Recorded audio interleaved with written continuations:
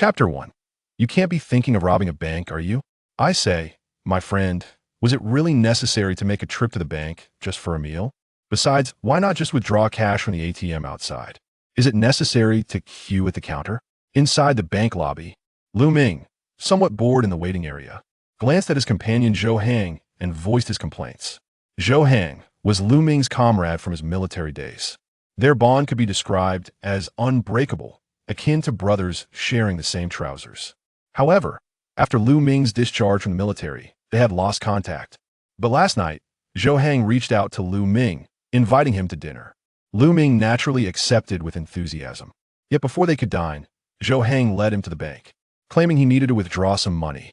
Consequently, they had been waiting in the area for nearly an hour without having eaten. It's just that I'm withdrawing a larger sum, so I had to come to the counter. Just hang on a bit longer. Good food is worth the wait. Once this is over, my brother, I'll treat you to a grand feast where you can feast to your heart's content. Zhou Hang turned back, grinning at Lu Ming while patting him on the shoulder.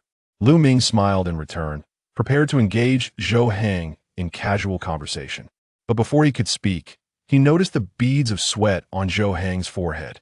Raising an eyebrow, Lu Ming glanced at the air conditioning in the bank. The air conditioning was running, and the temperature inside the bank felt rather cool to him. He was dressed in a long-sleeve shirt, while Zhou Hang wore a short-sleeve t-shirt. With less clothing than Lu Ming, why was this guy sweating so profusely? Moreover, just moments ago, there had been a slight stiffness in Zhou Hang's smile, suggesting he was rather tense. It was merely a trip to the bank to withdraw cash. What was there to be anxious about? Furrowing his brow, Lu Ming leaned back in his chair, observing his brother Zhou Hang's behavior. He saw Zhou Hang's gaze scanning the bank, seemingly scrutinizing every corner and the people present in the lobby. At that moment, Lu Ming couldn't help but feel puzzled. Wasn't this just a cash withdrawal? Why did Zhou Hang seem as if he were planning to rob the bank? His demeanor was so unnatural. Hey, Mingguo, if I were to undertake something significant, would you join me? Before Lu Ming could inquire further, Zhou Hang spoke first. However, while addressing Lu Ming, his gaze remained fixed elsewhere, still observing the other patrons in the bank. Lu Ming scratched his brow, a sense of foreboding washing over him. Could it be that this guy had strayed onto a dark path? You can't be thinking of robbing a bank, can you? After a few seconds of silence, Lu Ming did not answer Zhou Hang's question, but instead looked at him earnestly and asked. Upon hearing this, Zhou Hang turned back, staring blankly at Lu Ming for 2 seconds. Then a strange smile spread across his face. Mingguo, you truly know me well. Mingguo, you are my only true brother. I trust you completely. I have an absolutely flawless plan. Trust me, once we pull this off, we will rise to greatness. With a grin directed at Lu Ming, Zhou Hang paid no heed to his shocked expression. Instead, he cheerfully spoke while rummaging through a black backpack at his feet. Before Lu Ming could react, Zhou Hang tossed a black object towards him. Instinctively, Lu Ming caught it. As he focused, he realized he was holding a robber's mask. Just as he intended to rise and calm his brother, it was too late. Bang! A deafening gunshot echoed throughout the bank lobby. Zhou Hang had donned the robber's mask, holding a gun aloft toward the ceiling, his cold eyes surveying the entire bank. In an instant, chaos erupted within the bank. Ring, ring, ring. Amidst the commotion, the bank's alarm blared. Clearly, after Zhou Hang donned the robber's mask and fired, someone had taken advantage of the turmoil to press the alarm. The cacophony of the alarm and the noise in the lobby was almost unbearable. Lu Ming stood frozen in place, momentarily unable to comprehend the situation. After all, everything had transpired so swiftly. Just moments ago, he had merely come out to dine with a friend, and now, in the blink of an eye, he had become an accomplice in a bank robbery, gazing at the robber's mask in his hand, and then at Zhou Hang, who stood armed before him. Lu Ming's brow furrowed deeply, his expression gravely serious. Bang! While Lu Ming remained seated in the waiting area, still in shock, another gunshot rang out. After the first shot sent the bank into chaos, the second gunshot silenced the room. Everyone froze, too frightened to move. After all, no one wanted to risk making a move, fearing that the next gunshot would be aimed at them. Life is precious. No one would casually gamble with their existence. Listen up.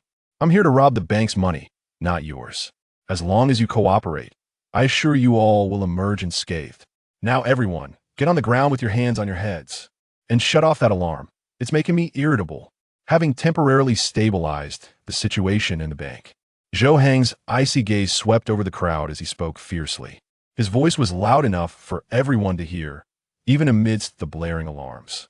As his words echoed, all the patrons obediently complied, hastily getting on the ground with their hands on their heads. The blaring alarm was quickly silenced. The once noisy bank lobby fell silent in an instant. Well done. You all have managed to keep your lives for now. Zhou Hang appeared quite satisfied with the current situation, nodding with a grin. As he spoke, he turned to Lu Ming, who still sat in the waiting area. Minggu, we don't have much time. Before acting, I assess that the distance from the city bureau to this bank is about a 5-minute drive. We must secure the money and exit the bank in 4.5 minutes. Keep an eye on these hostages while I go get the money. Zhou Hang, observing Lu Ming's bewildered expression, spoke earnestly. Before Lu Ming could respond, Zhou Hang tossed the handgun he was holding into Lu Ming's hands. He then picked up the black backpack beside him and headed toward the bank's counter. Chapter 2. We have only one path ahead, damn it, Lu Ming exclaimed, his heart racing with turmoil. The bank was equipped with numerous surveillance cameras. He and Zhou Hang had entered together and had remained seated in the waiting area for quite some time.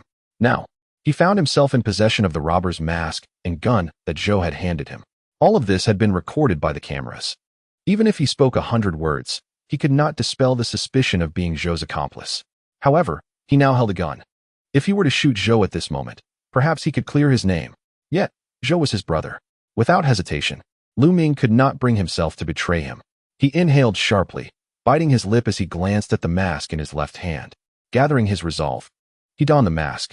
Since his arrival in this parallel universe, he had been utterly alone, without family or friends, and after retiring from the military, he had not forged any significant connections. Zhou Hang was undoubtedly the closest person to him. In such a dire situation, just as Lu Ming had steeled himself, he noticed a bullet casing on the floor. He quickly surveyed the bank. The hostages were huddled together, heads down. While Zhou was leading a suited bank employee towards the window, Lu Ming hurriedly crouched down and picked up the bullet casing. It was apparent that this casing had been left behind after Zhou fired the gun. The casing was nearly intact, showing no signs of deformation. Furrowing his brow, Lu Ming looked up at the bank ceiling. The spot where Zhou had fired showed only a slight scuff mark. A blank round, Lu Ming murmured to himself, contemplating the implications. Given the power of a handgun, a bullet striking the ceiling would surely leave a dent, and the casing would typically show signs of deformation or even fragmentation. After all, even a bullet that strikes a human body will exhibit some deformation. There was no way a bullet hitting a concrete ceiling could remain in such pristine condition. The ceiling bore only faint marks, and the casing remained unaltered. This left only one conclusion. The bullet contained a negligible amount of gunpowder, rendering it almost powerless upon firing. In other words, this bullet was a full blank round. Full blank rounds, while visually similar to regular live ammunition, contain only a small amount of gunpowder, resulting in minimal force. They are commonly used in drills and exercises. Drill?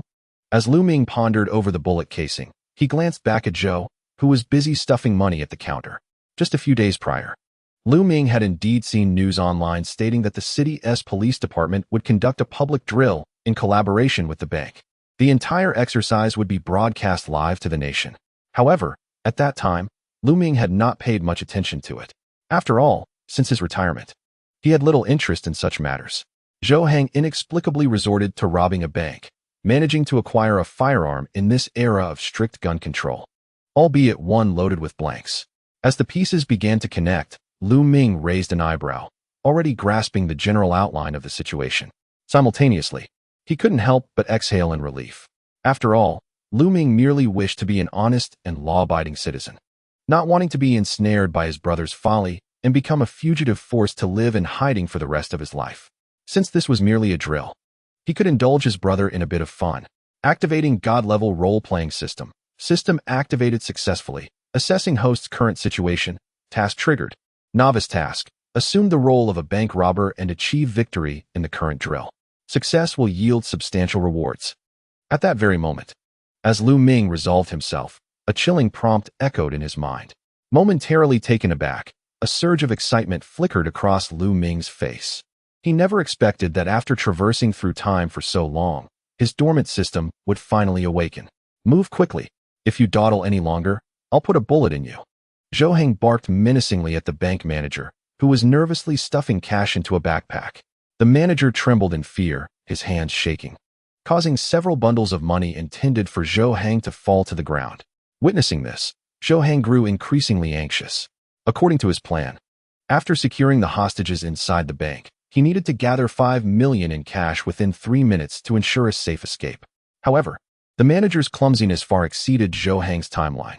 In the lobby, Lu Ming, armed and masked, surveyed the hostages sprawled on the floor with a cold detachment.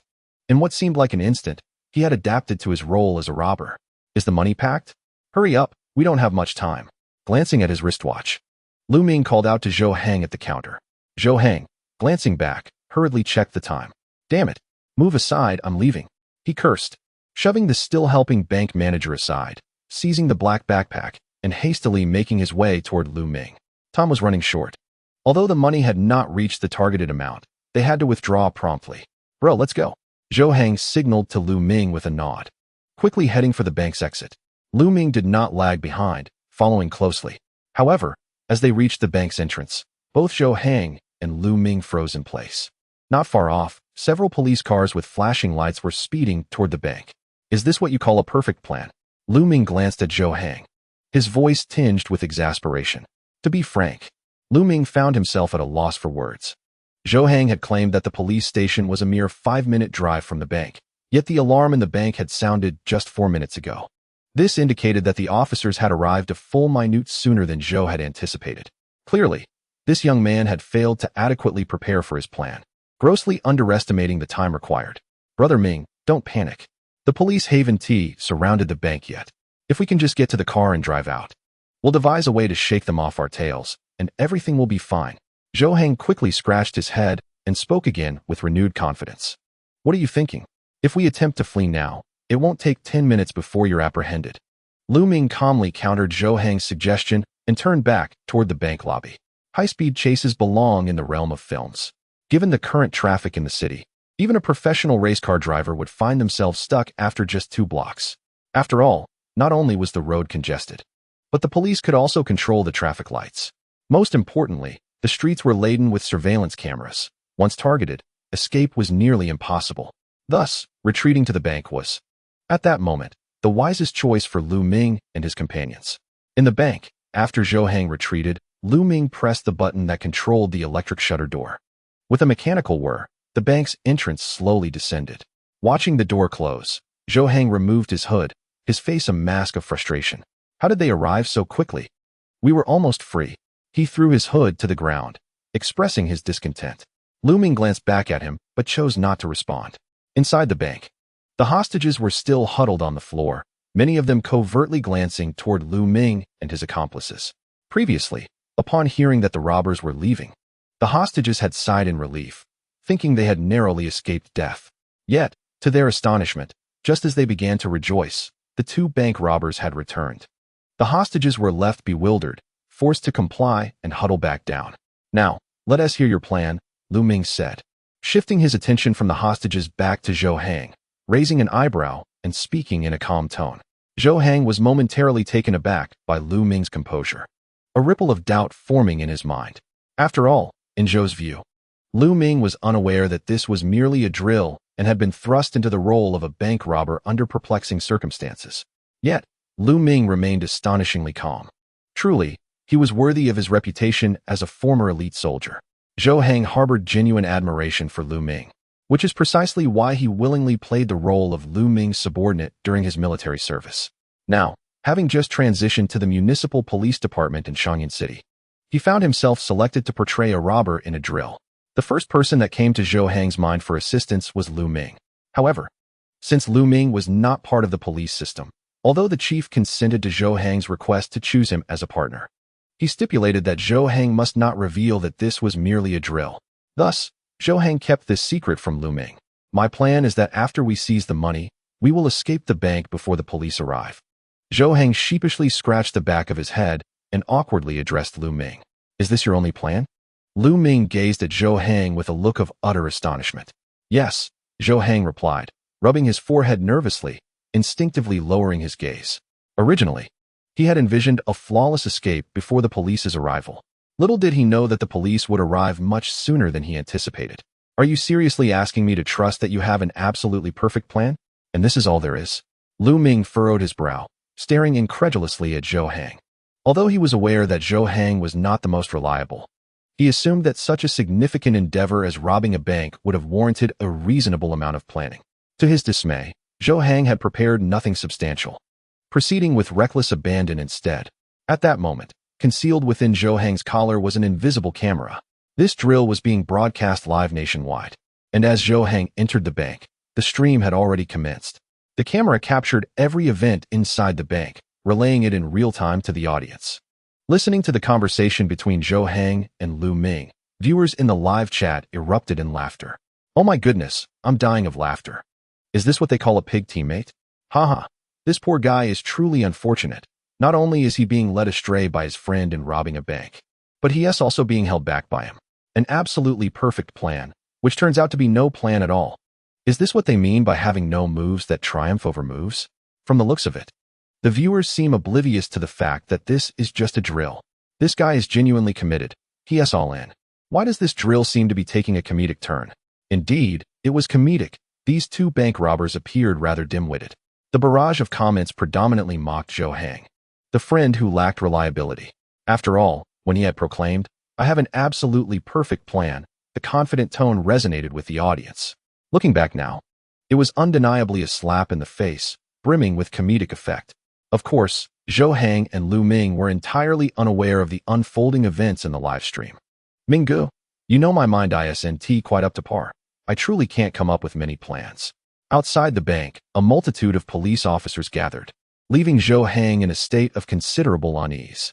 After swallowing hard, he turned to Lu Ming and spoke. Zhou Hang possessed a clear awareness of his limitations. His intellect was not suited for making sound decisions.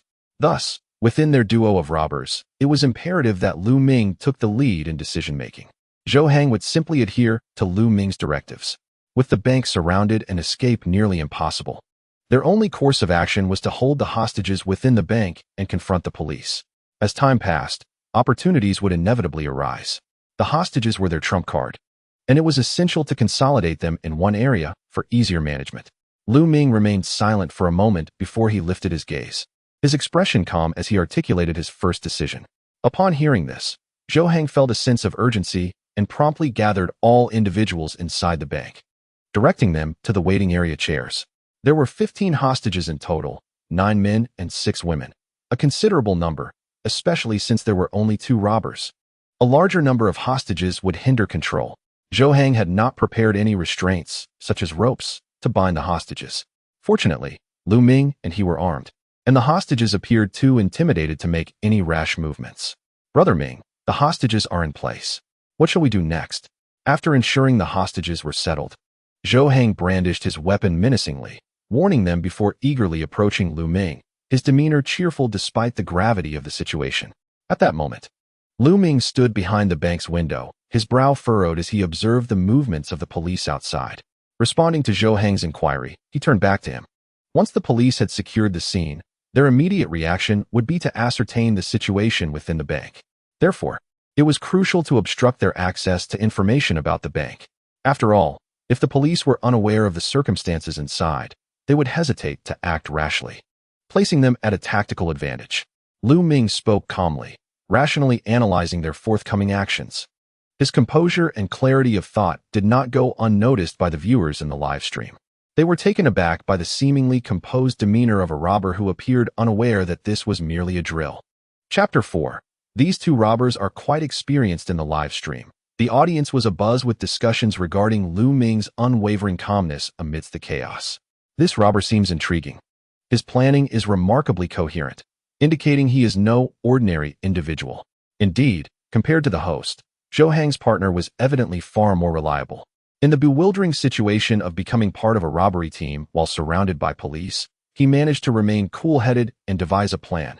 Truly a high-intelligence individual. It is said that this individual appears to possess considerable experience. One might wonder if it is possible that he has indeed engaged in bank robbery. Setting aside the facts, It is certain that he must have a criminal record for such offenses. Interestingly, I too sense that he could very well be a habitual offender, given his remarkably composed demeanor. Indeed, under the current circumstances, he seems unaware that this is merely a drill. Maintaining such calmness without this knowledge raises suspicions.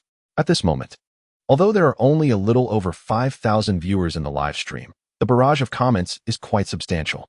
The dark stream of messages nearly blankets the entire virtual room. After witnessing Lu Ming's calm and collected planning, the audience's enthusiasm for discussion has surged. In light of Lu Ming's demeanor, some viewers have even begun to question whether he is, in fact, a seasoned criminal. After all, at this juncture, everyone believes that Lu Ming is oblivious to the fact that the bank heist he is experiencing is simply a simulation.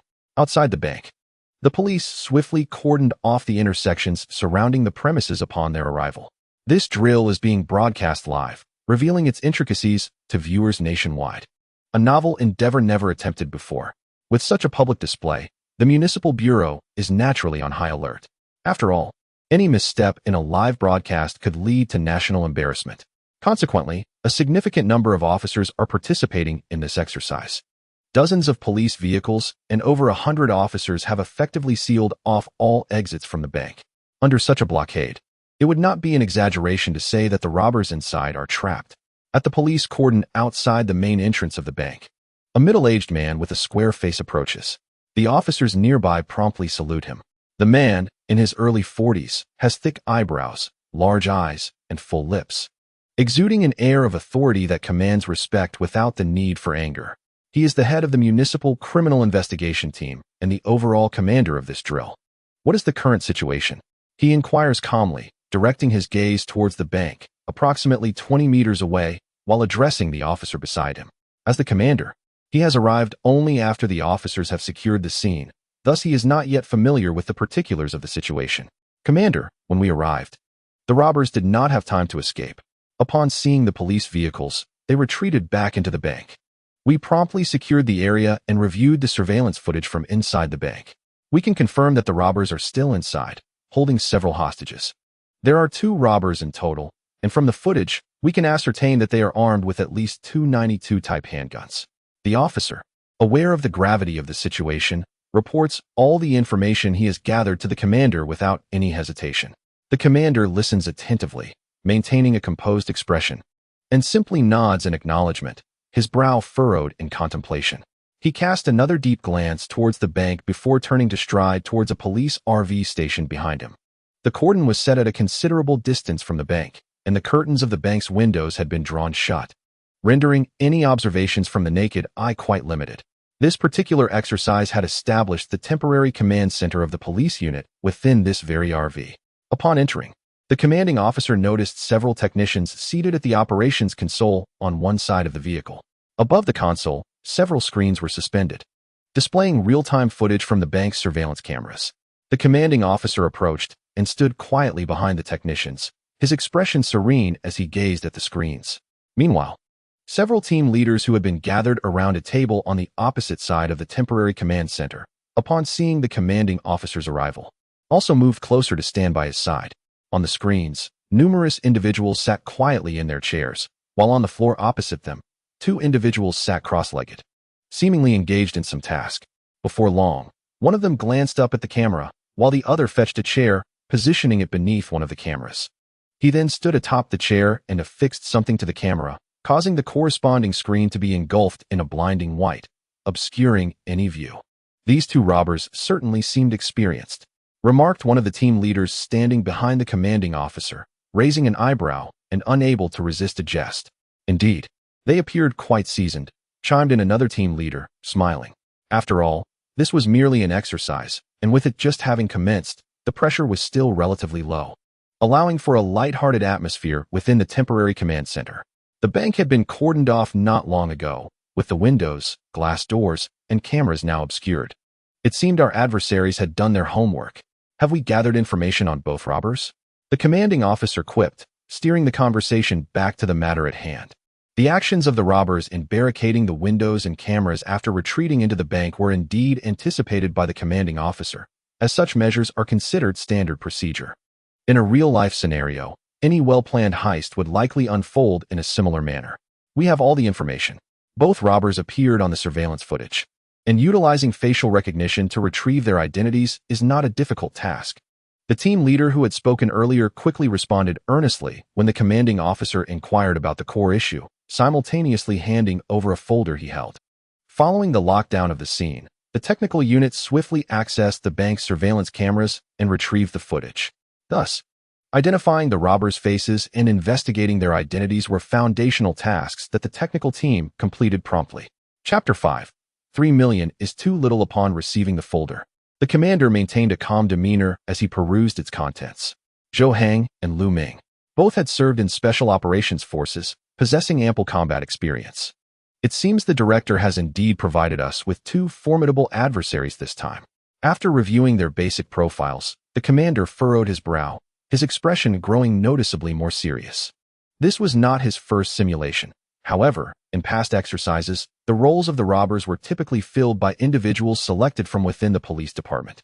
While they were not intimately familiar with one another, there existed a level of acquaintance that made previous drills somewhat lackluster. This time, however, the scenario was markedly different.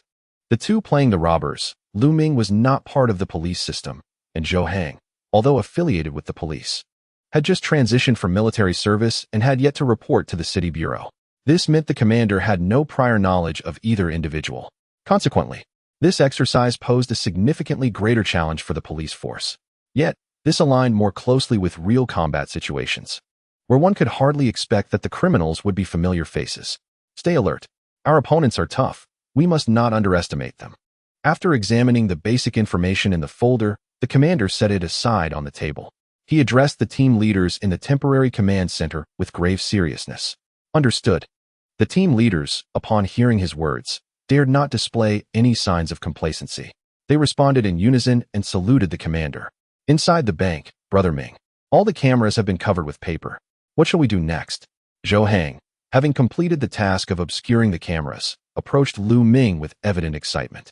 Clearly, Zhou Hang was exhilarated by the prospect of playing the robber in a bank heist. This experience was undeniably thrilling.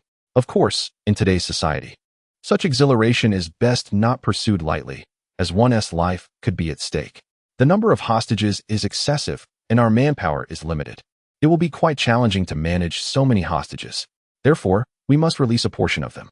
At that moment, Lu Ming sat cross-legged on the ground, his gaze steady and contemplative, lost in thought.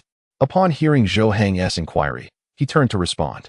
Since Zhou Hang, in his naivete, lacked any semblance of a plan, it fell upon Lu Ming to devise the next course of action for their band of bank robbers. While Zhou Hang had been busy obscuring the windows and cameras, Lu Ming had already formulated a rough plan for their impending actions. Release hostages? All right, Brother Ming, you decide whom to release, and I shall do it immediately. Zhou Hang exclaimed, rising eagerly at Lu Ming's words. Observing Zhou Hang's exuberance, Lu Ming couldn't help but raise an eyebrow, a faint smile of bittersweet irony gracing his lips. One must admit, those who do not need to think find joy in the simplest of things. They found themselves ensnared within the confines of the bank, surrounded by a multitude of law enforcement officers outside, a rather grim predicament. Although Lu Ming was aware that this was merely a drill, he resolved to approach it with a mindset geared towards victory, for participation was now mandatory. Moreover, a triumph would yield substantial rewards from the freshly activated system. Thus, while Zhou Hang may have taken the outcome of this exercise lightly, Lu Ming understood that he must exert every effort to prevail. Indeed, a portion of the hostages would eventually need to be released, but that moment had not yet arrived. Lu Ming observed Zhou Hang intently, interjecting with earnestness to halt his attempt to free the captives. Zhou Hang, upon hearing this, scratched the back of his head, clearly perplexed by Lu Ming's intentions. Despite his confusion, he refrained from further inquiries and, akin to Lu Ming, settled cross-legged on the floor beside him. How much did you manage to seize? Lu Ming inquired, raising an eyebrow and glancing at Zhou Hang as if engaging in casual conversation. In response, Zhou Hang promptly pulled the backpack containing the illicit funds closer to them, unzipping it to reveal the cash within. I initially aimed for 5 million, but the manager's pace in packing the money was excruciatingly slow. We've barely exceeded 3 million here, he cheerfully remarked. casting a discontented glance at the bank manager among the hostages, whose demeanor resembled that of a sickly chick, as he instinctively recoiled under Zhou Hang's gaze. 3 million is far too little. Divided between us, that amounts to merely 150,000 each. To risk our lives for such a paltry sum is simply unacceptable, Lu Ming stated calmly, his tone and demeanor reminiscent of a casual chat. Shall we attempt to seize a bit more? Perhaps another 3 million? Zhou Hang pondered, nodding in agreement after a moment of contemplation, cautiously broaching the subject with Lu Ming. A brand new 100 yuan note weighs 125 grams. Thus, 1 million would equate to 125 kilograms, or approximately 275 pounds. Even if the two of them managed to escape the bank, carrying 375 kilograms would be an arduous task. Yet, 3 million each still felt inadequate. Most crucially, the cash in their possession consisted of sequentially numbered new bills, which would prove futile to spend even if they managed to exit with them. The bank had records of these new notes, and once deemed illicit, tracking down those who attempted to spend such money would be exceedingly straightforward. Lu Ming spoke with a nonchalant air, demonstrating a familiarity with these matters that left Zhou Hang visibly captivated by his insights.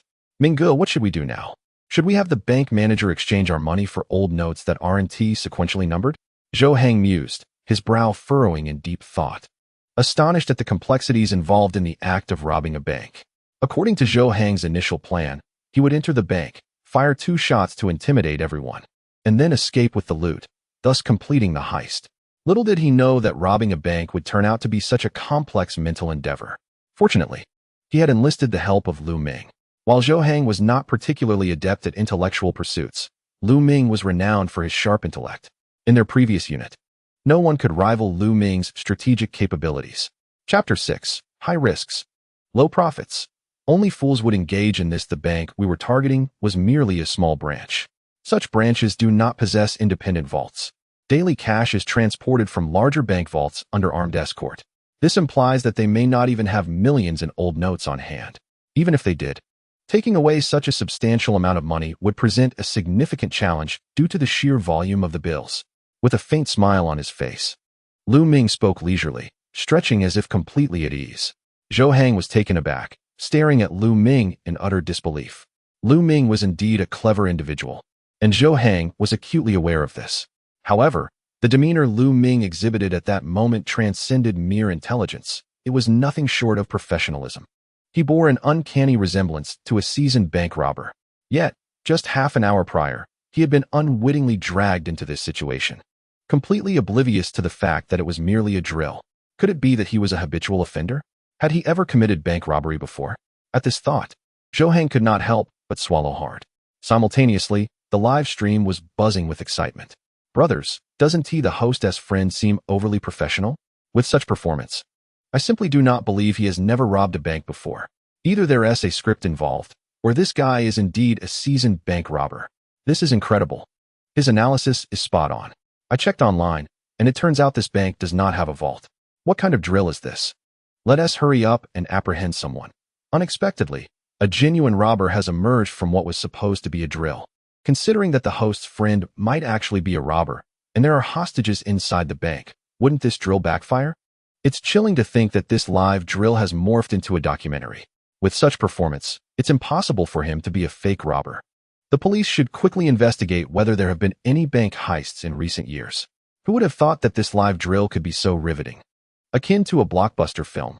Nay, far more captivating than any cinematic release. The audience in the live stream was ablaze with enthusiasm.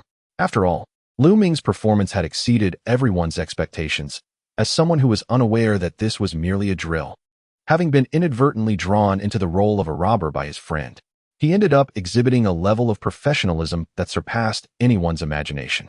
In the live broadcast, viewers began to harbor doubts about whether Lu Ming was indeed a habitual offender, someone who had previously committed bank robbery. At this moment, merely half an hour into the broadcast, the number of online viewers had already surpassed 30,000. Due to Lu Ming's performance, the barrage of discussions in the chat was abundant, naturally elevating the heat of the live session. This surge in interest prompted the platform to fervently recommend the stream, resulting in a continuous increase in viewers. This particular drill, being a novel format, had already received considerable promotion from the authorities and had gained a certain level of notoriety. Now, its prominence had ascended to a new echelon, subtly trending towards becoming a hot news topic. Inside the bank, Zhou Hang regarded Lu Ming with a peculiar expression. His brow furrowed, as if he were grappling with how to articulate his thoughts.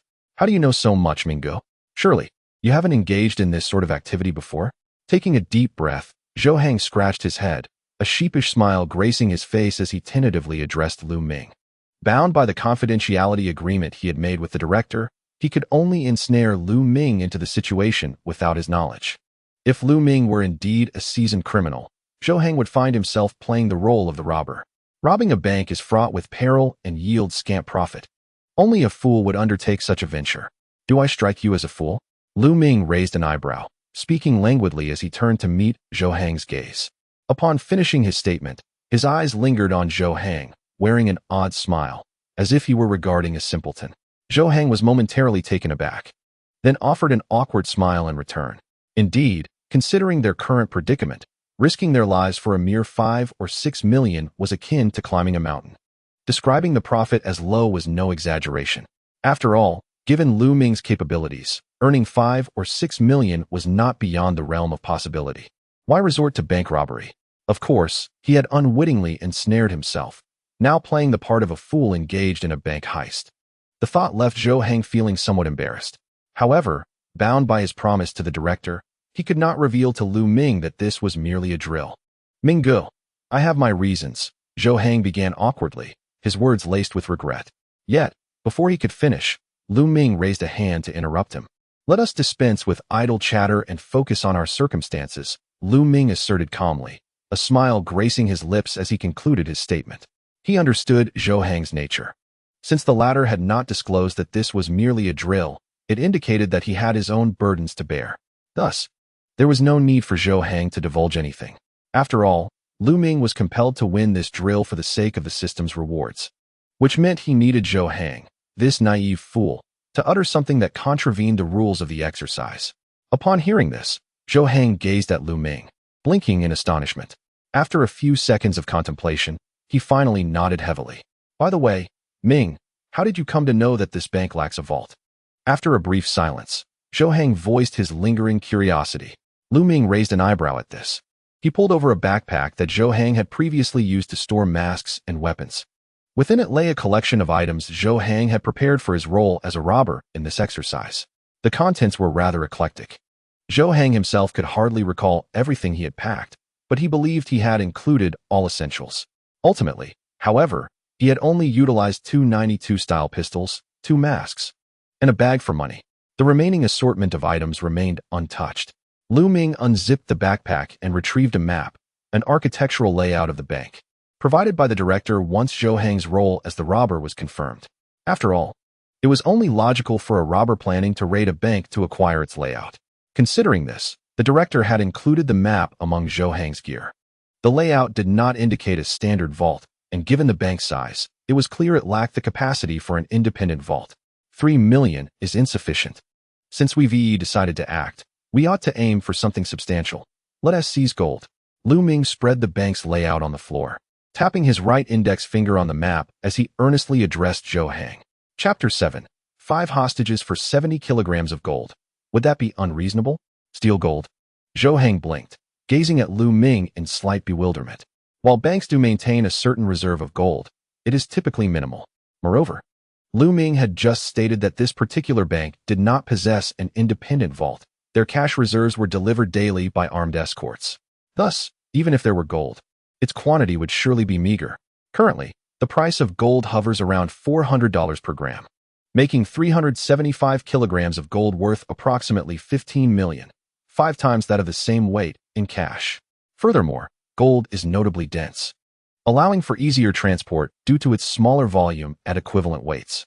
Importantly, gold can be melted down and recast, effectively erasing any traces from the bank, rendering pursuit exceedingly challenging. Do you understand? Lu Ming, observing Zhou Hang's astonished expression, calmly articulated the advantages of seizing gold. As Zhou Hang listened to Lu Ming's words, he was so taken aback that he involuntarily swallowed hard, his expression of shock transforming into one of admiration. Indeed, Intelligence is truly commendable in any endeavor. While both were engaged in robbery, Lu Ming's innovative thinking far surpassed Zhou Hang's simplistic approach of merely targeting cash. However, it seemed that while Lu Ming discussed the merits of stealing gold, he had entirely overlooked the fact that the bank lacked a vault and, consequently, gold reserves. If the bank held no gold, then no matter how advantageous the theft of gold might seem, it would be an impossible endeavor. Brother Ming, but you also mentioned that this bank lacks even an independent vault, so it certainly doesn't possess that much gold. How are we supposed to seize it? Zhou Hang furrowed his brow deeply, scratching the back of his head before posing what he deemed the most crucial question. If there is none within the bank, there will surely be someone to deliver it to us. The number of hostages is too great to manage effectively. We must release some. But it cannot be done without a price, can it? Releasing 5 hostages in exchange for 70 kilograms of gold. Surely that is not an unreasonable demand. Lu Ming raised an eyebrow, a smile gracing his lips as he articulated his thoughts. His demeanor remained as relaxed as if he were engaging in casual conversation, entirely devoid of the tension one would expect from a robber cornered and desperate. Exchanging hostages for gold is, in fact, more advantageous than simply releasing them due to the difficulties in controlling too many. This approach signals to the police that our intent is solely financial, with no desire to harm lives. The police's foremost concern is the safety of the hostages. As long as their lives are guaranteed, they will hesitate to launch a reckless assault that could provoke the robbers. Thus, we gain additional time to seek an opportunity. As Zhou Hang regarded him in astonishment, Lu Ming spoke again with an air of casual confidence. This was merely part of the preliminary plan he had conceived while Zhou Hang shielded the window glass and cameras. While this segment of the strategy was insufficient to dictate the entire operation's tempo and secure victory, it would certainly buy him ample time to devise an escape plan. Even if the demands tied to releasing a portion of the hostages proved challenging to meet, they would find a way to accommodate at least some of them. After all, safeguarding every hostage's life is their most fundamental principle. Upon hearing Lu Ming's words, Zhou Hang sat in stunned silence, his face etched with disbelief. He recognized Lu Ming's brilliance. Yet even with that understanding, he was still taken aback by everything Lu Ming had articulated. Astonishing, compared to his own meticulous plan. Lu Ming's strategies could only be described as miraculous. Zhou Hang was left in awe, pondering what kind of mind could conceive such an impeccable scheme.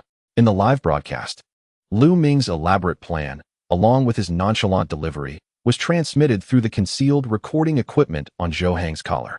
The audience erupted, and the barrage of comments surged to a peak. Is this brother even human? To devise such a formidable plan in such a short time. It's simply incredible. One must concede, individuals differ vastly. Just look at the disparity between these two robbers. One is celestial, the other terrestrial. Laughing and crying. Who could have imagined that I would be watching this live drill on my knees? This robber is indeed formidable. But do you think it's possible that all he is sharing is merely his experiential insight? The argument presented by the individual upstairs holds merit. After all, he remains unaware that this is merely a drill. Formulating a plan seems to be second nature to him, clearly indicating that this is not his first encounter with such matters. I wager 5 packets of spicy strips that he is indeed a seasoned criminal. Who else would possess such experience without having robbed a bank multiple times? I simply cannot believe it. Although this brother appears charming and amiable, with striking features, his adeptness at playing the role of a robber makes me doubt that this is his inaugural attempt. I earnestly implore the Municipal Bureau to commence an investigation. This individual must have a criminal record. Imagine, if this brother truly has a past, being duped by his own companion into robbing a bank, exerting considerable effort on behalf of his friend, only to discover that it was all a mere drill. What would his emotions be? He would likely feel immense gratitude toward his good friend. In the live stream, the audience is engaged in fervent discussions, with comments flooding the screen, nearly overwhelming the entire chat. Judging by the content of the audience's conversations, while they are astonished by Lu Ming's intellect, an increasing number express skepticism regarding whether Lu Ming is a habitual bank robber. After all, in the minds of all viewers, Lu Ming is oblivious to the fact that this is a drill, and he had no prior preparation, having been unwittingly embroiled in this scenario by Zhou Hang. In other words, despite being unaware that this is a drill and having only half an hour to familiarize himself with the bank's layout, he devised a plan that astounded all spectators. If he were an ordinary individual, he would likely still be in a daze after half an hour of such an experience. Thus, it is no wonder that the audience harbors doubts about Lu Ming's innocence, suspecting him to be an experienced criminal. The live stream's popularity surged, naturally attracting attention from various self-media outlets, leading to an array of sensational posts emerging across numerous websites. Shocking. The robber in the drill live stream turns out to be a real criminal. Viewers left in tears. A mere drill unexpectedly uncovers a sensational case. The police are left terrified upon learning the truth. High IQ robber stuns the internet. Who would have thought he was? Posts adorned with exaggerated headlines quickly amassed significant click-through rates, with several even trending. Simultaneously, this inadvertently provided free publicity for the drill live stream, elevating its visibility to new heights. The number of viewers in the live stream experienced another substantial surge. Chapter 8. Ordering takeout during a bank heist? Within the bank, Zhou Hang, taken aback by Lu Ming's words, regained his composure after a brief moment of shock. Swallowing hard, he gazed at Lu Ming with a mixture of astonishment and profound admiration. "Brother Ming, what shall we do next? Should we contact the police outside?" After scratching the back of his head, Zhou Hang finally posed the question aloud. Since Lu Ming had already devised a plan, there was no need for him to ponder further. He merely awaited Lu Ming's commands. After all, Zhou Hang was acutely aware of his own capabilities. "We have successfully severed the external police team's access to the bank's situation. Thus the pressure now rests not upon us, but upon them. It is likely that they will soon seek a means to negotiate, a common tactic employed by the police. As for my hunger, let us order something to eat. Did you not promise to treat me? I have been waiting since morning without even a drop of water." Lu Ming calmly responded to Zhou Hang while retrieving his phone from his pocket, opening the food delivery app, and diligently selecting dishes. His demeanor suggested that they were not in the midst of a bank robbery, but rather on a leisurely excursion. Zhou Hang, observing Lu Ming's composed manner, couldn't help but frown. In truth, when Zhou Hang initially decided to involve Lu Ming as his accomplice in this bank heist, he had contemplated various possible reactions from Lu Ming. After all, he had dragged Lu Ming into this predicament without his knowledge of the drill, effectively making him a reluctant ally. Zhou Hang had imagined many scenarios, yet he never anticipated Lu Ming's tranquility and composure, as if he were aware that this was merely a drill. But how could he possibly know? Zhou Hang distinctly recalled that he had not let slip any information regarding the exercise. "What would you like to eat?" Lu Ming's voice interrupted Zhou Hang's thoughts. He glanced at Lu Ming, who was holding his phone with one hand and looking up at him, clearly awaiting a response. "I'm fine with anything. Just order whatever you like, Brother Ming." Zhou Hang replied cheerfully, then scratched the back of his head as a gentle reminder. "However, Brother Ming, we are currently robbers, surrounded by the police inside the bank. The delivery cannot possibly be made here, can it?" Zhou Hang initially responded lightheartedly to Lu Ming, but then he scratched his head in realization. Ordering takeout in the midst of a bank heist? He figured Lu Ming must be the first to attempt such a thing. Whether or not the delivery person would even accept the order was uncertain, let alone if they would dare to deliver it. Nevertheless, Lu Ming appeared to have completely ignored Zhou Hang's caution, lowering his head once more to continue ordering. "All right, I've sent you the payment link. Please settle the payment." After a brief moment, Lu Ming lifted his head again, grinning as he retrieved his phone. It was Zhou Hang who had invited him out, claiming he would treat him to a meal. Therefore, this takeout expense naturally fell upon Zhou Hang. Upon hearing this, Zhou Hang felt somewhat awkward and refrained from saying much, as he indeed had put Lu Ming in this situation. He hurriedly took out his phone to make the payment. However, upon seeing the payment link sent by Lu Ming, he was momentarily stunned. "What? Over 2,000 for a single takeout order? Brother Ming, what on earth did you order?" Zhou Hang exclaimed in shock as he gazed at the figures in the payment link. "Braised Buddha jumps over the wall," Lu Ming replied with a raised eyebrow, still wearing a smile. "Wait, isn't a single portion of Buddha jumps over the wall only 208? Why did you order 12 portions?" Zhou Hang opened the details of the payment link and immediately gasped in astonishment. "Don't they need to eat?" Lu Ming pointed at the hostages, continuing to speak cheerfully. "But they are hostages," Zhou Hang retorted, his expression more sorrowful than if he were crying. He had initially intended to mention that there were 15 hostages, but he feared that Lu Ming might order even more upon hearing this. That would mean a significant loss for him. After all, are hostages not human? "You better pay up quickly. We just robbed a bank. Are we really going to quibble over this amount?" Lu Ming smiled as he spoke, clearly in good spirits. His tone was light and carefree, as if he were merely engaged in a trivial task. Indeed, compared to Zhou Hang's scheme of robbing a bank, Lu Ming's extraction of over 2,000 from him seemed rather insignificant. Although they both knew this was merely a drill, Zhou Hang had not consulted him beforehand about becoming a robber, so Lu Ming felt justified in seeking revenge. This miserly fellow was ripe for a lesson, and it was the perfect opportunity to make him feel the pinch. Fine, I'll pay. Zhou Hang swallowed hard, responding to Lu Ming with a long face. What was this talk of 15 million? It was just a drill. Once it was over, he would have nothing at all. However, this minor expense for takeout could be considered part of the operation's costs. Surely, it could be reimbursed, right? Zhou Hang truly wished to avoid such a large payment. But considering he had dragged Lu Ming into this robbery, it was hardly unreasonable for Lu Ming to charge him for a meal. His heart ached as he entered the password, his hands trembling. Yet, he completed the transaction, and upon seeing the successful payment notification on his phone, his expression darkened further. Look at your lack of ambition. Just for a meal? At worst, when the gold arrives, I'll give you an extra kilogram, Lu Ming said, observing the distress etched on Zhou Hang's face, and he patted his shoulder with a sense of camaraderie, feeling a degree of satisfaction from his revenge. At that moment, Lu Ming's heart felt considerably lighter. Those who deceive shall inevitably be deceived. Thank you, Brother Ming. Zhou Hang managed to force a grim smile in response. At this point, his heart felt like it was being torn apart. Outside the bank, in the temporary command center, the commanders of the police force were blissfully unaware of the events unfolding within the bank. After all, with the bank's windows obscured and the surveillance cameras covered, they had no means of obtaining real-time information about the situation inside. 2 robbers, armed. 15 hostages, including 1 elderly person. The robbers have secured the loot from the bank and, upon noticing our arriving units, retreated back inside, the chief commander stated, standing before a whiteboard adorned with numerous photographs, primarily captured from the bank's surveillance footage. Among them, the figures of Lu Ming and Zhou Hang can be distinctly observed.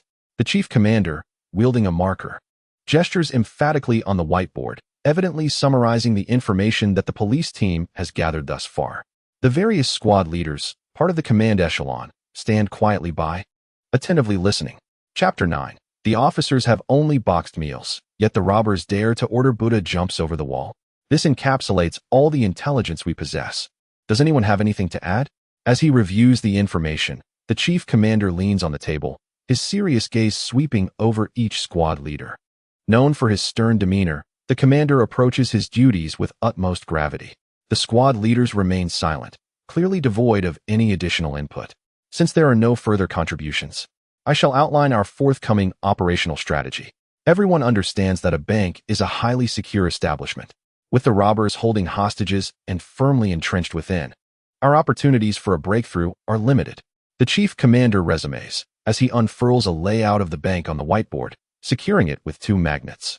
Grasping the marker, he delineates 2 circles on the bank's layout. This here is the bank's ventilation duct, leading directly to the southwest corner of the main hall. And this is the rear entrance, which, while securely shut, can be accessed utilizing the identity card of an internal staff member. We can reach out to the branch manager who is not on site. He can provide us with the necessary access card. After marking the locations, the chief commander calmly explains both points. Upon hearing this, the squad leaders nod in agreement, their expressions remaining serious and composed. After all, this is a live-streamed exercise, with countless eyes observing. Regardless of the circumstances, a serious demeanor must be maintained. However, as this is merely a drill, the atmosphere within the temporary command center is not overly tense. It is evident that while everyone acknowledges the importance of the exercise, deep down, they perceive it as just that, a simulation. Might we deploy members of the Special Operations Team to attempt entry through the ventilation duct? One squad leader, breaking the momentary silence, speaks up. He is the leader of the technical team, responsible for managing various computer equipment and operators, and is evidently not well versed in practical operational deployments. As these words escape him, the other squad leaders turn to glance at him, including the chief commander, who raises an eyebrow in his direction. For a moment, he feels somewhat awkward. Typically, ventilation ducts are made of stainless steel with a thickness ranging from 0.5 to 0.75 millimeters. Such dimensions would make any movement within likely to create noise, potentially alerting the robbers. Most critically, Based on the last surveillance footage before the robbers obscured the cameras, we ascertained that the hostages are likely situated in the center of the bank, while the exact location of the robbers remains unknown. The exit of the ventilation duct is located at the southwest corner of the bank, making it impossible to ascertain the precise location of the robbers. Even if one could successfully enter the bank through the duct, it would be exceedingly difficult to eliminate the robbers immediately. Such an action would pose a significant risk to both the hostages and our elite team members. The chief commander spoke calmly, much like one explaining to the technical team leader, articulating the reasons behind the impracticality of the operation. In reality, addressing the technical team leader was more akin to providing an explanation to the audience in the live broadcast, as this exercise was being streamed live, with numerous viewers who were unaware of these intricacies. Thus, an explanation was indeed necessary. Upon hearing this, the technical team leader nodded awkwardly. Each field has its own expertise. After all, he was merely from the technical department, a true tech enthusiast, and this was not a television drama where one could expect to be proficient in all disciplines, be it forensic science or portrait artistry. Currently, the most feasible plan for organizing the action team involves entering through the back door, circumventing the office area, and reaching the bank hall to neutralize the robbers. However, this operation hinges on accurately determining the positions of the robbers and hostages to ensure a decisive strike. Otherwise, the action would only serve to provoke the robbers, endangering the lives of both the hostages and the action team members. The chief commander spoke again, his expression grave, making a gesture resembling a beheading with his right hand. The team leaders present nodded in agreement. While the plan's feasibility was high, the stakes of failure were substantial, necessitating that they enhance the probability of success as much as possible. At this moment, with the location of the robbers still uncertain, it was evidently not the right time to execute the operation. Thus, the current task for the police team was to exhaust all means to ascertain the situation within the bank and confirm the robbers' positions. Report: a delivery person has arrived outside. According to the information on the delivery slip, it seems to be food ordered by someone inside the bank. Just as the temporary command center fell into a brief silence, a police officer appeared at the doorway, saluting the assembled personnel before promptly reporting the situation. Delivery? Bring it here for inspection. The chief commander, initially wearing a skeptical expression, raised an eyebrow and commanded, "Yes, sir." The officer promptly turned to execute the chief commander's order. Before long, 3 large bags of takeout appeared on the table in the temporary command center. The various team leaders gathered around the table, scrutinizing the contents of the bags. The chief commander removed the information slip attached to the bags and examined it with a look of curiosity. "Mr. Lu Ming, it indeed seems that the food was ordered by the robbers inside the bank." This revelation was quite intriguing. The robbers, trapped within the bank, still had the presence of mind to order takeout? Upon seeing the information on the delivery slip, the usually stoic chief commander couldn't help but chuckle a couple of times, expressing his interest. While we police officers settle for boxed lunches, the robbers dare to order Buddha jumps over the wall. Moreover, it is not merely the robbers. Given the substantial quantity, it appears that the hostages within are also implicated. These robbers are indeed quite generous, having seized millions from the bank. How can they not be magnanimous? Speaking of which, are these 2 robbers not provoking us? Do they believe that this delivery could reach their hands? Perhaps we should share this Buddha jumps over the wall dish. It would be a fine opportunity for me to savor its flavor. After all, I have yet to experience such a delicacy. The atmosphere in the temporary command center became somewhat lively as the squad leaders, having glimpsed the takeout bag, could not help but jest. Indeed, it was the first time they had witnessed such an operation, robbers ordering takeout. They should not say it was unheard of. It was truly an eye-opener. The most amusing aspect is that while placing an order, they opted for Buddha jumps over the wall. What could possibly be the rationale behind this? Chapter 10. The 5 unfed individuals. Just as the squad leaders were indulging in their banter, the chief commander retrieved his phone and dialed the virtual number on the takeout receipt. After being transferred by the platform, the call reached Lu Ming's phone, ringing several times before being answered. The squad leaders quickly fell silent upon seeing this. Once the call connected, the chief commander activated the speakerphone and placed the device on the table. However, the person on the other end did not utter a word. "Lu Ming? I am Zhou Hang, the chief of the city's criminal investigation team." After a brief silence of 2 to 3 seconds, the commander initiated the conversation with a self-introduction. His tone was calm, akin to chatting with a friend, devoid of any sense of pressure. After all, he could not afford to provoke the robbers at this moment. I understand. Lu Ming's cold voice resonated from the other end. Although his tone remained relatively calm, no emotion could be discerned from his succinct words. Upon hearing Lu Ming's response, the chief commander momentarily appeared taken aback. He knows? However, the commander surmised that Lu Ming was merely boasting. After all, he was not a delivery person. How could he be certain that he would contact him? As per our information, among your hostages, there is an elderly person. The psychological resilience of the elderly is quite fragile, and having them in your custody poses a challenge. Why not release him? The commander raised an eyebrow, again speaking in a placid tone, as if engaging in casual conversation with Lu Ming. He was testing the waters, probing the robber's limits. Very well. Lu Ming's indifferent voice rang out once more, unhesitatingly acquiescing to the commander's request. The commander was once again taken aback, momentarily perplexed by the robber's intentions. Why would he agree to release a hostage? What was this robber's game? Did he not take the drill seriously? The squad leaders nearby could not help but furrow their brows slightly. Typically, when the police request the release of hostages, robbers rarely comply. Why was Lu Ming not adhering to the conventional script? The chief commander, his brow deeply furrowed, then noticed a piece of information on the takeout order. There were a total of 15 hostages in the bank, plus the 2 robbers, making it 17 individuals. You have ordered merely 12 meals, which implies you intend to release 5 hostages. The chief commander raised an eyebrow, speaking once more in a cordial tone. Upon hearing this, the squad leaders were taken aback, quickly glancing at the 3 bags of takeout, confirming that there were indeed only 12 portions of food. Engaging with an astute individual is undeniably less exhausting. Since you are already aware of the bargaining chips I have presented, let us discuss this transaction. Lu Ming's voice resonated again, this time accompanied by a smile. His previously icy demeanor seemingly softened. A transaction? What do you desire? The chief commander's brow furrowed, his eyes sharpening with intensity.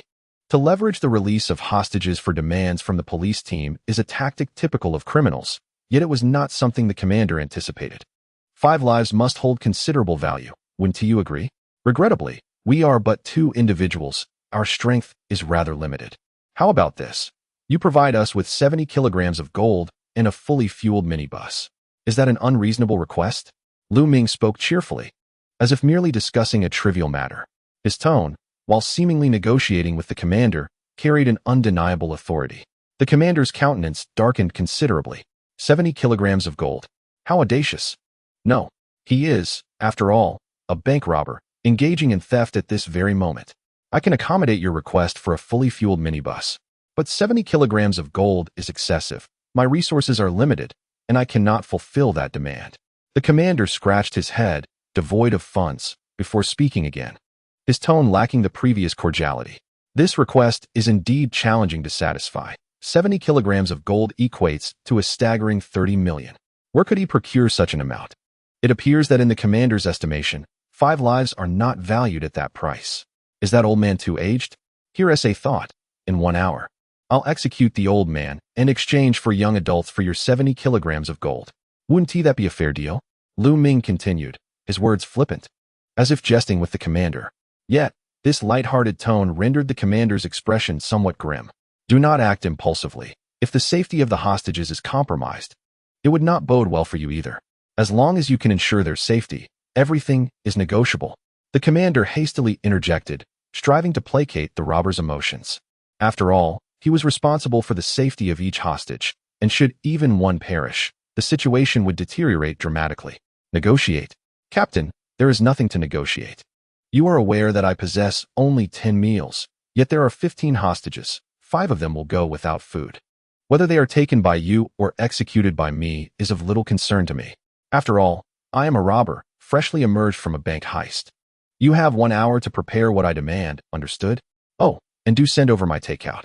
Lu Ming cheerfully declared, his tone laced with apparent resignation, and with that, the call was abruptly terminated. On the other end of the phone, the commanding officer clenched his jaw, his square visage exhibiting a pallid hue. Chapter 11. To ensure he receives it alive, without a life to take away. Gripping the mobile phone that had just been disconnected, the commander furrowed his brow deeply, casting a dismal gaze upon the takeout on the table, lost in thought. The audacity of this robber is astonishing. The captain of the special task force raised an eyebrow, shattering the tense silence that enveloped the temporary command room. Indeed, demanding 70 kilograms of gold is brazenly audacious. Does he think this gold is mere stone? Another captain promptly chimed in. Upon hearing this, the other captains present nodded in agreement. 70 kilograms of gold. That amounts to a staggering 30 million. It is certainly not an exaggeration to describe the robber's demands as exorbitant. The robber declared that he would begin executing hostages in 1 hour, holding a total of 15 hostages. If he were to kill the first, the safety of the remaining lives would be irrevocably jeopardized. We cannot yield to the robber's demands. Yet we must ensure the safety of every hostage. We can only acquiesce to the robber's requests for the moment, soothing his temperament, striving to conclude this exercise before the deadline he has set. After a brief silence, the commander straightened his posture and spoke with grave seriousness. As he spoke, his gaze swept across each captain in the room. Upon finishing, he flung the mobile phone carelessly onto the table, grasping a marker from the desk. He turned to face the whiteboard, circling the rear entrance on the bank layout diagram with a red marker. We have 1 hour remaining. Prepare the items the robber desires. While the special task force organizes an operation to breach the bank hall through the rear entrance, neutralizing the robber as he releases the hostages. 70 kilograms of gold. I demand they receive it alive, not a life to take away. The 15 hostages must be guaranteed to emerge unscathed. Do you understand? He emphatically punctuated the freshly drawn red circle with the marker, delivering his operational orders in an irrefutable tone. All the captains stood erect, attentively absorbing the commander's directives. As the commander turned to toss the marker back onto the table, his serious expression met theirs, prompting a simultaneous salute from all. Yes. The resounding chorus echoed through the temporary command room, exuding formidable energy. In the live broadcast room, this exercise, being publicly streamed in its entirety, saw the police force commence their live coverage promptly upon arriving at the scene. Over the span of half an hour, the police broadcast accumulated a considerable audience. Although the viewership paled in comparison to that of the robber's perspective, it had surpassed 30,000 online viewers, observing the commander's operational directives. The audience in the broadcast room engaged in fervent discussion. This commanding officer of the police force possesses remarkable resolve. No wonder he ascended to the position of chief of the Municipal Criminal Investigation Department. With meticulous thought and decisive action, the commander exhibits remarkable prowess. Observing the operational deployment, it is evident that preparations are underway to conclude this exercise within an hour. Initially, I anticipated that this live broadcast would extend throughout the day. Yet within merely half an hour, I am informed that it may soon come to a close. Indeed, it feels rather abrupt.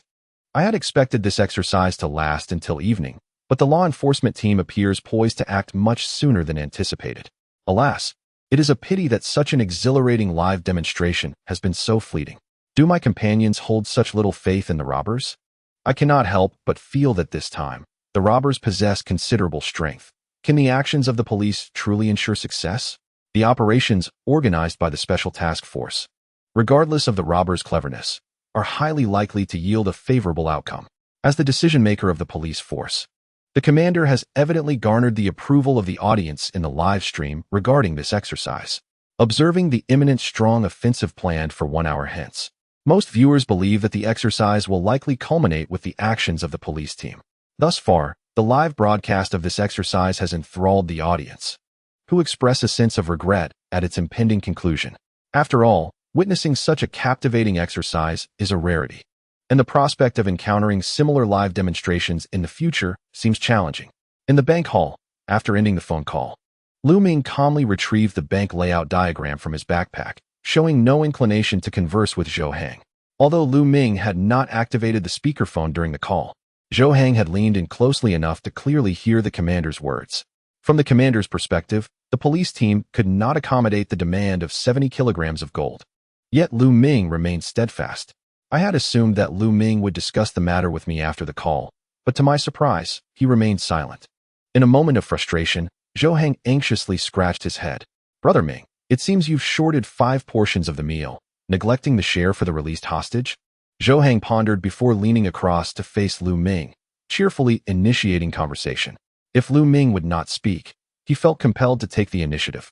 I saved you some money. Aren't you grateful? Lu Ming did not raise his gaze, continuing to scrutinize the bank layout diagram, casually responding. However, it appears the police team is struggling to accept our terms. Do you think 70 kilograms of gold is excessive? Zhou Hang nodded thoughtfully before addressing the matter earnestly. In truth, Zhou Hang also believed that 70 kilograms of gold was indeed rather excessive, especially since his original plan was merely to seize 5 million. Not much. Initially, I had intended to request a fully fueled helicopter, but after some consideration, I recognized the challenges involved and thus opted for a fully fueled minibus instead. Lu Ming spoke languidly, his eyes never leaving the map as he articulated the truth. Initially, he had indeed contemplated requesting a fully fueled helicopter. After all, the more challenging the demands one presents, the more it can leave the police team in a state of disarray, and such disarray serves one's interests. Upon hearing this, Zhou Hang fell silent, his expression darkened. His brother Ming truly dared to dream. Did he really wish for a fully fueled helicopter? This dilapidated bank lacked a helipad. Even if a helicopter were to arrive, where would it land? Brother Ming, do you think the police team would be reluctant to part with 70 kilograms of gold? Zhou Hang scratched his head, organizing his thoughts before speaking again. He primarily contemplated whether he should persuade Lu Ming to temper his expectations. After all, if he asked for too much, the police team would genuinely be unable to comply, rendering their efforts futile. Securing 50 kilograms would suffice for Zhou Hang. If we take out a couple of people, they would be willing to comply. Lu Ming spoke again, his gaze fixed on the layout map in his hands. His tone calm and casual. Chapter 12. Are you not afraid that we might tamper with the delivery? Hearing Lu Ming's words, Zhou Hang couldn't help but swallow hard. In his understanding, Lu Ming was unaware that this was merely a drill. The casual mention of murder under such circumstances made Zhou Hang's heart race with anxiety. After all, had his brother Ming truly engaged in violent acts post-retirement? How else could he speak of killing so nonchalantly? Was murder truly as trivial as he implied? After a moment of silence, Zhou Hang awkwardly mustered a smile and tentatively posed a question to Lu Ming. His reasoning was based on the fact that his weaponry contained only blank rounds, devoid of lethal force. If Lu Ming were genuinely intent on killing, it would expose the exercise for what it was.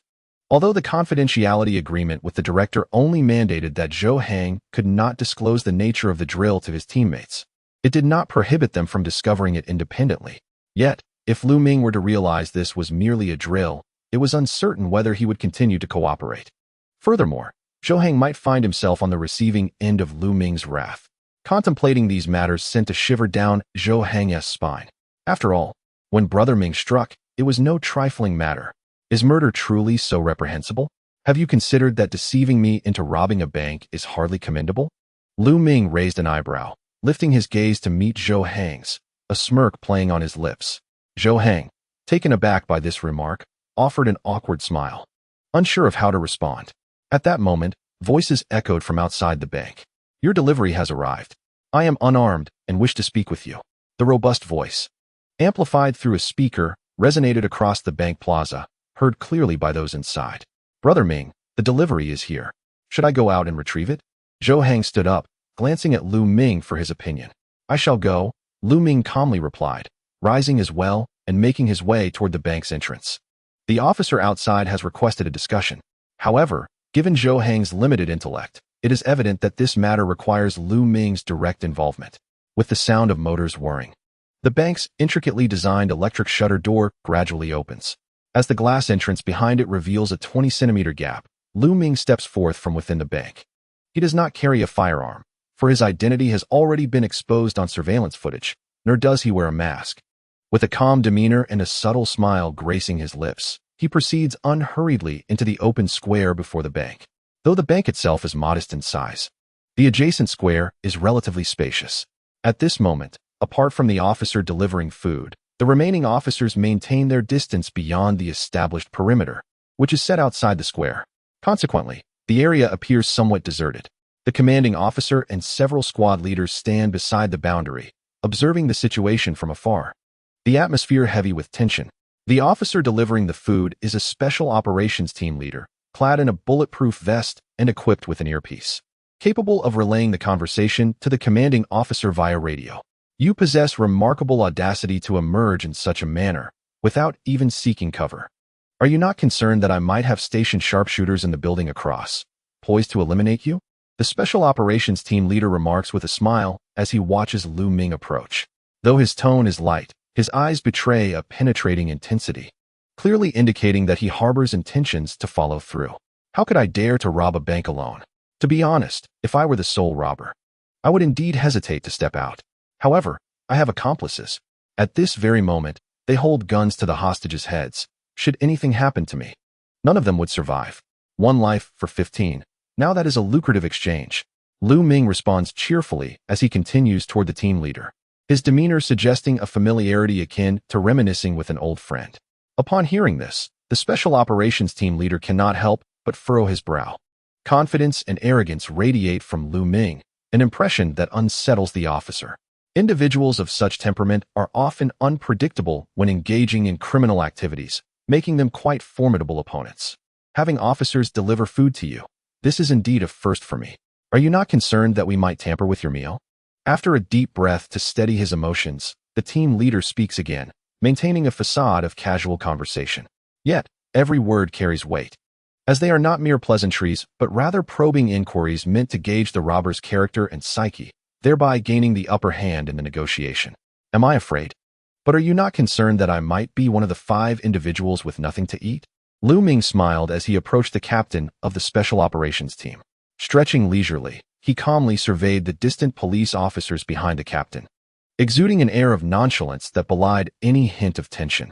Upon hearing Lu Ming's words, the captain's expression shifted slightly, the muscles in his jaw tightened, revealing a clear sense of irritation. Indeed, they had contemplated administering tranquilizers in each takeout meal to incapacitate everyone inside the bank. However, the commanding officer had expressed concern that perhaps one of the robbers might refuse to eat the meals. After all, with 5 meals missing, the robbers claimed that 5 hostages were without food, yet who could be certain that one of the robbers might not be among them? Consequently, the plan to administer the tranquilizers was not executed. In hindsight, the commanding officer's concerns were not unfounded. The robber, audacious enough to order takeout in the midst of a police blockade, had clearly considered this possibility. This seemingly laid-back robber was indeed no ordinary individual. The demands you previously articulated, we are willing to accommodate. However, we must ascertain the safety of the hostages within the bank.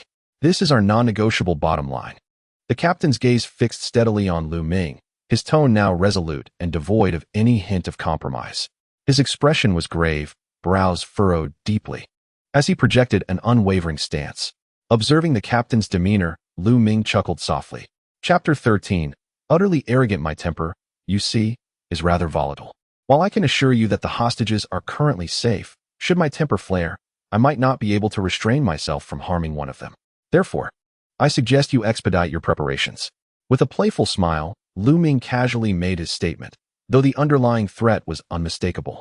In that moment, the captain's brow furrowed tighter, his expression betraying a flicker of anger. If this man were indeed a robber, the potential consequences were unimaginable. Although he merely threatened the lives of the hostages without any immediate action, the captain could sense that Lu Ming was entirely capable of following through on such threats. Engaging in negotiations with such a robber necessitated extreme caution. Provoking him could lead to consequences that the police force would find difficult to endure. Outside the police line, listening to the dialogue transmitted through the radio, the commanding officer and several captains wore grim expressions.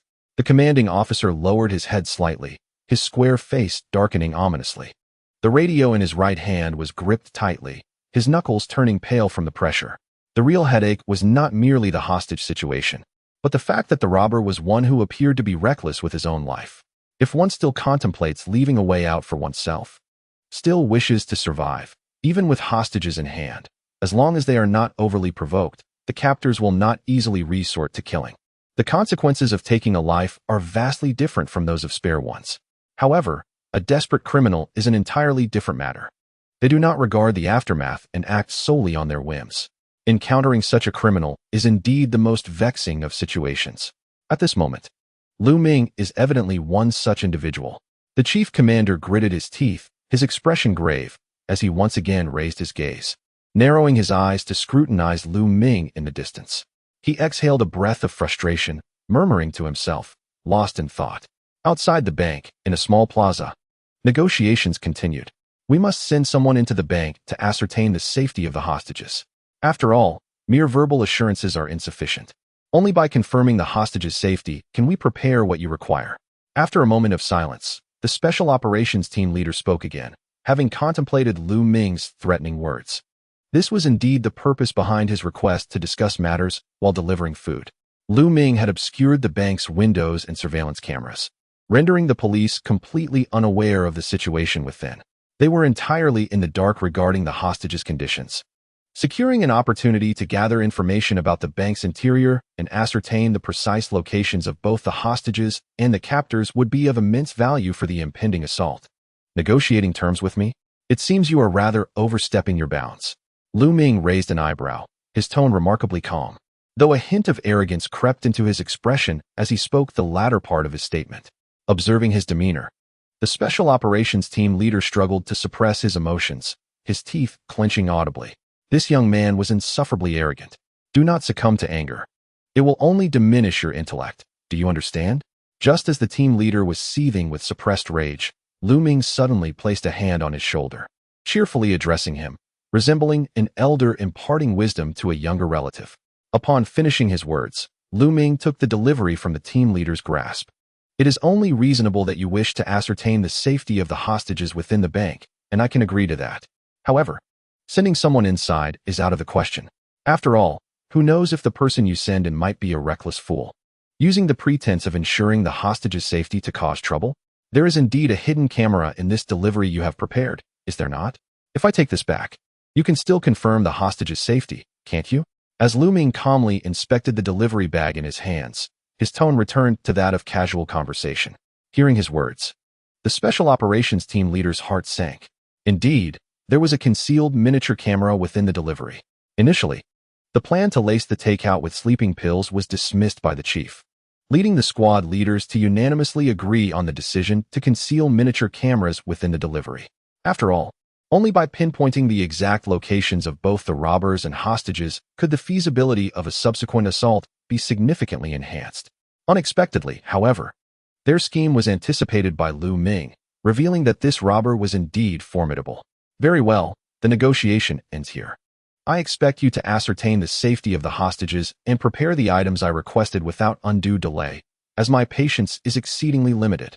Just as the Special Operations Squad leader was about to offer a feeble defense, hoping to buy time for the concealed cameras to remain undetected, Lu Ming suddenly lifted his gaze and calmly addressed the leader. After his words fell, he disregarded the Special Operations leader and turned away, striding toward the bank. Yet, after taking only a few steps, Lu Ming seemed to recall something. Pivoting back to the Special Operations leader's side, he casually seized the walkie-talkie from the leader's waist. Commander Zhao, I shall take this walkie-talkie. If needed, I will contact you. With one hand clutching the takeout and the other holding the walkie-talkie, Lu Ming glanced at a few individuals beyond the police barricade, a smile gracing his lips. Upon finishing his statement, he turned once more, striding toward the bank's entrance without a backward glance. For a moment, the Special Operations leader stood frozen in place, while the commander outside the barricade, having just heard Lu Ming's voice through the walkie-talkie, furrowed his brow in realization. At that moment, he comprehended the true menace of their adversary during this exercise. The negotiations initiated under the guise of delivering takeout had seen the robber maintain complete dominion, thoroughly discerning their every maneuver. Particularly alarming was the act of taking the walkie-talkie and directly conversing with the commander, an affront that blatantly disregarded the entire police force. Such audacity was astounding. Yet, he possessed the audacity to back it up. After all, since the commencement of this exercise, his performance had been nothing short of masterful strategy. The commander squinted, observing Lu Ming's retreating figure toward the bank until it vanished behind the entrance, the electric shutter slowly descending. Only then did he solemnly turn and make his way back to the temporary command center. Chapter 14. Truly a seasoned veteran inside the bank's lobby. After closing the door behind him, Lu Ming settled cross-legged on the floor opposite the hostages. Let us share the food. Everyone should have a bite, he instructed, all the while perusing the bank's floor plan without lifting his head. Throughout the negotiations outside, Zhou Hang remained steadfast beside the hostages, unable to grasp the situation unfolding beyond, his heart racing with trepidation at the thought of the police force intervening against Lu Ming. After all, if Lu Ming were to be apprehended by the police, left alone with only his thoughts, Zhou Hang estimated that he could hardly endure for 10 minutes before the drill would conclude. Fortunately, Lu Ming had finally returned. Zhou Hang intended to initiate a conversation as Lu Ming approached, but noticing that Lu Ming seemed preoccupied, he quietly sat on the ground, awaiting further instructions. "Brother Ming, how should we divide this?" At that moment, Zhou Hang, having heard Lu Ming's words, quickly stood up to inquire. There were only 12 meals available, yet 17 individuals were present in the bank. The question of distribution was indeed pressing. Adding to the mix, there was an elderly man, making it essential to select 5 individuals, while the rest would remain without food, only to depart an hour later. The remaining individuals would each receive 1 portion. Lu Ming calmly responded to Zhou Hang, who nodded and rolled up his sleeves, cheerfully preparing to distribute the meals. Upon hearing the exchange between Zhou Hang and Lu Ming, the hostages stirred with excitement, eagerly anticipating their selection. A few among them appeared eager to volunteer, but hesitated, recalling the fearsome demeanor of the 2 robbers earlier. Self-nomination might yield unintended consequences. By the way, there is a camera hidden in the lunchboxes. Be sure to locate it thoroughly. Just as Zhou Hang was about to carry the meals toward the hostages, Lu Ming spoke again. Taken aback for a moment, Zhou Hang was curious how Lu Ming had deduced the presence of a camera within the lunchboxes. Yet, seeing that Lu Ming had no intention of elaborating, he simply replied that he understood and began rummaging through the takeout. A few minutes later, "Brother Ming, I found it." Zhou Hang had meticulously searched through the contents of the meals before finally uncovering the minuscule camera, no larger than a fingernail. He hurried over to Lu Ming, presenting the device to him. "Indeed, they have invested significantly. This is quite a high-tech product. It must be worth a considerable sum," Lu Ming remarked with a smile, examining the square, half-centimeter thick hidden camera. Its small size allowed it to operate without an external power source, indeed surpassing all the cameras Lu Ming was familiar with, qualifying it as a true technological marvel. "Brother Ming, how did you know there would be something like this in the takeout?" "They attached it behind the order slip and made a small hole. Without your prompting to search for it, I would never have discovered it." "How cunning." Zhou Hang stood beside Lu Ming, curiously inspecting the micro camera. Its concealment was remarkably discreet. After all, who would notice an object affixed to the order slip on the takeout packaging, unless they were deliberately looking? It was merely a guess. "Now, let us hasten to distribute the meals before they grow cold," Lu Ming replied, glancing at the camera before meeting Zhou Hang's gaze with a calm demeanor. His earlier assertion during the negotiation regarding the camera's presence in the takeout had indeed been a conjecture. In the realm of heist films, it is a typical trope for police officers to conceal cameras and listening devices within takeout meals. At that moment, Lu Ming merely mentioned it casually, but upon observing the reaction of the Special Operations Team leader, he instinctively realized his conjecture was accurate. Zhou Hang swiftly distributed the meals, while the 5 individuals who received none wore expressions brimming with excitement and joy. After all, the absence of food signified their impending release within the hour, a fortuitous turn of events. Conversely, those who were fortunate enough to receive their meals were met with Zhou Hang's fierce admonitions, ensuring that no one dared to voice dissent. The robbers wielded firearms. Such a reality was sufficient to instill fear in the hostages. Each person clung to their singular life, thus none would recklessly gamble their existence on a whim. "Brother Ming, your meal." Zhou Hang returned to Lu Ming's side, presenting him with one of 2 servings. However, Lu Ming, upon accepting it, placed it on the ground beside him, clearly indicating his disinterest in consuming it. "We cannot ascertain whether the police have tampered with this food. You should eat first." Before Zhou Hang could inquire further, Lu Ming preemptively explained his reasoning. During the earlier negotiation, the Special Operations Team leader had broached the subject. Judging by his demeanor, it was highly probable that the food remained untampered. Yet, even the slightest possibility of danger was enough for Lu Ming to abstain from tasting it. Although he had appeared exceedingly arrogant during the negotiation, he was, in truth, a rather cautious individual. His bravado was merely a facade intended to obscure his true nature from the police, ensuring they could not fully comprehend their adversary and thereby allowing him to maintain an unequivocal advantage in this exercise. Zhou Hang, upon hearing Lu Ming's words, could not help but inwardly commend his choice of teammate. He gave Lu Ming a thumbs up before eagerly diving into his meal, for it was nearly 1 in the afternoon, and he had been starving since morning. As most of the individuals consumed their food, the bank lobby fell into a relative hush. Meanwhile, in the live stream from the robbers' perspective, The atmosphere was abuzz. Is this robber overly cautious? He is even concerned about the police possibly poisoning the food. Yet, he had adeptly located the hidden cameras of the police, which was quite impressive. Brothers upstairs. You're only able to critique him from a divine perspective. What if the police had actually slipped sleeping pills into the food? Someone chimed in. I just came from the police live stream, and initially, they indeed contemplated administering sedatives. Truly, the seasoned professionals navigated this situation with remarkable ease. Given the brother's performance, it would be hard to believe he had not robbed 3 or 5 banks before. I had initially intended to defend the robber, but after witnessing his confrontation with the police, it's clear he is beyond redemption. Let us hope the exercise concludes swiftly. Once it does, this brother will likely face arrest and sentencing. There will be no escaping this predicament. However, judging by the performance of this individual, it appears that the exercise is far from conclusion. The adjacent police broadcast room is already preparing for a vigorous assault, indicating that the end of the exercise may be imminent. Do you intend to make me laugh to death? The individual, having been duped by his accomplices into robbing a bank, remains blissfully unaware of the exercise's proceedings, and now a throng of people awaits his capture upon the exercise's conclusion. This indeed lacks propriety. The robber, it must be said, is quite the talent, intellectually gifted, possessing formidable strategic capabilities, and remarkably cautious.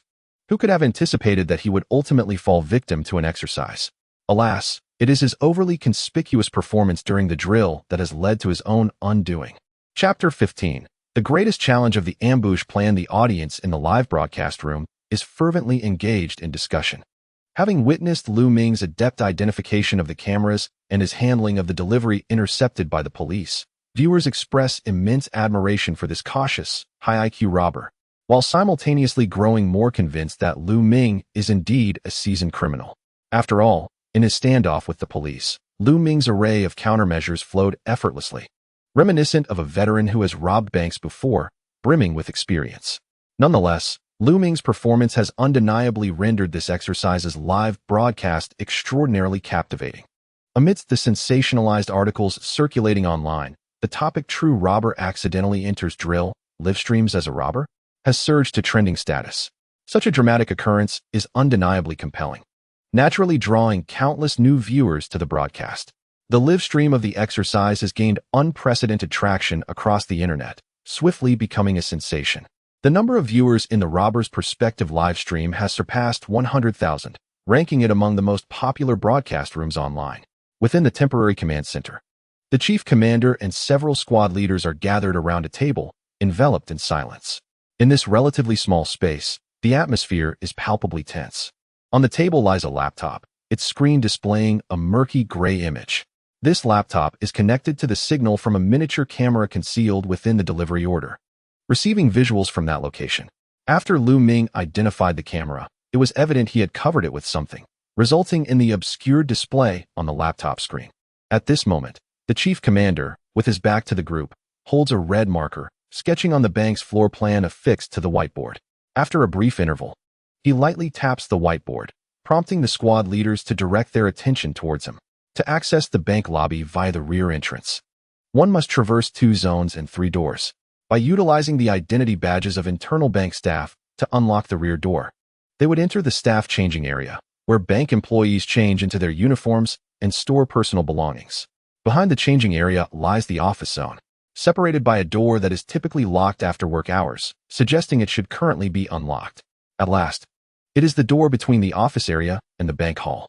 Once this door is breached, the assault team will gain access to the bank hall, the very location where the hostages and robbers are situated. With a marker in hand, the commander pointed to the bank's floor plan displayed on the whiteboard, calmly elucidating the layout to the assembled team leaders, who listened with utmost attentiveness. Meanwhile, the cameraman broadcasted every occurrence within the temporary command room to the police perspective live stream. The primary challenge of our assault lies in the uncertainty regarding the exact locations of the hostages and robbers, rendering it impossible to eliminate the robbers instantaneously upon opening the door. Thus, the special forces must first remain undetected by the robbers, utilizing their filming equipment to survey the bank hall from behind this final door and ascertain the robbers' positions. Consequently, this door connecting the office area to the bank hall has become the most critical element of the operation. This door swings open towards the bank hall without necessitating a key. However, its opening will undoubtedly create noise, potentially drawing the robbers' attention. Should the robbers notice, they might seize the hostages at the earliest opportunity, jeopardizing the success of our assault. The commander, indicating the route he had just marked, solemnly articulated the operational plan and its associated concerns. As the overall commander of this exercise, he possesses the unilateral authority over all tactical decisions made by the police force during this drill.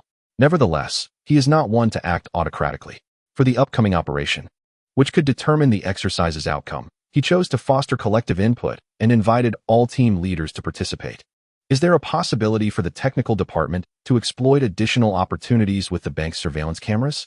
After all, if we could utilize the cameras to pinpoint the robbers' positions, the assault would be considerably simplified. Following a brief silence in the temporary command room, one team leader spoke up. However, as soon as he finished, the technical team leader shook his head. The bank's surveillance cameras had been obscured by the robbers with white paper. This was not a technical issue, but rather a physical one. The technical team leader shrugged, expressing his exasperation. Indeed, if it were a matter of technical manipulation, given the numerous computer talents within their department, controlling a surveillance camera would be a trivial task.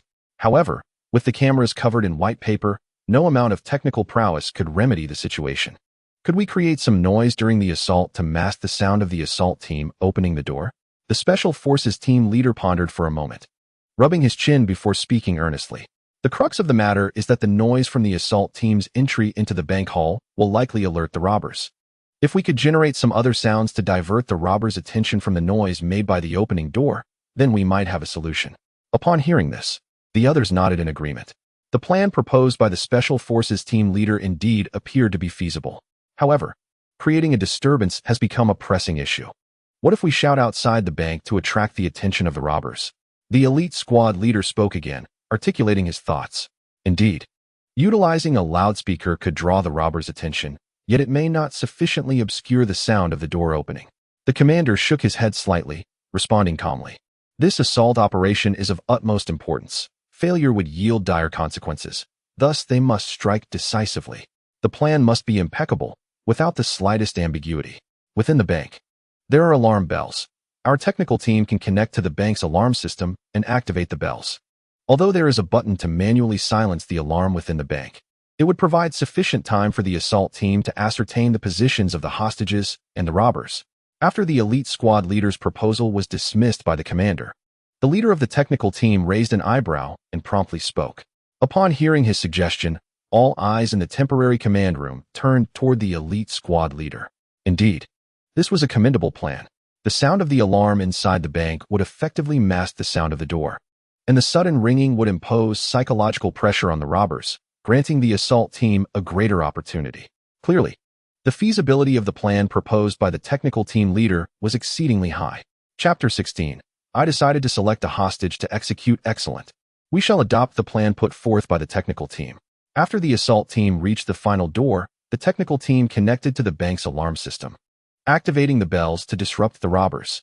Subsequently, the assault team opened the door to use surveillance cameras to assess the situation in the bank lobby, confirming the positions of the robbers and hostages. After a moment of silence, the commander pointed at the bank layout diagram on the whiteboard, speaking with palpable excitement. The technical team leader could not conceal his delight upon realizing that his proposal had been accepted. After all, if this assault plan successfully concluded the exercise, he would undoubtedly receive recognition for such a critical contribution. How could he not be elated? There are 2 robbers in total. We will prepare what the robbers demand, and the elite squad leader will take gold to the front of the bank to attract one robber's attention. Concurrently, we will position a sniper in the building across from the bank. We will strike from both sides, encircling them, and simultaneously eliminate both robbers, thus concluding this exercise. The commander scrutinized the layout on the whiteboard for a moment before turning to speak again. As he finished, he casually tossed the marker onto the table, standing upright with a serious expression. His piercing gaze swept over the assembled squad leaders, and in a resonant voice, he asked, "Do you have confidence?" The squad leaders, upon hearing this, promptly stood at attention, almost in unison saluting the commander. "We guarantee the completion of the mission." The chorus of affirmation echoed through the temporary command center, resonating with determination. In the live streaming room, Although the audience in the police perspective broadcast was significantly fewer compared to the robber's viewpoint, the atmosphere remained charged. At this moment, the number of viewers online barely exceeds 50,000. However, the barrage of comments is equally substantial, if one does not filter them out.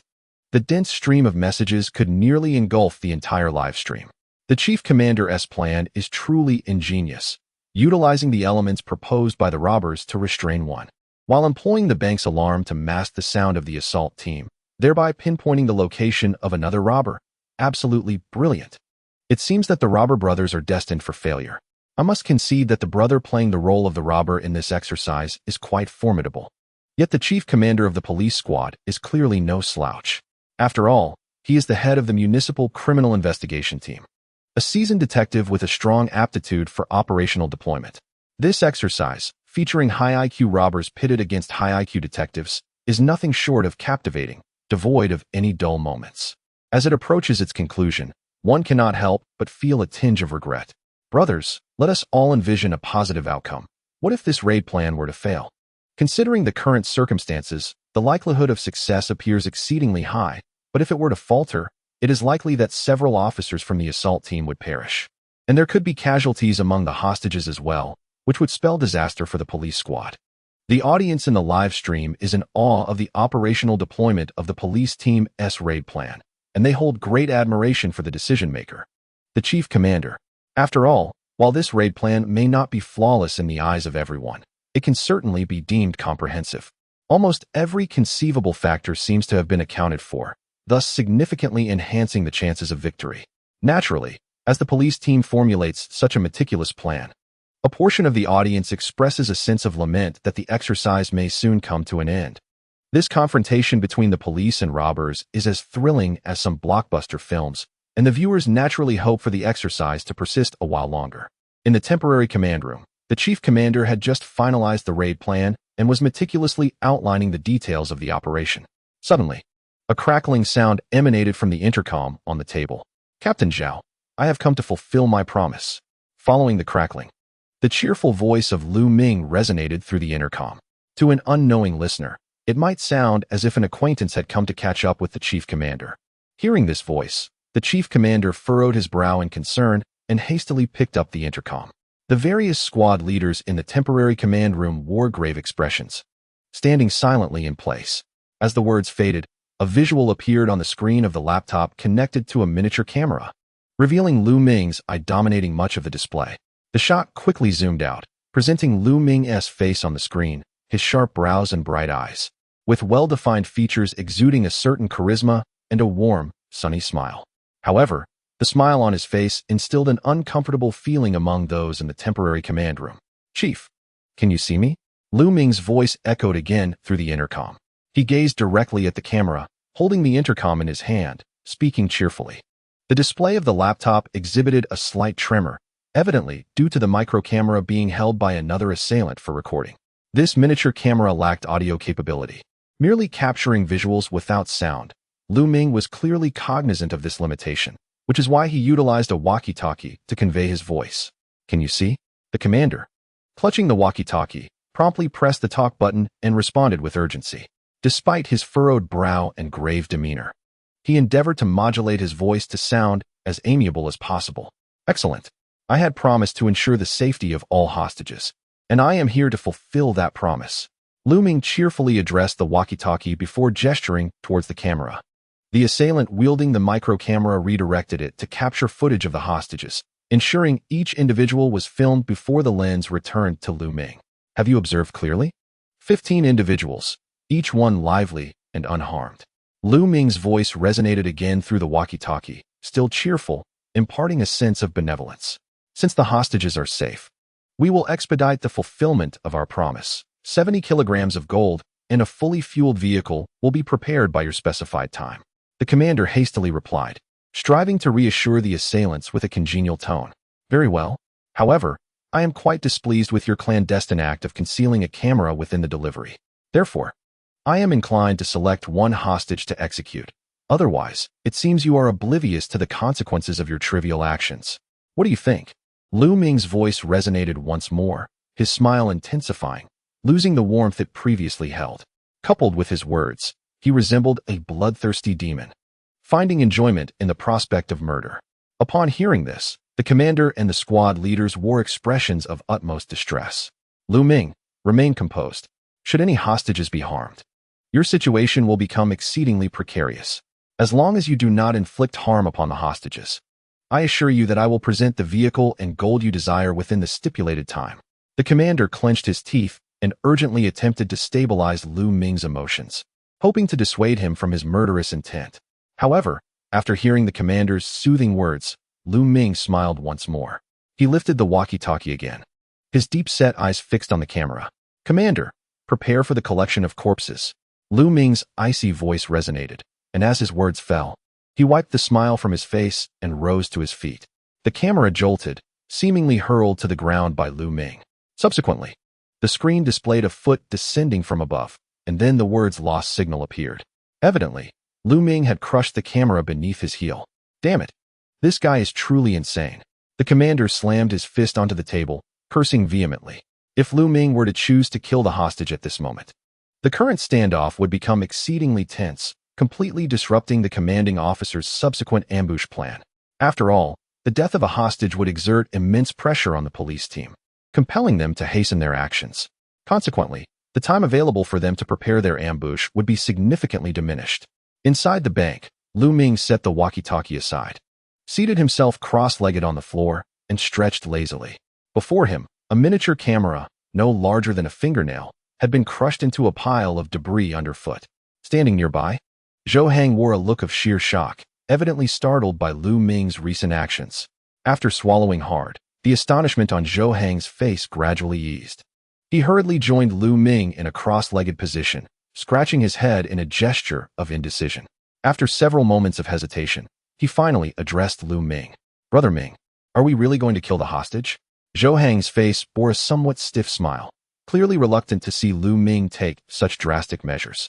After all, if they resorted to violence, the nature of the exercise would be exposed, leaving him at a loss for how to conclude the situation. Having already deceived Lu Ming, it was imperative to maintain the ruse until the exercise's conclusion. "Do I seem to be jesting with them?" Lu Ming replied, rubbing his neck with a faint smile. Turning to look at Zhou Hang was momentarily taken aback. Lu Ming's demeanor did not suggest jest. Yet, not knowing this was merely a drill, how could he speak of killing a hostage so nonchalantly, as if it were a trivial matter? What experiences had Brother Ming undergone during his years of service? "Brother Ming, killing the hostage might not be advisable. After all, if a life is lost, the situation becomes grave, and the police will undoubtedly take action, placing us in jeopardy." Zhou Hang furrowed his brow, attempting to persuade Lu Ming further. His concerns were valid. Once a life was lost, the police would feel the pressure to act, placing the robbers in a precarious position.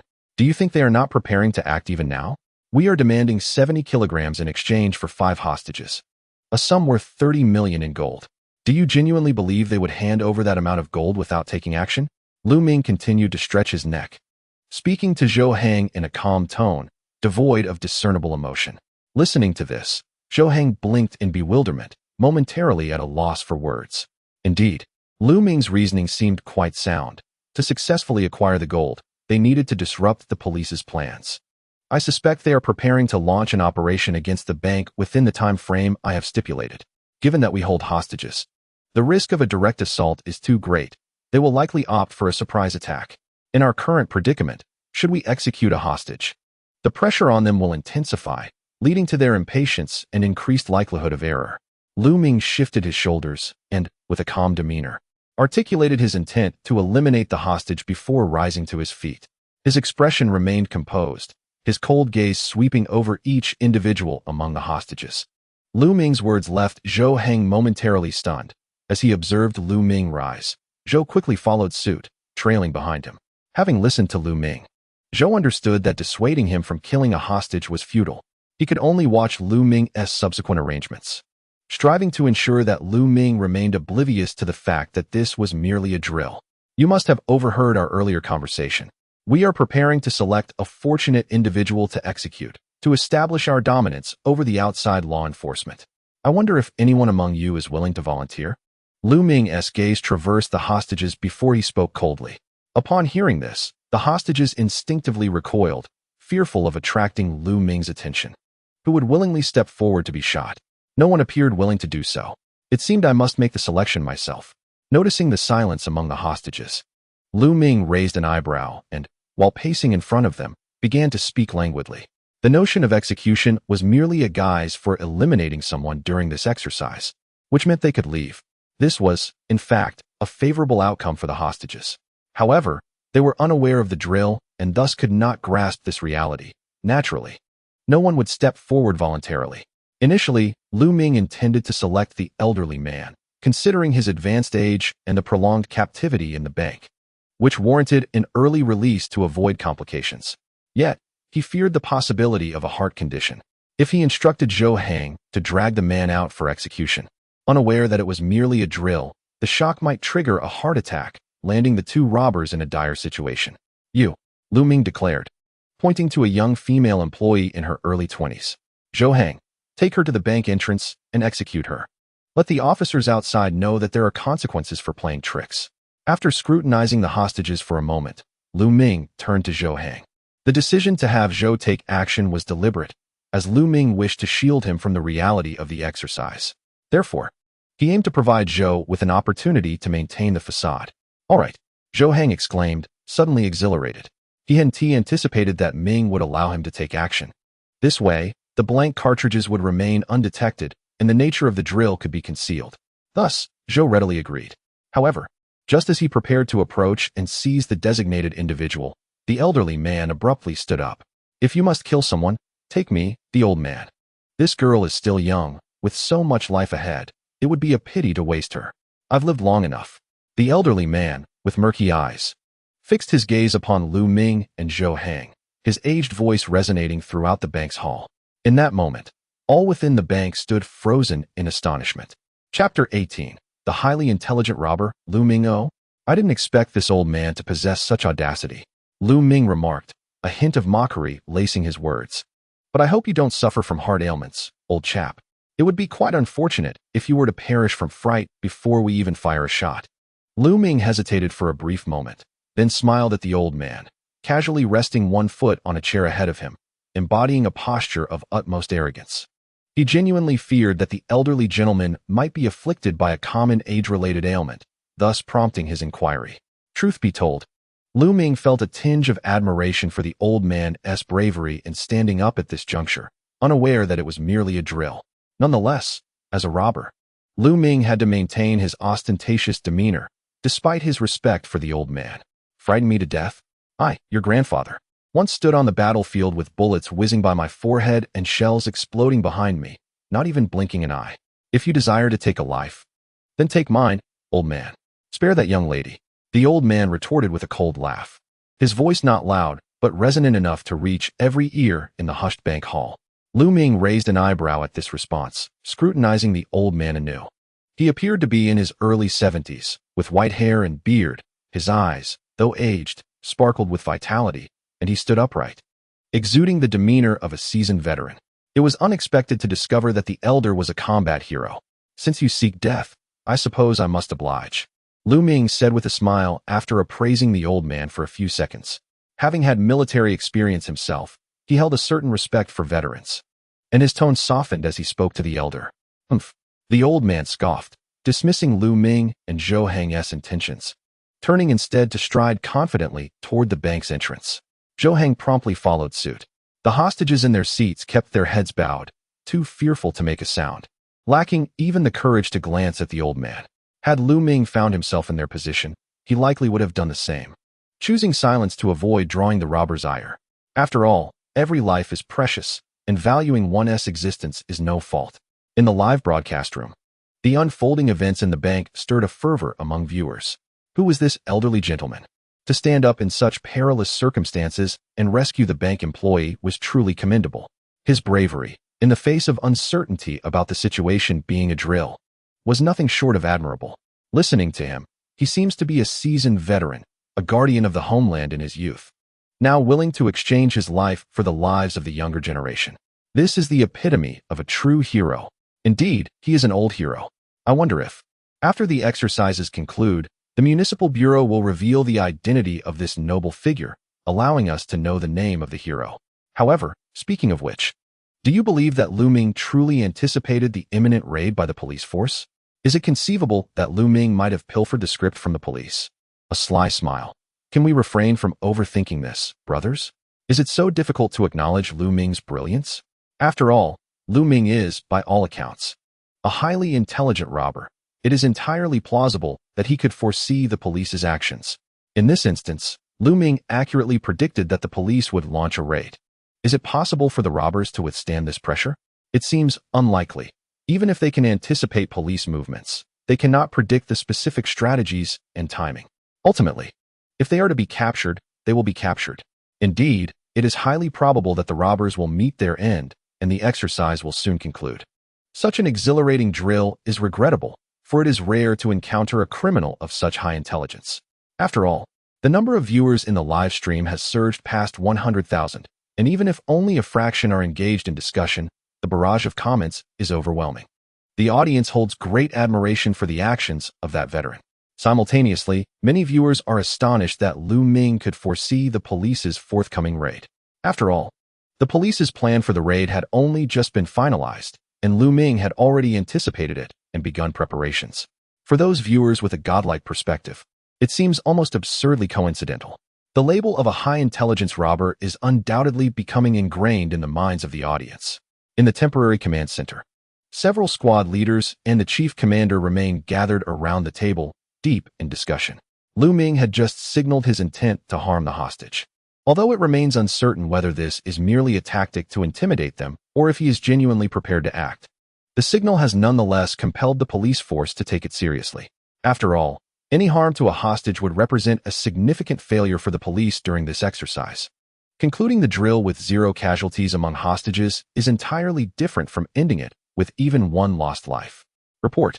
Just as discussions were ongoing in the temporary command center, a police officer rushed to the door, saluting while urgently speaking. What is it? The chief commander, sensing the urgency, furrowed his brow even deeper and quickly inquired. A foreboding feeling washed over him. The robber has taken a hostage and exited the bank. He is now standing at the bank's entrance. The police officer hurriedly relayed the situation. Upon hearing this, the chief commander inhaled sharply, hastily tossing aside what he held and swiftly exiting the temporary command center. The squad leaders, seeing this, promptly followed suit. Beside the cordon outside the bank square, numerous officers stood vigilant, all brandishing their firearms, attentively observing the situation at the entrance of the bank. When the chief commander arrived, the officers hastily parted to clear a path. Casting a glance at the scene where Zhou Hang was holding a hostage, the commander's expression darkened. You all stay here. Stepping up to the cordon, the commander turned back to instruct the team leaders following him. He then directly breached the cordon, advancing towards the bank square. After all, an excessive number of people could easily incite the robbers, jeopardizing the lives of the hostages even further. Chapter 19. This is a demonstration the captain of the Special Operations team watched as the chief commander stepped past the cordon and hurriedly attempted to dissuade him. After all, the robbers on the other side were armed. Moreover, the commander bore no weapon, not even a bulletproof vest. Should the robbers go berserk and target the commander, the consequences could be dire. The death of the chief commander during a drill would have unimaginable societal repercussions. However, as the Special Operations captain began to voice his concerns, he was interrupted by the commander, who raised a hand, his back turned. With a furrowed brow, the captain swallowed the words that had almost escaped his lips. Where are the snipers? The captain turned, urgently addressing the armed officers nearby. Since the commander's reckless determination could not be altered, his only course of action was to ensure the commander's safety. Report. The snipers are already in position. One fully armed, masked special operations officer among the crowd of officers quickly responded. Upon witnessing the robber emerge from the bank with the hostage, the special operations team had naturally mobilized, each fulfilling their designated role. They represented the most formidable force within the police ranks, and in such circumstances, swift action was imperative. As the special operations officer reported the situation to the captain, he also handed him a walkie-talkie. Listen carefully, snipers, keep a close watch on that robber. If he shows any intention of firing at the commander, do not seek permission, just take him out. Receiving the walkie-talkie, the captain promptly pressed the talk button, speaking with urgency. The robber had accomplices inside the bank, and those accomplices were holding 14 hostages. Should the robber outside be neutralized, it was highly likely that the accomplices inside would retaliate, endangering more hostages. Nevertheless, safeguarding the chief commander's life remained the utmost priority. Sniper Position 1 received. Sniper Position 2 received. The 4 snipers, already positioned, swiftly acknowledged the Special Operations Captain's instructions. With their responses received, the captain clenched his teeth, his gaze shifting towards the situation at the commander's side. In the bank square, the chief commander was slowly approaching the robber holding the hostage, raising both hands to signal that he was unarmed. Zhou Hang, is it? Remain calm. I am unarmed. I believe we can engage in dialogue. As long as you do not harm the hostage, I can prepare an additional 20 kilograms of gold for you. Is robbing a bank not solely for the sake of monetary gain? There is no need for violence.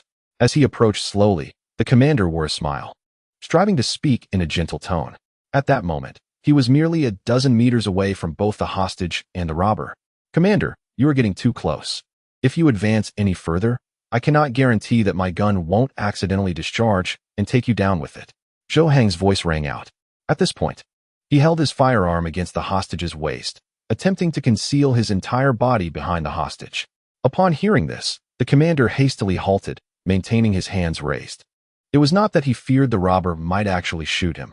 Rather, he understood the critical importance of not provoking the robber further in this precarious situation. The robber's command to stop was one he felt compelled to obey. Old hero, this is merely a drill. I apologize for any prior inconveniences. I hope you can be understanding. Thank you for your cooperation.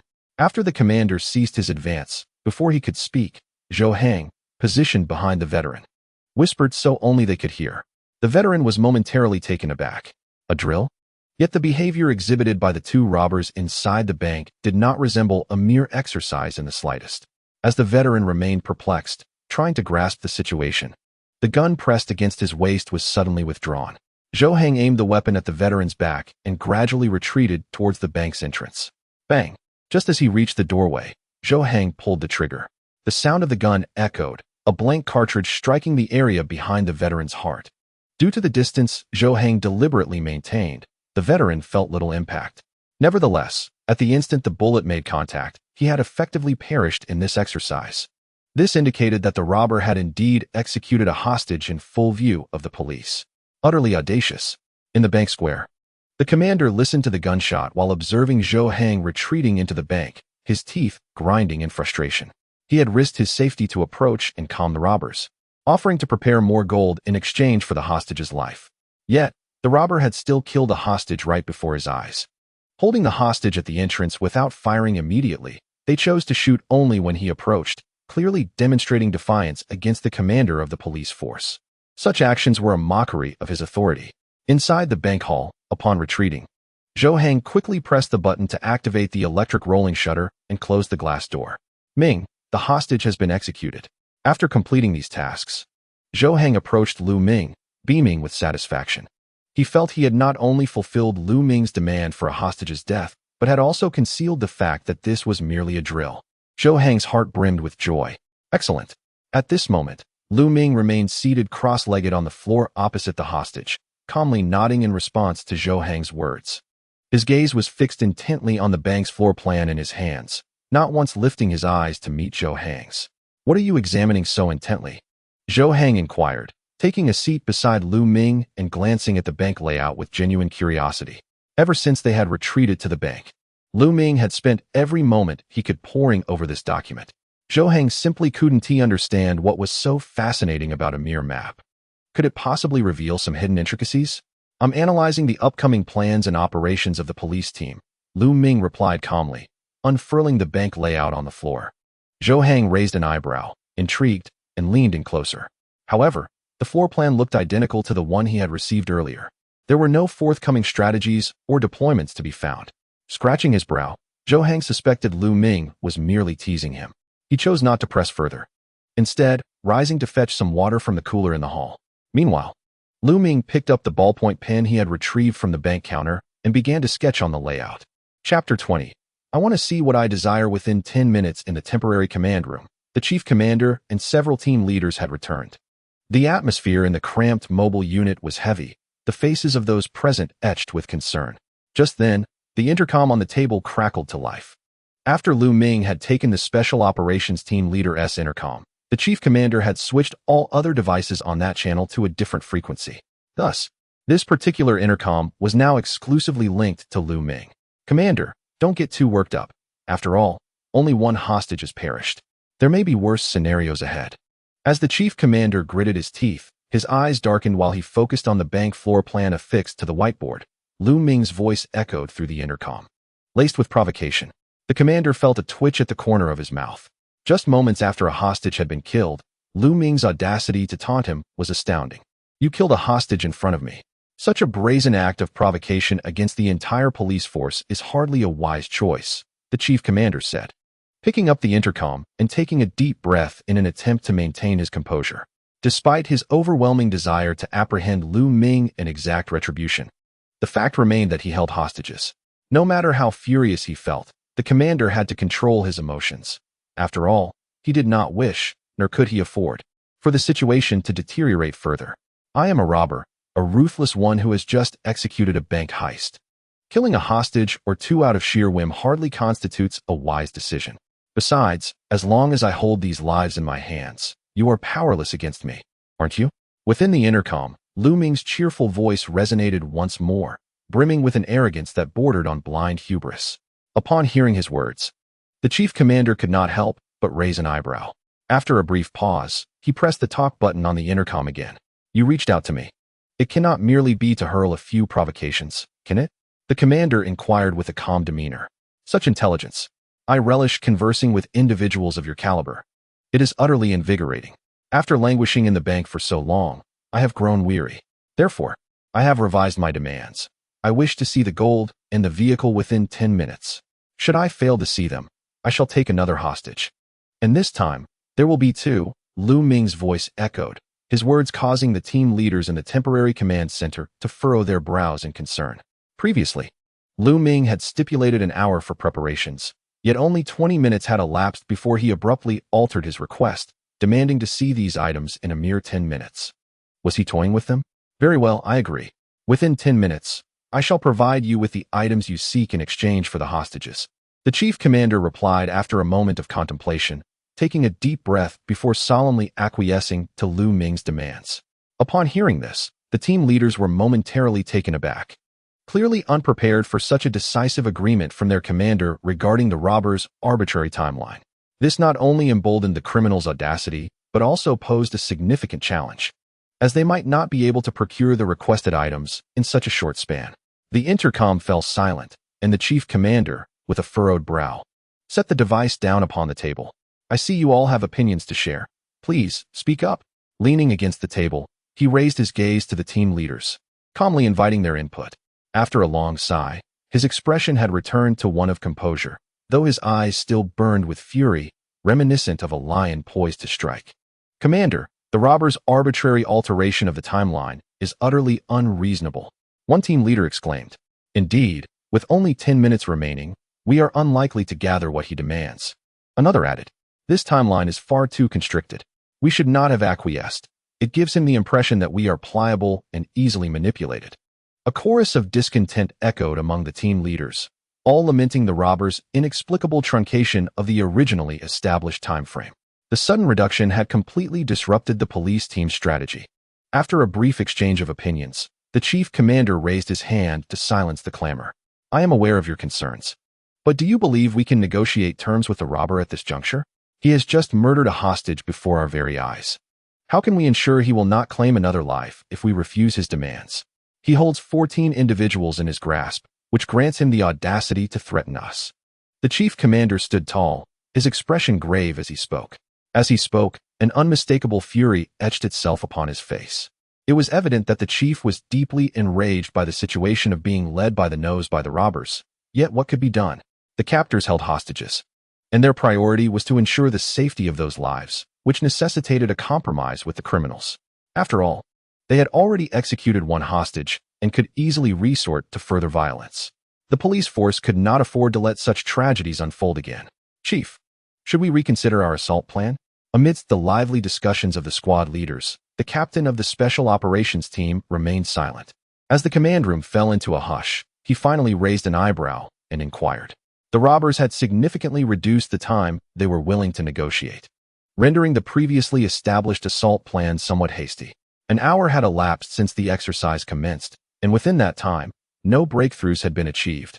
Rather, the unfortunate demise of a hostage had occurred. Once the robbers acquired the gold they coveted, they might very well attempt to flee the bank with the hostages. While they could not escape, as long as the hostages remained in their grasp, they would dictate the terms. The chief furrowed his brow as he gazed at the photographs of Lu Ming and Zhou Hang on the whiteboard, his tone grave and resolute. The squad leaders fell silent, their expressions somber as they listened intently to the chief's words. His voice reverberated within the temporary command room, the atmosphere thick with tension and foreboding. Following the loss of a hostage, the pressure within the command center was palpably heightened. We must rescue the hostages and conclude this exercise before the robbers leave the bank. The assault plan would proceed as intended, to be executed during the hostage exchange. Success was the only acceptable outcome. The chief turned to face the squad leaders once more, his demeanor commanding. The death of a hostage had crossed a line for him. He would not permit the situation to deteriorate further. Therefore, he resolved to employ decisive measures to bring the exercise to a close and ensure the rescue of all hostages. Chapter 21. The Blade, always sharper with Time City Bureau. Director's Office. At this moment, the director had just prepared hot tea in a thermos and settled into his chair behind the desk. He had just returned from a meeting, and now he found a moment of respite in his office. "How is the exercise progressing?" he asked, stretching his neck as he turned to the deputy director seated on the office sofa. The director was quite invested in the exercise, as it was being broadcast live to the entire internet, drawing countless eyes to the Bureau's performance, which held significant societal implications. Naturally, he could not afford to be indifferent. However, due to the pressing nature of the prior meeting, he had been unable to follow the developments of the exercise closely. The situation remained tense. After the arrival of the police force at the scene, the robbers had opted to fortify their position within the bank, stubbornly holding more than a dozen hostages. Currently, the robbers have taken the life of a hostage and are demanding 70 kilograms of gold along with a fully fueled vehicle in exchange for a portion of the hostages. However, from the live broadcast, it appears that the police have devised a tactical assault plan, and it is likely that the exercise will soon come to an end. The deputy chief observed the chief with a calm demeanor, casually relaying the details of the situation. Upon hearing this, the chief raised an eyebrow, and his expression subtly shifted before returning to its usual composure. The death of a hostage is hardly a piece of good news. The chief picked up the thermos on the table, shaking his head as he blew on the tea's surface before taking a small sip of the scalding brew. His tone remained steady, revealing little emotion, yet the occurrence of a casualty was evidently unexpected for him. Indeed, this exercise was broadcast live, attracting considerable attention online, with the number of viewers surpassing 100,000. With so many eyes watching, if the situation culminated in the loss of a hostage and the police could not swiftly conclude the exercise, it would certainly affect the credibility of our city bureau. The deputy chief nodded, inhaling deeply, and spoke with a serious expression. He had not participated in the previous meeting. Thus, he had been closely monitoring the live stream since the exercise commenced. He was not particularly satisfied with the performance of the police during the broadcast. Their lackluster display indicated that they required further training, underscoring the necessity of the exercise. Making mistakes during a drill is far preferable to erring in a real-life scenario. Even if credibility is compromised, it is still better than losing lives in actual confrontations. A blade, after all, becomes sharper the more it is honed. The chief smiled, placing the thermos back on the table, and then turned to the deputy chief with a cheerful demeanor. The deputy chief, in response, nodded thoughtfully. After a brief silence, he took a breath and redirected his gaze back to the chief. "I have no objections to the exercise. However, was the live broadcast truly necessary?" he inquired, his brow furrowed. While the exercise was initiated by the chief, the deputy chief was in agreement with it, but held opposing views regarding the full live coverage. His concerns were naturally centered around the potential impact on the Bureau's credibility should the police perform inadequately. After all, with so many observers, even the slightest misstep could be exaggerated by ill-intentioned individuals. "Old song," the chief remarked, "if we do not publicize the exercise via live broadcast, with fewer eyes scrutinizing them, these officers might not take it seriously. Our bureau has conducted similar exercises in the past, yet they were often hastily concluded. Look at this instance. Not only has it been stalled for over an hour, but we also witnessed the unfortunate demise of a hostage." This is genuinely reflective of real-world scenarios. An exercise is not mere theatrics. If we were to conduct it as we did previously, these officers would merely capture the suspects upon arrival, believing that real robbers would surrender without resistance, which is a dangerous misconception. Credibility must be earned through one's own efforts.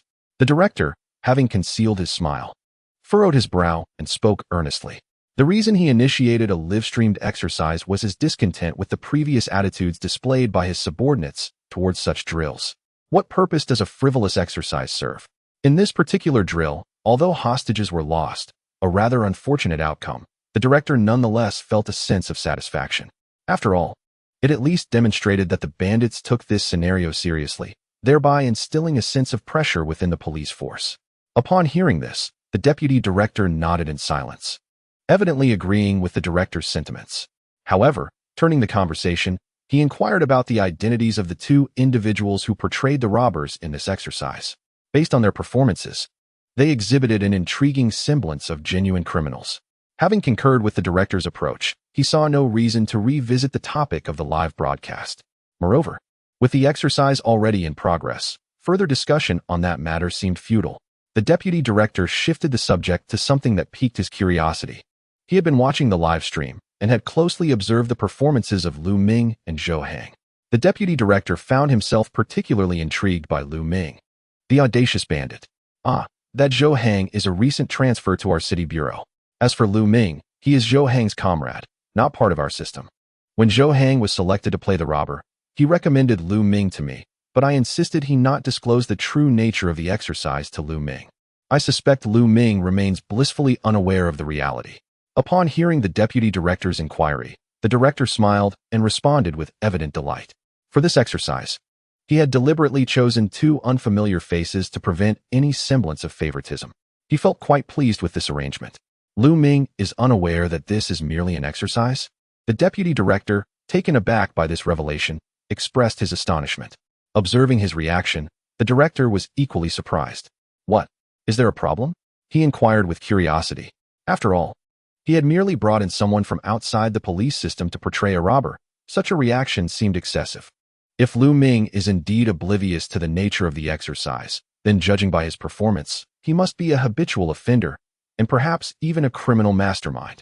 The deputy director, with a furrowed brow, addressed the director with utmost seriousness. He had been closely following Lu Ming's performance throughout the exercise via the live stream and was quite impressed, initially believing him to be a talent borrowed from another department. Now, with the director's words, it became clear that not only was Lu Ming from outside the police system, but he also remained unaware of the exercise's true context. This situation appeared rather peculiar. Chapter 22. It is I who have chosen their paths. Is it truly as exaggerated as you say? The director chuckled, clearly intrigued by the deputy director's comments regarding Lu Ming. He found the deputy director's remarks somewhat exaggerated. Since he had agreed to Zhou Hang's request to involve Lu Ming, he had naturally reviewed Lu Ming's background. With no criminal record and exemplary performance during his military service, he was indeed a person of talent. After hearing the deputy director's words, the director became even more intrigued by Lu Ming. He opened the computer on his desk and began to watch the live broadcast of the exercise. In the bank's hall, upon hearing Lu Ming's demand for the police team to prepare within 10 minutes, Zhou Hang, who was standing by the water dispenser, hastily discarded his paper cup and approached Lu Ming. Brother Ming, are we getting ready to run? Zhou Hang asked excitedly. Lu Ming's request for a 10-minute time frame to exchange hostages for gold and a vehicle clearly indicated plans for a getaway. Although he felt that remaining inside the bank with the hostages might be safer, Zhou Hang had complete faith in Lu Ming.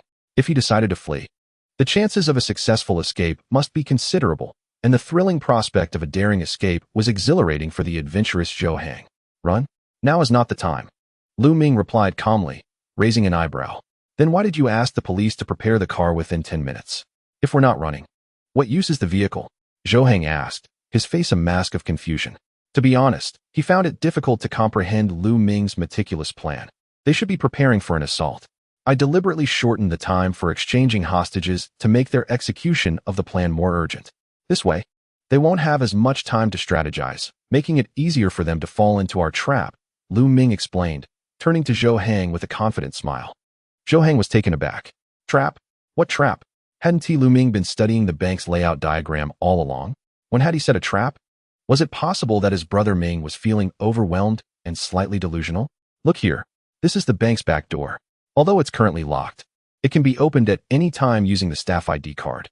We've taken most of the bank employees hostage, but the branch manager and another security guard are not among them. This means that if the police outside contact these two and obtain the ID card, they will be able to unlock this door. By passing through the changing room and the office area, they can reach the bank hall. Lu Ming pointed to the marked route on the floor plan, speaking in a calm tone. Zhou Hang dared not delay and quickly leaned in for a closer look. Upon examining the route marked by Lu Ming, he furrowed his brow, his expression one of shock. The police would not simply hand over the gold and vehicle to them. Moreover, having just killed a hostage, the pressure on them would only escalate, and they would surely take action during the exchange of hostages. We possess a considerable number of hostages, thus the likelihood of them opting for a direct assault is minimal. A surprise raid, however, is undoubtedly their optimal course of action. Lu Ming lightly tapped on the bank's floor plan, maintaining a calm demeanor as he spoke. Beside him, Zhou Hang wore an expression of disbelief. Is this foresight? Brother Ming has been studying the bank's layout, predicting the actions of the police force. I noticed the weapons in your bag. Grenades and remote-controlled bombs are all present. Let us set up some traps along this route, providing the police's raiding team with a surprise. Here, we can place a grenade and wait for the police. Lu Ming pointed at the bank layout, designating the locations where he intended to set traps for Zhou Hang to see. Zhou Hang, while quietly listening, nodded in agreement, filled with admiration for Lu Ming. Thus, he naturally accepted Lu Ming's words without a hint of skepticism. After Lu Ming meticulously outlined his plans, Zhou Hang swallowed hard, the astonishment in his eyes unwavering. Brother Ming, you actually anticipated the police's actions. That's impressive. Once he processed his astonishment, Zhou Hang gave Lu Ming a thumbs up, filled with admiration. At the same time, he couldn't help but reflect that being clever is indeed exhausting. Even studying a map requires such contemplation. Truly, being less intelligent might bring more peace of mind, allowing for a more restful sleep. Anticipation? Why do you think I requested gold from the police? Lu Ming glanced back, resting his hands on the ground behind him in a semi-reclined position, smiling as he spoke. He and Zhou Hang were brothers, hence he didn't mind sharing more. Isn't it because gold holds substantial value? Zhou Hang blinked, clearly curious about Lu Ming's inquiry. Previously, the insistence on gold stemmed from its perceived worth. Did Lu Ming harbor other intentions? That is merely one aspect. The police have encircled the bank. They will undoubtedly take action. But such action can be either rushed or measured. They can maintain their perimeter, applying psychological pressure, causing us to gradually lose our spirit and patience while they meticulously plan an impeccable operation to rescue the hostages. However, when I proposed exchanging the hostages for gold, 70 kilograms valued at 30 million, they cannot acquiesce, for doing so would signify capitulation to the robbers. Yet, they cannot disregard the hostages. At this juncture, they will feel the pressure, eager to act before the gold is delivered to us. If I were to harm a hostage, their burden would intensify, compelling them to agree to an early exchange of hostages to prevent a worsened outcome. With time pressing and the few vulnerabilities we reveal, their operational plans become limited. The surprise plan entering through the back door emerges as one of their scan options. I have delineated the path for them. Lu Ming spoke cheerfully, revealing the entirety of his strategy. Upon hearing Lu Ming's words, Zhou Hang stood frozen in place. He swallowed hard, unsure of what to say, and merely gave Lu Ming a thumbs up. He had never anticipated that robbing a bank could be such a complex endeavor, filled with intricate twists and turns. Chapter 23. Experience is key. The more one robs, the more one understands. Lu Ming's statement did not merely astonish Zhou Hang. The over 10,000 viewers in the live broadcast were equally taken aback after hearing the exchange between Lu Ming and Zhou Hang. In the live stream, the audience reacted with disbelief. Is Lu Ming even human? He calculated the police raid plan? It's not merely calculation. Didn't you hear him? He laid the groundwork for the police's approach. It's utterly terrifying. Is this the legendary high IQ robber? One cannot help but admire him. Some skeptics in the audience remarked. I sense a hint of arrogance in his words. Who could be that exaggerated? Perhaps Lu Ming pilfered the script for this police drill. Laughs and cries. The police commander expressed frustration. If he has indeed stolen the script, how are we supposed to proceed? A voice from the audience countered. Come on. With someone as experienced as Lu Ming, This is merely wisdom born from experience. What script could he possibly have stolen? Indeed, Lu Ming asserted, it's all about experience. The more one robs, the more one comprehends. You novices should refrain from unwarranted speculation. What truly struck the audience was Lu Ming's unwavering composure. Even without knowledge that this was merely a drill, he maintained an air of calm and executed plans with remarkable ease. One could hardly achieve such composure without having engaged in this activity numerous times. It must be said, Lu Ming is indeed a remarkable talent. Sitting alongside the police commander, he seemed to possess an uncanny awareness of their impending raid, making it evident that the commander's intention to conclude the exercise would not be easily realized. And the exercise? What a jest!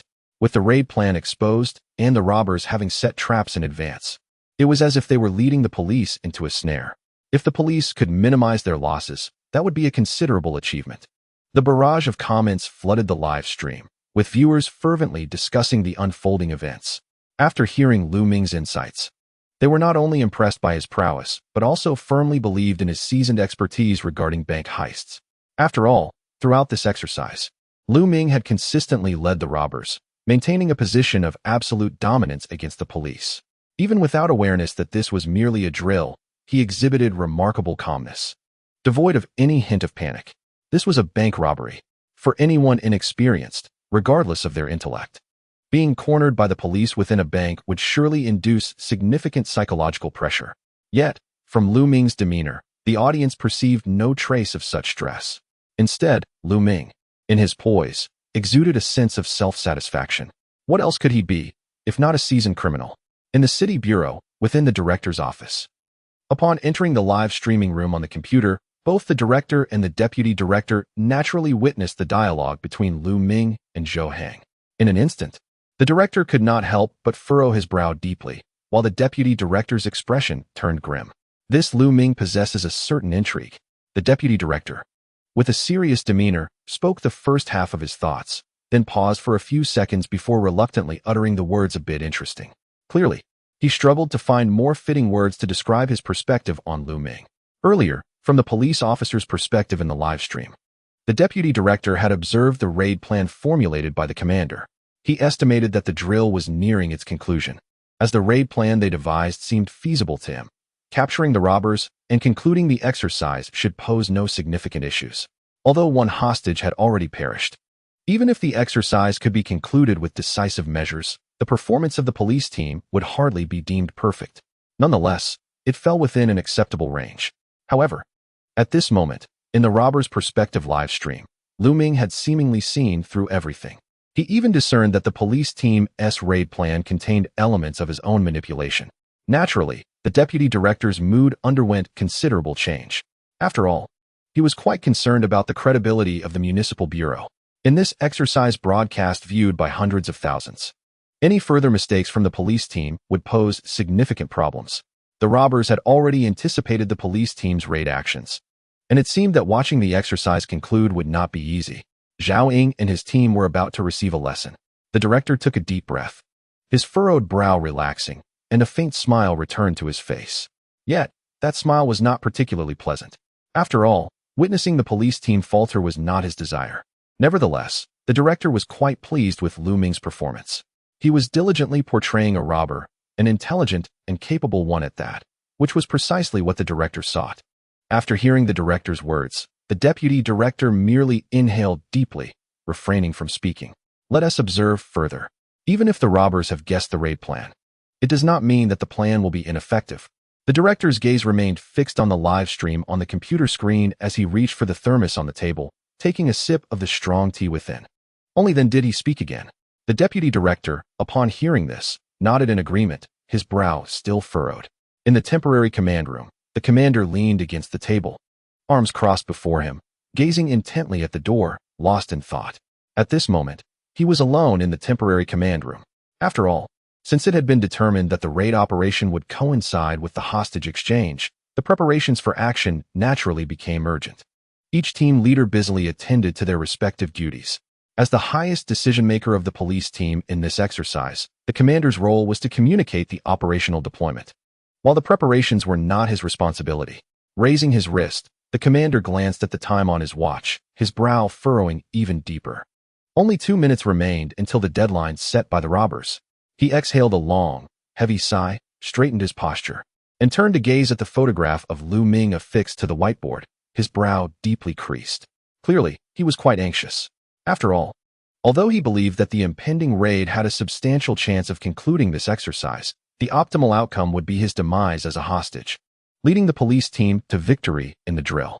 While not a flawless result, it remained within an acceptable range. However, the robbers wielded firearms, and it was possible that the elite members of the assault team might suffer casualties. Yet, this was unavoidable.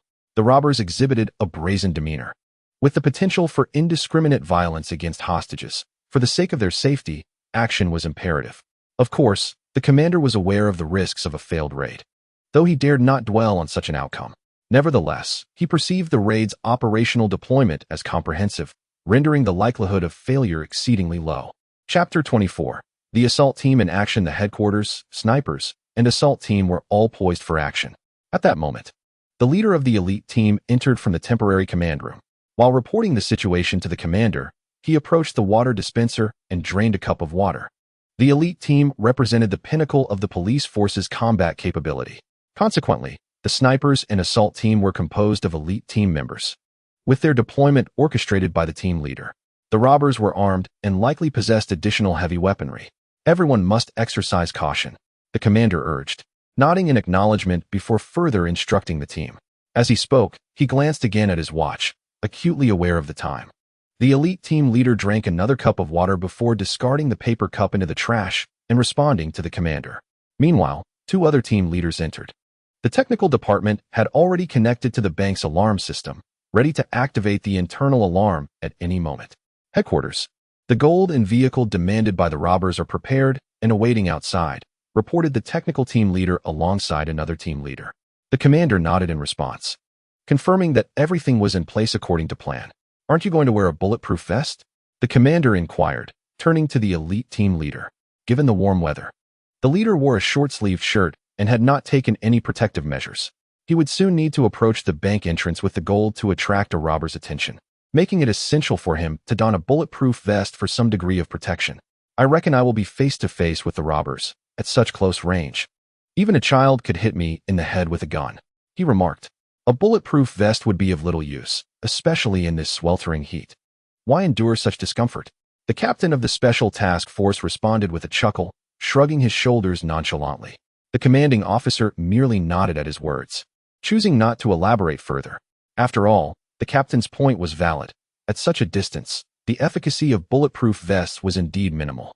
Raising his wrist, the commanding officer glanced at the time once more. Only about a minute remained until the deadline set by the robbers. Prepare to act, he declared, lifting his gaze to the captain, who nodded solemnly.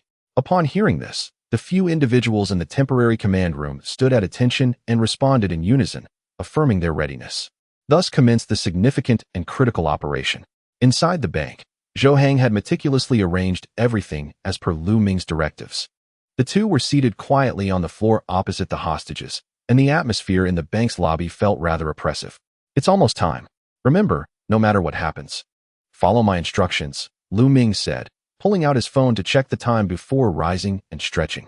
He regarded Zhou Hang with a relaxed demeanor, exuding an air of calm confidence, as if the situation were trivial. Don't worry, Brother Ming.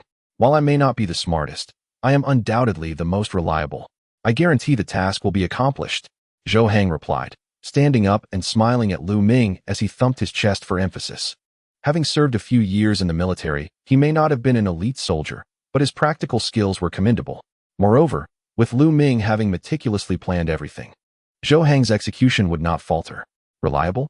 If you were truly reliable, I wouldn't have inexplicably become a robber just because I wanted to share a meal with you. This matter is not over.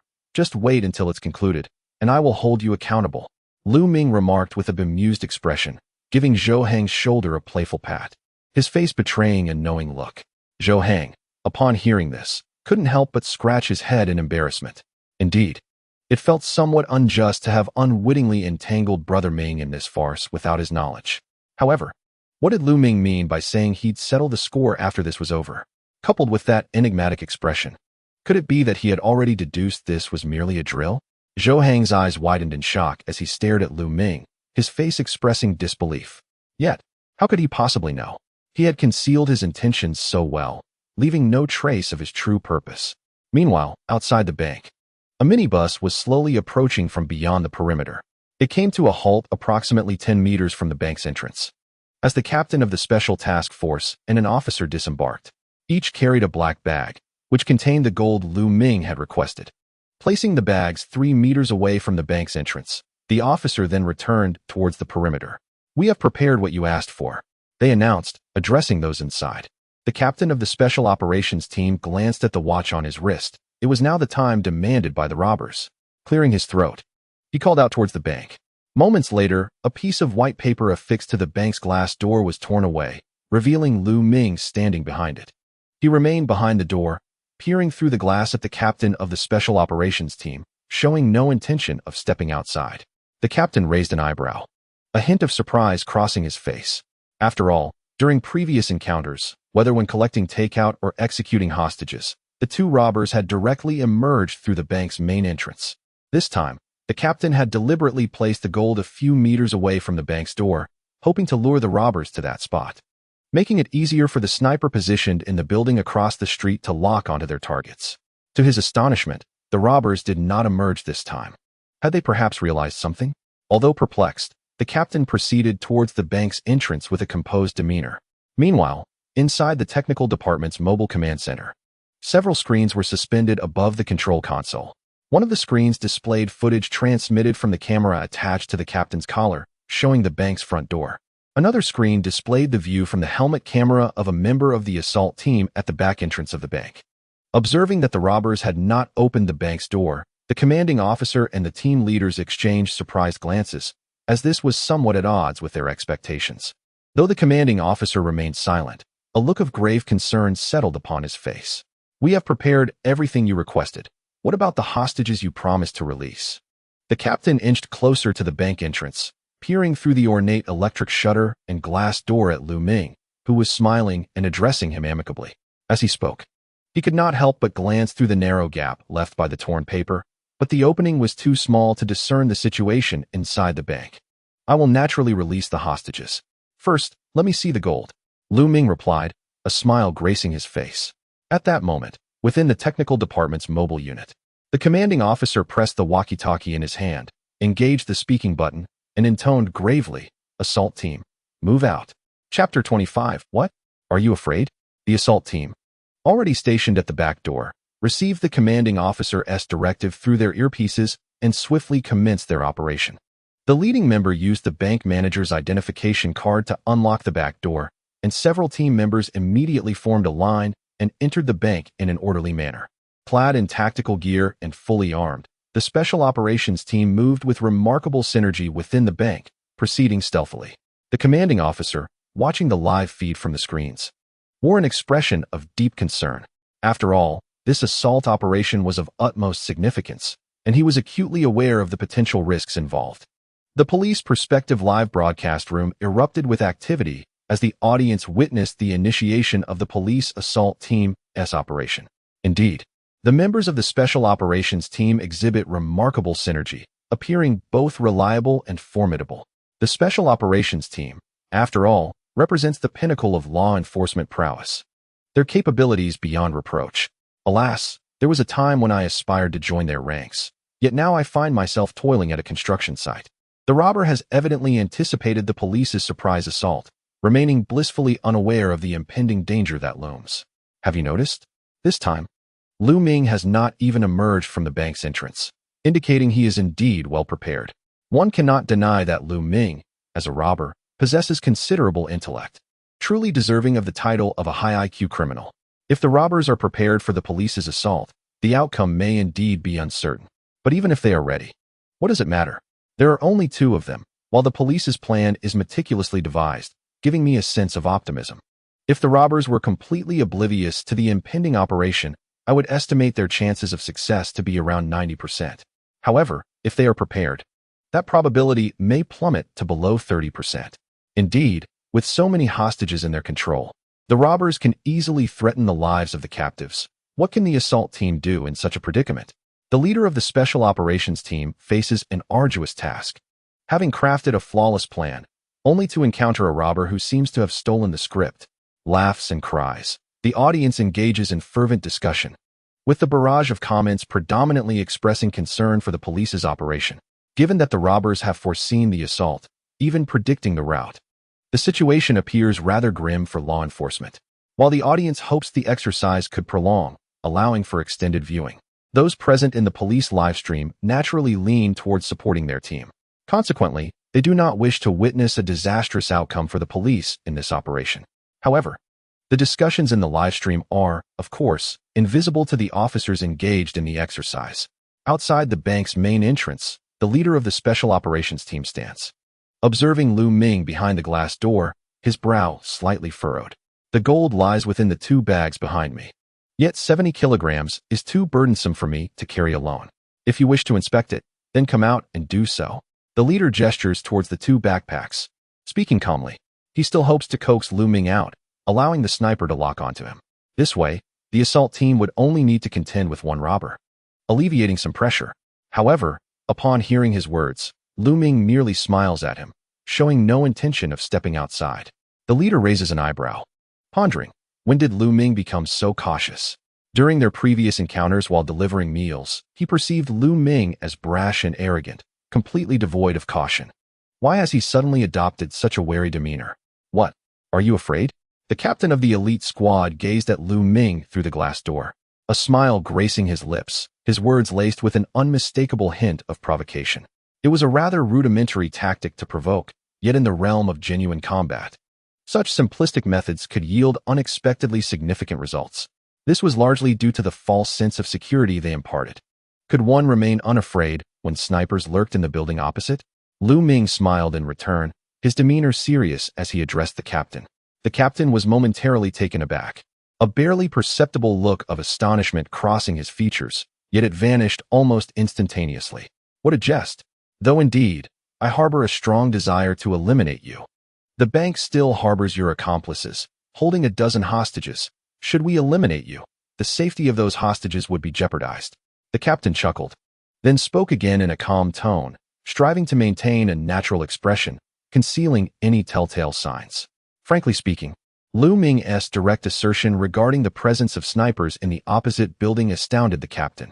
After all, Lu Ming's tone was not one of inquiry. It was marked by unwavering certainty, as if he possessed intricate knowledge of the police squad's operations. How many snipers are stationed across the way? 1, 2, 3, or perhaps 4? Lu Ming did not engage with the captain's question. Instead, he smiled and inquired. The captain furrowed his brow, remaining silent, endeavoring to keep a composed expression. 4. Such a multitude of snipers. If I step outside, wouldn't I be instantly riddled with bullets? Relax. Your expression has already betrayed you. So why maintain such tension? Lu Ming continued, speaking cheerfully, as though engaged in a casual conversation with the captain. With each word from Lu Ming, the captain's expression grew increasingly grim. Indeed, they had positioned 4 snipers. And never had he anticipated that Lu Ming would deduce even this.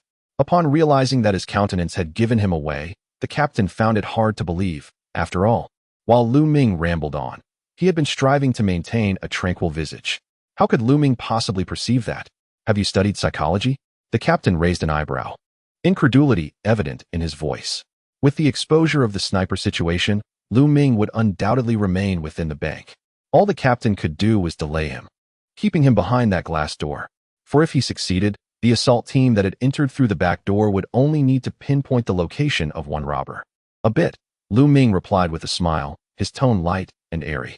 He had indeed studied some psychology. However, his guess of 4 snipers was surprising, yet accurate. As for the arrangement of the snipers, Lu Ming didn't need to guess. He could ascertain that with certainty. After all, as the police force prepared to take action, their aim was undoubtedly to achieve a decisive strike, necessitating the employment of all available tactics. The deployment of snipers was, of course, essential. This required no guesswork. Chapter 26. First, allow me to present an excellent performance inside the technical department's mobile command unit. The revelation that Lu Ming had discerned the positioning of the snipers at the front entrance took several squad leaders and the chief commander by surprise. After all, their movements were executed with utmost discretion during the snipers' arrangement. Even if the robbers had been vigilantly observing them, detection would have been improbable. However, Lu Ming confidently asserted the presence of snipers, which naturally astonished everyone present. "What shall we do now?" one of the squad leaders inquired, casting a serious glance at the chief commander. The exposure of the snipers' deployment would undoubtedly affect their overall strategy, and it was incumbent upon the chief commander to decide their course of action. Yet, the chief commander, clutching the walkie-talkie with a furrowed brow, remained silent. At this moment, the footage relayed from the assault team indicated that the members had successfully navigated through the changing room area and arrived at the office sector without encountering any complications. Clearly, the police force saw no need to abort their raid simply because the sniper deployment had been compromised. "What is the situation with the snipers?" After a brief silence, the chief commander pressed the talk button on the walkie-talkie and inquired in a calm tone. "Sniper position 1, unable to lock onto the target. Sniper position 2, obstructed by a stone pillar, unable to lock onto the target. Sniper position 3, unable to lock onto the target. Sniper position 4, unable to lock onto the target." The responses from the snipers quickly filled the airwaves. As anticipated, none of the 4 snipers were able to fulfill their roles, primarily due to Lu Ming's advantageous positioning, which effectively rendered it a sniper blind spot. For a moment, the technical department's mobile unit was enveloped in a brief silence. Although they had prepared themselves mentally, the reports from the snipers cast a pall over the atmosphere. The raid must not cease. After 2 seconds of silence, the chief commander, eyes fixed on the images transmitted from the assault team, spoke with calm determination. As his words fell, a renewed resolve crossed his features. The squad leaders nodded in silent agreement. This raid represented an exceptional opportunity for the police force to conclude their drills. Thus, it could not be prematurely halted. After all, the snipers were merely a supplementary measure. As long as the assault team remained undetected, the likelihood of successfully concluding the drill remained high. The Special Operations Squad leader made every effort to restrain the robbers at the front entrance, while the assault team proceeded according to the original plan. The chief commander pressed the talk button on the walkie-talkie once more, issuing his directives. Simultaneously, the Special Operations Squad leader at the front entrance and the assault team advancing through the office area received the command through their earpieces. Without uttering a word, they complied with the chief commander's orders. At the bank's main entrance, the team leader of the Special Operations Unit gazed at Lu Ming through the glass door, taking a deep breath of the cool air. "Since you are unwilling to exit the bank, I urge you to release the hostages first, and I shall deliver the gold to you. As for the minibus, I possess the keys, which I can hand over to you immediately." The team leader spoke with a smile, simultaneously producing the car keys and shaking them in his hand. It was a tactic to buy time. Engaging in negotiations with the robber regarding the exchange of gold for hostages was evidently the most prudent approach. There was no rush. "It would be wise to first entertain you with a captivating spectacle before we proceed with the exchange of hostages." Lu Ming chuckled softly, stretching languidly behind the glass door before leisurely responding. Upon hearing his words, the team leader's brow furrowed deeply. A captivating spectacle? What could that possibly mean? Could this young man intend to harm the hostages again? Meanwhile, the members of the assault team had arrived at the rear entrance of the bank. 6 fully armed special operatives crouched with their weapons drawn, quietly awaiting the signal to act. Inside the technical department's vehicle, the commander also wore a grave expression as he scrutinized the footage relayed from the bank's front entrance. He had heard Lu Ming's remarks and, like everyone else, found it difficult to comprehend their meaning. However, an unsettling premonition crept into his mind. "Commander, the assault team has reached the designated position. Should we activate the alarm within the bank?" inquired the leader of the technical team, standing beside the commander, his voice tinged with tension. After all, the operation had reached a critical juncture. Success or failure hinged on this moment. All the officers present were on edge, anxiously anticipating the unfolding events. Yet, at that moment, the commander remained silent. His expression was extremely grave, his brows knitted tightly, and the muscles in his jaw were taut, clearly indicating his deep concern. What could Lu Ming's mention of a captivating spectacle signify? Could it be that he had learned of the assault plan at the rear entrance? This was inconceivable. The assault team's entry into the bank had proceeded without a hitch, revealing no signs of abnormality. If Lu Ming were aware of their plan, how could he allow the team to advance so smoothly to this point? What, then, did he truly mean? Did he have accomplices within the bank, poised to act against the hostages? The thought sent a shiver down the commander's spine, his gaze growing colder. Lu Ming was a ruthless criminal, capable of taking hostages' lives on a whim. It was entirely plausible that his notion of a captivating spectacle implied harm to the hostages. If that were the case, it was imperative to neutralize the robber before such an event could transpire and conclude the exercise. Activate the alarm, the commander ordered through clenched teeth, raising an eyebrow. As soon as the words left his lips, the technician at the console promptly pressed the return key on the computer. In an instant, the blaring alarm echoed throughout the bank. Outside the rear entrance of the hall, several members of the assault team heard the alarm ringing. The leader raised his hand, and the others sprang into action immediately. One team member reached for the door, while another produced an endoscopic camera, preparing to ascertain the location of another robber within the bank's lobby. The sound of the alarm echoed through the air, causing the special operations team leader to swallow hard. His brow furrowed in tension. After all, the ringing of the alarm signified the moment when the assault team would truly engage. This operation's success would determine whether this exercise would come to a close, marking a critical juncture. However, the team leader was not privy to the specific progress of the assault at that moment, leaving him considerably anxious. Yet, amidst his apprehension, he caught sight of Lu Ming's face, which bore a calm smile, exuding an air of nonchalance. It seemed as though he was entirely unfazed by the sudden alarm, as if it were entirely within his expectations. A chill ran down the special operations team leader's spine, a sense of foreboding washing over him. Chapter 27. All 6 assault team members perished. The alarm blared. The special operations team leader glanced at Lu Ming, tentatively speaking.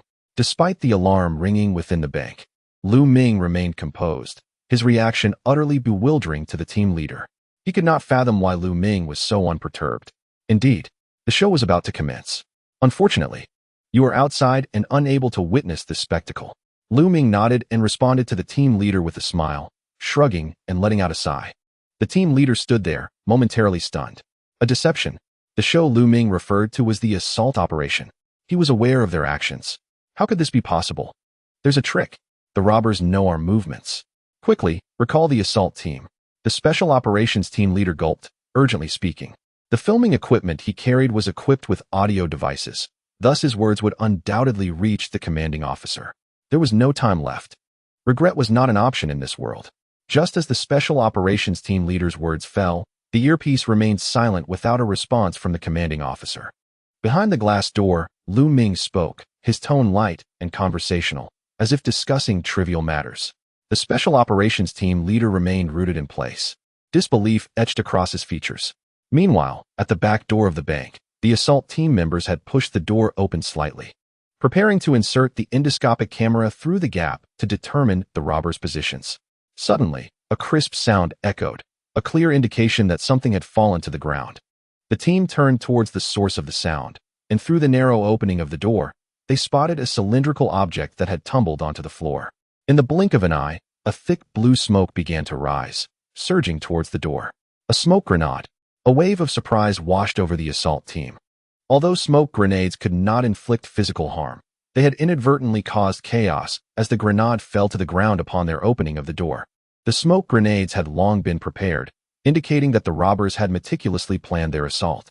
The dense smoke rendered the endoscopic cameras utterly ineffective, obscuring any possibility of pinpointing the robbers' location. How could a surprise attack be executed under such circumstances? If they chose to force open the doors and enter the bank hall, they might be met with the alarming sight of robbers holding hostages, waiting for them. What recourse would they have then? They were not sharpshooters, even with impeccable aim.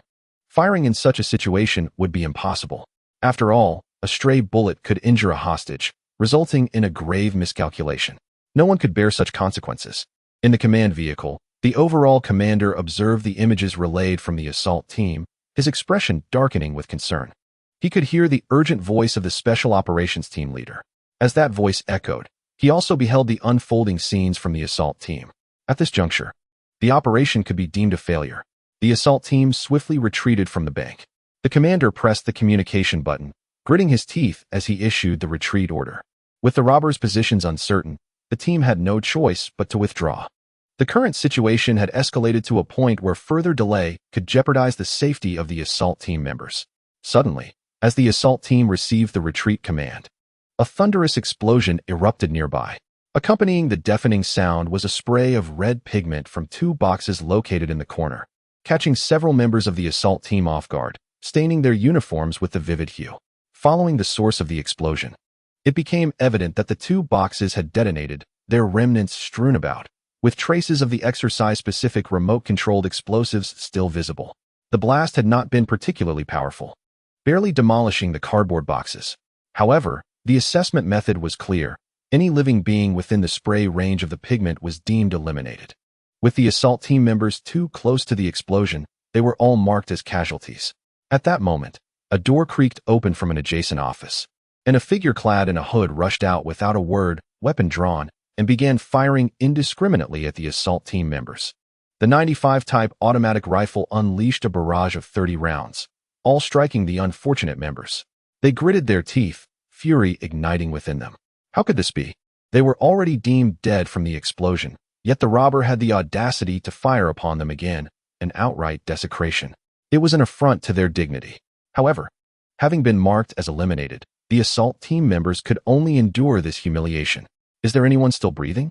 If not, I shall begin to clear the battlefield.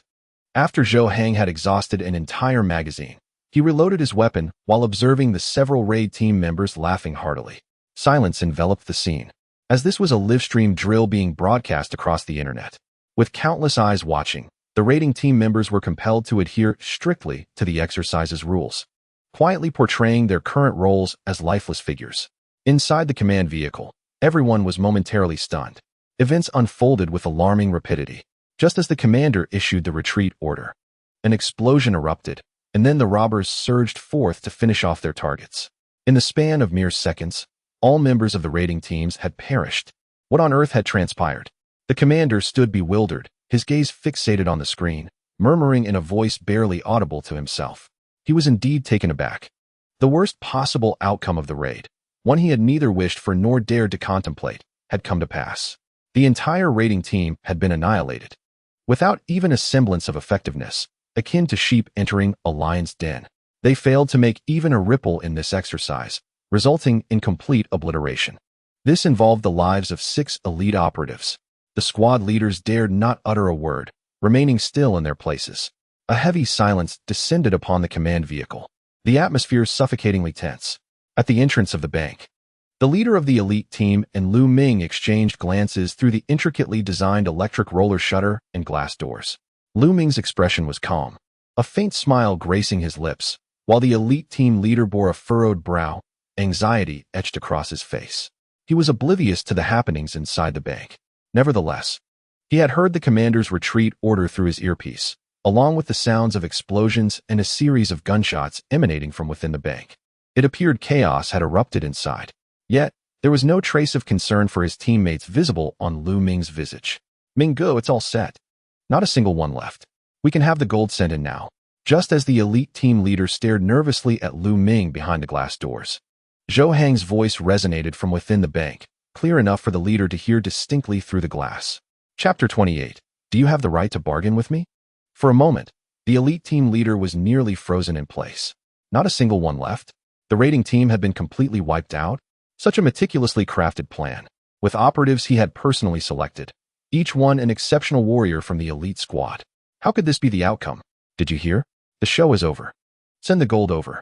Lu Ming, still smiling, reminded the elite team leader, whose stunned expression did not escape his notice, although his tone remained composed. To the elite team leader, those words dripped with derision. During the planning of the raid, everyone in the police task force had harbored the mindset of neutralizing the robbers and concluding the exercise. Yet the current outcome reveals a stark contrast. The robbers remain unscathed while the members of the assault team lie lifeless. This overwhelming disparity is something the team leader of the Special Operations Squad finds hard to accept. However, the results stand before him, no matter how much he struggles internally. The situation has reached an irrevocable conclusion.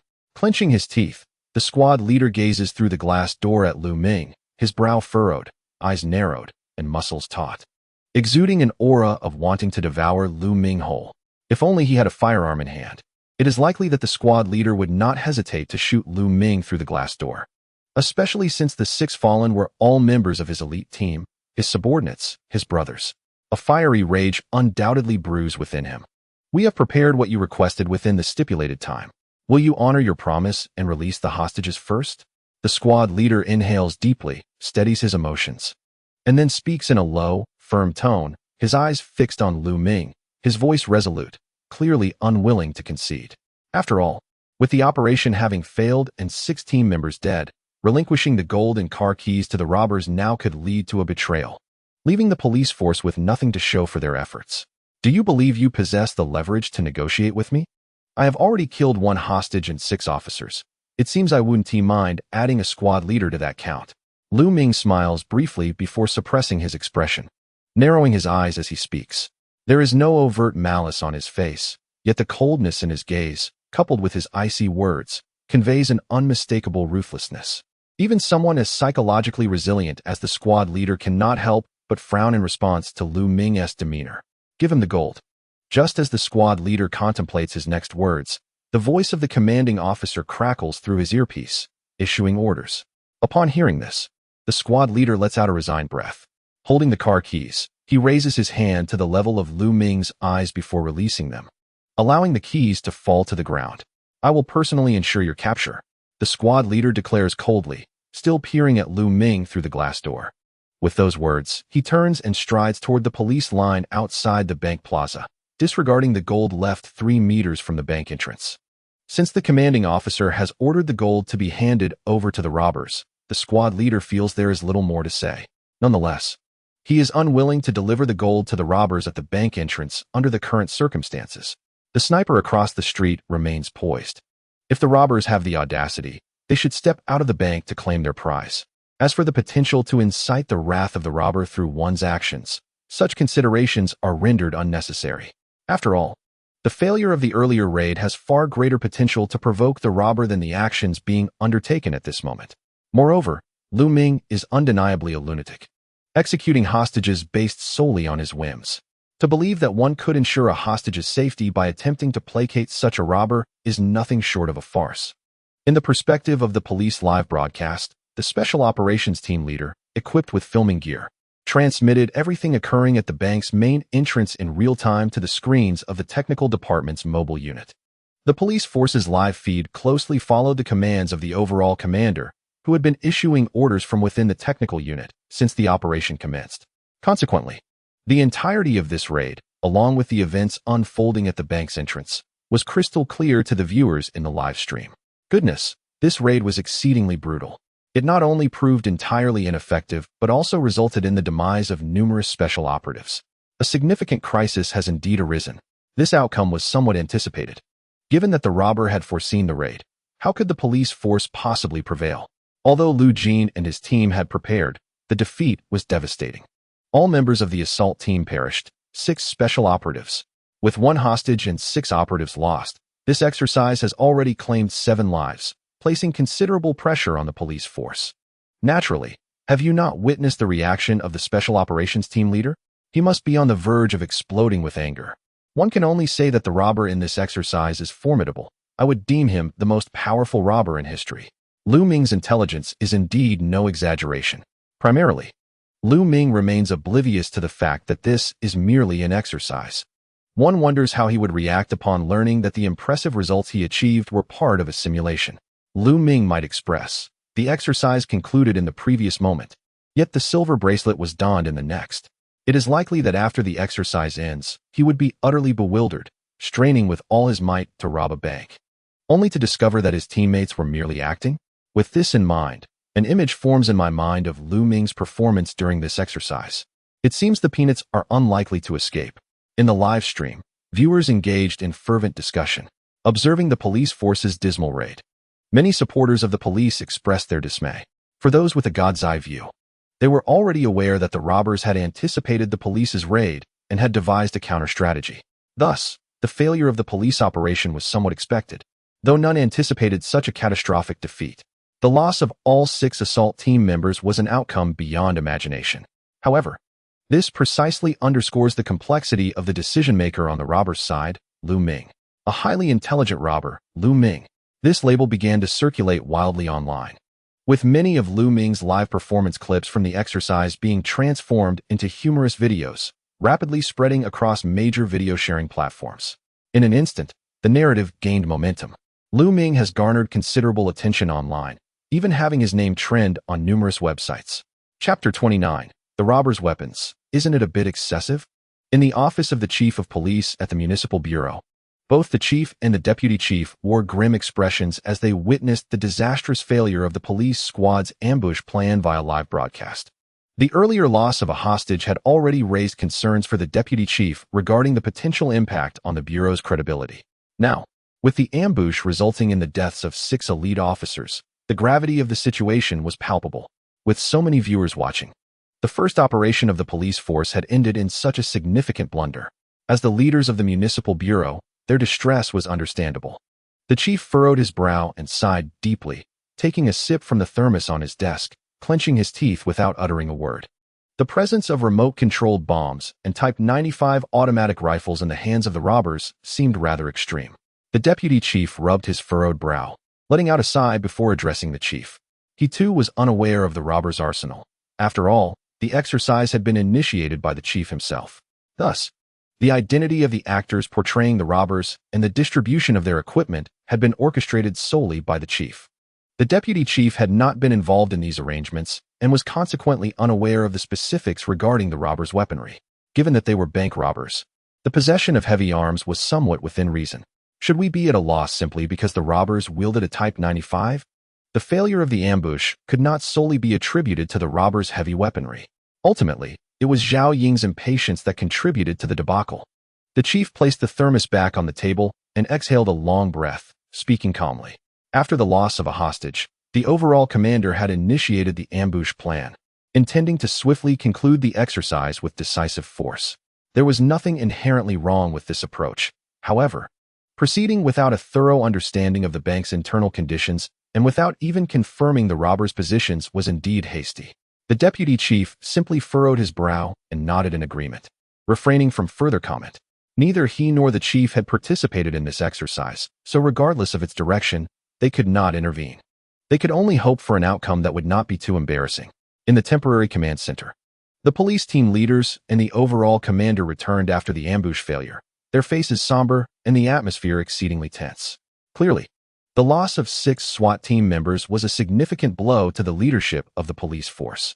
Outside the bank, the team was still stationed, and if the robbers attempted to exit to retrieve the gold, the sniper would have an opportunity to eliminate them. Should we seize this chance? The SWAT team leader, having quenched his thirst at the water cooler, was the first to break the silence within the mobile command unit. A fire of frustration burned within him. He yearned to take down Lu Ming immediately. However, as soon as the words left his lips, they were swiftly dismissed by the commander-in-chief with a raised hand. The surprise assault had resulted in a dismal failure, claiming the lives of 6 special police officers. If we cannot eliminate both robbers simultaneously, what would transpire if the remaining robber retaliates against the hostages after one has been shot? The current situation is already dire. We cannot afford to let it deteriorate further.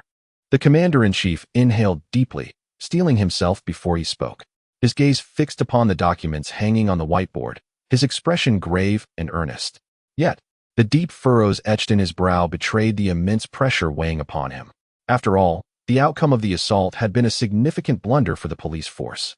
As the highest decision-maker within the ranks, he bore the brunt of this responsibility, and the burden on his conscience was indeed heavy. However, if the robbers managed to secure the gold and the vehicle without adhering to the agreement to release the hostages, our predicament would become even more precarious. Should they attempt to flee with the hostages in the vehicle, how would we respond? The captain of the Special Operations Team crumpled the paper cup in his hand and tossed it into the trash can before turning to the commander-in-chief with a frown. Remaining in a passive stance would not resolve our issues. If the robbers were to commandeer a vehicle with the hostages, the situation would spiral into chaos. Currently, the robbers were trapped inside the bank, surrounded by police forces, and the situation remained tenuously under control. However, once they hit the road, amidst bustling traffic and pedestrians, it would become utterly uncontrollable. Armed with firearms, the robbers had demonstrated their capability during the failed assault, revealing not only 2 Type 92 pistols, but also smoke bombs, remote-controlled explosives, and Type 95 automatic rifles. Who could ascertain what additional weaponry these 2 robbers might possess? Should they escape the bank and unleash their heavy weaponry, The ensuing chaos was something the captain could hardly fathom. We have one more opportunity. Before the robbers exit the bank and enter their vehicle, we must simultaneously eliminate both of them. They must not be allowed to drive away from the bank. The commander-in-chief remained silent for a moment before turning to speak with gravity. As he spoke, he clenched his right fist, striking the table with his knuckles. His expression bore the weight of concern. The captain's apprehensions were not lost on him. However, he had to consider how to conclude the operation without allowing the situation to worsen. He could indeed order the sniper to take out one robber during the gold retrieval, then launch a full frontal assault to neutralize the other robber at the bank's entrance, recklessly concluding the operation. While such an approach would easily wrap up the exercise, it would jeopardize the safety of the hostages. Yet, the commander-in-chief could not act in such a manner, for the fundamental principle of a police force is to ensure the utmost safety of every hostage. Each operation must not proceed at the cost of any hostage's life. Although there were indeed 6 elite team members who lost their lives during a previous raid, this unfortunate outcome stemmed from a tactical error. It was never the intention of the commanding officer to initiate an operation that would sacrifice the lives of elite members. However, is it not overly ambitious to expect to simultaneously eliminate 2 captors? After all, the captors, while abducting hostages, will undoubtedly employ various disguises, making it challenging for us to immediately distinguish between hostages and captors. The captain of the technical team furrowed his brow and spoke earnestly. Indeed, judging by the captors' performance since the exercise commenced, they are not to be underestimated. They are astute individuals who would not brazenly expose hostages within the sniper's line of sight. I am aware of the significant challenges, but this is one of our few remaining opportunities. If the captors manage to load the hostages into a vehicle, concluding the exercise will become even more arduous. The commanding officer sighed before gritting his teeth and responding. Chapter 30. Lu Ming releases the hostages in the bank's lobby. Lu Ming sat on the floor opposite the hostages. Zhou Hang stood by the water dispenser, gulping down several cups of water before retrieving a new paper cup to bring Lu Ming a drink. Brother Ming, that was exhilarating. You have no idea how thrilling it was when I pressed the remote for the bomb and burst out, gun blazing. The expressions on their faces were simply priceless. Zhou Hang exclaimed, handing the cup filled with water to Lu Ming, his excitement evident as he animatedly gestured while speaking. What is there to find amusing about the expressions of the deceased? Lu Ming replied calmly after taking a sip of the water he received. Zhou Hang, upon hearing this, widened his eyes in surprise and scratched the back of his head, realizing in his excitement that Brother Ming was unaware this was merely a drill. Haha, he chuckled awkwardly, forcing a smile to mask his blunder. However, observing Lu Ming's demeanor, it seemed he was unfazed by Zhou Hang's slip of the tongue. Zhou Hang swallowed hard, feeling a sense of relief. By the way, the gold is still outside the bank. Should I go fetch it? Zhou Hang inquired, sitting down on the floor beside Lu Ming. He glanced at Lu Ming and continued, as captors, we must keep an eye on the loot. Currently, 70 kilograms of gold is sitting in the square right outside the bank, so I should consider bringing it inside soon. The snipers positioned on the building across from us likely have not yet withdrawn. They are just waiting for us to step out to retrieve the gold, ready to take us down with a single shot. After all, we just eliminated 6 of their men during the recent operation, and I can only imagine the commanding officer's fury, wishing to flay us alive. Lu Ming was savoring a cold boxed meal, a smile gracing his face as he looked at Zhou Hang and began to speak. It must be said that the Buddha jumps over the wall dish, having cooled down, had indeed taken on a somewhat fishy flavor. However, Lu Ming was not particularly finicky about food. As long as it filled his stomach, that sufficed.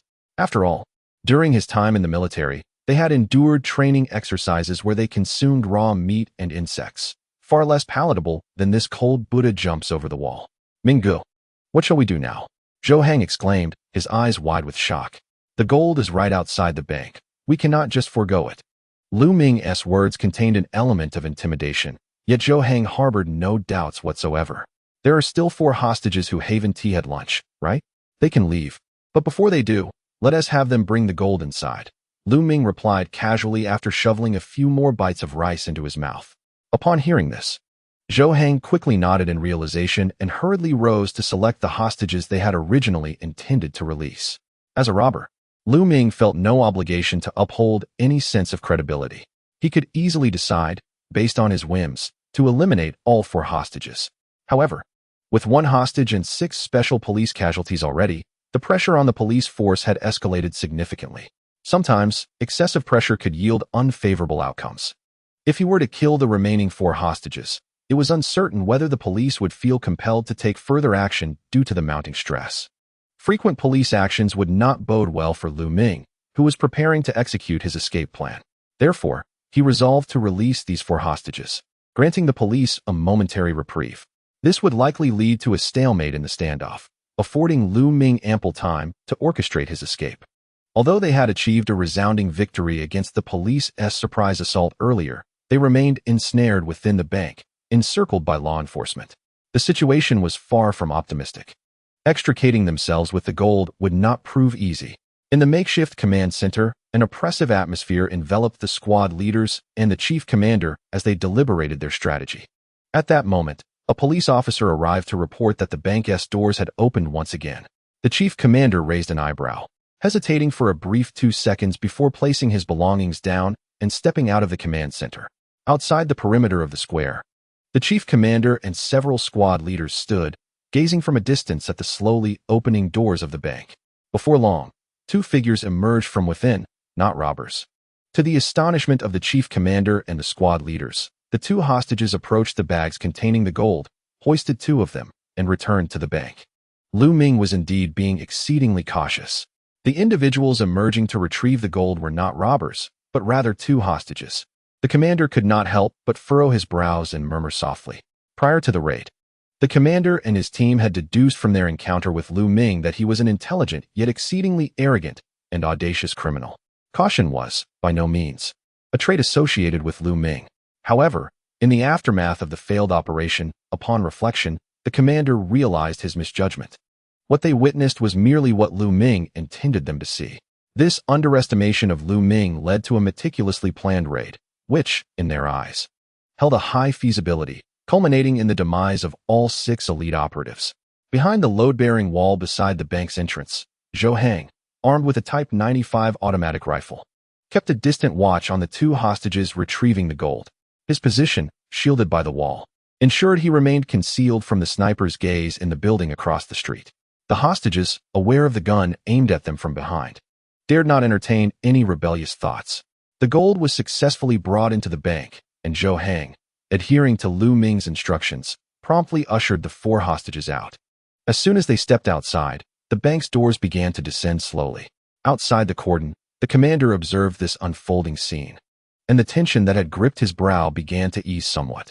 The special operations team leader, witnessing the unscathed hostages approach, expressed his excitement.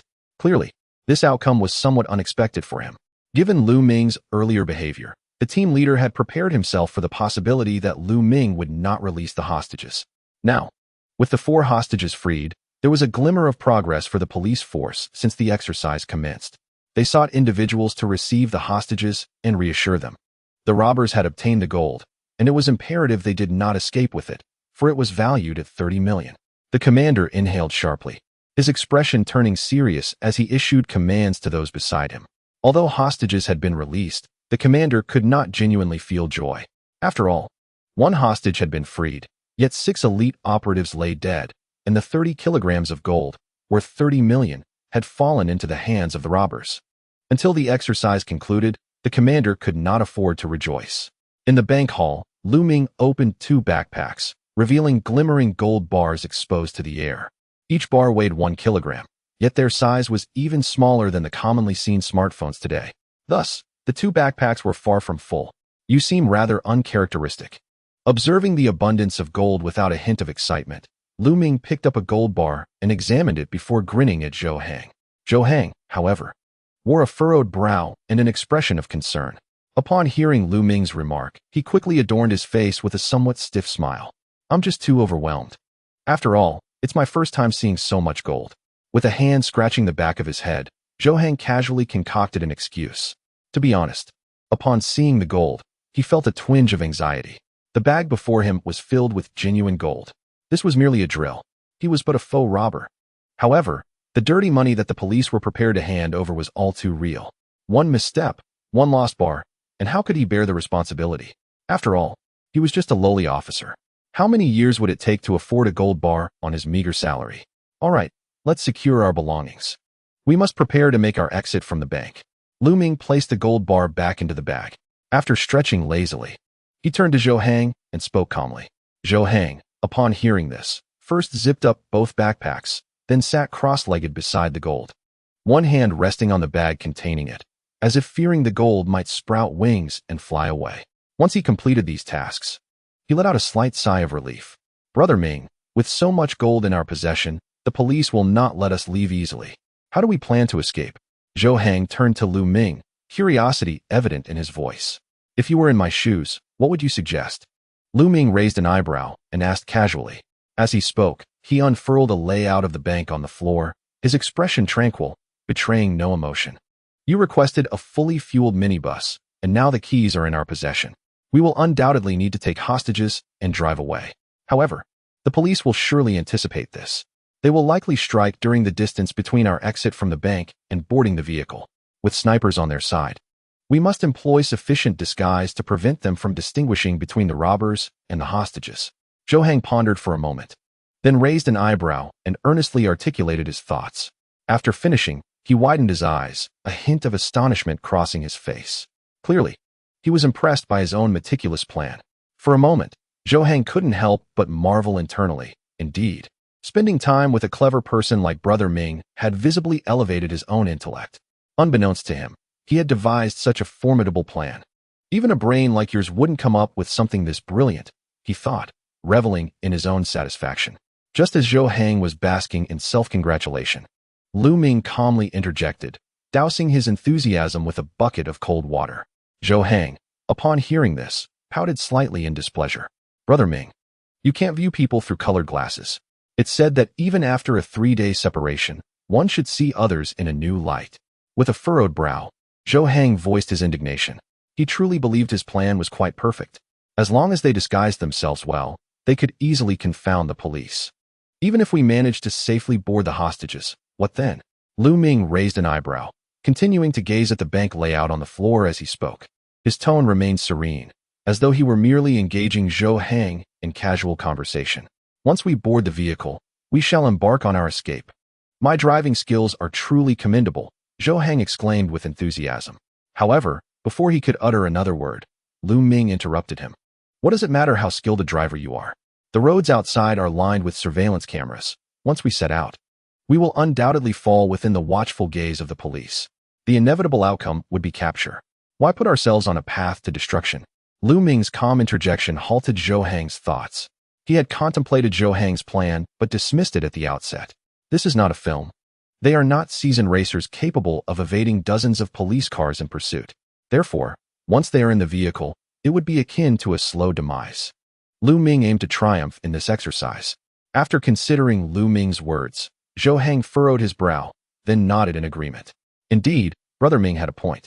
But if we aren't planning to drive away, why request a fully fueled minibus from the police? Zhou Hang pondered, unable to grasp Lu Ming's intent behind wanting the vehicle. The vehicle is not intended for us. It is meant for the hostages. By acquiring the vehicle, the police will assume we intend to escape by car, thereby directing their attention to it. This, in turn, will provide us with greater opportunities. Lu Ming spoke in a calm tone, elucidating Zhou Hang's doubts. Since we are idly waiting, we might as well engage in conversation to alleviate our boredom. Zhou Hang nodded, somewhat understanding, yet still uncertain of Lu Ming's escape plan. Nevertheless, he trusted Lu Ming implicitly. The plan would be crafted by Lu Ming, and he would follow whatever instructions he was given. Inside the bank, the atmosphere was relaxed, whereas the temporary command center of the police was steeped in tension. The robber has released 4 hostages. What do you believe his motive is? The chief commander surveyed the assembled squad leaders, his brow furrowed, and spoke in a grave tone, exuding authority. Ever since the disastrous raid, he had maintained this serious demeanor. The squad leaders felt the weight of significant pressure, yet none dared voice dissent. Well aware of the precarious situation facing the police force, the pressure on the chief commander was palpable. Wasn't it previously agreed upon that we would exchange gold for the hostages? The robber accepted the gold and subsequently released the hostages, adhering to his promise. One of the squad leaders ventured cautiously. In response, the chief commander let out a cold laugh. A promise? If Lu Ming were a man of his word, he would not have killed a hostage before the exchange. Every action he takes is merely a means to advance his own agenda. His release of the hostages merely indicates his desire to placate us, allowing the standoff to persist momentarily while he allocates sufficient time to execute his new strategy. The commander tapped his fingers rhythmically on the table, gazing intently at the group of squad leaders as he spoke earnestly. Upon hearing his words, the others wore expressions of sudden realization, nodding in vigorous agreement. Chapter 32. Has the commander's external support arrived? Commander, do you imply that Lu Ming is buying himself time? After the commander's statement, a brief silence enveloped the temporary command room. Moments later, the captain of the Special Operations Team raised an eyebrow. A look of enlightenment dawned upon him as he posed the question to the commander. The remaining squad leaders appeared contemplative, reflecting on the implications. The commander nodded, inhaling deeply as he straightened his posture. He turned to remove a photograph affixed to the whiteboard, placing it upon the table. With his right index finger, he pointed at Lu Ming in the image. Lu Ming is an exceptionally astute and cautious criminal, meticulous in his endeavors. The failure of the raid can be largely attributed to our underestimation of Lu Ming, leading us into the trap he had meticulously prepared for us. We all presumed that Lu Ming had anticipated the raid, yet in retrospect, he may have been poised to ensnare us, awaiting our assault. He is not a trivial adversary. The commander's demeanor was grave as he spoke, rubbing his stubble with one hand. His eyes narrowed as they fixated on Lu Ming's likeness. The assembly nodded in collective agreement with the commander's assessment. The raid's failure inflicted substantial losses on the police force, with the deaths of 6 elite operatives underscoring the gravity of Lu Ming's threat. Initially, our encounters with Lu Ming led us to perceive him as arrogant and exceedingly presumptuous. After all, during negotiations and the murder of hostages, he had exhibited a brazen demeanor, strolling out of the bank without a care, which contributed to our impression of him. However, during the recent gold retrieval, he adopted a more cautious approach. Given his intelligence, he surely recognized that as long as one of his accomplices held hostages within the bank, we would refrain from taking action against him, even when he emerged to collect the gold. Yet, he did not place himself or his associates in jeopardy, signifying his inherently prudent nature. His previous arrogance and ostentation were merely facades designed to mislead us into underestimating him, with dire consequences resulting from our folly. The commander spoke earnestly, his voice growing increasingly impassioned as he progressed, resonating with authority throughout the temporary command room. The squad leaders remained silent, brows furrowed in concentration, attentively absorbing his words.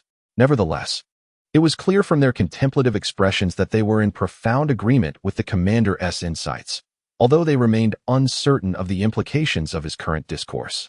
Why did the criminal request a fully fueled vehicle? The commander paused momentarily before lowering his voice slightly, inquiring with a calm demeanor. As his words lingered in the air, his gaze swept across all the squad leaders. Are we considering a scenario where he abducts hostages and escapes by car? The captain of the Special Operations Team raised an eyebrow, tentatively speaking up. Wasn't this a matter that had already been deliberated? The commander had previously stated that the moment Lu Ming exited the bank and approached the vehicle would be their final opportunity to eliminate the assailant. Why then? Was this issue being revisited?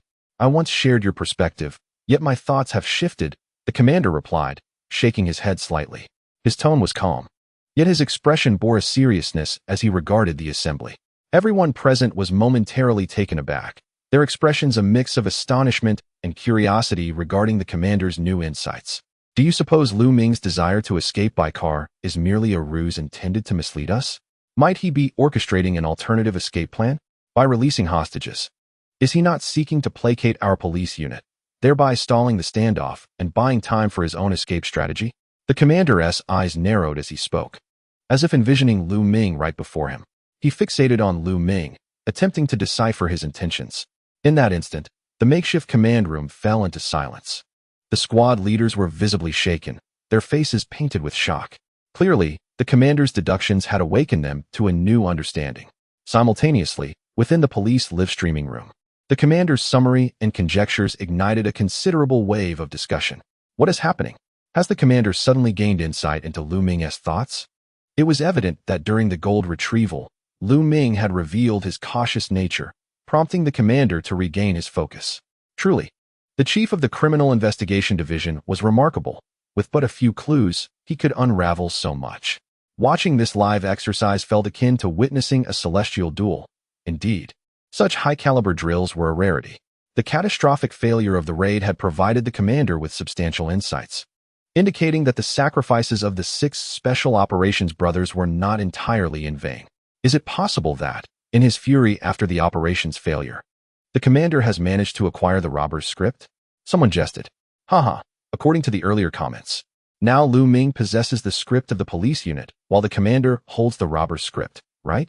One cannot deny that the situation was becoming increasingly intriguing. The commander of the police unit was certainly sharp-witted. While Lu Ming was indeed formidable, extricating himself would likely prove a formidable challenge.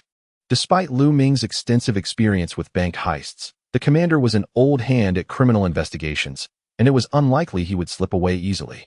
The livestream was abuzz with excitement, with numerous viewers participating in the discussion, resulting in a plethora of comments flooding the chat. The audience primarily oscillated between the perspectives of the police command and the robbers during the live broadcast. Consequently, most spectators in the robbers' perspective room became aware that Lu Ming had no intention of fleeing in a vehicle. The comprehensive analysis provided by the chief commander struck precisely at the heart of the matter. Naturally, the viewers erupted in admiration for the chief commander, exclaiming his brilliance. Those who already supported the police force found their confidence bolstered. It appeared that the disastrous failure of the raid and the loss of 6 elite team members had not merely imposed immense pressure on the chief commander. It was akin to a resounding slap that jolted him into clarity. Observing this development, the audience in the live stream felt a surge of excitement. After all, as the highest decision-maker of the police force, the chief commander was beginning to demonstrate his capabilities, promising an even more thrilling exercise ahead. Chapter 33, Preparations for a Strong Assault in the Office of the Bureau Chief. Both he and the deputy chief observed the situation in the police team's live broadcast, their faces revealing a hint of delight.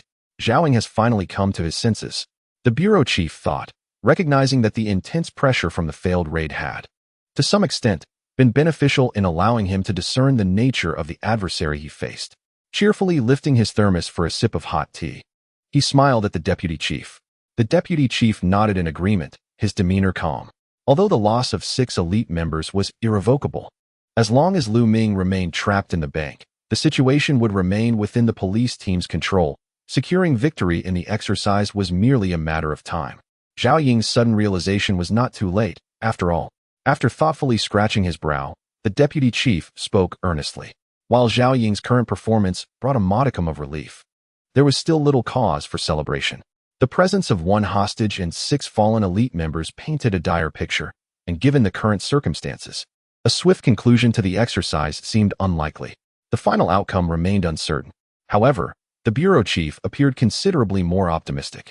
He nodded in agreement after hearing the deputy chief's remarks. His purpose in initiating this live exercise was simply to ensure that everyone approached it with seriousness, without concern for the ultimate outcome. Although the situation was somewhat grim for the police team, the chief commander was now earnest and dedicated to the exercise, treating the role of the robber with the utmost seriousness. For the bureau chief, this was already sufficient. His objective had been achieved.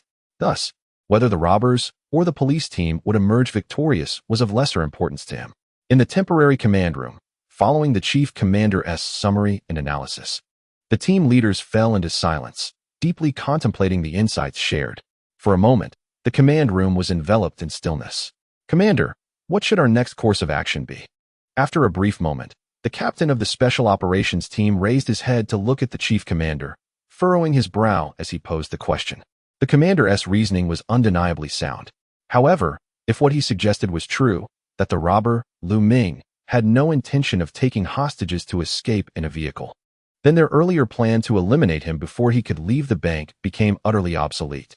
If he sought to create a stalemate, then we shall deliberately deviate from his expectations. The recent failure of our surprise operation has left us severely compromised, and Lu Ming is likely convinced that we will not initiate another action in the near future. Hence, we must not acquiesce to his desires. Our next step shall be a forceful assault. The commander affixed the bank's layout diagram back onto the whiteboard, his gaze fixed upon it as he calmly articulated his strategy. His voice, though not loud, resonated with authority. Upon hearing his words, the personnel within the command room were momentarily taken aback. The The commander had never been one to act impulsively. Indeed, throughout the duration of the exercise, which had now spanned over an hour, he had only ordered one surprise operation. Yet now, following the recent dismal failure of that endeavor, he was contemplating a direct assault. This was decidedly uncharacteristic of him. Commander, the robbers still hold 10 hostages. If we launch a reckless assault, is that prudent? The technical team leader frowned, contemplating for a moment before addressing the commander. All their actions must prioritize the safety of the hostages. Moreover, they were currently facing the same dilemma as during the surprise operation, lacking certainty regarding the robbers' positions. In such circumstances, a hasty offensive would yield a dismally low probability of success. Should we fail, the robbers might become enraged, putting the lives of the hostages at grave risk. What I mean by preparing for a strong assault is not to engage in one, but rather to signal to the robbers our intent to do so. Our movements must be conspicuous enough for them to perceive our actions. Given Lu Ming's cautious nature, he will undoubtedly begin to prepare for our impending assault once he detects our signal. This would prevent him from executing his escape plan. The commander stated after examining the layout diagram, then turned to face the gathered squad leaders. Upon hearing his words, the team leaders nodded in enlightened agreement. They were generally supportive of the commander's strategic maneuver. If indeed Lu Ming was as prudent as the commander asserted, their feigned show of force would certainly have an impact. However, applying pressure to Lu Ming and disrupting his rhythm was merely the first step. To secure victory in this exercise, they must devise a means to acquire real-time information from within the bank. Perhaps they could explore options through the ventilation system. The commander spoke again, his brow furrowed, as he tapped the surface of the table with the knuckles of his right hand. Clearly, he had yet to fully formulate the optimal course for this strategic move. In the bank lobby, Lu Ming had gathered the layout diagram from the floor and glanced at his wristwatch, noting the time. Zhou Hang leaned against the bank window, peering through the narrow crevice of the white paper to observe the happenings outside. His primary motivation was sheer boredom. Being trapped within the confines of the bank with no means of entertainment was a torment for someone like him, who seemed to suffer from hyperactivity. Thus, while Lu Ming was quietly lost in thought, Zhou Hang darted to the window, seeking to pass the time by watching the unfolding scene outside. However, as he continued to gaze, an unsettling feeling began to creep in. He noticed the police force outside beginning to mobilize, with numerous officers moving in a particular direction, and several fully armed special agents among them. It appeared they were preparing to take action once again. "Minggu, it seems the police are stirring," Zhou Hang exclaimed, rushing over to inform Lu Ming. Upon hearing this, Lu Ming furrowed his brow slightly. This is somewhat unexpected. It seems the commander has become aware of something. This opponent is becoming increasingly intriguing. Stretching his limbs and rolling his neck, Lu Ming finally spoke with a grin. According to his original plan, after he released the hostages, the police force, still reeling from their recent defeat, should have settled into a quiet stalemate, granting him ample time to devise an escape. Unexpectedly, the police were taking action so swiftly. It appeared that this commander was proving to be rather unpredictable. In the bank lobby, Lu Ming and Zhou Hang stood behind the window, peering through the crevice to observe the distant police activity. The distance rendered their view unclear. They could only make out the busy officers moving between police cars. This indeed indicated some form of action.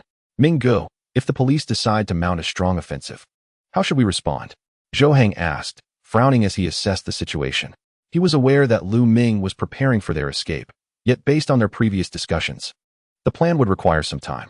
Now that the police had begun to mobilize, it undeniably disrupted Lu Ming's rhythm. Consequently, Zhou Hang felt a twinge of anxiety. Even if they were to launch an assault, it was unlikely they would do so quickly.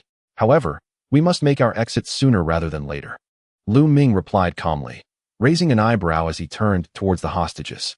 His demeanor remained composed. Although the sudden movement from the commander was indeed unexpected, he seemed unfazed. Naturally, given that the situation deviated from Lu Ming's expectations, the most prudent course of action was to expedite their escape from the bank. Hearing Lu Ming's reassurances eased Zhou Hang's tension. Once more, he glanced through the gap at the scene outside before following Lu Ming. "Keep a close watch on the hostages," he called out as they returned to the opposite side of the hostages. Lu Ming lifted the 2 backpacks filled with gold off the floor and turned to instruct Zhou Hang. "Understood, Brother Ming." Zhou Hang promptly nodded in response. Albeit he was oblivious to Lu Ming's intentions, nevertheless, he was acutely aware of his role. All he needed to do was follow Lu Ming's orders and await the fruits of their endeavor. Thus, despite his curiosity regarding Lu Ming's actions, Zhou Hang refrained from asking questions. Carrying the 2 backpacks, Lu Ming strolled calmly towards the restroom adjacent to the bank's lobby. This scene did not escape the notice of the hostages seated nearby, who observed it with clarity. After a considerable interval, Lu Ming returned, still holding the 2 black backpacks. However, it was evident to the discerning eye that the contents of the bags had changed. The 2 backpacks now contained a total of 70 kilograms of gold, equivalent to approximately 140 pounds, a significant weight indeed. Lu Ming, possessing excellent physical conditioning, found no difficulty in carrying such a load. Yet, the experience of walking with these heavy bags was markedly different from that of carrying 2 empty ones. At that moment, Lu Ming made no effort to conceal this disparity, making it all the more pronounced. The hostages were acutely aware of the substantial weight of the gold. As Lu Ming entered the restroom with the backpacks, nearly all of them turned their gaze in his direction. Upon his return, seemingly with empty bags, they also noted this apparent inconsistency. Furthermore, Lu Ming had spent over 10 minutes in the restroom, an unusually long duration for such a task. It was clear to everyone that the robber had hidden the gold within the restroom. After returning with the 2 backpacks, Lu Ming placed them back in their original position, appearing conspicuously nonchalant. "Brother Ming, what about the gold?" Zhou Hang inquired anxiously, concerned that it might have been lost. The thought of losing even a single piece filled him with dread, as it could jeopardize his entire livelihood. "How did you handle the deceased special agents?"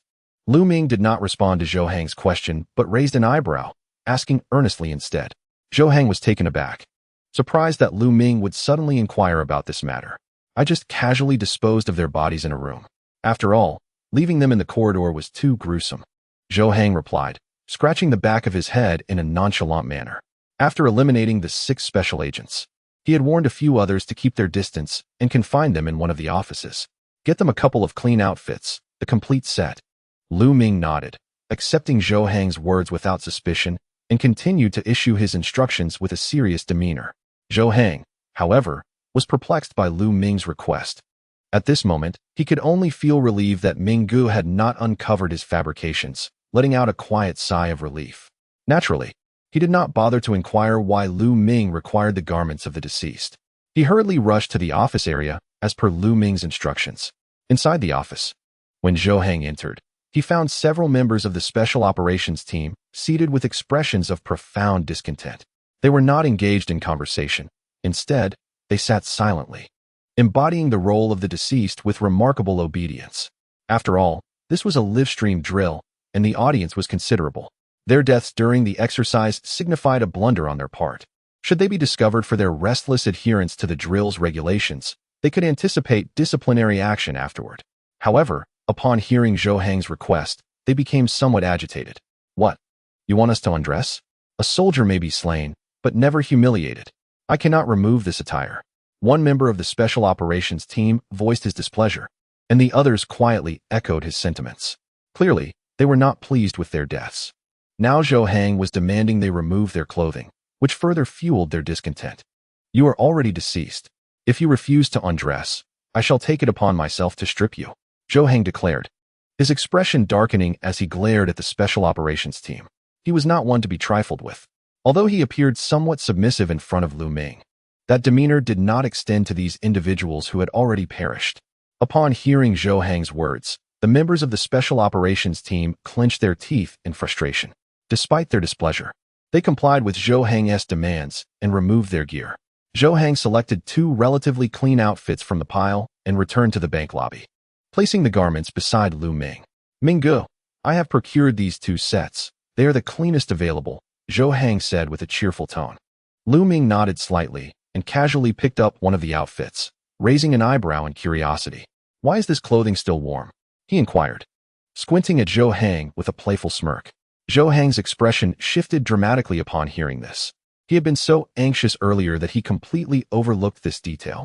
Wasn't he this bound to expose him? "Perhaps it has absorbed my body heat," he stammered, scratching the back of his head before offering a somewhat awkward smile. "Oh," Lu Ming responded nonchalantly, merely nodding in acknowledgement, seemingly unfazed. He took the outfit and headed directly towards the restroom. Observing Lu Ming's lack of suspicion, Zhou Hang could not help but breathe a sigh of relief, secretly admiring his own cleverness. However, he could not help but feel a sense of doubt. Why had Ming recently become so easily deceived? Could it be that his casual lie was accepted so readily? But upon reflection, it seemed that Ming's mind was entirely consumed by his escape plan, leaving no room for further contemplation. Moreover, did this not also signify Ming's trust in him? The fact that Ming believed his flimsy excuse indicated a near unconditional faith in him, despite the fact that he had been lying from the very beginning. For a moment, Zhou Hang felt a pang of guilt for betraying Lu Ming's trust. In the live stream, while Zhou Hang was still mired in remorse, chaos erupted in the chat. What the heck? Isn't Lu Ming supposed to be a high IQ thief? How could Zhou Hang's mere words dismiss him? They questioned the plausibility of the warmth of that clothing being generated in such a short time.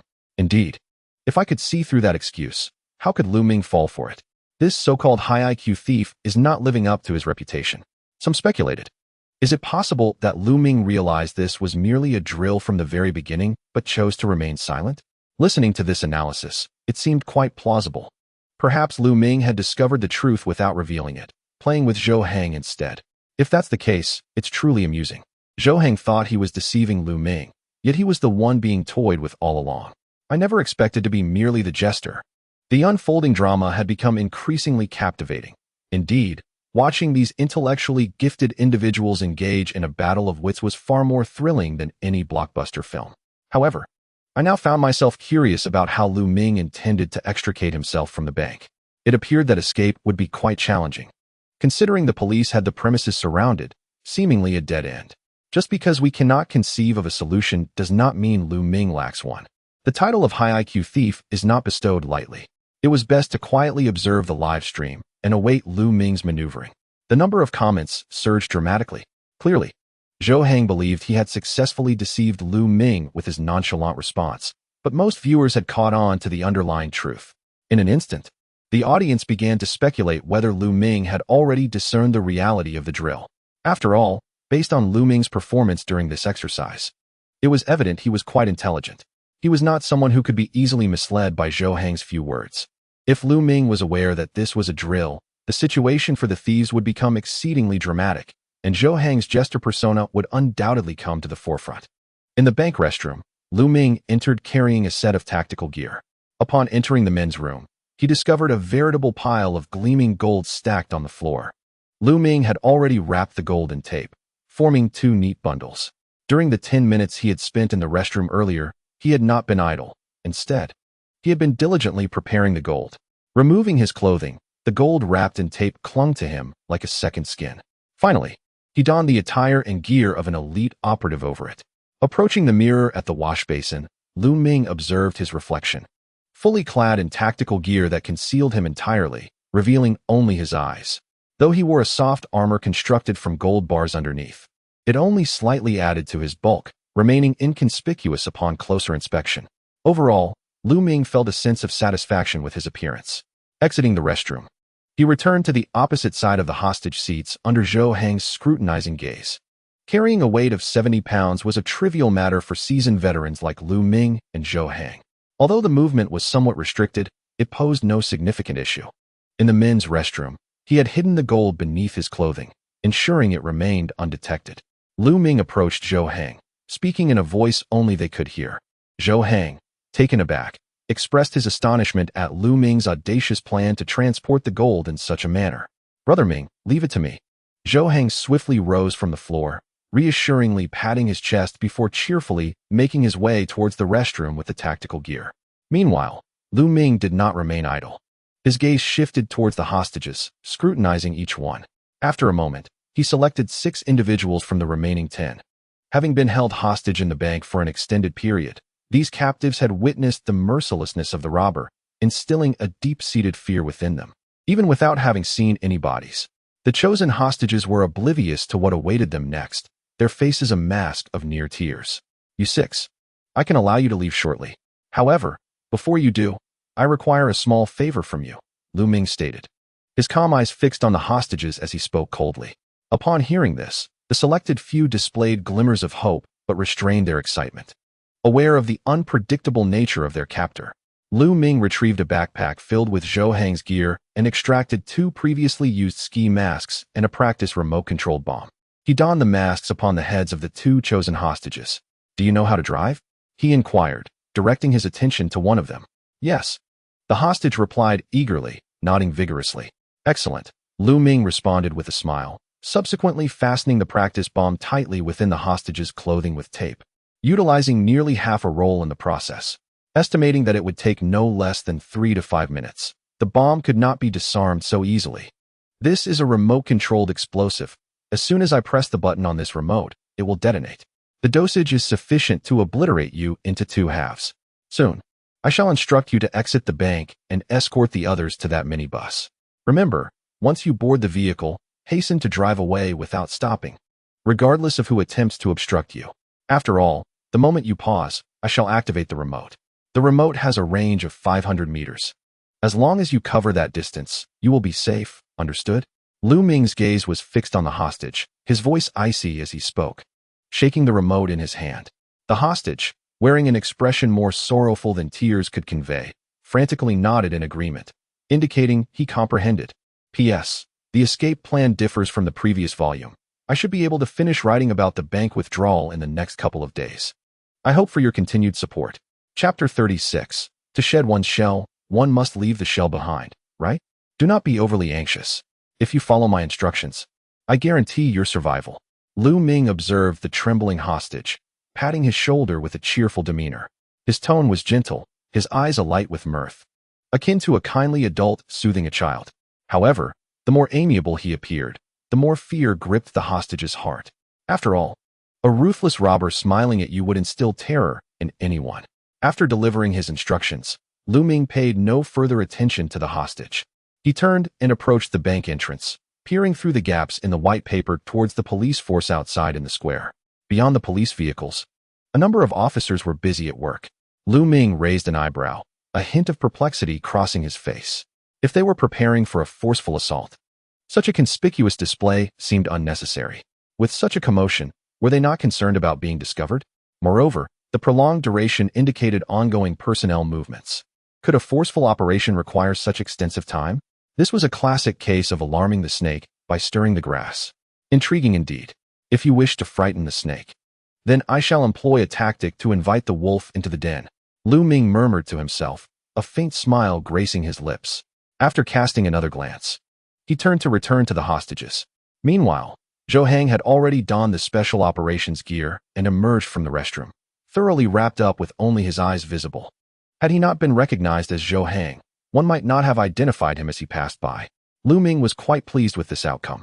After all, this was exactly the effect he desired. "Brother Ming, how do I look? Dashing, right?" Zhou Hang called out cheerfully from a distance, extending his right hand to mimic a shooting gesture toward Lu Ming. Clearly, after donning the special operations attire, Zhou Hang brimmed with confidence, feeling as though his charm and charisma had ascended several notches. "Handsome. The hood perfectly conceals the unattractiveness of your face, leaving only your somewhat lewd gaze exposed," remarked Lu Ming with a teasing smile as he looked at Zhou Hang. Lu Ming, by nature, was rather reserved and seldom engaged in banter with others. It was only in the presence of close friends like Zhou Hang that he occasionally indulged in light-hearted exchanges. Upon hearing Lu Ming's comment, Zhou Hang was momentarily at a loss for words. This utterly inadequate outfit had thoroughly masked him, revealing only his eyes. Yet, Lu Ming had the audacity to suggest that apart from his gaze being somewhat unsavory, everything else was fine. Was the implication that aside from looking good in the clothing, he was utterly lacking? Zhou Hang pouted, feeling a tinge of annoyance. "All right, let's get down to business. Please take the clothes we just changed out of and select 2 of the fallen 6 whose sizes are comparable to ours, to swap them into our outfits," Lu Ming whispered as he approached Zhou Hang. Clearly, he wished to keep his voice low so that the captives would not overhear him. "Brother Ming, what exactly are you planning?" Zhou Hang raised an eyebrow, genuinely perplexed. He found it difficult to comprehend Lu Ming's series of strategic maneuvers and was at a loss regarding how he intended to extricate themselves from their predicament. "We need to execute a gold cicada shedding its shell. The shell must remain behind, correct? We can swap their clothes without needing to bring them out," Lu Ming replied calmly, elucidating his thoughts to Zhou Hang. "Oh," Zhou Hang nodded, feigning enlightenment, and responded to Lu Ming, proceeding to follow his instructions. In truth, He still did not fully grasp Lu Ming's intentions.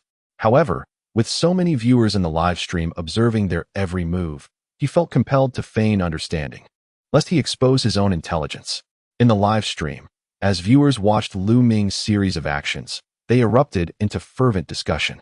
What exactly was Lu Ming planning for his escape? Did any of the prominent figures in the chat truly comprehend his strategy? I don't understand, but it certainly looks impressive. I inexplicably feel a sense of confidence in Lu Ming, this high-intellect robber. Concealing gold within clothing? Has he dabbled in smuggling before? That's quite ingenious. Haha. Your comment reminds me of a news story I once read about someone who smuggled dozens of iPhones wrapped around their body. I suspect Lu Ming indeed drew inspiration from smuggling. However, each of them is carrying 70 pounds of gold, and they seem to be moving without much hindrance. Impressive. Based on the intelligence from the police force, these two individuals are both veterans, so their physical capabilities are certainly not to be underestimated. Carrying 70 pounds is no trivial feat for them. While I admire Lu Ming's intellect, I feel that his chances of escaping from the bank are slim. One viewer pointed out. Indeed, both the front and back doors of the bank are surrounded by police. It seems unlikely that Lu Ming will manage to escape, another commented. All right, gentlemen, let's place a bet. Within an hour, will Lu Ming successfully escape at odds of 5-1? Or will he remain trapped in the bank at odds of 11-1? Although I have faith in Lu Ming, I wager 5 packets of spicy strips on his entrapment within the bank. I believe in Lu Ming, and I place 100 fish coins on the same bet. Likewise, I am in agreement. Haha, how amusing it is to see you all professing your trust in him while placing your bets with such honesty. The barrage of comments flooded the screen, creating a lively atmosphere in the live broadcast room. With a substantial number of viewers, the audience engaged in fervent discussions, naturally elevating the room's popularity. A higher rating leads the platform to provide better recommendation placements, thereby attracting even more viewers.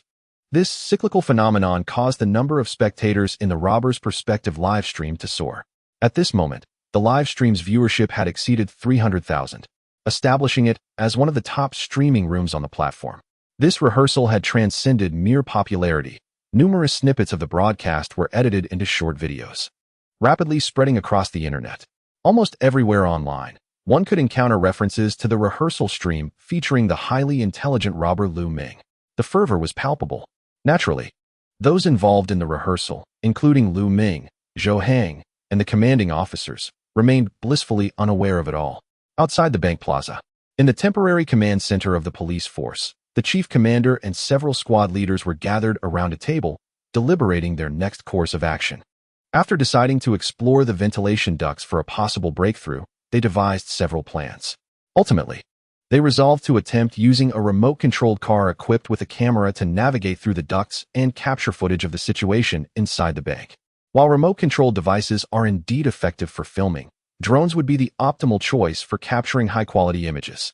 However, the whirring noise of drone propellers and motors would inevitably draw attention. It was inconceivable to traverse the ventilation ducts without alerting the robbers.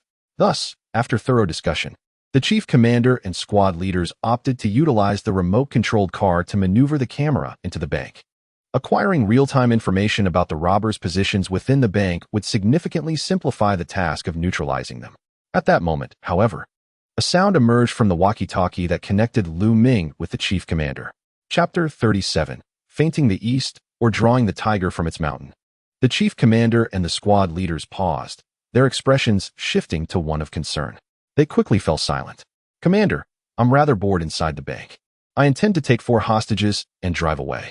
As for the remaining hostages, I leave them in your care. By the way, once I depart the bank, I do not wish to see any police vehicles within 300 meters. Otherwise, the consequences will be dire. Lu Ming's voice resonated calmly through the walkie-talkie. His gentle tone, coupled with a measured pace, resembled a casual conversation among friends. However, the final words carried a palpable threat.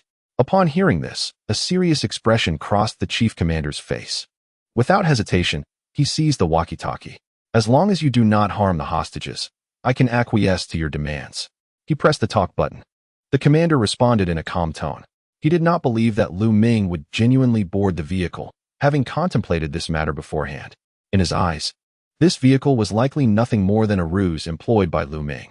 Very well. By the way, ensure that your men remain vigilant. Be cautious that the firearms do not discharge accidentally. After all, should your weapons misfire and frighten me and my brothers, I cannot guarantee how many lives would be lost. The radio crackled again with Lu Ming's voice. This time, his tone had cooled, no longer as gentle as before, laden with a palpable threat. Rest assured, having already promised you, I can guarantee your safe passage onto the vehicle. The commander raised an eyebrow and calmly replied. As his words fell, the radio fell into silence. Lu Ming ceased to speak, and the commander placed the device back on the table. Was Lu Ming preparing to create a diversion? Drawing our attention to the minibus while he slipped away through another route? Following the conclusion of the communication between Lu Ming and the commander, the captain of the Special Operations Team scratched his brow, expressing his confusion. According to the commander's prior assessments and deductions, the arrival of this minibus was merely Lu Ming's ploy to lead the police force to believe he intended to escape by vehicle. It now seemed that this possibility was indeed substantial. After all, if Lu Ming truly intended to flee by car, why would he forewarn the police? Was it merely to utter a few threatening words for intimidation? That seemed unlikely. He could have simply taken a hostage and exited the bank, catching the police off guard, which would have been far more effective. By alerting the police beforehand, he only afforded them time to prepare. However, if this was a feint, what might Lu Ming's actual escape route be? Our personnel were stationed at both the front and rear of the bank, and Lu Ming must surely be aware of this. He couldn't possibly sprout wings and fly away. Another captain raised an eyebrow, equally perplexed. Upon hearing this, the others fell momentarily silent, evidently pondering the question. Could it be that this was not merely a diversion, but rather a tactic to draw the tiger from its mountain lair? He had previously mentioned bringing 4 individuals onto the minibus, totaling 6 people. If all 6 were hostages, that would leave 4 hostages remaining inside the bank. Perhaps Lu Ming intended to divert our attention away from the bank to the minibus, waiting for the perimeter outside to weaken before seizing the opportunity to escape with the remaining hostages? After a moment of contemplation, another captain furrowed his brow and articulated his thoughts. The others nodded in agreement, clearly in favor of his reasoning. At that moment, the commander tapped the table, interrupting the discussion and adopting a serious demeanor. Regardless of whether this was a diversion or a tactic to lure us away, it was evident that the likelihood of Lu Ming and Zhou Hang boarding the vehicle was slim. Thus, our primary focus need not be overly fixated on the minibus. However, Lu Ming was exceedingly cunning. It was plausible that he intended to blend in among the hostages to board.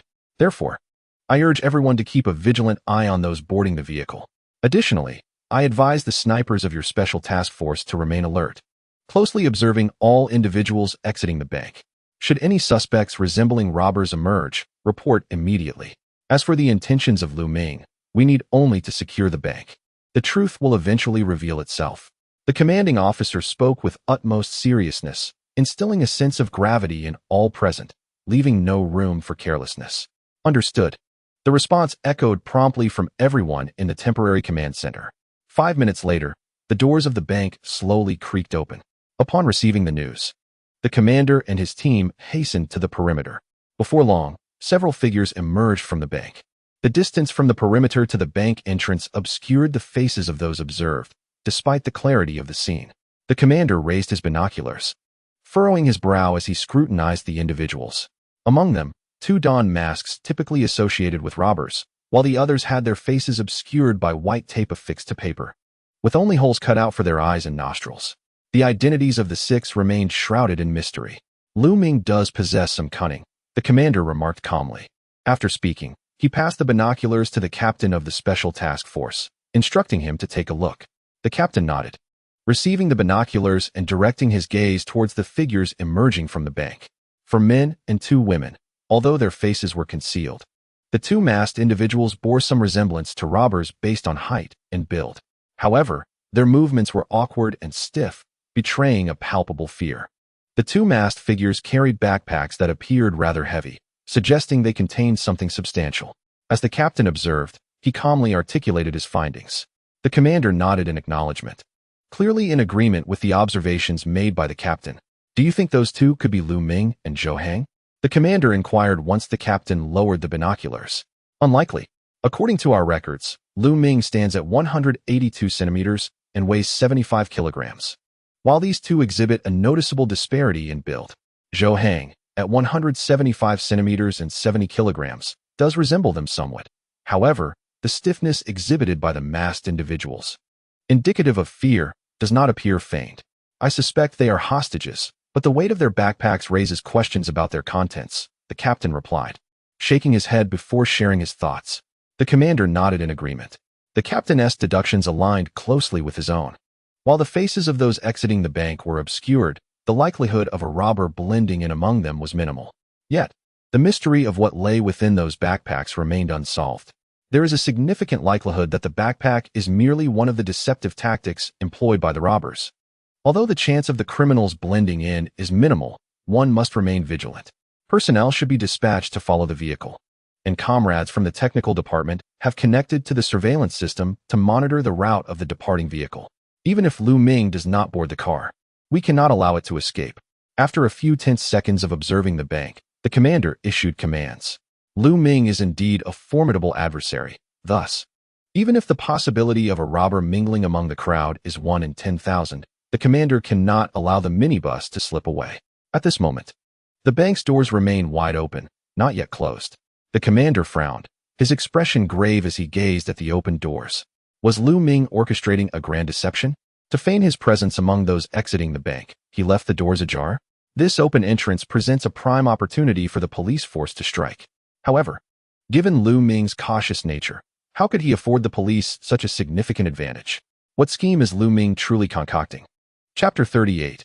Is it a blunder or a trap? Based on our observations, it seems that Lu Ming and Zhou Hang are likely not among the group of 6. The snipers have yet to report any developments. Can we then ascertain that the robbers are still within the bank?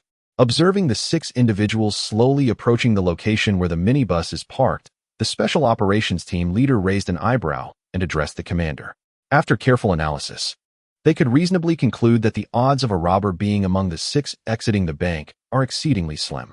Furthermore, the commander had instructed that the snipers report immediately if any individuals emerging from the bank appeared suspicious, and as of this moment, there has been no such report. This indicates that the snipers have not detected any anomalies, while the team leader and the commander, using binoculars, may not have discerned every detail. The professional scope on the sniper rifle offers exceptional precision, allowing for a clear view of various specifics. The lack of any issues reported by the snipers confirms that all 6 individuals who exited the bank are hostages, while the true robbers remain inside. Do you believe Lu Ming thinks such a rudimentary tactic could deceive us? The commander furrowed his brow, refraining from answering the special operations team leader's inquiry. Instead, he squinted and posed a counter-question. Upon hearing this, the team leader paused, his brow furrowing in deep thought, genuinely contemplating the commander's query. Since Lu Ming employed such a strategy, he must have anticipated its efficacy, right? After a moment of reflection, the team leader responded with a furrowed brow. The commander's question seemed peculiar, leaving him somewhat perplexed about its intent. Lu Ming is a cautious and intelligent individual. Being astute, he would not underestimate his adversary's intelligence. 6 individuals emerged from the bank, and any astute observer would readily discern that none of them were robbers.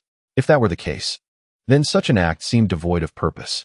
Yet, Lu Ming proceeded nonetheless, and even now, the bank's doors remained wide open. Was this an intentional ploy to create the illusion that the robbers were among those 6? With no robbers inside the bank, was it merely a facade that no one closed the door?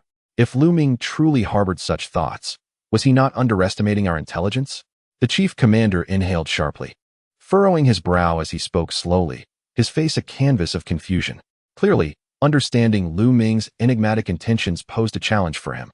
The bank's doors continued to stand ajar. However, from a distance, the open entrance obscured the view of the hostages and robbers within, hidden behind columns. Upon hearing the chief commander's words, the captain of the special task force nodded in agreement, turning his gaze once more towards the 6 individuals approaching the minibus, scrutinizing them with narrowed eyes. Lu Ming's maneuver was all too transparent, yet he proceeded regardless, raising suspicions. What was Lu Ming truly aiming to achieve? The chief commander took a deep breath, his brow furrowed, an expression of distress etched across his face. Clearly, deciphering the mind of such an unconventional adversary proved to be a considerable headache. Suddenly, a technician from the department rushed to the chief commander's side, excitement radiating from his countenance as he reported a development. Upon hearing this, joy illuminated the faces of the chief commander and the various captains. as this news represented a significant and unexpected boon for the police force. Maintain your vigil here. Do not obstruct the vehicle's departure. Ensure that those dispatched to follow the vehicle keep a safe distance as per the robbers' instructions. Although the robbers are not in the vehicle, we must not let our guard down, and all actions must align with the robbers' demands. The chief commander turned to briefly instruct the captain of the special task force before eagerly making his way towards the technical department's mobile unit. After all, with the bank's surveillance cameras now operational, the police force could acquire real-time information from within the bank, allowing them to ascertain the robbers' location and potentially launch a decisive assault to conclude the exercise. Inside the technical department's mobile unit, several technicians were seated at control panels adorned with multiple screens, each connected to the signals from various surveillance cameras positioned throughout the bank's lobby. Previously, Lu Ming had obscured the cameras with white paper, rendering the screens blank. At this moment, one of the screens finally flickered to life. Instantly, the atmosphere within the mobile unit surged with exhilaration. The ability to observe the interior of the bank through surveillance footage undoubtedly presents a remarkable opportunity for the police force. What is the current situation? The commanding officer approached the RV's entrance. Before even stepping inside, voices began to resonate. Several technical officers, upon hearing this, promptly rose to their feet. As the commanding officer entered, one officer stepped forward to report the situation. Suddenly, one of the surveillance cameras revealed an image, seemingly showing the white paper that the robbers had used to obscure the camera falling away. Given the current circumstances, it appeared the robbers remained unaware of this development. The officer's face was alight with barely concealed excitement as he succinctly relayed the information. While listening to the report, the commanding officer's gaze was already fixed upon the display screen that was now showing footage. Indeed, the time indicated on the screen confirmed it was a real-time view of the bank's interior. The camera was directed at the location where the robbers had positioned the hostages, allowing us to clearly see the faces of 4 individuals. Through facial recognition, it could be ascertained that they were indeed bank employees taken hostage by the robbers. As for the 2 figures visible in the bottom left corner of the screen, although only their silhouettes were discernible, their attire matched that of the robbers, suggesting they were likely the culprits. While the commanding officer scrutinized the surveillance footage, the officer spoke again, reporting their findings. The inability to clearly identify the robbers' faces? The commanding officer, initially filled with joy, furrowed his brow upon hearing this, murmuring to himself. The obscured faces meant that it could not be definitively confirmed that the 2 shadowy figures were indeed the robbers. Originally, there had been 15 hostages in the bank. The robbers had killed 1 and released 4, leaving 10. Thus, with the robbers included, there were still 12 individuals remaining inside. At that moment, 6 had exited the bank, leaving 6 still inside. This aligned perfectly. If the 6 who had emerged were not robbers, and the 4 facing the camera had been verified as hostages, then those 2 silhouettes must indeed belong to the robbers. However, with the bank's doors wide open and the white paper that had obscured the camera suddenly falling away, especially from the camera facing the robber's position, was this not an extraordinary coincidence? Everything seemed to conspire to urge the commanding officer to hastily issue a command for an aggressive assault on the bank. Was this truly a miscalculation on Lu Ming's part, or a cunning trap? Gazing at the surveillance footage, the commanding officer murmured, his square face etched with grave concern. Lu Ming was a cautious and highly intelligent robber. The current sequence of events had consecutively provided the police with opportunities, which was decidedly abnormal. Chapter 39. Everything appears to be meticulously designed. The headquarters regarded this as a prime opportunity, with only 4 hostages remaining in the bank, and with the ability to ascertain the robbers' positions through the surveillance cameras. The most crucial factor was that the bank's doors were still open. If we were to launch a strong assault at this moment, we could catch the robbers utterly off guard. One of the squad leaders stood behind the chief commander, his excitement palpable as he gazed at the surveillance footage displayed on the screen. The other squad leaders nearby nodded in agreement, echoing his sentiments. Indeed, the current circumstances presented an extraordinary opportunity for the police force. With prompt orders from the chief commander, they could launch a decisive assault and bring the situation to a swift conclusion. However, at that moment, the chief commander wore a furrowed brow and an expression of grave concern. He took a deep breath, his hands clasped before him, his penetrating gaze fixed on the monitor, his right fingers tapping rhythmically against his left arm, clearly in contemplation. "Commander, is there something amiss?" one of the squad leaders inquired. noticing the chief's demeanor amidst the fervent discussions of the others. As these words were spoken, the room fell silent, all eyes turning to the chief, who was deep in thought. An immense opportunity lay before them, yet the commander hesitated, leaving the others puzzled. Do you not find it peculiar that this opportunity seems almost too perfect, as if it were meticulously orchestrated? A group of hostages has just emerged from the bank. The doors remain ajar, and the paper concealing the surveillance camera has fallen away, creating an impression of careful preparation, he remarked. When circumstances deviate from the norm, one must suspect foul play. The chief commander inhaled sharply, gradually articulating the doubts that lingered in his mind. Indeed, everything appeared to be intricately designed, akin to a trap set to lure the police force into a precarious situation. Commander, is it possible that Lu Ming and his associates are among the 6 individuals who exited the bank? Perhaps this was all meticulously crafted to divert our attention back to the bank while they make their escape? Speculated one squad leader after a moment of silence. Upon hearing the commander's earlier statements, the others began to grasp the unsettling reality. This seemingly monumental opportunity evoked a sense of deliberate manipulation. The signs of orchestration were too overt, and caution was warranted. That is improbable. We have scrutinized those 6 individuals closely, and the likelihood of a robber blending in with them is minimal. At the very least, none of them matched Lu Ming's height or build, of that we are certain. Moreover, even if we redirected our focus to the bank, we have deployed significant manpower to monitor the minibus. If Lu Ming were indeed in that vehicle, he could not escape our watch. The chief commander gently shook his head, calmly dismissing this theory, confident that the 6 individuals exiting the bank did not include any robbers. Commander, might it simply be a coincidence? The robbers opened the bank doors, they remained unsealed, and the wind could have blown the paper away from the camera. Is it not conceivable? Perhaps the angle of the camera is merely fortuitous, positioned perfectly to capture the airflow? Ventured another squad leader, frowning as he tentatively expressed his thoughts. The remaining individuals scrutinized the surveillance footage for a moment, with many nodding in agreement. Indeed, the camera's angle was directly aligned with the entrance, rendering this deduction plausible. One could only hope it was mere coincidence.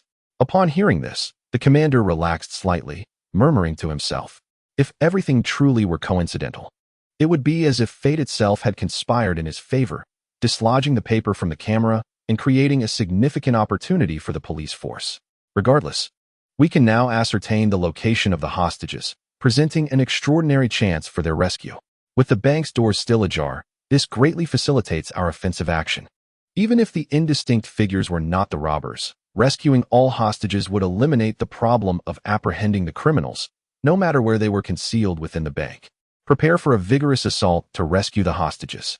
The commander gazed at the surveillance screen in silence for a few seconds before exhaling a deep breath. His expression turned serious as he resolutely issued commands. This moment indeed represented an exceptional opportunity for rescue. Thus, even if it were a trap set by Lu Ming, one must tread forward. After all, indecision accomplishes nothing. Faced with such an opportunity, as the highest decision-maker of the police force, he had to act decisively, ensuring that this chance did not slip away. Understood. The squad leaders responded in unison, their excitement palpable as they hurried to prepare. Inside the technical department's mobile unit, only the commander and several technicians remained, the commander gritting his teeth, his gaze fixed intently on the surveillance screen.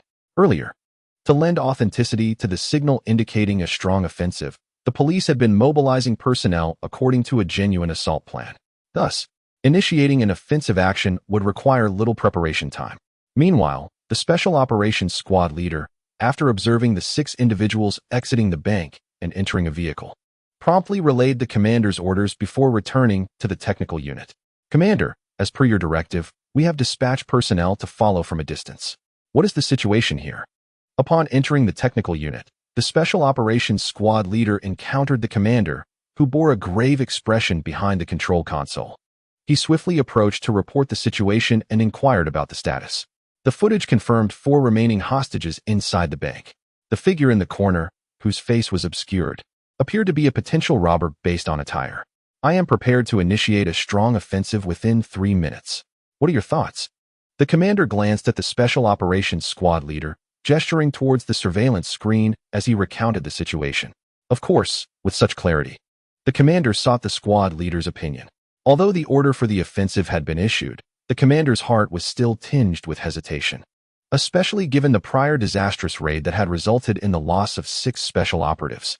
The commanding officer, confronted with what appeared to be an almost perfect opportunity, could not help but deliberate meticulously. Lu Ming was a person of caution. Could such a prudent individual inadvertently expose such a monumental opportunity to the police? After all, the current situation was akin to Lu Ming surrendering himself unarmed, waiting within the bank for the police to apprehend him. How could the commanding officer not suspect that there was something amiss? Chapter 40. The final showdown approaches. Commander, do you sense something amiss? The captain of the Special Operations Team raised an eyebrow and inquired, having discerned the commanding officer's grave expression reflecting his unease. Indeed, something felt off. Without a clear view of their faces, we could not be certain that these 2 figures were indeed the robbers. What if they were not? The commanding officer inhaled deeply, scratching his brow before speaking earnestly. This was his greatest concern. If he could see the faces of the robbers and confirm that they were Lu Ming and Zhou Hang, he would not have to ruminate so extensively. But if they were not robbers, who could they possibly be? Counting the individuals within the bank, along with the robbers, there should be only 6 remaining. Was that not exactly the number we accounted for? Furthermore, those 2 bags, were they not the very ones we prepared to give to the robbers? Filled with gold? The loot was right there. Surely the robbers would not refuse it. The captain of the Special Operations Team furrowed his brow as he pointed to the 2 inconspicuous bags visible in the corner of the surveillance footage. Upon hearing this, the commanding officer leaned in closer to scrutinize the screen. Indeed, those 2 bags were unmistakably the ones that had once contained gold. The robbers, cornered within the bank, had no means to produce 2 identical bags. Perhaps I am merely overthinking it. The commanding officer gazed at the 2 bags on the floor for a moment before raising an eyebrow and speaking in a low voice. He still felt something was slightly amiss, yet the presence of the gold-filled bags beside the indistinct figures alleviated some of his doubts. Commander, the deployment for the assault operation is ready. At that moment, a squad leader entered the command vehicle to report the situation. The commanding officer nodded, taking a deep breath, and resolved not to dwell any longer on uncertainties. Let us proceed. Ensure the safety of our brothers. The robbers are armed with heavy weaponry. Upon confirming their identities, we must neutralize them immediately. Do not afford them any opportunity. The commanding officer issued the order, directing his gaze towards the squad leader. Understood. The squad leader replied with a salute before hastily turning to relay the command. The captain Lu Ming, the young man, had previously eliminated 6 members of his elite team during a surprise operation, and the vengeful captain of the Special Operations Unit had taken note. He harbored a genuine desire to personally eliminate Lu Ming during the exercise. However, he was still in his regular uniform, and as the operation was about to commence, changing into combat gear would inevitably delay him. Such a rare opportunity within the bank would not wait for him. Therefore, he refrained from voicing his intentions. Naturally, this surprise operation would be executed by his elite team members, provided the operation proceeded smoothly and the hostages were rescued. Whether or not he personally took down Lu Ming would become less significant. In the live broadcast room, upon hearing the commanding officer issue the order for a strong assault, the audience immediately became animated. Was the final showdown about to begin? It seemed that Lu Ming and his accomplice had made several errors this time. Weren't they proclaiming Lu Ming to be a high IQ robber? Why did it appear that they were faltering now? For those who had witnessed the robbery from the robber's perspective, could someone elucidate why I felt that everything was part of Lu Ming's trap? The commanding officer also sensed that something was amiss. However, with such a promising opportunity before him, he had no choice but to act to rescue the hostages. Frankly, I hold a certain admiration for this commanding officer and hope that his team emerges victorious in this exercise. A robber, usually so cautious, suddenly granting numerous opportunities indeed seemed like a trap. The commanding officer felt helpless. Although he could sense a trap, this was an excellent opportunity to save the hostages, and he had to attempt it. Having just transitioned from the robber's perspective live stream, it truly did not appear to be a trap. The commanding officer would surely succeed in rescuing the hostages. One cannot deny that Lu Ming was exceptionally skilled, deftly controlling the commander's every move, compelling him to act precisely as Lu Ming had anticipated. Indeed, if one were to assert that Lu Ming had not pilfered the police team's script, I would find that difficult to believe. It was evident he had inside information. The commanding officer performed admirably, yet Lu Ming's cunning was undeniable. The barrage of comments scrolled rapidly. Although the viewership of the police perspective live stream paled in comparison to that of the robbers, it had still surpassed 80,000 viewers. Many viewers were actively discussing in the comments, creating a lively atmosphere. The robbers had unexpectedly granted the police team such a significant opportunity, leading several viewers to suspect foul play. Nevertheless, they largely supported the commanding officer's decision, for the police team was indeed faced with an exceptional chance to rescue the hostages. In light of such an opportunity, the police could not afford to let it slip away. Ensuring the safety of civilians was their fundamental duty. At this moment, with the possibility of rescuing 4 hostages, the commanding officer issued the order for a strong assault, which was entirely justifiable. Meanwhile, numerous viewers from the robbers' perspective live stream flocked over to boast about Lu Ming's brilliant strategy. Clearly, the events unfolding in the police perspective live stream were proceeding precisely as Lu Ming had foreseen. At this moment, Lu Ming's strategic acumen had been duly validated. The recent drill showcased commendable performances from both the police and the robbers, with numerous details of the exercise disseminated across the internet. And the live broadcast format was particularly striking. The current level of notoriety was astounding. The simultaneous viewership in the police and robber live streams had surpassed 30,000, a staggering figure on any major platform, underscoring the drill's remarkable nature. As the command for a strong assault was issued, 10 fully armed special officers divided into 2 teams, maneuvering stealthily around the bank from both flanks. Pressing against the walls, they gradually approached the bank's main entrance. Meanwhile, inside the command vehicle of the technical department, the chief commander and several team leaders were intensely focused on the footage relayed from the officers' head cameras, their expressions grave as they observed the unfolding events. Outside the bank's main entrance, the doors stood wide open. 5 fully armed special officers flanked either side, exchanging hand signals. 2 officers retrieved tear gas canisters from their pockets, disengaged the safety, and hurled them into the bank's entrance. Concurrently, the remaining officers, armed and organized, began their swift incursion into the bank. In the command vehicle, the atmosphere turned tense as the chief and team leaders fixated on the screens displaying the live feed. After the tear gas canisters were deployed, magnesium ignited rapidly in the air, emitting a blinding white light and smoke that drastically reduced visibility within the bank's lobby. Consequently, the footage became obscured, leaving the command team anxious and on edge, awaiting positive updates from the assault team. Simultaneously, in the changing room area at the bank's rear entrance, another group was intently watching the police operation through a video feed. However, they were not tapping into surveillance cameras. In the changing room, adjacent to the back entrance of the bank, Lu Ming calmly held a smartphone, his gaze steady on the screen. The device displayed a video call interface. And on the other end was Zhou Hang's phone, which Lu Ming had left in the bank lobby. "Brother Ming, they're making their move," Zhou Hang exclaimed, leaning closer to Lu Ming, his excitement palpable as he observed the rising white smoke and the entry of a dozen fully armed special officers into the bank. Zhou Hang's face reflected not only exhilaration but also astonishment.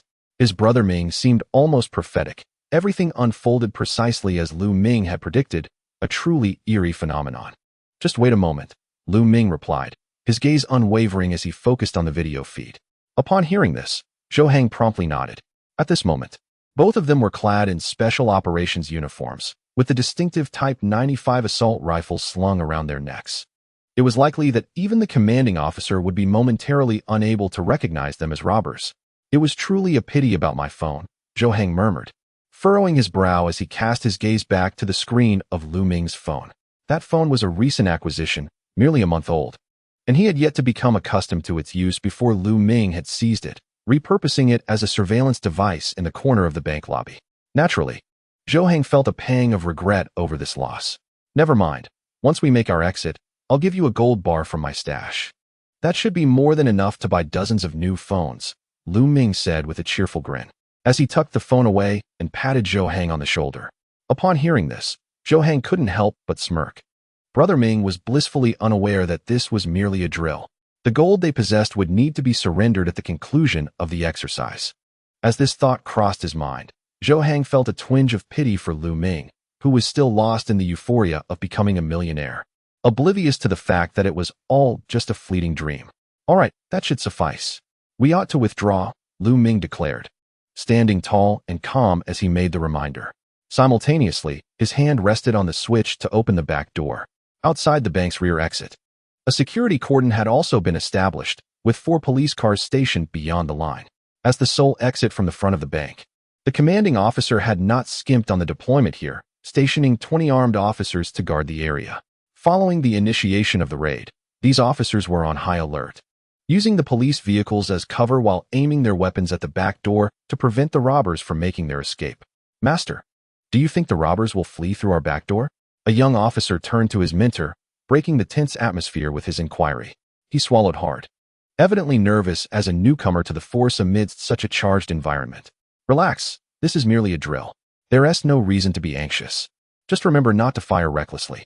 These robbers are clever. Even if they attempt to escape through the back, they might take hostages. If we accidentally harm a hostage, we could face dire consequences," the seasoned officer replied calmly, casting a sidelong glance at his apprentice. However, no sooner had he spoken than there was a commotion at the back door. A crisp click echoed as the lock was turned from within. The officers immediately heightened their vigilance. The heavy alloy door swung open, revealing 2 armed special operations officers emerging from the bank. The officers outside the security line were momentarily taken aback. Upon hearing the noise of the door unlocking, they had subconsciously anticipated that the robbers might be attempting to bring hostages out. Little did they expect that it would be 2 special operatives stepping through. The 2 special agents cast a glance at the crowd of police officers outside the cordon and suddenly appeared to relax slightly, holstering their weapons. "Brothers, what is the situation?" One of the seasoned officers, momentarily taken aback by the sight of the fully armed agents, finally inquired. After all, the recent incursion had seen the agents enter through the front door, and the unexpected emergence of 2 from the back was a surprise to all. "Did you see the robbers come out?" One of the agents frowned and asked. "No. After the assault began, you were the only ones to exit through the back," responded the older officer promptly, maintaining his vigilance and attempting to conceal himself behind a vehicle. Clearly, he was a veteran with considerable field experience. "Damn it. The robbers must still be inside the bank. We need to head back." Upon hearing the older officer's words, the agent's expression shifted to one of realization as he turned to hastily re-enter the bank through the rear. However, the back door had already begun to close slowly after their exit. "Wait, why did you close the door?" The agent looked helplessly at his companion beside him, scolding him. "Why didn't he do it?" His companion replied, frowning and shrugging helplessly. Observing the unfolding scene, the police officers outside the cordon stifled laughter. These members of the Special Operations Team were considered the pinnacle of the police force, equipped with superior gear and exceptional combat skills. It was unexpected that they would make such an oversight. The back door of the bank could only be opened from the outside with an access card issued to internal personnel. Now that the door was closed, they had no means to return. "Let us go quickly back to the front," the agent said resignedly as he pulled aside the cordon and swiftly departed, his companion trailing closely behind. As they watched the duo's retreating figures, the officers who remained on guard burst into laughter. It was amusing to witness the special agents' blunder of locking themselves out while pursuing the robbers. If this were to circulate, it would surely embarrass the captain of the Special Operations Team. "Stop laughing. Focus and maintain vigilance," the seasoned officer admonished. Noticing that the special agent's failure to neutralize the robbers immediately upon entry left the possibility of the criminals escaping through the back door. He glanced at the departing figures of the 2 agents before turning back with a serious tone, effectively silencing the chuckling officers. At that moment, they were still immersed in the delight of witnessing the Special Operations Team's misfortune, completely oblivious to the gravity of the situation.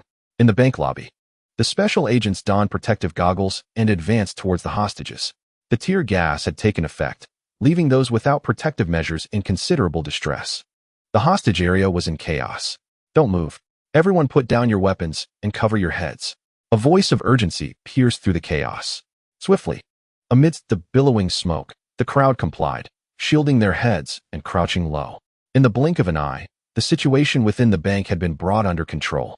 The special forces swiftly approached to ascertain the identities of the individuals inside. Due to the haze caused by the tear gas, the footage relayed through the cameras was nearly indecipherable to the command team. Nevertheless, the sounds remained clear. From the audio, it was evident that the situation had been contained, and this bold offensive had encountered no resistance. A collective sigh of relief escaped the commanding officers. "Where are you? Where are the robbers?" "Leave 2 behind to escort the hostages out. The rest, search with me." Amidst the smoke-laden scene, astonished dialogue echoed. Listening intently, the commander's previously relaxed expression swiftly transformed into one of grave concern. A crisis had arisen. The conversation indicated that the two figures, previously unseen on the surveillance footage, were evidently not the robbers. Report: we have successfully rescued 4 hostages, but no sign of the robbers was found in the bank lobby. Soon, the voice of the assault team reporting the situation crackled through the radio. With only a handful of individuals within the bank, who else could they be if not the robbers? Upon hearing the report, the team leader of the special forces snatched up the radio, his voice tinged with irritation. He had presumed that his team had successfully quelled the situation within the bank, capturing Lu Ming in the process, avenging the fallen brothers of the assault team. Yet, to his astonishment, Lu Ming was nowhere to be found in the lobby. At that moment, a surge of anger coursed through the special forces team leader. The two figures were the fallen brothers from the earlier assault. They had been forced to don the robbers' attire, positioned opposite the hostages. The radio soon crackled with updates from the assault team. Hearing this, the occupants of the command vehicle were taken aback, especially the special forces team leader, whose eyes widened in shock. How had he overlooked this detail? In the previous assault, he had lost 6 comrades, their bodies still within the bank. To his astonishment, Lu Ming had evidently devised a cunning ploy, attempting a switch with the dead. What a clever ruse. Even if he was not in the bank lobby, Lu Ming must still be within the premises. The bank was currently surrounded by their forces. Could he possibly sprout wings and escape? Command: I request to lead the search of the bank personally. At this moment, the robbers no longer held hostages, eliminating any threats to them. Lu Ming was merely a lamb awaiting slaughter. The team leader of the special forces paused for a brief moment, then turned to the commander, urgency in his voice. However, the commander did not respond immediately. He furrowed his brow, fixated on the screens displaying the swirling smoke, his expression grave as he pondered the situation. Command? The special forces team leader, sensing the gravity of the moment, hastily called out again. The other team leaders also looked to the commander, clearly awaiting his direction. At this moment, they were all awaiting the command of the chief commander. Go. Before searching the bank, first extract the hostages and soothe their emotions. The chief commander took a deep breath, calming himself before responding. Understood. The captain of the special operations team saluted as he replied to the chief commander, then hurriedly exited the mobile command center to mobilize personnel. The chief commander exhaled a heavy sigh, turning to observe the scene outside the vehicle, his brow furrowed. There was no trace of joy upon his face. The successful rescue of the hostages indicated that this aggressive operation had achieved some measure of success. However, the absence of Lu Ming was troubling. Although the captain of the special operations team remained convinced that Lu Ming was still hiding within the bank, the chief commander felt certain that Lu Ming had escaped. He could not fathom what method Lu Ming had employed to extricate himself. Lu Ming was a cautious and highly intelligent robber. If he had not been confident in his escape, how could he have allowed the police to rescue the hostages so effortlessly? Abandoning the hostages and hiding within the bank would be tantamount to digging his own grave, a notion entirely uncharacteristic of Lu Ming.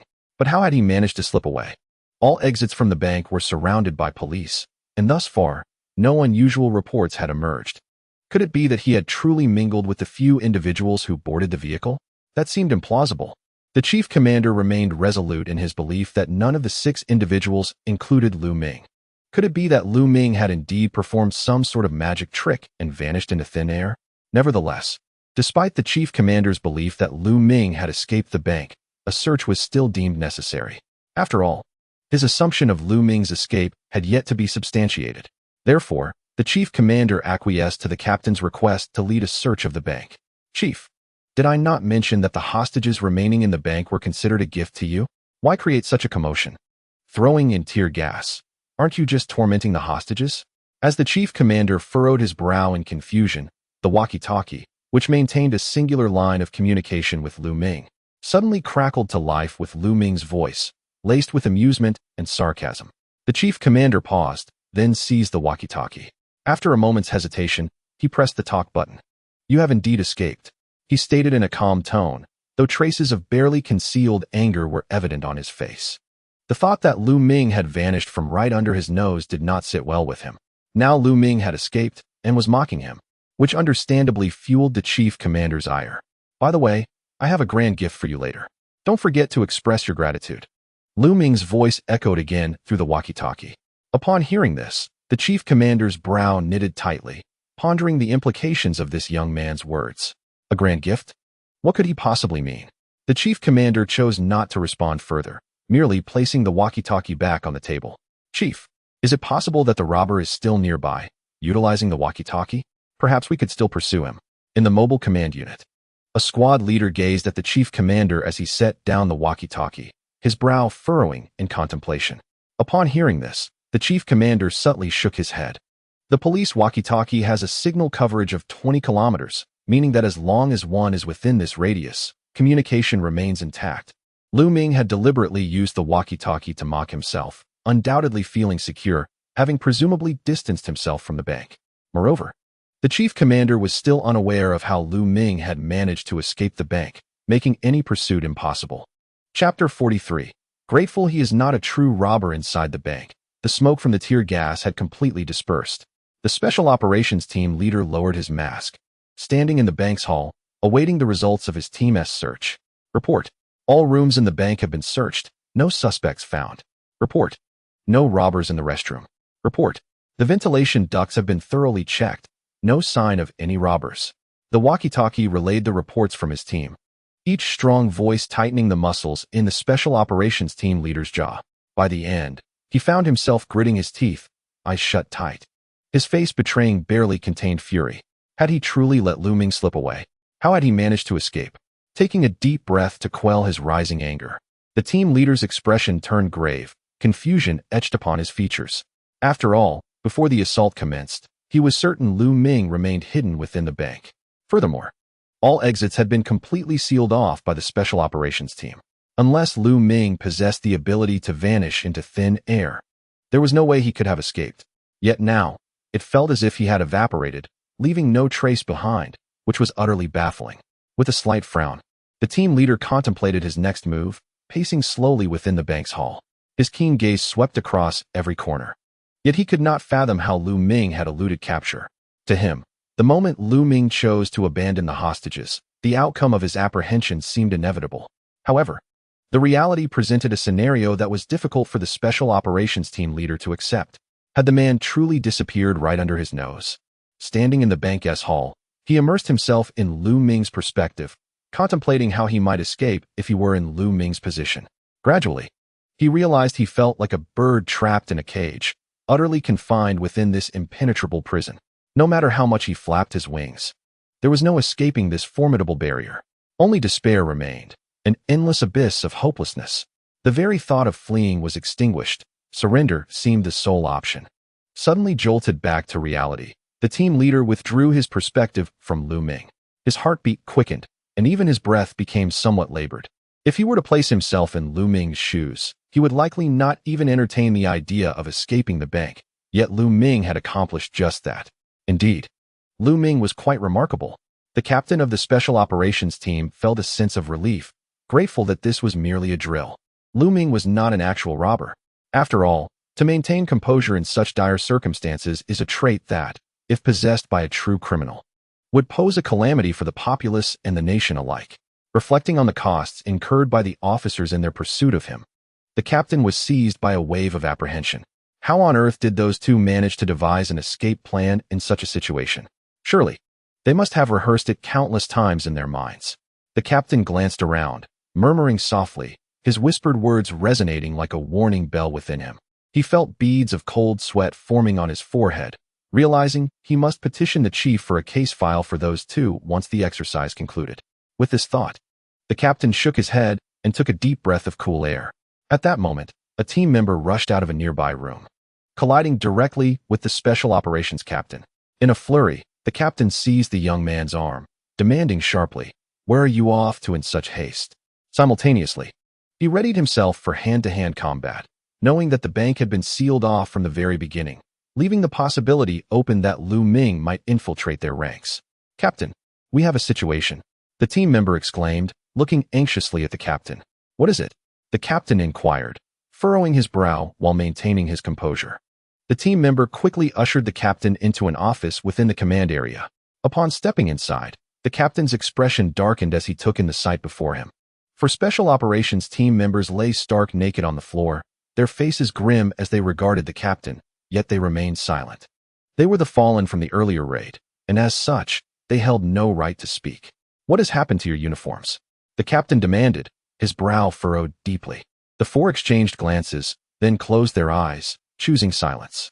"Captain, they are the brothers who fell during the raid." The team member who had escorted the captain stammered, standing beside him in realization. Only then did the captain comprehend the gravity of the situation. His brow furrowed, teeth clenched, he inhaled sharply, suppressing his rising anger. How could Lu Ming have stripped even the clothes from the dead? "Enough lying there. Get up and put your clothes on. Since you have already fallen, you might as well return to the bureau," the captain commanded, his expression stern. The fallen team members quickly rose to collect their uniforms and gear from the corner where they had been piled, as they had been ordered to remove their clothing earlier by Zhou Hang. Having selected 2 relatively clean sets, the remaining garments were carelessly discarded in the corner. "Captain, we have lost 6 brothers during the raid. Yet, there are only 4 sets of clothing and equipment in the office. This indicates that 2 sets are missing." The team member who had just escorted the Special Operations team leader and quickly resumed speaking to report the situation. The Special Operations team leader was momentarily taken aback, a sense of dread gripping his heart. He hurriedly seized the walkie-talkie to report the situation to the commander. "Report. We discovered that the robbers took the clothing of 2 fallen members from the raid. It is highly likely that the robbers have infiltrated our ranks. Commander, should we gather everyone to account for the personnel?" The Special Operations team leader, aware of the loss of 2 special uniforms, had already surmised that Lu Ming might have seized the opportunity to blend into the team during the assault. Thus, he urgently requested the commander to assemble all personnel. However, the commander, seated in the vehicle, sighed deeply upon receiving this news. He understood that given Lu Ming's character, once they had discovered any signs of him, he would not remain in the vicinity. The notion that the most perilous places offer the greatest safety is merely a contrivance of television dramas designed to evoke tension. After all, if a fugitive believed they could escape capture by hiding in a police station, the Special Operations team would surely find the irony amusing. Alas, it may already be too late. Prepare for the next course of action and summon the officers stationed at the back door to my location. The commander spoke calmly. Concluding the transmission, he pressed his lips together, his gaze fixed upon the bank in the distance. Beneath his composed exterior, a tempest of fury simmered. Yet, reason urged him not to let emotions dictate his thoughts. Although he had previously issued a strict order forbidding anyone from leaving the bank, a team comprised of numerous individuals can never be infallible. Just as the human body, even with a robust immune system, can succumb to invading viruses, there is no impenetrable wall in this world. His duty was to continuously patch the gaps in that wall. Chapter 44. Securing the bank. Accounting for personnel in the makeshift command center, the commander stood silently in front of the table, his expression grave. At this moment, he felt a pang of reluctance. After all, prior to the assault, he had issued countless warnings. Yet, the very situation he dreaded most had come to pass. This sensation was akin to Zhuge Liang cautioning Ma Su against complacency. Even when the worst possible scenario had been anticipated, he remained exceedingly cautious. Yet it still transpired. Lu Ming had taken the uniforms of 2 team members, likely seizing the moment amidst the chaos of the assault to infiltrate the Special Operations team. Although the likelihood of Lu Ming still being among the team was minimal due to his cautious nature, it was not entirely impossible. After much contemplation, to err on the side of caution, after a moment of silence, the commanding officer grasped the intercom and issued a command: seal off the bank. Summon all team members and account for everyone. The captain of the Special Task Force received the order and swiftly gathered the officers from various locations. Only a few were left to guard the entrances of the bank, preventing Lu Ming from hiding away and making an escape. Soon, after over 200 personnel reported in, they stood in neat formation, awaiting the command of their leader. The vehicle door swung open, and the commanding officer, clad in uniform, stepped out, slowly approaching the assembled crowd. Under the blazing sun, the failure to capture Lu Ming left the dignity of the officers exposed to the harsh light. Ashamed, they lowered their heads, unable to meet the searing gaze of their commander. It is regrettable that despite our meticulous preparations, Lu Ming has eluded us. However, we must take solace in the fact that this is merely an exercise, and those inside are not actual robbers. Otherwise, we would all find ourselves nailed to the pillar of shame, ridiculed for a lifetime. Of course, not all soldiers can apprehend criminals, and not all criminals are destined to be caught. Today's incident is not an isolated case. Throughout history, many thieves have escaped the grasp of law enforcement. Yet, with over 200 officers facing just 2 individuals, the advantage is clear. I trust you all understand this better than I do. Yet the situation I most dread has indeed come to pass. Now, let us discuss what actions you took when the assault commenced. The commanding officer stood with his hands clasped behind his back, awaiting reports from his subordinates. His square face bore a serious expression, and the furrow in his brow indicated his discontent. Report. I was responsible for leading the breakthrough. At the start of the operation, I followed orders and charged into the bank to seize a favorable position. At no point did the robbers engage us in direct confrontation. Report. I was tasked with conducting searches, responsible for capturing the robbers at the earliest opportunity. Report. I was in charge of sealing off the rear exit of the bank to prevent the robbers from escaping through the back. At no time did I notice anything amiss. Except, as the last officer began to report, all eyes turned sharply towards him, making him feel as if he were under scrutiny. His once resounding voice gradually diminished. He realized that the problem likely lay at the rear exit. Continue, the commanding officer said, his expression impassive as he spoke in a cold tone. The lack of emotional fluctuation in his voice made the reporting officer's heart race. Gritting his teeth, he continued. Aside from 2 special task team members emerging from the back exit. Upon uttering this line, the veteran officer's expression turned more wretched than that of a bitter melon. A voice echoed in his mind. It's over. Huh, is this what you call no anomalies? The commanding officer, hands still behind his back, approached the officer and sneered. What did I say before the operation commenced? Perhaps due to the oppressive heat or the fear of reprimand from the commanding officer, beads of sweat poured down the officer's forehead. With a tremor in his voice, he replied, after the operation began, no one was permitted to leave the bank. Upon hearing this, the commanding officer took a deep breath. Even one as composed as he could not help but feel a flicker of anger at this moment. If that were the case, why then did you allow these 2 individuals to exit through the back door? The chief commander, suppressing the fire of indignation within, spoke in a cold tone. The old officer swallowed hard, his throat constricting as he replied. At that time, the 2 of them rushed out of the bank in a flurry, asking us if we had spotted the robbers. We did not think much of it, assuming they were part of the search team. The old officer cast a furtive glance at the lead investigator in charge of the search. The investigator, eyes fixed ahead, offered him no acknowledgement, as if silently conveying, "Do not look at me. This is not my concern." The old officer continued, because they needed identification cards to re-enter the bank. We allowed these 2 brothers to circle back to the front. As he spoke, he turned his head, hoping to catch sight of those 2 who had exited the bank moments ago. However, everyone had been wearing masks, with only their eyes exposed, making it difficult to recognize them. Moreover, there were no unusual circumstances for anyone else. Only his unit had faltered. This indicated that Lu Ming had likely escaped from his watch. What were they searching for? The individuals had already fled. Why did they not verify the identities of the 2 as they emerged? To simply let them go? There were 20 of you, one being careless. Could it be that all were careless? The chief commander questioned his team with a severe tone. None dared to meet his gaze. All felt a deep sense of shame. Indeed, had they exercised a modicum of caution and verified Lu Ming's identity, they would now be receiving accolades instead of reprimands. If only they had realized that Lu Ming's departure from the bank was a cleverly orchestrated ruse, so deceptively plausible. In their haste, they had exited the bank, locked out due to the absence of identification cards, and instead of stating their intention to leave, they claimed they needed to return to the front entrance. Such a seemingly logical, yet unexpected oversight. Who could have foreseen that this was an excuse crafted by the robbers to elude capture? Had they considered this, they would not have laughed heartily at the sight of Lu Ming and Zhou Hang's flustered, awkward actions. Now, confronted with the chilling expression of the chief commander, the joy of their previous laughter felt painfully misplaced. The chief commander was seething with the desire to chastise, yet Lu Ming and Zhou Hang remained at large. He could only exhale deeply, releasing his pent-up frustration. When the worst occurs, as the highest decision-maker of the police force, he must maintain his composure, contemplating how to rectify the situation. Although the negligence of his team had led to the failure of the entire assault plan and warranted reprimand, now was not the time for that. Immediately retrieve the bank surveillance footage. I must ascertain the direction in which Lu Ming fled. Team 2. Intercept the vehicle transporting the hostages. The rest remain vigilant and await further instructions. No one is to leave without permission. The commander pondered for a moment, then issued a series of commands in rapid succession. He subsequently turned and returned to the mobile command unit. In Chapter 45, Lu Ming did not take the gold.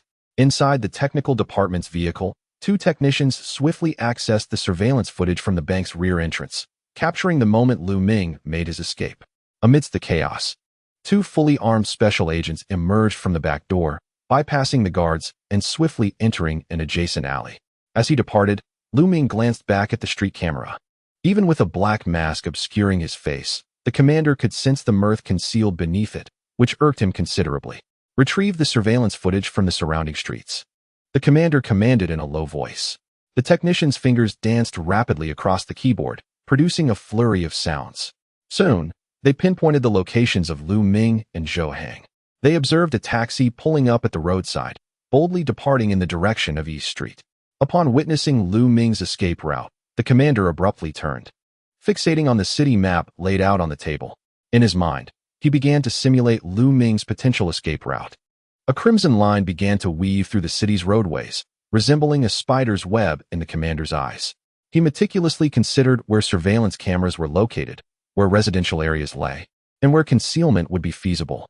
Time and again, he rehearsed and dismissed various scenarios, all in an effort to anticipate Lu Ming's route of escape. However, the situation on East Street was exceedingly intricate. As an older district, it was rife with numerous illegal structures. The alleys were countless, and with affordable rents. Many migrant workers resided there. In this area of less than 200,000 square meters, over 400,000 people lived, resulting in a staggering population density. If Lu Ming were to hide here, apprehending him swiftly would prove to be quite unrealistic. Nonetheless, Lu Ming's choice to seek refuge on East Street was not entirely unfavorable news for the commander. After all, East Street resembled a gourd, encircled by a moat with only a single entrance. Were it another season, the commander might have worried about Lu Ming fleeing via the river. However, currently, during this rainy summer, the water level in the moat had surged 5 to 6 meters, rendering the current treacherous.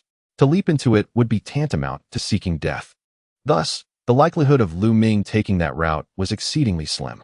The immediate task at hand was to seal off the entrance to East Street and deploy personnel for a thorough search.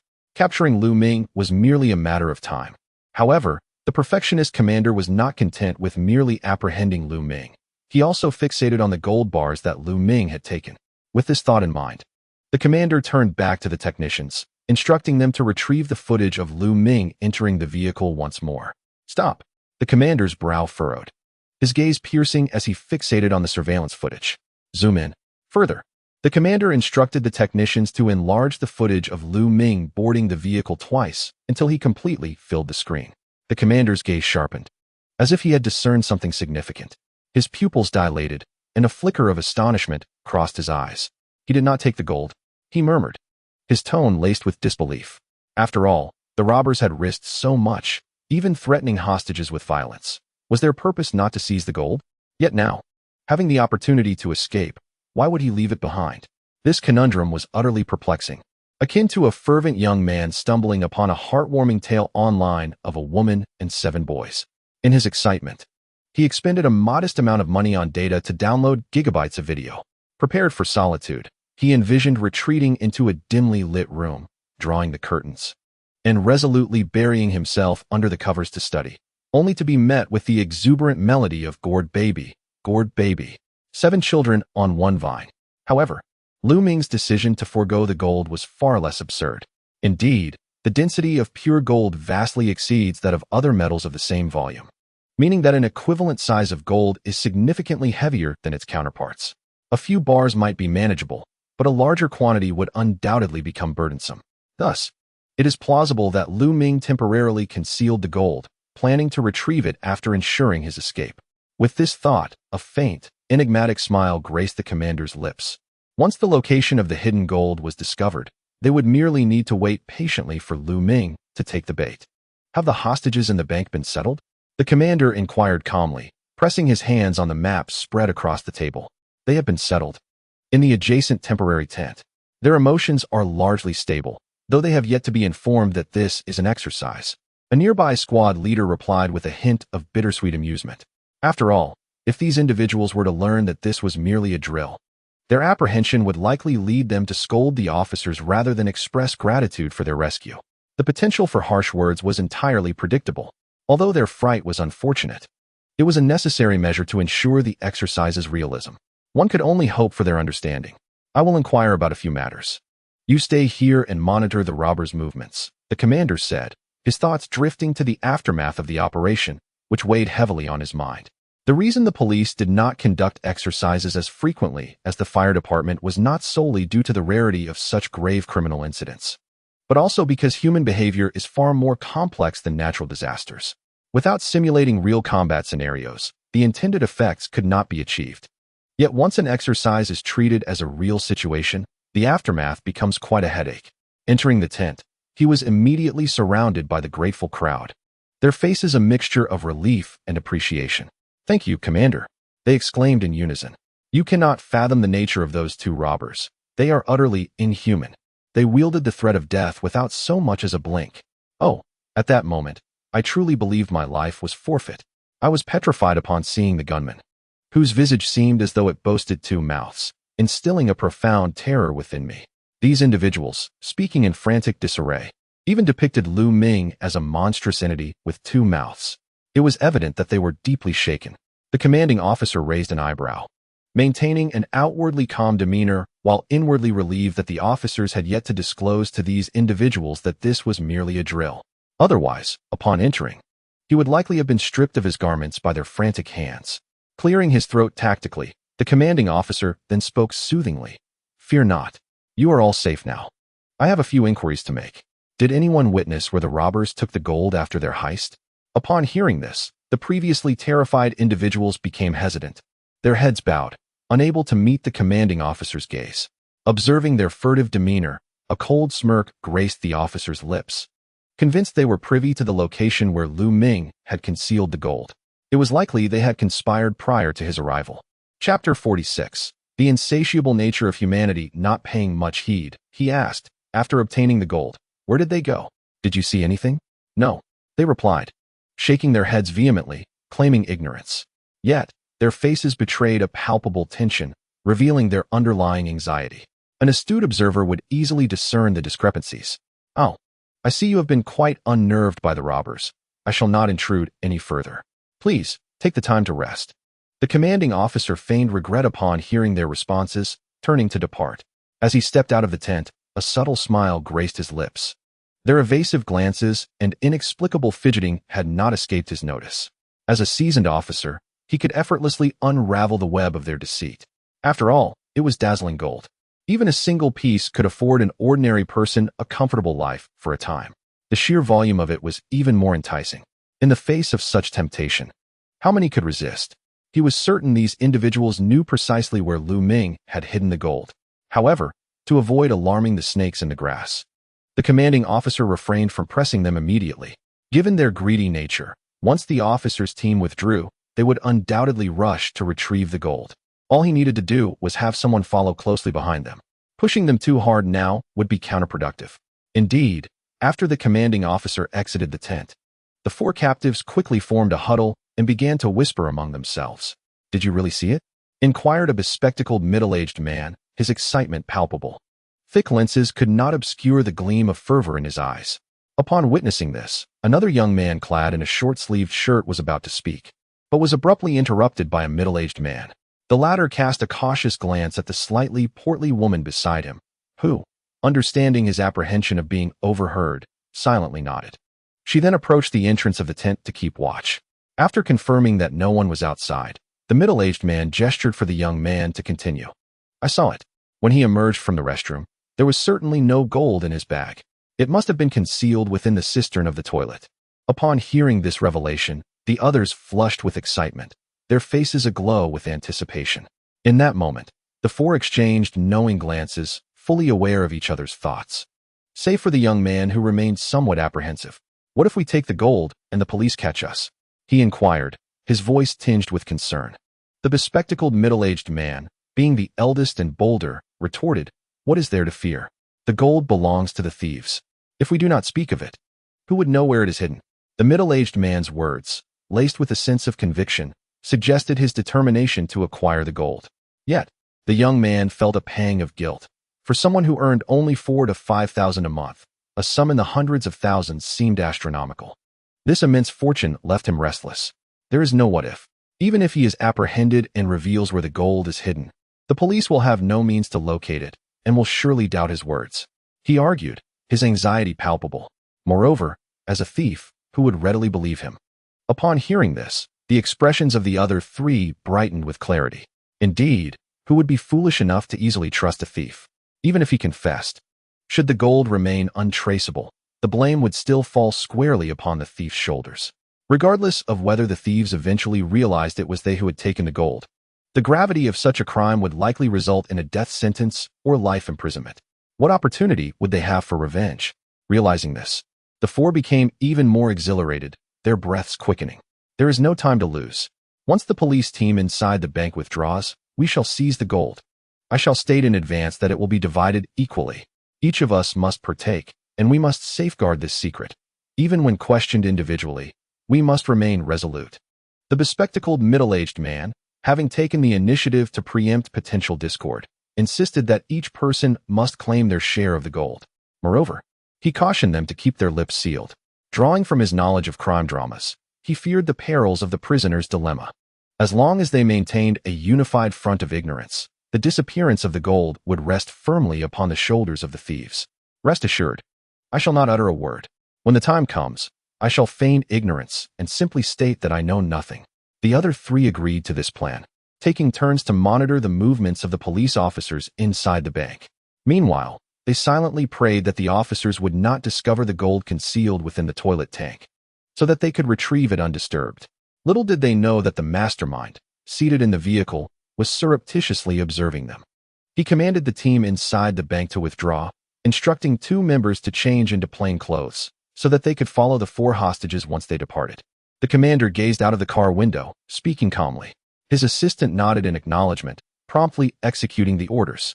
Lu Ming, you should be grateful to me. Had the gold been lost, you might never have repaid the debt, the commander murmured to himself, a slight smile gracing his lips. Soon, the team responsible for searching the bank began to withdraw. The 4 hostages, who had been vigilantly watching the police movements, were overwhelmed with excitement. The police have left the bank. The cordon has been removed, and they did not discover the gold, exclaimed the young man, his voice trembling with exhilaration. Wait. Do not rush in. Let us enter the bank only after their attention has diverted, said the middle-aged man, adjusting his glasses, equally animated. After more than 10 minutes, all the officers had vacated the bank. Seizing the moment, the 4 fabricated a story about having left something behind and proceeded into the bank. Upon entering the lobby, the young man made his way towards the restroom, only to be abruptly halted by the bespectacled middle-aged man. Hold on, he cautioned, leading the group to feign a search in the lobby. They remained vigilant, casting furtive glances around. Finally, after several minutes of pretense, the young man could no longer contain himself. He stood up once more, and this time, the middle-aged man did not restrain him. Instead, he chose to follow closely behind. The other 2 exchanged glances and quickly rose to trail after them. The 4 arrived at the restroom entrance. After scanning their surroundings, the 3 men hurriedly entered the restroom, leaving the middle-aged woman outside to keep watch. Chapter 47. Where has the gold disappeared? The woman stood outside the restroom, occasionally peering inside. Have you found it yet? She urged anxiously, noticing that the 3 had been inside for several minutes without emerging. She feared that they might secretly hide the gold, depriving her of her share. Do not rush. We are still searching. The middle-aged man snapped impatiently, causing the sound of the toilet lid being pried open to echo once more. Furious at being shouted at, the woman turned back only to find 2 imposing figures blocking her path. She reluctantly raised her gaze to see 2 towering men standing before her, their expressions grave and their eyes piercing. Without uttering a word, they produced their identification.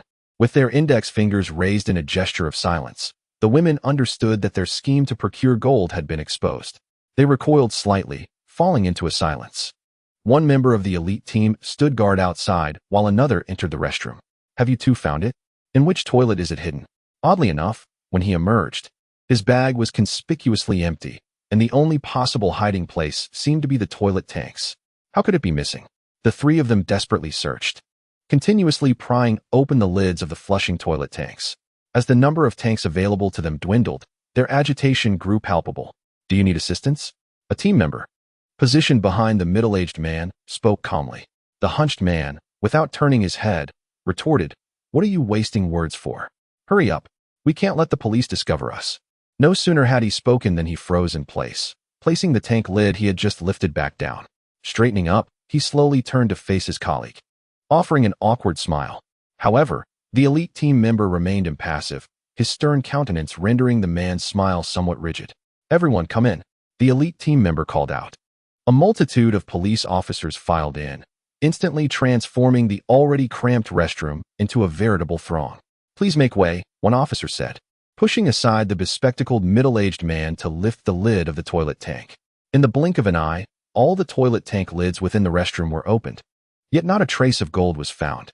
The four hostages, initially anxious, began to display expressions of surprise upon witnessing the elite team's fruitless search. They exchanged glances, their eyes seemingly questioning one another for any hidden truths. Observing their expressions, the elite team member snorted derisively, stepping closer to them. "Speak. Where exactly is the gold concealed?" he demanded coldly. The four were momentarily taken aback. "Indeed, where has the gold gone?"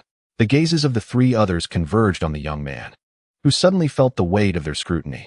"Don't look at me. How would I know?" When he came out of the restroom, his bag certainly appeared empty. "It must still be inside. Perhaps we should search again?" The bespectacled middle-aged man, realizing their plan had unraveled, reluctantly confessed, "Fine. I admit we came here for the gold. But as you can see, there's nothing in the toilet tanks. We have no idea where the robbers hid it. We were simply driven by folly." The elite team member, unfazed by his admission, retained a serious demeanor, refusing to release the four, but instead directly reported to the commanding officer. Report. The four individuals were apprehended in the act, indeed searching for gold. However, our thorough inspection of the entire restroom yielded no bars of gold. At this moment, the commanding officer, seated within the RV, furrowed his brow upon hearing the team's report. The surveillance footage revealed that when Lu Ming departed, he was not carrying a backpack, indicating he had not taken any gold with him. Was it possible that these four hostages had detected the agents trailing them? To elude suspicion, they feigned a search in the restroom, deploying a smokescreen to mislead everyone. In truth, they might have known that the gold was not hidden in the restroom, but rather concealed elsewhere in the bank. Nonetheless, considering the furtive and cautious demeanor the four had previously exhibited, the likelihood of this scenario was indeed considerable. They were to be brought back for questioning, with the commanding officer intending to inform them that the gold was merely for training purposes, should they dare to steal it. He would ensure they faced the full extent of the law. After delivering his statement, the commanding officer placed the walkie-talkie on the table, his brow furrowing deeper as his right index finger rhythmically tapped the surface, lost in thought. Soon, the four hostages were escorted back to the tent. This time, they candidly recounted their experiences during the kidnapping, explaining to the commanding officer that their return to the restroom was entirely due to the apparent empty bag Lu Ming had carried upon exiting. Mistakenly believing Lu Ming had hidden the gold within the toilet cistern, they were momentarily blinded by greed, leading them to withhold crucial information. Upon hearing the hostages' testimonies, the commanding officer hastily departed the tent, heading towards the temporary command center, closely followed by the special operations team leader. The leader was perplexed as to why the commanding officer had suddenly opted not to interrogate the hostages. After all, their statements might not reflect the truth, and it was possible they were deliberately crafting a facade for the commanding officer's benefit. Was the command center truly foregoing any inquiries? If they indeed knew where the gold was hidden and had surreptitiously taken it, that could spell disaster. As the special operations team leader briskly walked alongside the commanding officer, he voiced his confusion. Is there no need to inquire further? No need for questions. Lu Ming wanted them to see. The commanding officer replied through clenched teeth. No. More precisely, Lu Ming intended for me to see through them. Though he had only met Lu Ming a few times, the commanding officer had gleaned a considerable understanding of this formidable adversary during the exercises. Lu Ming was of a similar ilk. Individuals like them pursued perfection in all endeavors, relishing meticulous control over every situation. Even in a simple stroll, they contemplated the caloric expenditure of each step and the most energy-efficient routes. Thus, guided by such a personality, Lu Ming would not have allowed the hostages to perceive him carrying an empty bag.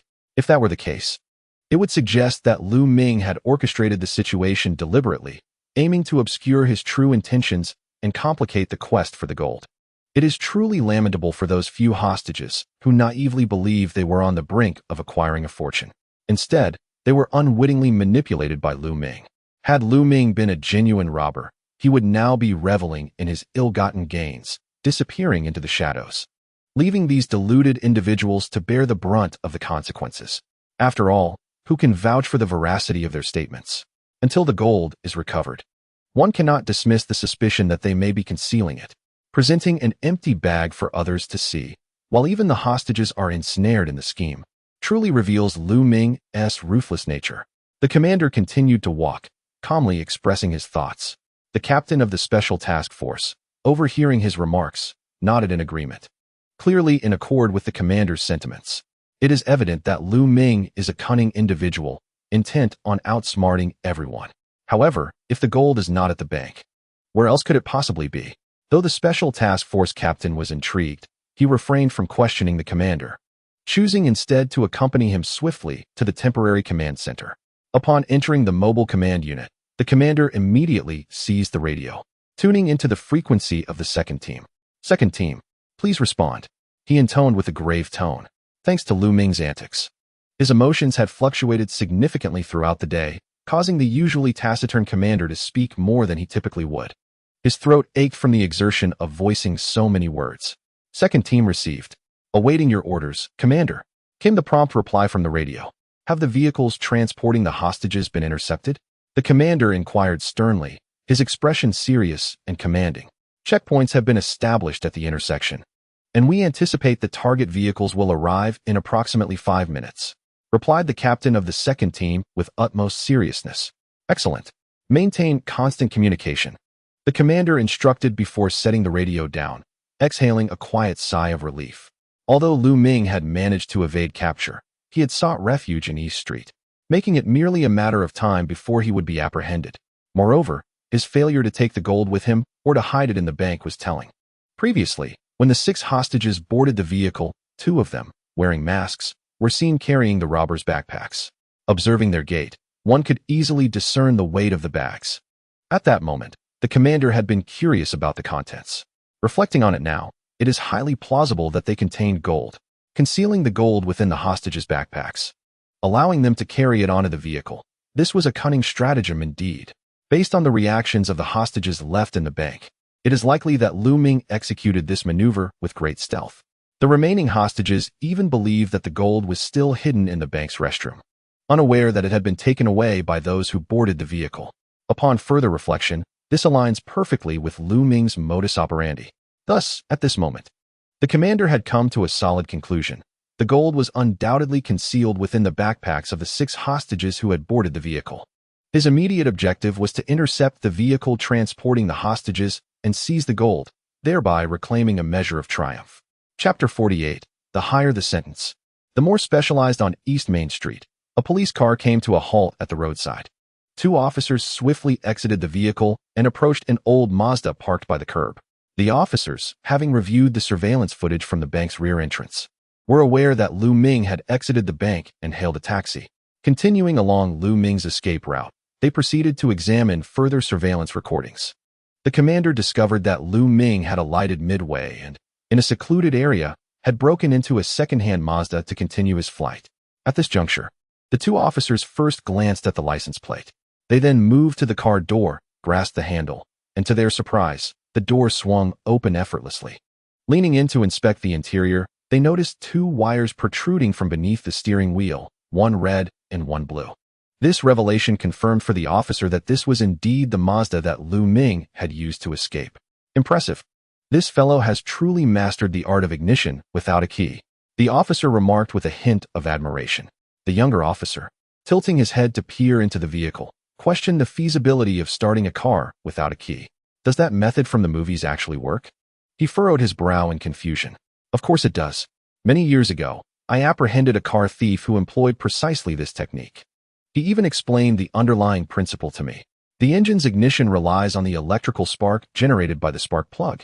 The ignition switch merely controls the power to the spark plug. Thus, when one lacks a key, connecting the wires can similarly start the vehicle. However, modern cars are equipped with steering wheel locking systems and anti-theft chips, rendering such methods effective only on older models. The middle-aged officer spoke with fervor, eager to share his knowledge with the young recruit, as he too had once been in his position. "You possess a wealth of knowledge, Brother Huang." The younger officer expressed his admiration. "How much?" "It's all learned from these thieves." The middle-aged officer strolled to the front of the car and gently tapped the hood. "Learned from thieves?" The young officer, freshly graduated from the police academy, was hearing such a statement for the first time. "Absolutely. You wouldn't assume these criminals are imbeciles, would you?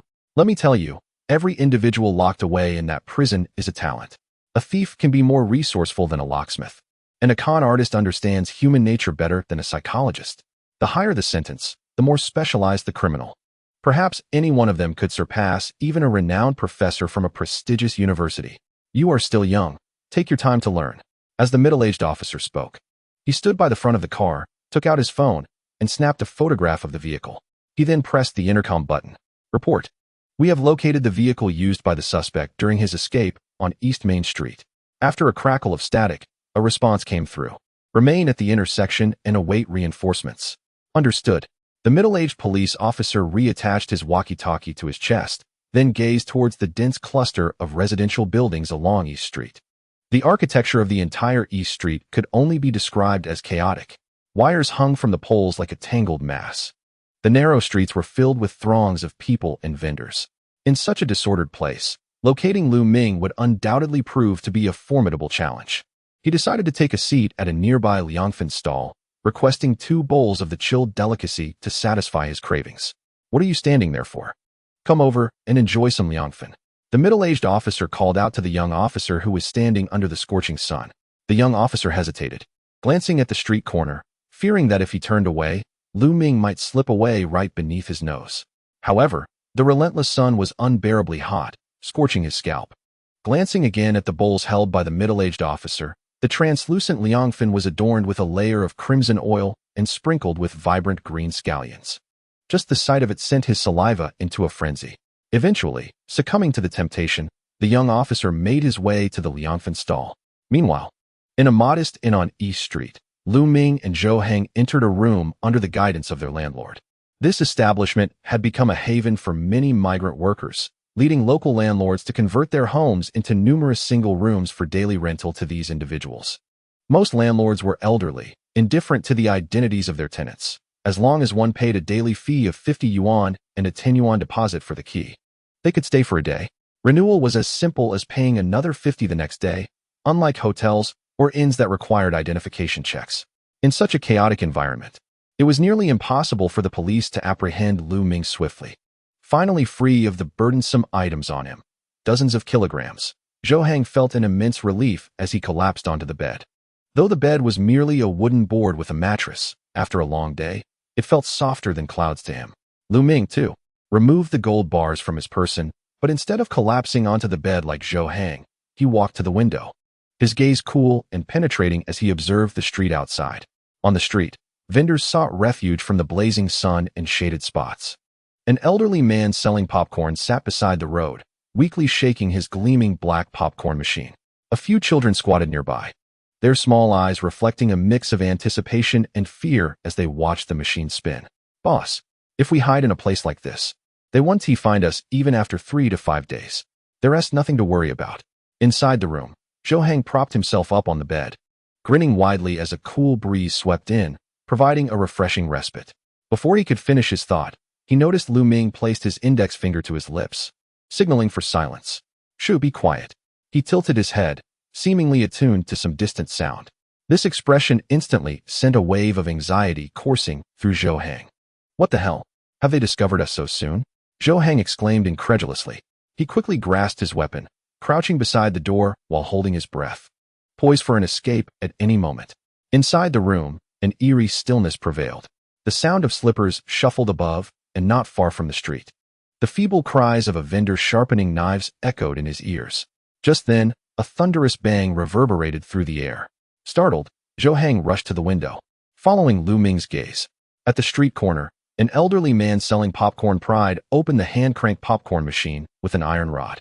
Fluffy white popcorn scattered across the ground, and a plume of white smoke ascended. Children dashed forward, dancing joyfully amidst the smoke. It exploded. Lu Ming's lips curled into a faint smile, one he hadn't worn in ages. He then turned and walked into the bathroom, the sound of rushing water soon filling the air.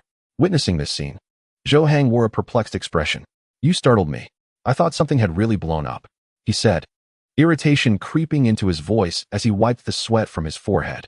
After setting down his weapon, he stretched out his arms and collapsed onto the bed, quickly succumbing to sleep, emitting soft snoring sounds. Chapter 49. The bomb on the minibus exploded? The commander's face remained impassive, yet his gaze was chillingly fierce. The officer beside him bowed his head in silence. This was the second time they had witnessed such a countenance from the commander. The first was after a disastrous raid, resulting in the death of 6 elite team members while the robbers remained unscathed. At this moment, everyone was apprehensive about incurring the commander's wrath, fearing the consequences. The commander's grim expression stemmed from events that transpired half an hour prior. On the highway, a minibus sped by, stirring a gust of wind that caused the trees along the roadside to sway gently. Mere seconds later, another police vehicle arrived in pursuit. "Brother, how about we stop here?" A hostage in the minibus implored, clutching the seatbelt tightly as he glanced back at the approaching police car. He turned to the driver, another hostage, and urged, "Stop, stop."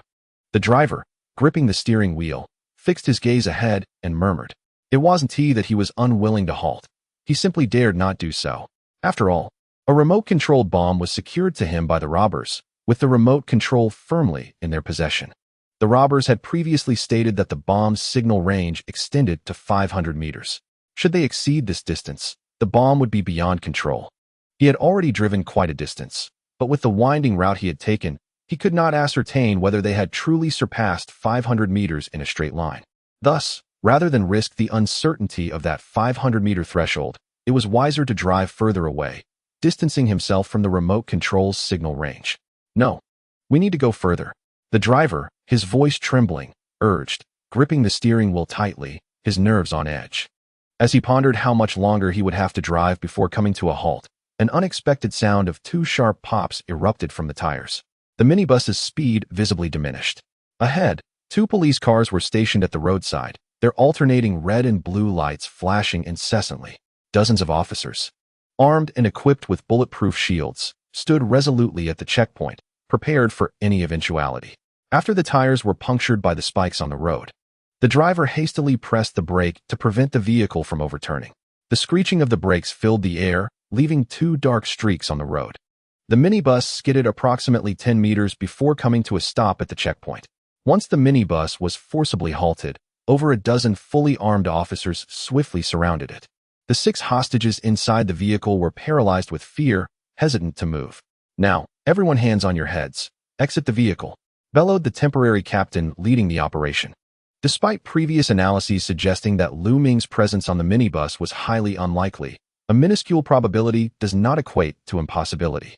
Furthermore, if the hostages were not coerced, why had they not stopped sooner? Why put themselves through such a chase? Caution is never misplaced. "Don't shoot. We are hostages. There are no robbers on this bus," shouted one of the hostages driving the vehicle. "If there are no robbers, why not stop? Get out of the vehicle now," the temporary captain retorted, his frustration palpable under the scorching sun, parched and irritable. After pursuing the minibus for such a distance, it was ultimately they who had compelled it to stop, which only intensified the officer's irritation. "We cannot get out. There are explosives on board. Please be careful," the driver, his face a mask of despair, replied tremulously. At this revelation, the officers surrounding the minibus instinctively shifted uneasily. "Stay calm. Everyone, take a step back. Maintain a safe distance. Bring the bomb disposal gear." The temporary captain raised his hand, commanding the officers to retreat. He then donned the bomb suit and boldly leaped onto the minibus. "Where are the explosives?" he inquired with a grave expression, his brow furrowed. "There's one in the back seat and another on me," the driver lamented, trembling as he lifted part of his shirt to reveal a bomb secured to his body with tape, courtesy of Lu Ming. "Don't move," the temporary captain cautioned the driver, fearful that a single misstep could detonate the bomb. He meticulously inspected the area around the driver before cautiously using scissors to cut the tape. "Someone take the bomb away," he shouted into the intercom, and a team member rushed over. After swiftly taking the bomb from the captain's hands, the officer exited with urgency, discarding the training explosive onto a vacant patch of road. "Don't move either. Wait for me to come to you," the temporary captain instructed the young man with the backpack. Preparing to approach him personally, he made his way to the young man's side. The temporary captain cautiously unzipped the backpack, each movement executed with utmost slowness. The hostages, tense and breathless, clenched their fists tightly. Once a gap had been created in the backpack, the captain peered inside, revealing an expression of surprise and confusion. He then reached into the bag. The hostages in the vehicle watched in horror as the captain's hand delved into the bag containing explosives, their pupils dilating and limbs going numb. However, in the next moment, the captain retrieved an item that left them utterly astounded, a small black box adorned with a red button. Wasn't this the very remote control for the bomb that Lu Ming had held earlier? The taut nerves of the hostages instantly relaxed, akin to deflating balloons as they slumped back into their seats. At last, they were safe. Indeed, only an extraordinary individual would dare to plot a bank heist and store the remote control alongside the explosives. Had they known this sooner, they wouldn't have had to run so far. The fear had been unbearable all along. "Look at you, so spineless. When we get back, we must celebrate," exclaimed one. "Xiaojia, let us get married when we return." The warm sunlight streamed through the windows of the minibus, illuminating the relieved smiles of the hostages. Having brushed against death, their friendships and love had deepened, resembling the heartwarming conclusion of a Hollywood blockbuster. This fellow truly operates outside the bounds of reason, indulging in such a prank. The temporary captain, gazing at the remote control in his hand, found himself increasingly puzzled by Lu Ming's character. How could he have placed the remote control among a jumble of miscellaneous items? Such a contrarian approach mirrored that of patients from a renowned psychiatric institution. Subsequently, the temporary captain examined another backpack, finding no issues, and activated the intercom. "The bomb has been neutralized. Bring the hostages away." In the distance, the elite team members received the order and hurried towards the minibus. "Come on, hand me the bag." The temporary captain, clad in a heavy bomb disposal suit, reached out towards the hostage bearing the explosives. Though the remote control was safely nestled within the bag, and they were not in immediate danger, the hostage still felt compelled to express gratitude. "Thank you for risking your lives to save us." The hostage, visibly shaken, tilted their shoulder and carefully handed over the backpack to the captain, who accepted it with a solemn demeanor. The other hostages regarded the captain with grateful eyes. However, the temporary captain felt a wave of embarrassment wash over him. He wished to swiftly escort these individuals away. Otherwise, once they discovered this was merely a drill, their gratitude might transform into something less amiable. "This is my duty. Everyone, please exit the vehicle," the temporary captain declared earnestly as he accepted the backpack from the hostage. Yet, as he lowered his gaze, he noticed a transparent fishing line. Pinching the line between his fingers, he inexplicably tugged gently. To his astonishment, a pull ring dangled in midair, swaying slightly. "What is this? Who tied this to me?" The hostages turned to glance behind them, their faces a mix of confusion and alarm. Before they could voice their thoughts, a muffled thud reverberated through the vehicle, startling all its occupants. Chapter 50. Beneath the calm exterior lies a lunatic. In the instant the bomb detonated, paint erupted forth, saturating the interior of the minibus with a kaleidoscope of vibrant powder, which splattered across the faces of everyone inside. The scene transformed into a riot of colors, red and green everywhere. Only the temporary captain, donned in a bomb-proof helmet, managed to escape unscathed. The atmosphere within the vehicle grew awkwardly tense in an instant. Meanwhile, the audience in the live stream burst into laughter upon witnessing the hostages, their faces smeared with paint. The hostages, internally crumbling under the weight of fear throughout their ordeal, were now faced with the absurdity of the situation. The bomb had detonated, only to unleash a barrage of paint. The captain found himself at a loss for words, unsure how to explain this bizarre turn of events to the captives. This captain, albeit cautious, had previously warned the hostages to remain still. However, upon spotting the remote control, he had let his guard down. Who could have anticipated that someone like Lu Ming would set a bomb with such intricate precautions? Instead of utilizing the remote, he opted for a fishing line. What do you know? This was his method to ensure the bomb would accurately target its intended victim. But how did the bomb detonate? Have you not realized? The fishing line was likely connected to the bomb switch, The moment a hostage dared to remove the bag, the line would pull the switch. Someone raised a question. How could one be assured the bomb would indeed explode? Before the police arrived, the hostages would certainly refrain from touching the bag, at least. I wouldn't dare. It was only when the police showed up that they might consider opening the backpack. Thus, they would inevitably discover the remote control inside, leading everyone to presume the bomb was harmless since it lacked a timer and the remote was contained within the bag. Consequently, they would lower their guard, thinking it safe to quickly remove the bag, rather than holding onto it as a potential firework display upon returning home. Yet, the moment they attempted to take it, the bomb would detonate. The captain likely forgot that Lu Ming was a veteran. Those with experience in jungle warfare could easily devise such triggering explosive traps. The viewers in the live stream, witnessing this unfolding drama, flooded the screen with comments of admiration, exclaiming 666 in awe of Lu Ming's cunning maneuvers. For someone like Lu Ming, even the act of planting a bomb was layered with intricate strategies, ensuring it would effectively target the police officers. His dedication was commendable, a stark contrast to the typical criminal who surrenders at the first sign of police engagement. However, this accurately mirrored reality, much like the popular game CS, which thrives on its fairness, where no advantages or disadvantages are bestowed based on one's faction. Victory hinges solely on the skill of the player and their team. What is going on? Is the bomb a fake? I have seen such paint-exploding bombs in military programs. They seem to be used for drills. Could this be an exercise?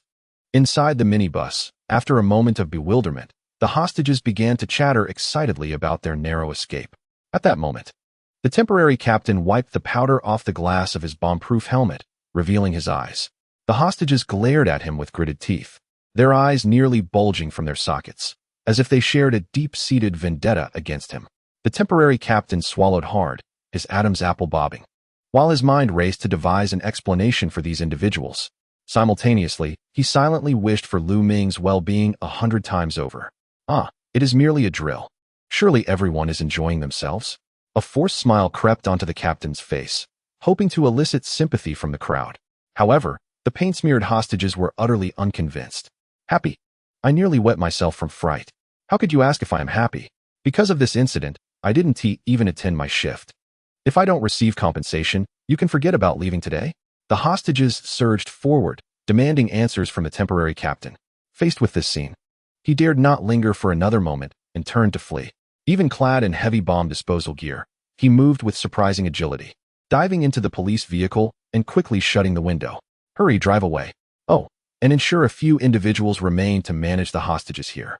The captain, drenched in sweat, removed his helmet and gasped for breath, urging the officer in the driver's seat to start the engine. Boss, aren't we disqualified? Aren't we supposed to remain still? The officer frowned, hesitating, fearful of repercussions for failing to adhere to the drill's requirements. What a narrow-minded approach. Lu Ming isn't even here. What are we waiting for? If we don't leave soon, we might not get away at all. The captain glanced out the window, his heart racing as he saw the irate group of hostages drawing closer, his anxiety mounting. The officer followed the captain's gaze, startled by the menacing demeanor of the hostages. Without a moment's hesitation, he pressed the accelerator and turned the steering wheel, making a hasty escape. Through the rearview mirror, he glimpsed the hostages embroiled in a heated argument with the officers left behind, inwardly grateful for their swift departure. Meanwhile, outside the bank, the commanding officer sat in the mobile command unit, his brow furrowed. After hearing reports of numerous casualties among the officers who had attempted to intercept the hostage vehicle, he felt a painful throbbing in his temples, as if a blood vessel were about to burst. A voice within him incessantly questioned, when did capturing such thieves become so arduous? Initially, he had hoped that Zhou Hang and Lu Ming would approach the drill with their characteristic seriousness, treating it as a real operation. He even feared that their underperformance might render this grand exercise a mere formality. Thus, when he witnessed Lu Ming's adept handling of the bank hostages, he had felt a flicker of surprise and excitement. However, as the drill progressed, he realized that his concerns were unfounded. The performances of the two exceeded all his expectations. Every action seemed reckless yet devoid of flaws. After all, from Lu Ming's perspective, as a hardened criminal, having reached the point of robbing a bank, he had nothing left to lose. Thus, any actions he took appeared entirely rational. Yet beneath this individual's calm exterior, the mental state appears somewhat unstable. While contemplating an escape, He incessantly creates trouble for the police. Whether it is targeting hostages or scheming against the officers, he seems relentless. If Lu Ming were beside him at that moment, the commander might have seized Lu Ming by the collar, vociferously questioning him. Are you masquerading as a robber or a lunatic? Should he truly pose that inquiry, Lu Ming, in his characteristic manner, might simply retort, who in their right mind would rob a bank without a touch of insanity? The mere thought of this left the commander with a throbbing headache. After massaging his temples, his mood calmed slightly. To apprehend Lu Ming, a comprehensive search of East Street was necessary. Fortunately, the unique geographical layout of East Street made it akin to catching a turtle in a jar. By merely securing the street's entrance, Lu Ming would have no chance of escape. Unless unforeseen circumstances arose, it would take at most a day to bring him to justice. At that moment, the commander genuinely yearned to conclude this exasperating drill. If time could rewind to before the exercise commenced, he would undoubtedly deliver 2 resounding slaps to himself, admonishing, "What folly is it for a sane person to feign bravado before a madman?" As evening approached, the sun gradually descended, casting a golden glow upon the clouds over the distant mountains. The parched earth, scorched by the relentless sun, finally received a moment of reprieve. A gentle evening breeze carried a hint of coolness. After lunch, people began to fill the streets, making East Street increasingly lively. However, today, the thoroughfare seemed more congested than usual. "Auntie, have you seen these 2 individuals?" A uniformed officer inquired, holding portraits of Lu Ming and Zhou Hang. Seeking answers from an elderly woman. "Do you want shrimp? There's a restaurant at the corner." The elderly woman replied earnestly, her answer seemingly unrelated, indicating she was somewhat hard of hearing. "Young man, have you seen these 2? Another officer chose to ask a young man. The youth removed his headphones, squinted at Lu Ming's likeness, and shook his head. "Never seen them. I just got off work." All along the route, officers were seen canvassing house by house in search of Lu Ming. Due to the existence of live broadcasts, which could inadvertently reveal the hiding spots of Lu Ming and Zhou Hang, the exercise's live feed had temporarily ceased in the city. Naturally, the residents of East Street remained unaware of the duo's concealment. The search operation bore little difference from reality. It was merely a matter of conducting thorough inspections from door to door.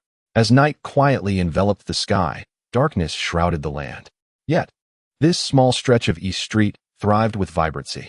2 young men entered a barbecue restaurant, ordering skewers and beer, settling into a window-side table. "Boss, it's only 8 o'clock, and you're already hungry? I haven't even had enough sleep." Zhou Hang yawned as he spoke. As Zhou Hang, who was deeply immersed in slumber, was roused by Lu Ming, he glanced at the wall clock, which indicated it was only 8 o'clock. Having labored throughout the day, he had finally found a moment to rest, and a flicker of resentment inevitably stirred within him. Although Dong Street was bustling with activity, the likelihood of anyone locating them in such a short span was exceedingly slim. However, this did not entirely preclude the possibility. As it was the end of the workday, nearly everyone had returned home, marking the commencement of their search efforts. Remaining in their lodging was perilously unwise. Lu Ming elaborated on his rationale for summoning Zhou Hang for a barbecue. Indeed, at this hour, law enforcement was unlikely to be sparse. The intensity of their searches peaked during this time. Concealing themselves indoors would only heighten their chances of capture. It was far more prudent to venture out in the open and dine, returning only after the critical period had elapsed. With the throngs of people filling the streets, the prospect of identifying Lu Ming and Zhou Hang amidst the crowd was akin to searching for a needle in a haystack. However, this strategy would not hold for the following day. The local merchants and residents might not yet have committed their appearances to memory, but a second glance could certainly alter that. Should they brazenly stroll the streets again, they might easily be apprehended by well-meaning passers-by. After all, few possess an extraordinary memory, and even fewer are entirely forgetful. Once they survived this day, Lu Ming would need to contemplate alternative methods of evading detection. Zhou Hang, upon hearing Lu Ming's words, was momentarily taken aback, suddenly realizing how unfamiliar his once inseparable brother had become. Silently, he prayed that Lu Ming would not stray from the right path in the future. Otherwise, even 10 of him would struggle to apprehend Lu Ming. Soon, the skewers were served at their table, and the 2 began to indulge, alternating bites of the succulent meat, its savory juices bursting in their mouths. They washed it down with frosty beer, the malt flavor refreshing as it slid down their throats, leaving a delightful sensation that reached their bellies. When Zhou Hang set down his glass, a resounding belch escaped him, dissipating the daytime heat with its sound. Feeling that a single bottle was insufficient, he contemplated requesting more from the proprietor, only to be intercepted by Lu Ming. That's enough. One drink to alleviate the heat suffices. This is not the time for indulgence. Overindulgence could hinder our efforts, Lu Ming stated calmly, taking the beer cup from Zhou Hang's hands. Zhou Hang understood that the drill was not yet over and that he could not afford to relax, letting out a resigned sigh as he picked up a skewer and devoured it with fervor. During their meal, the two refrained from drinking any further. Zhou Hang, a voracious eater, seemed to consume out of sheer indignation, managing to finish 2 sizable grilled fish weighing over 2 pounds by himself. When Lu Ming urged him to leave around 11 o'clock, Zhou Hang was already so full that he could barely suppress his burps. As they exited the barbecue joint, they noticed that the number of pedestrians on the street had diminished significantly, and the searching officers had become scarce. After all, by this hour, those who rose early had long since retired for the night. In the dead of night, the neighbors would have to rise early for work the next day. The door-to-door search, even if it were not a drill but a genuine pursuit of suspects, was bound to incite public outrage. It was unlikely that such an operation would be conducted at this late hour. Lu Ming and Zhou Hang arrived at the 2-story house they had previously rented. Before stepping inside, Lu Ming cast a glance around the vicinity, then produced his key to unlock the front door. As he ascended the staircase and reached the entrance, he grasped the doorknob but hesitated to turn it. Meanwhile, in the stifling interior, the armed officers were already drenched in sweat, their palms slick on their firearms. Upon hearing the commotion outside, they all held their breath, afraid even to exhale, lest they allow Lu Ming to escape. The decision to hide indoors rather than set up an external perimeter stemmed from their fear that the highly vigilant Lu Ming might detect them. After all, both Lu Ming and Zhou Hang were armed, and the area was populated with civilians. Should they become aware of their presence, the officers could find themselves in a precarious situation, fearing the potential of hostages being taken again. The doorknob slowly turned. Several firearms were aimed at the entrance, ready to fire the moment Lu Ming opened the door. This tedious operation was on the brink of conclusion. Open it. Hurry. I'm nearly suffocating in here. Each officer silently prayed for Lu Ming to comply. The creaky wooden door cracked open, allowing golden light from the corridor to seep in, casting a long, narrow shadow. All the officers prepared to fire stood at attention. Don't move. Any movement, and we will shoot, they shouted in unison. They surged forward, pinning Lu Ming to the ground. However, when they lifted his head, they realized he was not Lu Ming at all, but rather a stranger. Sir, don't shoot. I'm an innocent bystander, the unfamiliar man exclaimed, trembling with fear, his voice quaking. Who are you? What are you doing here? The lead officer demanded, visibly taken aback. Earlier, 2 men came to my shop to eat and asked me to deliver another grilled fish. They gave me the key, the stranger stuttered, his voice filled with anguish. He felt wronged, having been roughly handled by so many officers, his arm nearly dislocated and still throbbing with pain. The officer glanced down and indeed spotted a takeout box for grilled fish on the floor, butter spilling out onto the ground. Damn it, he slipped away again. Which shop? The officer inquired, his frustration evident in his tone. Turn left at the intersection ahead, walk straight for 100 meters, then turn right to reach Pig Brother Grilled Fish. The stranger replied just as he finished speaking. He hurriedly revealed the address of his shop. Another officer interjected, I'll take a team to pursue. You report to the higher-ups. With that, several officers hastily departed. A young officer, watching his colleagues rush away, momentarily displayed a flicker of disappointment in his eyes. At that moment, a middle-aged officer gently patted him on the shoulder and offered words of encouragement. While everyone else failed to locate Lu Ming, you managed to find him. You've done remarkably well. Pray tell, how did you know Lu Ming resided here? In response to the senior officer's praise, the young officer shyly replied. When the search operation commenced, I realized that this exhaustive method, while thorough, would make it nearly impossible for us to locate Lu Ming with our limited manpower in a short time. So, I sought assistance from the community's Andes, asking for their help in finding him. I anticipated that each of them had formed a group chat. After sharing Lu Ming and Zhou Hang's portraits, we quickly received leads. However, by the time we arrived here, they had already departed. As he spoke, his cheeks flushed with embarrassment, and he sheepishly scratched his head, clearly feeling bashful in the face of such commendation. Quite commendable. You understand the importance of engaging with the community. You have a bright future ahead. to apprehend criminals. We must operate this way. It's not only about dealing with offenders, but also about connecting with the public. I often tell them that merely sitting in an office won't solve cases. You surpass them. Come, let me take you somewhere, the middle-aged officer said, gesturing for the young officer to follow him as they ventured into the dimly lit alley. Meanwhile, in another rental room, Zhou Hang expressed his confusion. Boss, why have we moved again when we were fine just a moment ago? One cannot be too cautious. In a complex environment, I don't feel secure, Lu Ming replied, holding an apple from a plastic bag, his cold gaze fixated on the crimson fruit, lost in thought. I believe you're being overly cautious. In a place as intricate as this, it would take at least a day or two for anyone to find us. Zhou Hang dismissed, plopping down opposite Lu Ming. However, he immediately sprang back up, exclaiming, "Oh no." Lu Ming, who was about to peel the apple, couldn't help but smirk at Zhou Hang's startled reaction. But what Zhou Hang said next made him flush with embarrassment. Boss, the address you gave for the grilled fish delivery was incorrect, Zhou Hang lamented, smacking his thigh as if mourning the lost dish. Lu Ming raised an eyebrow, feeling exasperated. Did Zhou Hang truly consider himself a glutton? That delivery of grilled fish was not intended for consumption. It was merely a ruse to stir up trouble. From this vantage point, they could see the barbecue restaurant where they had dined, and someone should be arriving soon. People? What people? Zhou Hang furrowed his brow, perplexed. He slowly approached the window to glance out at the street. Sure enough, in this very moment, one can catch sight of the renowned Zhu Gu grilled fish restaurant. Just as he pondered who might grace the establishment with their presence, a few police officers hurriedly rushed into the fish eatery.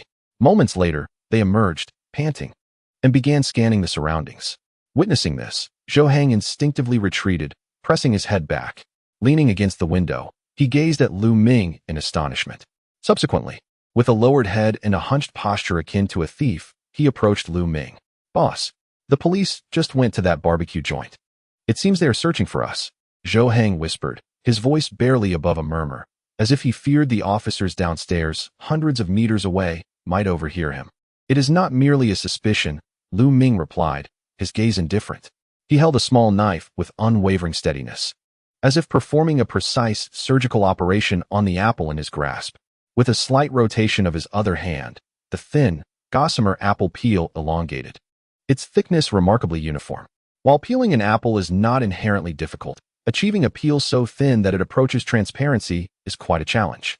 Goodness, these officers are remarkably swift. Thankfully, you were cautious enough, or we would have truly been caught, Zhou Hang exclaimed, still shaken. Just as he felt relief at narrowly escaping disaster, another crucial thought struck him. Oh no, boss, we left our guns and gold behind, Zhou Hang lamented, smacking his forehead in frustration. Without taking the gold, had their efforts that day been in vain? From beneath the bed, Lu Ming spoke in a low tone, slicing off the lengthy apple peel. The apple, now perfectly peeled, rested in his hand.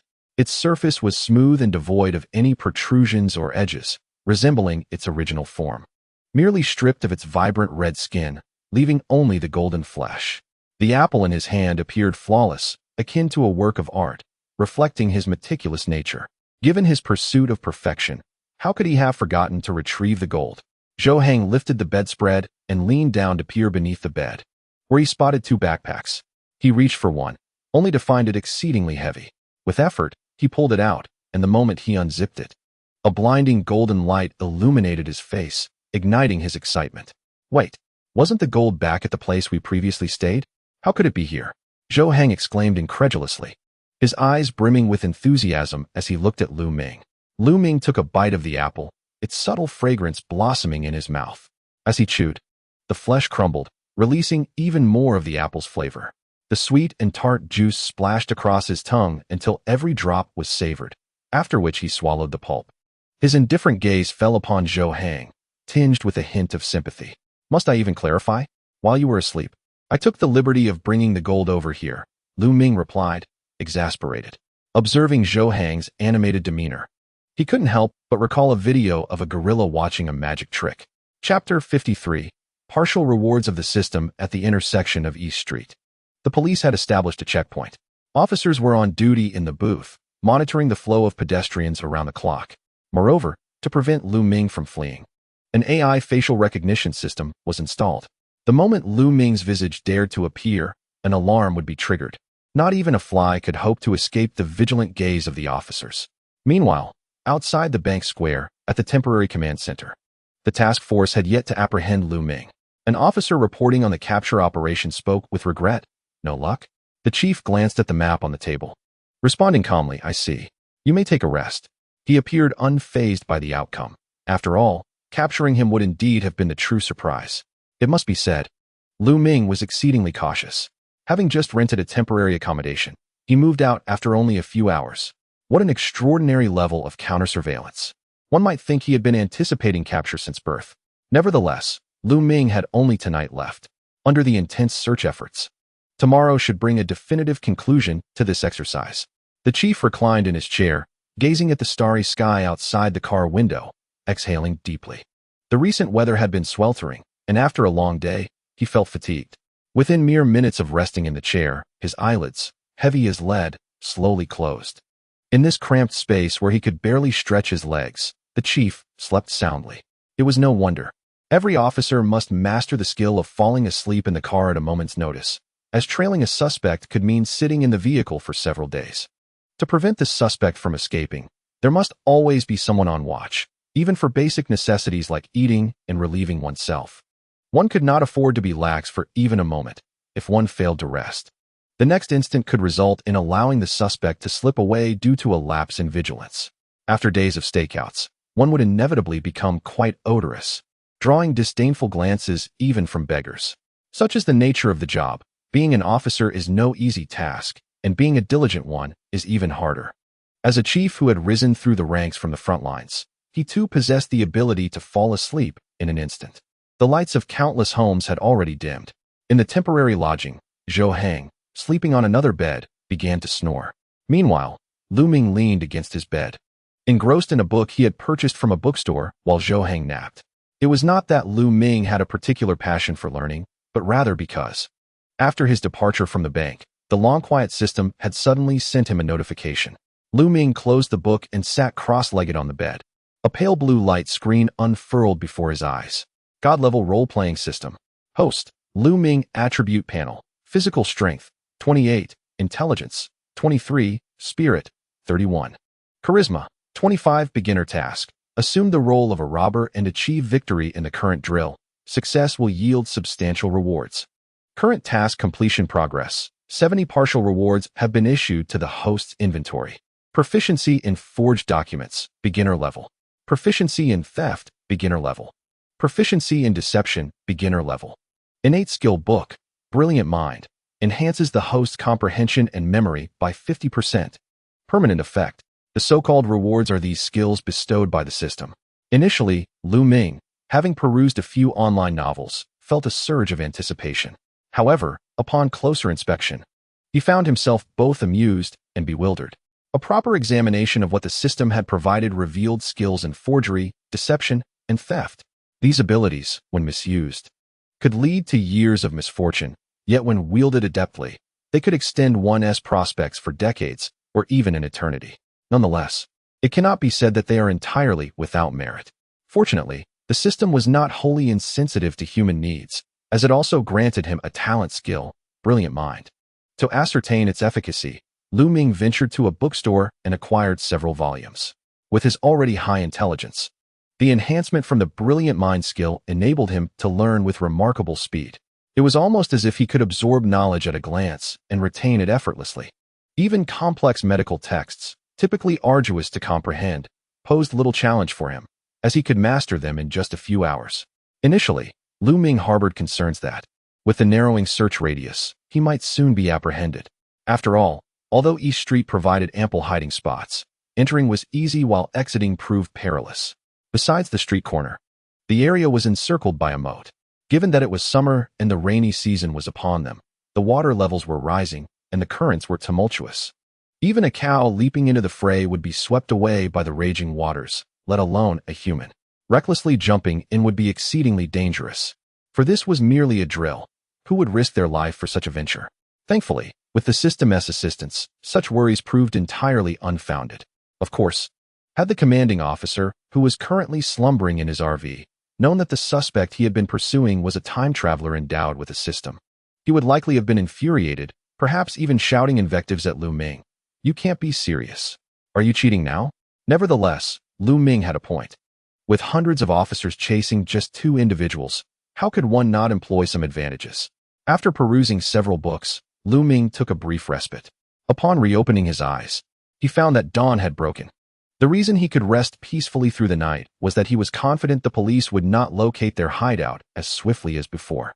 Firstly, when renting the room, Lu Ming had utilized cosmetics to alter his appearance. Without a meticulous examination, one would hardly recognize him. Secondly, he had rented the day-rate room while Zhou Hang was asleep. Venturing out alone, the objective had shifted from two individuals to a solitary one. It was only under the cover of night, while the landlord slumbered, that he managed to bring Zhou Hang over. Even if the landlord received a notification from the police, he would instinctively focus on the room occupied by two people, believing that Lu Ming resided there alone. Nonetheless, this would merely allow for a peaceful night. Soon enough, the police would investigate this place. By then, even if he altered Zhou Hang's appearance with cosmetics, they would still be exposed. After all, two grown men are not typically found sharing a room unless they are a couple. The stakes were too high, inevitably raising suspicion. Thus, it was imperative to contemplate a new hiding place at the earliest opportunity. Lu Ming gently roused the peacefully sleeping Zhou Hang, stating in a tone that was neither cold nor warm, "It's time to leave." Zhou Hang blinked his sleepy eyes open, rubbed them with his hands, and hastily rolled out of bed to dress. After a brief wash-up, he anxiously gazed out the window. "Boss, there are police officers outside. Where shall we hide?" Zhou Hang observed several officers hurriedly passing by on the street, truly beginning to grasp the hardships of being a thief. Like a mouse, he felt compelled to remain hidden, avoiding the light at all costs. "The hospital," Lu Ming replied calmly. Upon hearing this, Zhou Hang paused momentarily, then grabbed Lu Ming's arm. "Brother, are you unwell? Is it serious?" His brows knitted together in concern. Zhou Hang earnestly questioned Lu Ming, his expression unusually serious. Chapter 54. Going to the hospital to become a doctor? Seeing Zhou Hang's concerned demeanor, Lu Ming, who was typically aloof, felt a rare warmth blossom within him. After a brief moment of surprise, he tossed a set of clothes to Zhou Hang. Upon inspection, Zhou Hang discovered it was a neatly pressed suit. "Boss, we're on the run. Do we really need to dress so ostentatiously?" he queried, puzzled. To him, fleeing should be done discreetly, dressed simply, ideally resembling a manual laborer, to avoid drawing the police's attention. "Who runs away in a suit and tie? Put it on and see if it fits," Lu Ming replied tersely, simultaneously removing his own shirt, revealing a physique of solid muscle. He too donned a tailored suit. Despite being a veteran, he maintained an impressive physique, and now, clad in the sharp suit, he appeared refined and cultured, the previous ferocity in his eyes having diminished somewhat. Zhou Hang frowned slightly. Although he did not comprehend Lu Ming's sudden insistence on wearing a suit, he understood that Lu Ming must have his reasons. Thus, he donned the suit as well. Zhou Hang was tall and robust, and the suit fit him tightly, his physique reminiscent of action star Ma Dong-suk, belonging to the category of those whose presence is strikingly powerful. Concerned that Zhou Hang might burst the seams of the clothing, Lu Ming cautioned, "Try to limit your movements." Zhou Hang adjusted the suit and nodded repeatedly. Yet, even after changing, he remained puzzled about Lu Ming's rationale for the attire, particularly given their current circumstances. The suit is rather cumbersome when it comes to movement. If he were to run a bit faster, he feared the pants would split. "Boss, why the sudden switch to suits?"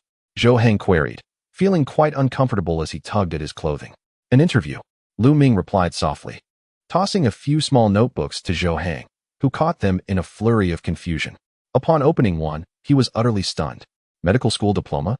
Practicing physician qualification certificate? Boss, where on earth did you acquire these?" Zhou Hang exclaimed, incredulous, as he examined the documents, which appeared more authentic than the real thing. "You made them while you were asleep," Lu Ming calmly stated, and as he turned around, his entire demeanor had transformed. Zhou Hang, taken aback, stood up from the bed, scrutinizing Lu Ming. "Goodness, brother, you've changed your face. How did I not know you could apply makeup?" Zhou Hang mumbled, reaching out to touch, only to be seized by Lu Ming. "I learned last night. Don't touch. I'll do one for you," Lu Ming declared, opening a makeup kit and beginning to apply cosmetics on Zhou Hang's face. Before long, Zhou Hang bore a striking resemblance to Lu Ming, and it must be said, the current makeup techniques are nothing short of extraordinary. Unless one were to look closely, there would be no discernible difference. Now, both Lu Ming and Zhou Hang's appearances closely resembled those on their credentials. Combined with Lu Ming's expertly crafted fake documents, they could easily deceive the average person. All right, let us go. Lu Ming gently patted Zhou Hang's shoulder before grabbing his bag and turning to leave. Zhou Hang, still astonished by the unfamiliar reflection in the mirror, turned back to find Lu Ming had already departed. He quickly slung on his bag filled with gold and rushed to catch up with Lu Ming. The viewers in the live stream witnessed the transformation through Zhou Hang's camera, each one left speechless with astonishment. Wow, this is incredible. This makeup technique rivals that of beauty vloggers. I would not have believed it was the same person if I hadn't seen it with my own eyes. They marveled at how Lu Ming had spent the night crafting fake documents, showcasing yet another talent. Yet, no matter how authentic the fakes appeared, wouldn't they be discovered online? How would they find out? Do you think that Lu Ming is in disguise? Because his documents are made according to the official website, and upon searching online, they match the photos perfectly. It's astounding. Even robbers have such high standards now. Lu Ming is truly a versatile individual. The viewers were thoroughly impressed by Lu Ming's extraordinary skills. I am in awe. Lu Ming is absolutely remarkable. Brothers, don't ask why I watched the live stream on my knees. I feel that the title of high IQ robber no longer suits Lu Ming. I shall refer to him as the multi-talented Lu Ming. The online community was completely enamored by Lu Ming's impressive maneuvering. However, they were unaware that Lu Ming's remarkable makeup skills were acquired overnight by watching videos. With the support of his innate talent and system skills, his learning pace far surpassed that of an ordinary person. On the way, Zhou Hang expressed his dissatisfaction to Lu Ming, saying, "Boss, could you refrain from doing things while I'm asleep? It makes me quite anxious." At this moment, Zhou Hang was candidly voicing his thoughts. Initially, he had brought Lu Ming along for assistance during the exercise, but he was taken aback by Lu Ming's unexpectedly professional performance. He genuinely feared that once he dozed off, his good brother might sneak off and blow up the commander's vehicle. "It is you who always sleeps when I am working," Lu Ming replied coolly, gazing straight ahead. Upon hearing this, Zhou Hang's face flushed, and he chuckled sheepishly. "It's mainly because I trust you when you work. Plus, I was utterly exhausted yesterday. By the way, what do you need that fake certificate for? Where are we headed now?" Zhou Hang recalled the fake certificate Lu Ming had just handed him and asked curiously. "Of course, we are going to the hospital," Lu Ming responded without hesitation, quickening his pace. Before long, the two arrived at the entrance of the health hospital on East Street. Observing the flow of patients and their families outside, Zhou Hang felt a sense of unease, as he had little confidence in what Lu Ming was about to do. "Lu Go, are you really capable of interviewing for the position of attending physician? I don't recall you having any medical expertise. Why not take advantage of our makeup and simply try our luck at the street corner?" Zhou Hang's heart raced, uncertain why Lu Ming had chosen to hide in a hospital rather than simply exit East Street. Makeup could only fool ordinary people. Seasoned police officers would see through it based on one's bone structure. Going now would be akin to walking into a trap. Calmly looking at the hospital ahead, Lu Ming spoke with conviction. He was not the type to entertain any illusions of luck. For those who hold on to such hopes often find themselves in the most unfortunate circumstances. Then we need not impersonate doctors, right? Wouldn't it be permissible to pose as something else? A security guard? A mover, perhaps? Zhou Hang felt increasingly uncertain. For him, the profession of a doctor seemed far too challenging, with inherent risks of exposure. Absolutely not. Lu Ming simply dismissed Zhou Hang's suggestion and strode directly toward the hospital. In truth, the decision to impersonate a doctor was not made on a whim. Doctors frequently wear masks, which significantly reduces the risk of exposure. Furthermore, the high level of professionalism associated with doctors would lead no one to suspect that two former soldiers could successfully infiltrate a hospital and assume the role of a physician. Hence, seeking refuge in a hospital was indeed the most challenging place for the police to locate them. It must be said that hospitals are indeed lucrative, especially private ones. Within just 2 years of establishment, this particular hospital had expanded with several inpatient buildings, leaving its workforce somewhat stretched. At this moment, the hospital director was seated in his office, perusing resumes, when a sudden knock on the door interrupted him. "Come in." Chapter 55. The Black Bear Becomes Refined. Learning to wear a suit? The door to the office swung open, revealing Lu Ming, who entered at a leisurely pace with a bag in hand. Zhou Hang followed closely behind, his expression betraying a sense of guilt. "Hello, you must be Dr. Zhang?"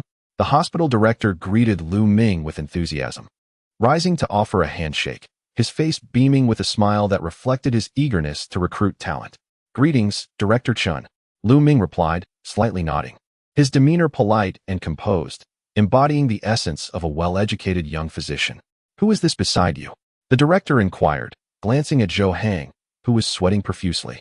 "This is my assistant," Lu Ming responded with a smile, casting a sidelong glance at Zhou Hang, who dared not wipe the perspiration from his brow and instead forced a grin towards the director. Noticing Zhou Hang's awkward smile, the director was momentarily taken aback, pondering to himself, which bear has transformed into a human and learned to don a suit. "Director, shall we discuss my work?" Lu Ming gently reminded, pulling the director from his whimsical thoughts. "Ah, yes, of course. Please, have a seat." The director hastily gestured for Lu Ming to sit down. "Xiaoyang, could you please brew a pot of tea for the office?" A young nurse entered, carrying a teapot. Upon seeing Lu Ming seated on the sofa, she felt her heart flutter, thinking, this young man applying for the physician position is incredibly handsome. However, when her gaze shifted to Zhou Hang's beaming face, a metaphorical cloud seemed to overshadow her, darkening her expression. The unspoken sentiment was clear. This person seems quite unsavory. After pouring the tea, she quickly exited, eager to escape. In the office, after exchanging a few pleasantries, the director feigned humility, posing some professional questions to Lu Ming. His intent was not to gauge Lu Ming's knowledge, but rather to find an opportune moment when Lu Ming faltered, allowing him to respond with, "Oh dear, you don't know that? It seems you'll need to learn thoroughly here." This remark would conveniently serve as leverage to lower Lu Ming's salary during negotiations. This tactic was well known to anyone accustomed to haggling in the marketplace. "Look at this clothing. Oh dear, the quality is lacking. Here is an apple. Oh dear, it's been bitten by a worm." Such statements were often accompanied by a disdainful expression, yielding remarkable results. Did you think he looked down on you? In truth, he was merely attempting to negotiate a lower price. However, to the director's surprise, Lu Ming answered each of his questions with remarkable expertise and professionalism. Zhou Hang, witnessing Lu Ming's eloquence, stared wide-eyed, incredulous. He pondered, "Brother, have you been secretly practicing medicine without me?" Little did he know. Both the director and Lu Ming found themselves in a precarious situation. One, a miserly director intent on stumping Lu Ming with questions to reduce his compensation. One is Lu Ming, who masquerades as a doctor, fearful that his responses may lack professionalism and expose him to the director's scrutiny. Although both men wear smiles, they are inwardly exchanging thoughts about each other's parents. Dr. Zhang is indeed erudite, a testament to his education abroad. The director lifted his teacup, taking a sip before speaking with a benevolent smile. However, when he bowed his head, a glint of shrewdness sparkled in his small eyes, directed at Lu Ming. Internally, he muttered to himself, "This fellow is nothing short of an encyclopedia. How can a surgeon possess such comprehensive knowledge of obstetrics and gynecology?"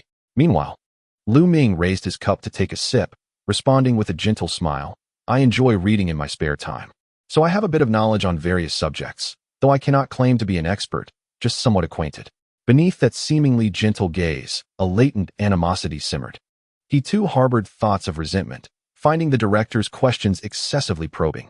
"He keeps pressing me relentlessly. The information I gleaned from yesterday's reading is insufficient. Should I confront him directly? Perhaps threaten him with my gun?" The atmosphere grew palpably tense, the office enveloped in a profound silence. The two men's eyes locked. Should a fly dare to pass by, it would surely be incinerated in the electric tension hanging in the air. A gulp sounded from Zhou Hang, seated beside Lu Ming. As he swallowed nervously, he genuinely feared that the director would provoke Lu Ming to the point of brandishing the gun concealed in his bag, which would likely frighten the director half to death. However, his concerns were clearly unwarranted, for the director had little left in his own arsenal of wit. Clearing his throat, the director broke the silence. "Dr. Zhang, the salaries at our hospital are not particularly high. I understand you have just returned from abroad, having spent 3 years in a prestigious hospital. May I ask why you have chosen to join our humble establishment?" Upon hearing this, Lu Ming hesitated momentarily. Indeed, this small hospital lacks resources and facilities. As a high-achieving graduate with experience in a renowned institution, what could possibly justify my decision to abandon a lucrative position here? If my reasoning is insufficient, it might raise suspicions. Blinking, Lu Ming inadvertently caught sight of a petite nurse peeking at him from outside. An idea for a perfect response suddenly struck him. It's simple. I have an affection for one of your nurses. Lu Ming replied, his composure unwavering. Zhou Hang and the director nearly spewed their tea upon hearing his words. Though the reasoning seemed somewhat absurd, it was irrefutable. It appeared that the only plausible motivation for a doctor like Lu Ming to lower himself to a small hospital was indeed a matter of the heart. Oh, so that's the case. Passionate individuals like Dr. Zhang are a rarity. I truly admire you. You may start work tomorrow. Though do keep in mind that the salary during the probationary period is rather modest. Furthermore, our hospital is nearly at full capacity, so we may not be able to hire your assistant. The dean coughed twice, lavishly praising Lu Ming while secretly reveling in his good fortune. He believed he had struck gold. After all, with Lu Ming's impressive credentials, his arrival at their hospital felt akin to a phoenix descending into a henhouse. However, if Lu Ming was drawn to their hospital for matters of the heart, it implied that he could be easily swayed by any salary offered. Moreover, given the rapport between Lu Ming and Zhou Hang, it was an opportunity to benefit from Zhou Hang's resources without cost. At that moment, a nurse eavesdropping outside felt her cheeks flush upon hearing Lu Ming's words. She quickly covered her face with her hands, pondering if he had glanced at her while she poured his tea, wondering if he might have taken a liking to her. The more she considered it, the more flustered she became, her heart fluttering like a startled fawn. Upon hearing commotion from the office, she hastily turned and fled. Her colleagues, witnessing her crimson visage, were left astonished. Chapter 56. Zhou Hang's bold plan after deliberation on East Street. As the search operation progressed, the area where Lu Ming could hide was rapidly narrowing down. By noon, only one residential building remained on the entire East Street. The midday sun began to unleash its fierce rays, the air thick with heat, devoid of even a whisper of wind. An elderly dog lay languidly by the door, half asleep, while cicadas in the distance emitted a feeble cacophony. Shall I go? Is it worth it? This tattered cloak. Shall I fight? Indeed, for the humblest of dreams. Who says that those standing in the light? A singing elementary school student ambled along, dramatically gesturing as he sang. Just as he reached the peak of his song, he turned the corner, and his vibrant melody gradually faded. He stood, wide-eyed, gazing at the ambush lying in wait within the alley, fear and surprise gripping his heart. Yet, the lyrics etched into his young soul spilled forth involuntarily. Only then can one be deemed a hero. No sooner had the words escaped his lips than a member of the Special Operations team covered his mouth and swiftly whisked him away. A mass of white clouds drifted lazily across the sky, casting a shadow over the entire residential building. Fully armed, the Special Operations team advanced with lightning speed toward the structure. During their hasty retreat, the lead officer signaled rapidly, and the team efficiently divided into two groups. One group circled to the rear of the building, encircling it completely, while the other approached the front entrance directly. Four members of the team took cover beside the doorway, and one produced a key, unlocking the entrance. They entered the building with caution and swiftness. As for why they did not simply kick the door down and shout a command to freeze, such a dramatic entrance is not easily accomplished with a sturdy security door. Moreover, this was merely a drill, and damaging a neighbor's door would necessitate compensation. Thus, they had to procure a key in advance. Once inside the residential building, the Special Operations team conducted a rapid search of each room, but ultimately emerged dejectedly from the building. Outside the bank, the entirety of East Street had been thoroughly searched, yet neither Lu Ming nor Zhou Hang could be found. Within the RV, the commanding officer expressed his bewilderment upon receiving reports from his subordinates. Through surveillance along the route, he was convinced that Lu Ming had indeed hidden himself within East Street. However, the police had promptly sealed off the street entrance. Aside from this single point of egress, escape could only be achieved by crossing the river. Yet, the river had swollen, with water levels reaching at least 7 or 8 meters, and the current was ferociously rapid. Swimming across was utterly impractical. Why then could they not locate him? The commanding officer too found himself perplexed. However, he could not believe that Lu Ming possessed the ability to vanish into thin air. Surely, there must be some overlooked location. He pondered incessantly about where Lu Ming could possibly evade capture this time. It was known that this operation had involved thorough checks of every household, even enlisting the assistance of enthusiastic community volunteers. The sheer intensity of the search made it inconceivable that Lu Ming remained elusive. Had he perhaps already fled? The nearby squad leader inquired with uncertainty. All exits have been blocked. He has no chance to escape and must still be on East Street. Reinforce the search and continue. If we did not find him the first time, we shall search again. The commanding officer replied calmly, narrowing his eyes slightly. Moreover, remind everyone that the focus should not be solely on residential areas. Other locations may also yield results. As he spoke, he casually tossed the marker he had been holding onto the table. At that moment, a map spread across the surface had already been marked with numerous circles by the commanding officer. Clearly, despite not being physically present on East Street, he had remained diligent, meticulously analyzing Lu Ming's movements via the map. Understood, Commander. I will proceed to arrange the next search. The squad leader saluted the commanding officer before turning to prepare for the second operation. At the health hospital, Lu Ming and Zhou Hang had already settled into the temporary accommodations provided by the hospital. Along the way, the handsome Lu Ming had attracted the attention of several nurses. Although he had altered his appearance, it was undeniable that one's innate charm was difficult to disguise. Coupled with his outstanding bone structure and status as an academic achiever, he naturally became the focus of the nurses' interest. You seem quite popular. Have you set your sights on someone? Spill the beans. Zhou Hang teased, raising an eyebrow as he playfully nudged Lu Ming with his arm, winking as he spoke. You? Forget it. I'm concerned about a potential crash, Lu Ming responded nonchalantly. The two continued on with their bags toward the dormitory building. This structure had been newly constructed following the hospital's expansion, with the first 3 floors designated for male residents and the upper 3 for females. Since most of the doctors and nurses were locals, there were seldom any long-term residents. Only occasionally would exhausted doctors or nurses, after finishing a night shift, opt to catch a nap here instead of returning home. The dormitory consisted of double rooms, albeit modest in size. Nonetheless, it is a residence for doctors and nurses, remarkably clean and orderly. As Zhou Hang entered, he ensured that no one was outside before promptly shutting the door. He playfully punched Lu Ming on the shoulder, exclaiming, "Impressive. When did you secretly learn medicine?" I had no idea. Zhou Hang grinned. Previously, he had felt a pang of anxiety for Lu Ming during the dean's examination, but he was astonished that Lu Ming managed to pass it smoothly. Having read some books beforehand, Lu Ming responded calmly when questioned. While speaking, he opened the cabinet in their dormitory and placed the bag of gold he carried inside. Understanding this revelation, Zhou Hang harbored immense respect for Lu Ming, but he couldn't shake his worries about Lu Ming's pretense as a doctor. However, this false doctor of yours will eventually be exposed, and we cannot hide here for long. After a night of deep contemplation, Zhou Hang declared, I have devised an audacious plan. He eagerly anticipated Lu Ming's inquiry about it. However, after neatly folding his clothes, Lu Ming retorted, weren't you sleeping last night? Can that truly be considered deep contemplation? Zhou Hang felt somewhat flustered at this remark. You don't understand. This is what we refer to in medicine as a state of deep thought. No more suspense.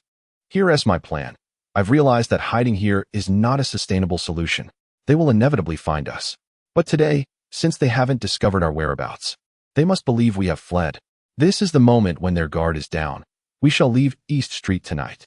Zhou Hang spoke with unwavering confidence, feeling as though he had deciphered the mind of the commander. Are we really leaving just like that? Lu Ming asked, astonished, gazing at Zhou Hang as if he were a familiar stranger. Zhou Hang replied, what else? I have it all planned out. At 2 in the morning, you will drive, flooring the accelerator. I will start with a grenade, then, with a gun in hand, I'll lean out of the window and unleash a barrage. Zhou Hang spoke with fervor, envisioning himself in a heroic light. Lu Ming observed him in silence, pondering that with such intellect, attempting to rob a bank seemed utterly unworthy.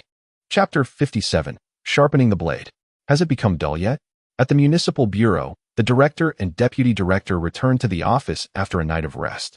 Though both bore grim expressions today, clearly having not recuperated well, it was no wonder, as ever since witnessing Lu Ming enter East Street, they had been anxious about the possibility of his escape. If that were to occur, the pressure from public opinion would likely suffocate everyone in the bureau. Who could have anticipated that a robber would transform and become a doctor? It was hard to believe without witnessing it firsthand. Lu Ming was indeed a remarkable talent. Once again, the discussion of counterfeit certificates and makeup arises, even delving into medical knowledge.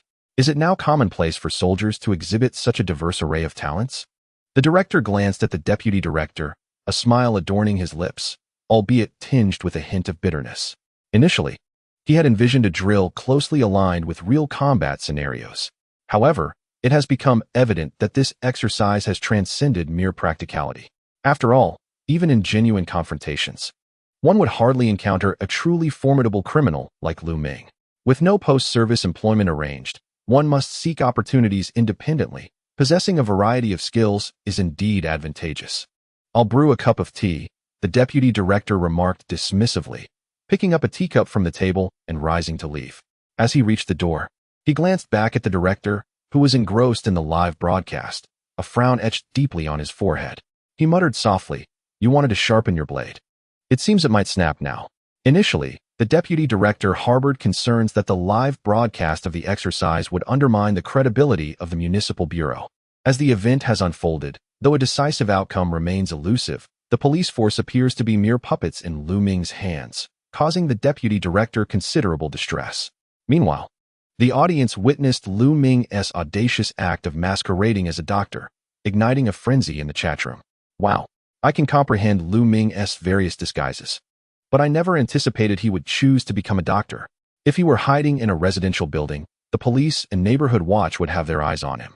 But now, concealed within a hospital, who could possibly locate him? Moreover, doctors wear masks daily. Even without makeup, he would be unrecognizable. Who would suspect a robber brazenly working in a hospital? Is this what they call hiding in plain sight?" It remains uncertain how long it will take for the police to realize that Lu Ming has taken refuge in such an inconceivable hiding spot. It should be soon, for Lu Ming is not a genuine doctor. He merely deceived the hospital director. If he does not attend to patients soon, his ruse will surely unravel. The concern is that the police might mistakenly believe Lu Ming has fled and withdraw their forces. The outcome now hinges on the decisions of the overall commander. Nonetheless, one cannot deny Lu Ming's extraordinary capabilities. I humbly bow before his brilliance. Is he truly the omnipotent genius that legends speak of? Is there anything beyond his grasp?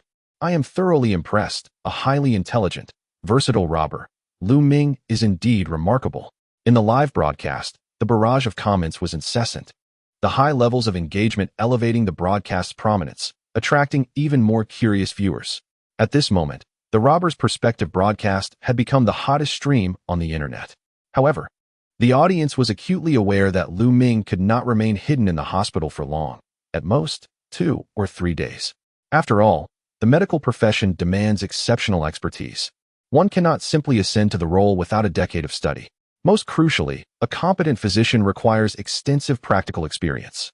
Lu Ming's success in deceiving the director relies solely on his convincing counterfeit credentials and makeup skills. Should he be tasked with treating patients, he would undoubtedly falter. Once or twice, he might find excuses to evade responsibility. Once the frequency increases, the director is bound to notice something amiss. Indeed, it is precisely because the medical profession is one that ordinary individuals cannot master that Lu Ming can temporarily evade the scrutiny of the authorities.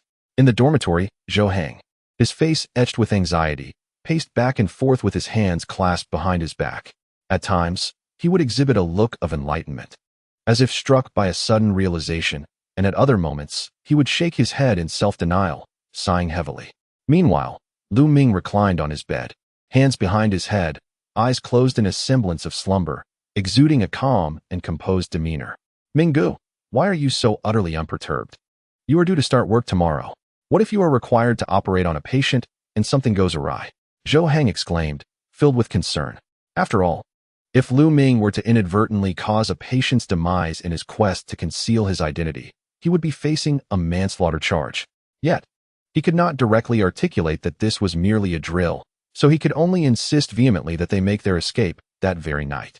"I am not as foolish as you presume. We will indeed leave, but the time is not yet ripe," Lu Ming replied, eyes still closed, his tone light and untroubled. Upon hearing this, Zhou Hang realized that Lu Ming must have a plan. Overjoyed, he quickly half-squatted beside Lu Ming's bed and inquired curiously, "But when will we wait until? If you do not operate on a patient, our charade as doctors will surely be uncovered by the director." Lu Ming slowly opened his eyes and rose. Moving to the balcony, he leaned against the railing and gazed up at the cerulean sky, seemingly deep in thought. Not knowing when Lu Ming intended to act, Zhou Hang hurried over to press him for an answer. "Boss, please don't be cryptic. Just tell me when we'll proceed." Zhou Hang pleaded earnestly, hoping for clarity. The weather has been splendid lately, not a cloud in sight, Lu Ming remarked with a faint smile, patting Zhou Hang on the shoulder as he walked past him. Zhou Hang stood in place for a moment, also looking up at the clear blue sky. Indeed, the weather was delightful. So much so that he felt inspired to compose a poem. Oh heavens, you are truly so blue, so intensely warm. Zhou Hang muttered with a hint of dissatisfaction before returning indoors, continuing to sigh heavily. Outside the bank, the chief, with his brow furrowed, sat before the computer, his index finger incessantly tapping the directional keys. He repeatedly scrutinized the surveillance footage, verifying once more whether Lu Ming had truly hidden himself on East Street. Yet, no matter how many times he watched, the footage clearly showed that Lu Ming and Zhou Hang had indeed taken refuge there. However, with Lu Ming cornered at the street's end and surrounded by obstacles, why was it that he could not be found? During the first sweep, the entire residential area of East Street had been turned upside down by the authorities. The second search had even extended to malls, offices, and potential hiding spots like sewers. Still, Lu Ming remained elusive. Two living beings could not simply vanish in a thin air, could they? Could it be that they were no longer on East Street? I have reviewed their backgrounds. They have military experience, and crossing through obstacles is not beyond their capabilities. Perhaps he escaped via the moat? A nearby officer, with a perplexed expression, gazed at the surveillance footage and remarked uncertainly, unable to locate Lu Ming on East Street.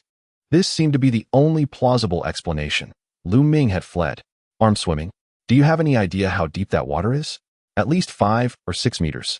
If someone were to jump in, they would be swept away by the current immediately. How could one possibly cross? The commanding officer retorted to the officer, having deliberately surveyed the moat prior to arriving. It was impossible to swim across. Therefore, Lu Ming must be hiding on East Street, concealed in a place that everyone overlooked.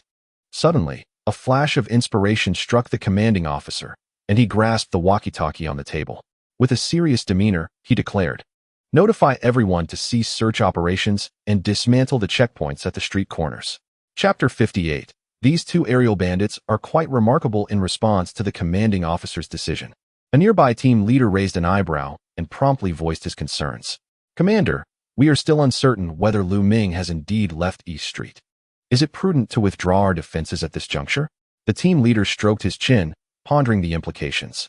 In his view, the commanding officer was relying solely on subjective conjecture to lead the team. Until it was confirmed that Lu Ming had truly departed from East Street, the checkpoints at the street corners should remain intact. Otherwise, it would merely afford Lu Ming an opportunity to escape. The correct course of action should be to maintain stringent vigilance and continue to scrutinize every individual on East Street to ensure absolute security. I concur. It does seem premature to withdraw. Another team leader gently swayed the pen in his hand, also finding the commanding officer's decision somewhat inappropriate. Others nodded in agreement. Observing the dissent among his colleagues, the commanding officer remained unperturbed and offered his rationale. He slowly rose and approached the whiteboard. "I wonder, do any of you have other hobbies?" he inquired with a faint smile gracing his square face.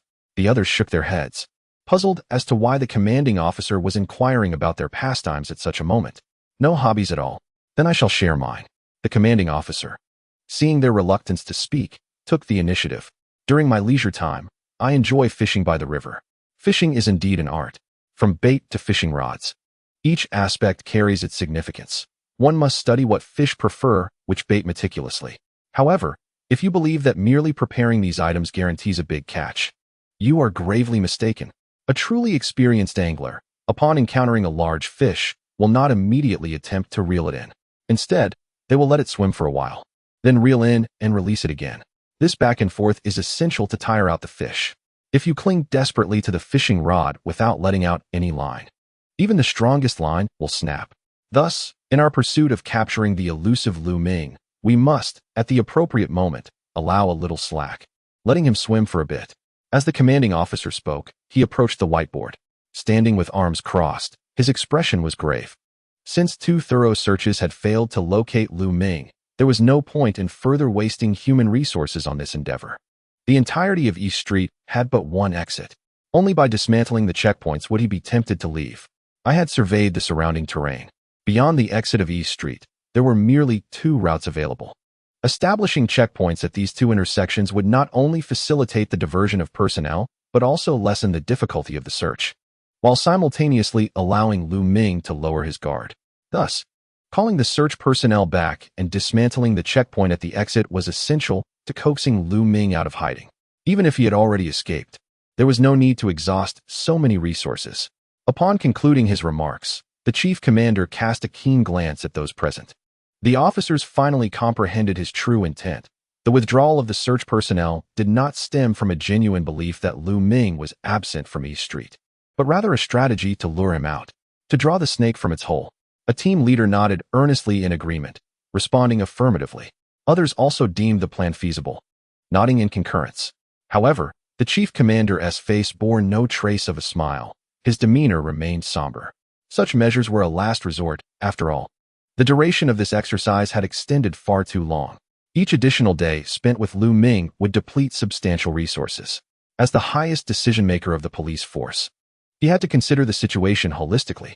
With the exercise still ongoing, the indiscriminate wastage of manpower was untenable. His subordinates were already exhausted. Thus, in light of two unsuccessful searches, the chief commander had no choice but to resort to this cunning stratagem.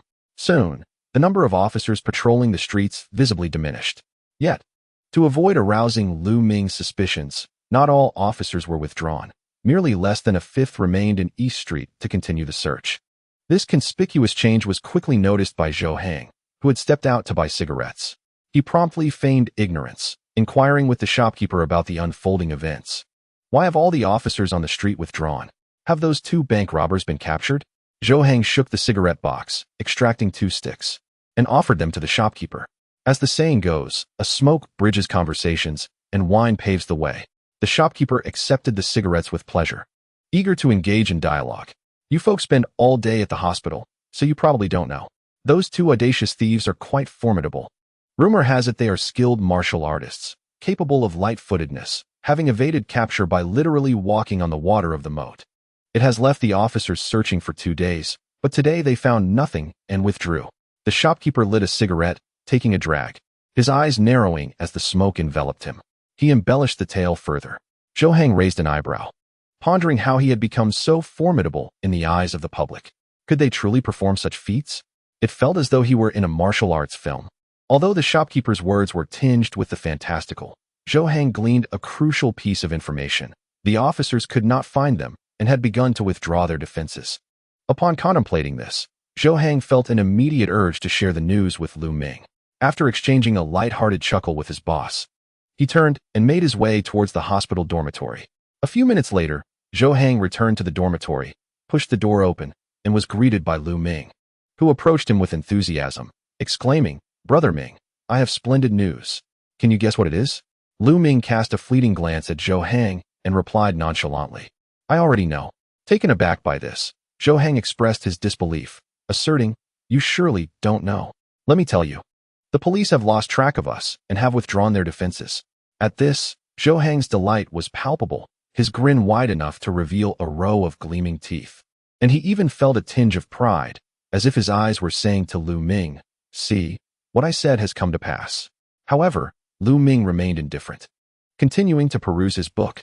Noticing Lu Ming's lack of enthusiasm for such monumental news, Zhou Hang persisted, "Look at you, wise in many respects but momentarily befuddled.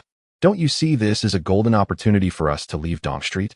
They all believe we're no longer there, and we could stroll out without anyone being the wiser. As long as we carry the gold, we can."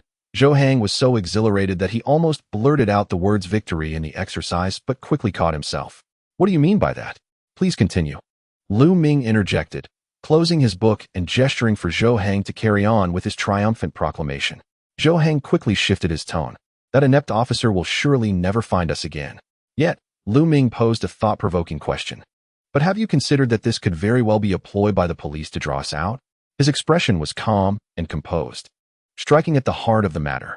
Zhou Hang, momentarily caught off guard, waved his hands in protest. "I've observed closely. The police have only withdrawn most of their forces, leaving some behind on Dong Street. If they truly intended to lure us out, wouldn't it be wiser to withdraw entirely?" He spoke with conviction, his face adorned with a smile, radiating confidence. They haven't fully retreated. They've left some behind precisely to bait us. You see, haven't you fallen for it? Lu Ming shrugged before speaking slowly. Are they truly that cunning? Zhou Hang raised an eyebrow, seemingly enlightened, yet still hesitant to fully believe it. Drawing the snake from its hole isn't exactly a masterful strategy, but for you, it does seem rather devious, Lu Ming remarked calmly, his gaze towards Zhou Hang filled with sympathy. After that, he returned his attention to the book in his hands. But Brother Ming, if it is indeed as you say, how are we supposed to escape? Waiting indefinitely is not a viable solution. Are we to wait until the dean discovers our charade as imposter doctors and reports us? Zhou Hang lamented, his face a mask of despair. Nearly driven to madness by their current predicament, he possessed a disposition so earnest that even a white lie would cause him to stammer. Now, under the guise of a fake doctor, he wandered through the hospital, perpetually gripped by anxiety.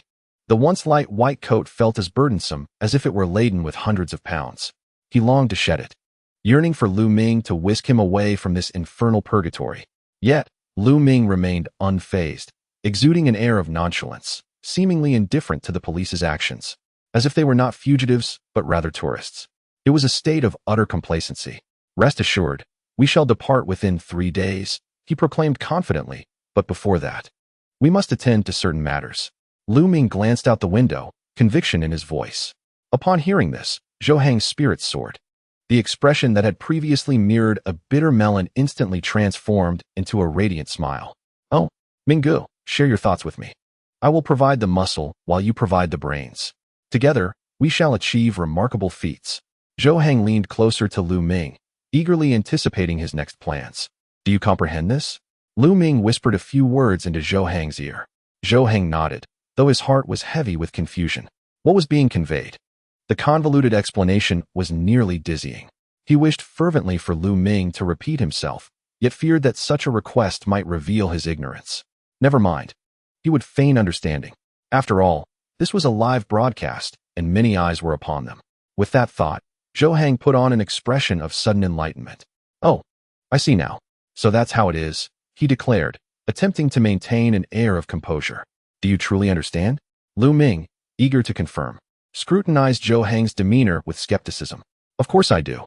It's quite simple, Zhou Hang asserted with fervor, turning his gaze elsewhere with a smile, reminiscent of a student trying to evade further questioning from a math teacher. All right then, let us remain in the hospital for the next few days and follow my instructions. Lu Ming remarked, feeling a sense of satisfaction, believing that his brother had finally grasped the situation. Subsequently, the two continued to enjoy the comforts of air conditioning in their dormitory, no longer concerning themselves with whether the police had truly lowered their guard. The female nurses, eager to welcome Lu Ming, even brought them slices of watermelon. In the sweltering summer heat, there was no greater pleasure than lounging with air conditioning while savoring watermelon. Yet, the police officers lying in wait for Lu Ming endured their own discomfort. Can you believe it? They have relaxed their vigilance, yet Lu Ming still won't emerge. In this heat, I'm left to sell roasted chestnuts. They gritted their teeth, pretending to be vendors on the street under the blazing sun. Grasping the spatula firmly, he vigorously stirred the chestnuts nestled within the iron sand. It was as though those chestnuts symbolized Lu Ming and Zhou Hang. At long last, he had successfully prepared a pot of chestnuts, meticulously packaging them into paper bags. Seizing a fleeting moment of respite, he lifted the somewhat heated cup of water from the table and swiftly gulped down its contents. The warm liquid would soon transform into beads of sweat, cascading down his brow. If not wiped away promptly, it would inevitably crystallize into white specks. What was initially anticipated to be a mere half-day exercise had been inexorably extended by Lu Ming and Zhou Hang's stubbornness, prompting him to curse in frustration. Moreover, what incensed him further was the directive from the commanding officer, which insisted that they maintain the facade of ordinary vendors. Whenever customers approached, they were obliged to engage in sales without exhibiting any signs of lethargy. Just when he thought the situation was under control, a group of individuals appeared in the distance, advancing with an intimidating demeanor. A sense of foreboding surged within the officer as he observed their approach. These chestnuts are from your stall, aren't they? A short figure declared, producing a packet of chestnuts from a black plastic bag and slamming it onto the officer's stand. Wiping the sweat from his brow with a towel, the officer rose slowly from his stool and inquired, "Is there a problem?" His anxious demeanor revealed his fear of exposing his true identity. Although this was merely a drill, it was treated with utmost seriousness from above, hence the live broadcast arrangements. The prospect of revealing his identity over such a trivial matter filled him with dread, knowing he would have to submit a report of reflection once the exercise concluded. To his astonishment, the seemingly fierce short figure suddenly broke into a wide grin, pointing at his stall and exclaiming, "It's him. His chestnuts are the best." A throng of eager customers began to swarm, clamoring to purchase his chestnuts. The freshly roasted delicacies were swiftly cleared from the stand. "Boss, why are there so few? Roast some more," the short figure bellowed, visibly dissatisfied. Upon hearing this, the officer hastily waved his hands. "They're all gone. Come back tomorrow." However, the keen-eyed short figure quickly spotted the unroasted chestnuts beside the officer. "You still have this large bag, and you say you're sold out? I'm helping your business, and you refuse to sell?" As these words left his lips, the other officers disguised as vendors turned their gazes toward the chestnut-selling officer, as if urging him, "What are you waiting for?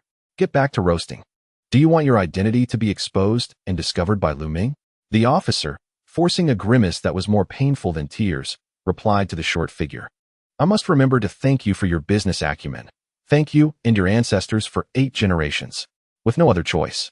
The officer resignedly picked up the spatula and continued roasting the chestnuts. Business was remarkably prosperous. Chapter 60. Today's revenue reached 8,000 yuan outside the bank. Within the temporary command center, the commanding officer and several team leaders furrowed their brows, incessantly perusing the search reports submitted by their subordinates. In the pursuit of uncovering the oversights within the entire search operation, one finds the situation on East Street exceedingly intricate. The area is characterized not only by a high population density, but also by a plethora of diverse industries. The compiled reports from all officers form a substantial stack, which, if sold as scrap paper, could procure several ice pops. Extracting any overlooked details from such a vast sea of information poses a considerable challenge to both mental and physical faculties. If the brain were akin to a CPU, the commanding officer would currently be in a state of overheating, necessitating a sip of tea to cool down. After setting the teacup aside, the commanding officer glanced at the time, estimating that the officers stationed on East Street must have gathered a wealth of valuable intelligence. Indeed, the captain of the 3rd team, responsible for reporting the latest developments, entered the room carrying a black plastic bag. "Report. Sir, as per your instructions, we have deployed 50 officers on East Street, all disguised as various vendors. During the execution of the mission, one officer, succumbing to fatigue, fainted from heat stroke and has since been transported to the hospital," the captain stated solemnly. Upon hearing this, the commanding officer furrowed his brow, his face etched with concern. "Thank you for your efforts. The recent heat has been intense. Please remind everyone to take precautions against heat exhaustion. I will personally contribute some funds for dinner tonight to treat the team." As he spoke, he retrieved his phone to transfer money to the captain of the 3rd team. Given the exhaustive nature of this exercise, the commanding officer was not one to neglect the well-being of his subordinates. Though it was merely a meal enhancement, the total could amount to a significant sum with the number of people involved. However, the captain of the 3rd team firmly declined the offer. "Sir, there is no need for such expenses. We have funds." After saying this, he opened the plastic bag, revealing a substantial amount of cash, both in change and larger denominations. Estimating its worth, it appeared to total several thousand. The commanding officer was momentarily taken aback. Where did this money come from? He scrutinized the captain of the 3rd team, expressing his confusion. After all, the cash was contained within a bag, suggesting it was not obtained through conventional means. "Report. As per your directive, all disguised officers must behave like genuine vendors. Thus, when encountering customers, we conducted normal transactions. This money represents today's earnings. Of course, a significant portion is thanks to old Chun, who was disguised as a chestnut vendor, but he has already been taken to the hospital." The captain maintained a stoic expression as he spoke. Hearing this, the commanding officer's mouth fell slightly agape in astonishment. Well, not only did you manage to disguise yourselves as vendors, but you also generated income for the team? It seems each member possesses a knack for commerce." However, he refrained from voicing this sentiment aloud. After all, in order to prevent Lu Ming from detecting any discrepancies, he had insisted that all officers conduct their business like true merchants. "How much?" the commanding officer inquired calmly, eyeing the contents of the bag. 8,000. The captain of the 3rd team replied without hesitation. Upon uttering those words, the commanding officer was nearly choked by his own saliva, coughing incessantly. How could there be such an amount? Once he regained his composure, he inquired, somewhat exasperated, of the captain of the third team. He had instructed them to masquerade as vendors, not to actually engage in commerce. Even though it was merely the first day, the business had been extraordinarily prosperous, yielding a sum of 8,000. The captain of the third team maintained his impassive demeanor, unaffected by the commanding officer's agitation. Extraordinarily prosperous? How prosperous could it possibly be? The commanding officer queried, for 8,000 was no trifling sum. It equated to the wages of an ordinary officer for 1 or 2 months. Take old Chun, for instance. Prior to his hospitalization, his stall sold 1,000 portions of candied chestnuts, generating a profit of $2,213.50. Along with the earnings of others, the total reached 8,000. The captain of the third team raised an eyebrow, casting a furtive glance at the commanding officer before returning his gaze ahead. Do not report to me again about how much you've earned. I want to know if there is any news regarding Lu Ming today. The commanding officer pronounced, his brow furrowed, perhaps due to the sweltering heat. His tone was tinged with frustration. No trace of Lu Ming has been discovered. The captain of the third team replied solemnly. Hearing this, the commanding officer let out a deep sigh of disappointment. You have all worked tirelessly today. Rest early, he stated wearily, gesturing for the captain to depart. Yet, the captain did not hasten to leave. He remained rooted to the spot. Is there something else? The commanding officer inquired, frowning. This is the 8,000 earned today? The captain extended a bag of money towards the commanding officer. Instantly, the commanding officer felt his blood pressure rise. After all, they were officers, and their disguise was intended for capturing robbers, not for profit. This is the fruit of your labor. You need not give it to me. Let the members of your team handle it. He insisted. All right, return to East Street. The commanding officer waved his hand once more towards the captain. At that moment, he seemed reluctant to confront that unyielding countenance again. Thank you, commanding officer, the captain replied, turning to leave. From a distance, the commanding officer observed him clenching his fist in excitement. Feeling quite helpless, he returned to the mobile command unit, seated himself in a chair, and fell into contemplation. It appeared that aside from the third team's earnings of 8,000, there were no other results to speak of today. Were this not a drill? He might genuinely suspect that Lu Ming and Zhou Hang had already vacated East Street. Yet the question remained, if this was indeed a drill, why had the higher-ups concluded it while allowing him and the other officers to continue their search? This very point led the commanding officer to firmly believe that Lu Ming must still be hiding within East Street, that there was indeed an oversight on their part. However, the current situation was causing him to waver in his convictions. Having searched twice without success, he contemplated withdrawing the search operation, yet there was no stirring of activity. Faced with the absence of any viable alternatives, Lu Ming did not even entertain the thought of probing the situation. Regardless of the decisions made, they seemed to vanish into thin air on Dong Street, silent and unnoticed. This state of affairs conjured painful memories from his childhood. He recalled a time playing hide and seek, where he exhausted every corner of his surroundings in search of a friend, yet to no avail. Undeterred, he searched relentlessly throughout the day, only returning home when hunger became unbearable. Upon pushing open the gate, he found his friend seated there, only to discover that the latter had left long ago, simply forgetting to inform him. Could it be that the live streaming camera had malfunctioned, allowing the two to escape without reporting back? No, that couldn't be right. Surely, the authorities would have notified him otherwise. After some contemplation, the commander deemed this possibility unlikely. While Zhou Hang and Lu Ming might refrain from reporting, the higher-ups would certainly not neglect to remind him. After all, the duo was in possession of a considerable quantity of gold. Chapter 61. A battle of wits in the live stream. Viewers erupted with excitement upon witnessing the undercover officer, disguised as a vendor, generate an impressive revenue of 8,000 yuan in just one day. The chatroom buzzed with laughter at such a dramatic turn of events. Wow, this is a path I never considered. Old Chun is truly remarkable.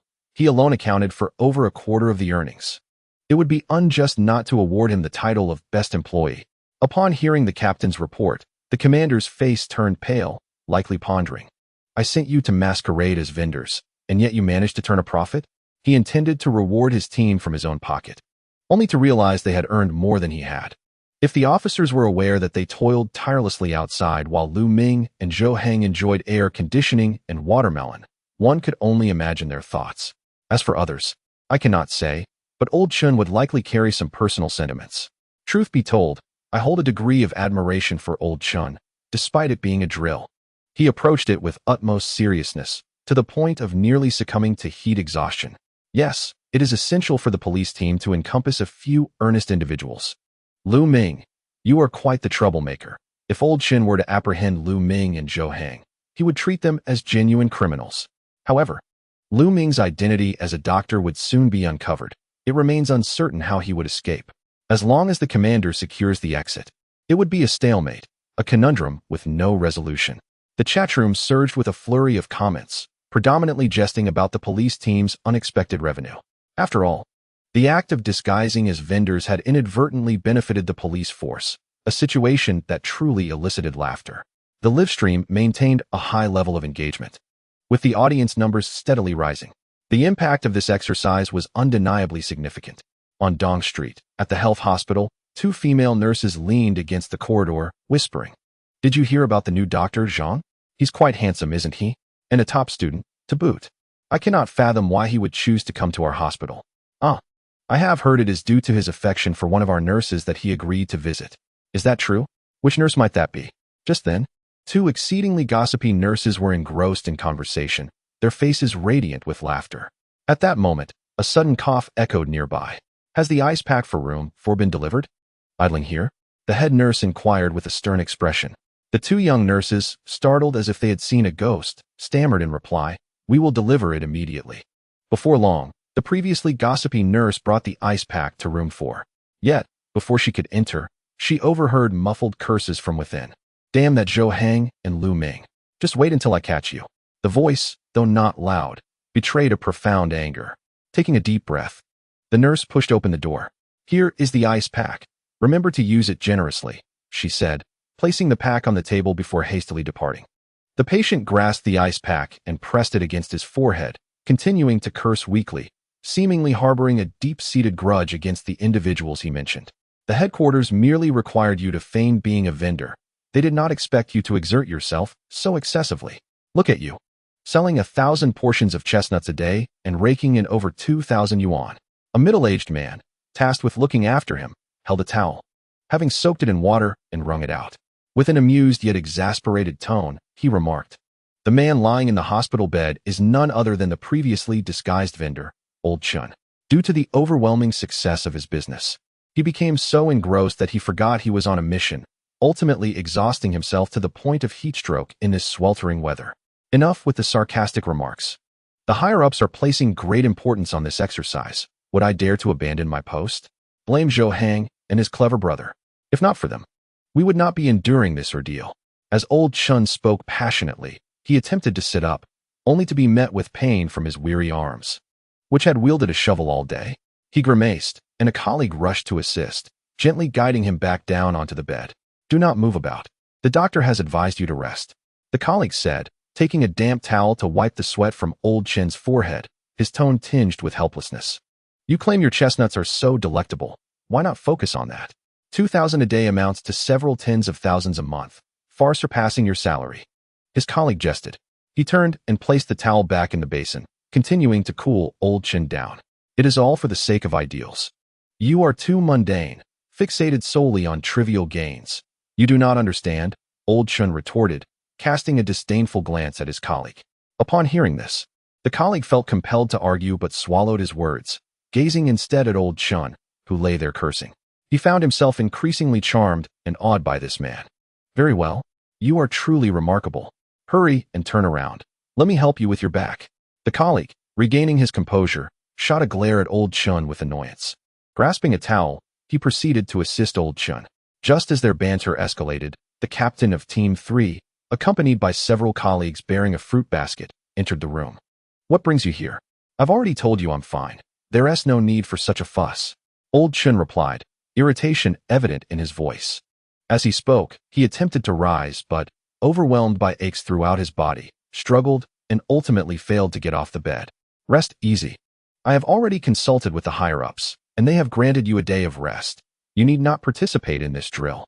By the way, this is the money you earned from selling chestnuts today, 2,213 yuan and 50 cents. Consider it your bonus for this exercise. The captain of Team 3 set the fruit basket down and then pulled out some money from his pocket, extending it towards Old Chun. After deliberation, the captain decided that, given Old Chin's current state, it should be treated as a bonus for his hard work. You're not letting me participate. Old Chin did not reach for the money. Gritting his teeth against the pain, he managed to sit up in bed. Why can't I take part? It's not over yet. I've told you. I'm fine. I just suffered from heat exhaustion. A day of rest is all I need. Old Chin persisted, fueled by a burning desire to confront Lu Ming and Zhou Hang, seeking to avenge his earlier humiliation. Hearing the captain insist on his rest, his agitation escalated. This is an order, the captain of Team 3 stated with an undeniable authority, his tone resolute. Old Chun trembled with anger. Concerned that Old Chun might faint again due to his heightened emotions, the captain turned and departed. The remaining colleagues, placing the fruit basket down, exited the ward with expressions of regret. Even if you want to let me participate, I will catch them. Old Chun muttered through clenched teeth, then lay back down, seething with frustration. The series of setbacks had long since ignited a fire within him. As the saying goes, it's not about steaming buns, but about pride. He was determined to reclaim that pride. Those who cared for Old Chun were well aware of his stubborn temperament, so they refrained from offering any words of comfort, allowing him to process his feelings in solitude. Nightfall descended, and the hospital was noticeably quieter than during the day. The pained groans of patients occasionally echoed through the halls. Old Chun, who had been fast asleep, suddenly opened his eyes wide. In the darkness, his gaze was as sharp as that of a hawk. Chapter 62, Brother Ming. Have they been brainwashed by you? The next day, as the sun peaked above the horizon, the earth prepared to face another relentless bout of scorching heat. For several consecutive days, citizens had received repeated high-temperature warnings from the Meteorological Bureau. Yinhai City was experiencing its hottest season of the year. At this moment, the hospital was at its busiest. Nurses were changing dressings while doctors meticulously examined each patient. Among them, masked and clad in white coats, were Lu Ming and Zhou Hang. Brother Ming, whether we succeed or fail depends on your performance. You are my only hope. Following closely behind Lu Ming, Zhou Hang spoke with a sense of trepidation, fearing that his facade might be unmasked by the physicians present. In stark contrast, Lu Ming's demeanor was as serene as a still pond, exuding calm and composure. You are merely an assistant. Should others express their opinions, simply feign ignorance and refrain from speaking out of turn. Is not playing the fool your forte? Lu Ming remarked, holding a medical record in his hand, his tone tranquil. Zhou Hang nodded repeatedly, reaching for his forehead to dab away the perspiration, but upon catching Lu Ming's stern gaze, he quickly regained his composure, delicately patting with a tissue, careful not to disturb his appearance. At that moment, a physician in his 40s approached. You must be Dr. Zhang. Welcome. I have long admired the esteemed hospital you previously worked at. I never anticipated you would forsake a lucrative position to join us. Nevertheless, as you are here, let us proceed with the ward rounds. I will guide you through. The doctor, smiling broadly, addressed Lu Ming with great courtesy, clearly showing respect for the young physician from the renowned hospital. With a hint of amusement in his eyes, Lu Ming nodded in acknowledgement. Subsequently, the team of attending doctors began their rounds, examining patients in each ward and proposing new treatment plans, engaging in discussions along the way. This was the moment Zhou Hang felt most anxious, for Lu Ming was an imposter. Before they entered the ward, Lu Ming turned to the group of interns who had come from the school. How long have you all been here? He inquired calmly, though not harsh. His tone immediately instilled a sense of nervousness among the interns. We've been here for 2 months, stammered a slightly bolder intern, forcing a stiff smile in Lu Ming's direction, clearly anxious. You must have learned quite a bit in those 2 months, Lu Ming observed thoughtfully, then followed the attending physician into the ward. Inside lay a patient with extensive burns. As the attending physician reviewed the patient's medical records, his expression grew grave. Just as he was about to seek Lu Ming's opinion, Lu Ming preemptively spoke. What treatment approach do you all believe this patient should receive? Please feel free to share your thoughts. I will address any queries you may have. At that moment, Lu Ming resembled a stern mentor, and his credentials only heightened the intern's pressure. Each one quickly racked their brains, eagerly presenting their insights. Lu Ming nodded slowly in response, occasionally offering vague suggestions based on his newly acquired medical knowledge. deliberately sidestepping the direct treatment of the patient. After all, should he misstep, the consequences could be dire. The sanctity of life is not to be trifled with. The attending physician, noticing Lu Ming's preoccupation and the incomprehensible nature of his comments, was left at a loss. Fearful of Lu Ming turning around to question him, he sought to avoid any interaction with him, even refraining from making eye contact. Thus, relying on the group of interns, Lu Ming successfully navigated through the day. By mealtime, those individuals seemed to regard Lu Ming as a figure of reverence. During their break, they even bid him farewell with enthusiasm. Zhou Hang, witnessing this, was left astounded, his mouth agape. He quickly pulled Lu Ming aside. "Brother Ming, what did you say to them? Did you brainwash them?" Zhou Hang, adjusting his mask, spoke with evident concern. After all, the eyes of the interns were filled with fervent admiration for Lu Ming, akin to devoted followers under a spell. "I'm not quite sure what I said. I merely mentioned the latest medical advancements available online, anything related to their conditions, letting them ponder on it themselves." Lu Ming replied nonchalantly. Upon hearing this, Zhou Hang could not help but commend Lu Ming's persuasive abilities with a thumbs up. "You're impressive. Having navigated through the day successfully, I'm off to the restroom," Zhou Hang declared, adjusting his mask before turning to head toward the toilet. Upon reaching the restroom door, Zhou Hang cautiously glanced back, noticing no one was approaching. He stepped inside.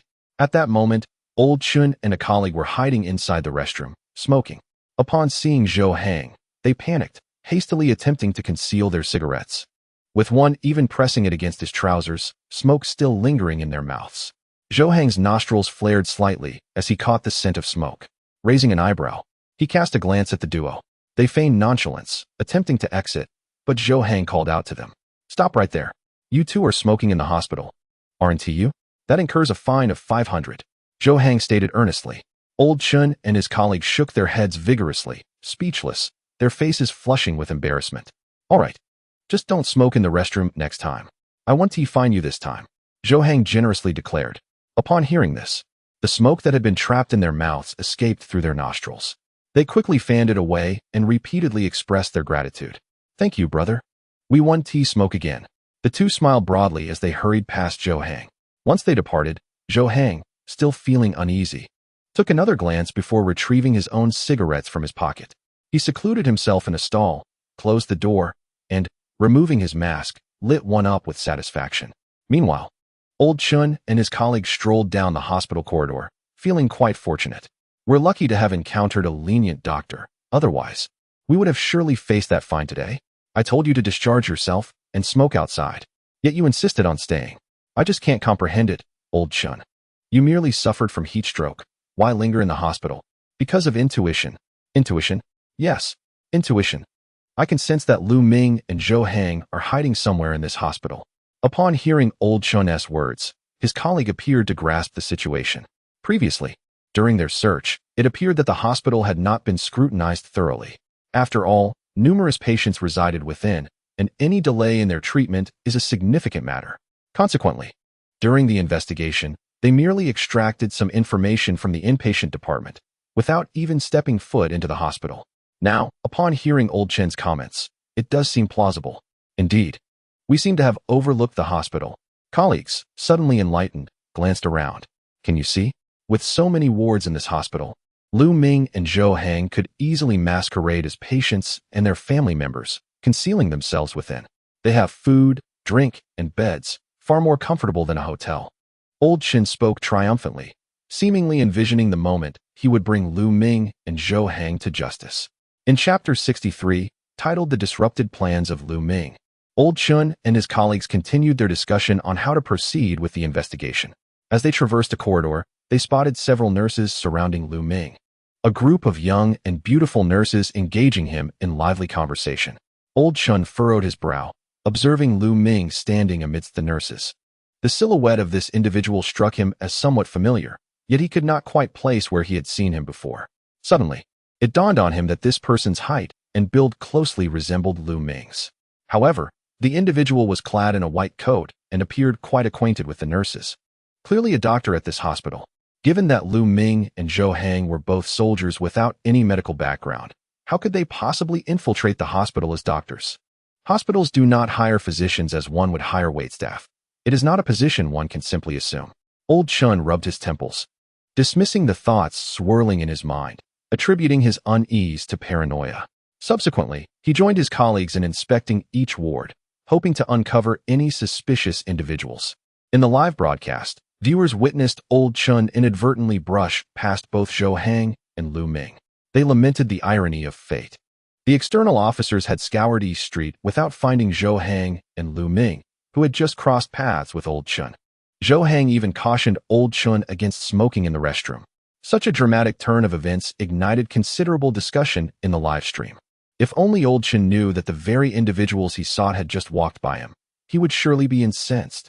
Thankfully, Zhou Hang wore a mask, otherwise the awkwardness would have been palpable, as he did not recognize Old Chun, though Old Chun could certainly identify him, even with makeup. The likelihood of Old Chun recognizing Zhou Hang was still quite significant. To be candid, I felt a wave of anxiety for Lu Ming and Zhou Hang just moments ago. It was so close, merely a hair's breadth. Had Old Chun missed Lu Ming and later discovered the truth after the exercise concluded, he would likely have been restless for months. Undoubtedly, he would awaken in the middle of the night, slapping his thigh in frustration, exclaiming, "Why didn't I take a closer look then?" It's quite amusing how you all are teasing him. Old Chun has already inadvertently overlooked Lu Ming, and yet you continue to mock him. The fervor among the audience in the live stream was palpable. After all, Lu Ming's clever concealment within the hospital was indeed impressive. This revelation not only elicited admiration from the viewers, but also heightened their interest in the ongoing live drill. Consequently, the number of viewers in the live stream remained remarkably high. Over the course of 2 days, the online audience had surpassed the staggering figure of 700,000, a truly alarming statistic. Meanwhile, amidst the animated discussions among netizens in the chat, the astute Lu Ming had already discerned the presence of Old Chun, who had been observing him intently.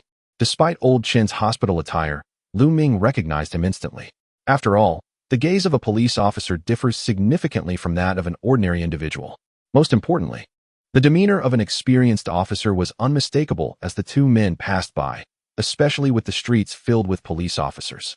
Lu Ming could confidently deduce their identities. After Old Chun departed with his colleague, Lu Ming swiftly extricated himself from the crowd to seek out Zhou Hang. At that moment, Zhou Hang had just exited the restroom after finishing a cigarette. "Brother Ming, what's the matter?" he inquired, surprised by Lu Ming's urgency. Shaking the water from his hands and wrinkling his nose in distaste. "There are police officers in the hospital. We must leave immediately," Lu Ming replied, his brow furrowed, as he turned on his heel and hurried away without pausing. Zhou Hang's demeanor shifted to one of acute tension upon hearing this, and he quickly followed Lu Ming, asking, "Where? How did you find out?" His voice was tinged with anxiety as he quickened his pace, his eyes darting around to survey their surroundings. "I just had a brief encounter with them. They must have noticed me. They saw me joking with the nurses while I was wearing a white coat. So they didn't react immediately. But once they realize, we will be exposed," Lu Ming spoke rapidly, quickening his steps further. Old Chun's unexpected appearance had completely disrupted Lu Ming's plans. He had not anticipated that the police would focus their attention on the hospital so soon. Logically, they would have suspected that he and Zhou Hang had already left if they could not locate them on East Street. Lu Ming had intended to wait until the police had truly relaxed their vigilance before departing in an ambulance with Zhou Hang. Even if they encountered a checkpoint, they could feign that a patient was in critical condition to evade scrutiny. However, Old Chun's arrival had imparted a crucial piece of information to Lu Ming. The police had indeed turned their focus toward the hospital. Even if they were merely screening patients now, believing he could not possibly blend in as a doctor, the chief commander was a clever individual. It was likely that they would soon investigate the medical staff. At that point, there would be no refuge left for him and Zhou Hang on East Street. Yet, unbeknownst to Lu Ming, Old Chun was not sent by the police at all. He had simply been taken to the hospital due to heat stroke. Suspecting Lu Ming of masquerading as a patient was merely an instinctual hunch. Yet, such a twist of fate compelled the cautious Lu Ming to expedite his plans. "Boss, what shall we do now to escape? What you mentioned earlier is no longer viable." Zhou Hang voiced his anxiety, furrowing his brow as he walked. Though he was acutely aware that this was merely a drill, he had fully immersed himself in the role of a robber. The thought of being captured sent waves of panic coursing through him, causing his voice to tremble. "Follow me," Lu Ming stated calmly. Observing his composed demeanor, Zhou Hang found some solace amidst his turmoil. Although he was uncertain of Lu Ming's escape strategy, He felt a glimmer of hope that Lu Ming would devise a solution. However, upon seeing Lu Ming exit the hospital and head in a direction that was not towards the dormitory, Zhou Hang's anxiety surged once more. Minggu, our gold is still in the dormitory. Where are you going? He glanced back at the dormitory building, feeling as though he were being tugged by two invisible forces, caught between a rock and a hard place. After all, if that gold were to be lost, his future would be irrevocably ruined. Even if he were to sell himself in pieces by weight, he could never amass such wealth. The gold is no longer in the dormitory. Hurry up and follow me. Lu Ming offered no further explanation as he swiftly darted into a shadowy alley. Zhou Hang was momentarily taken aback by this revelation, yet he soon shrugged it off with a wry smile. I know. It must have been taken while I was asleep.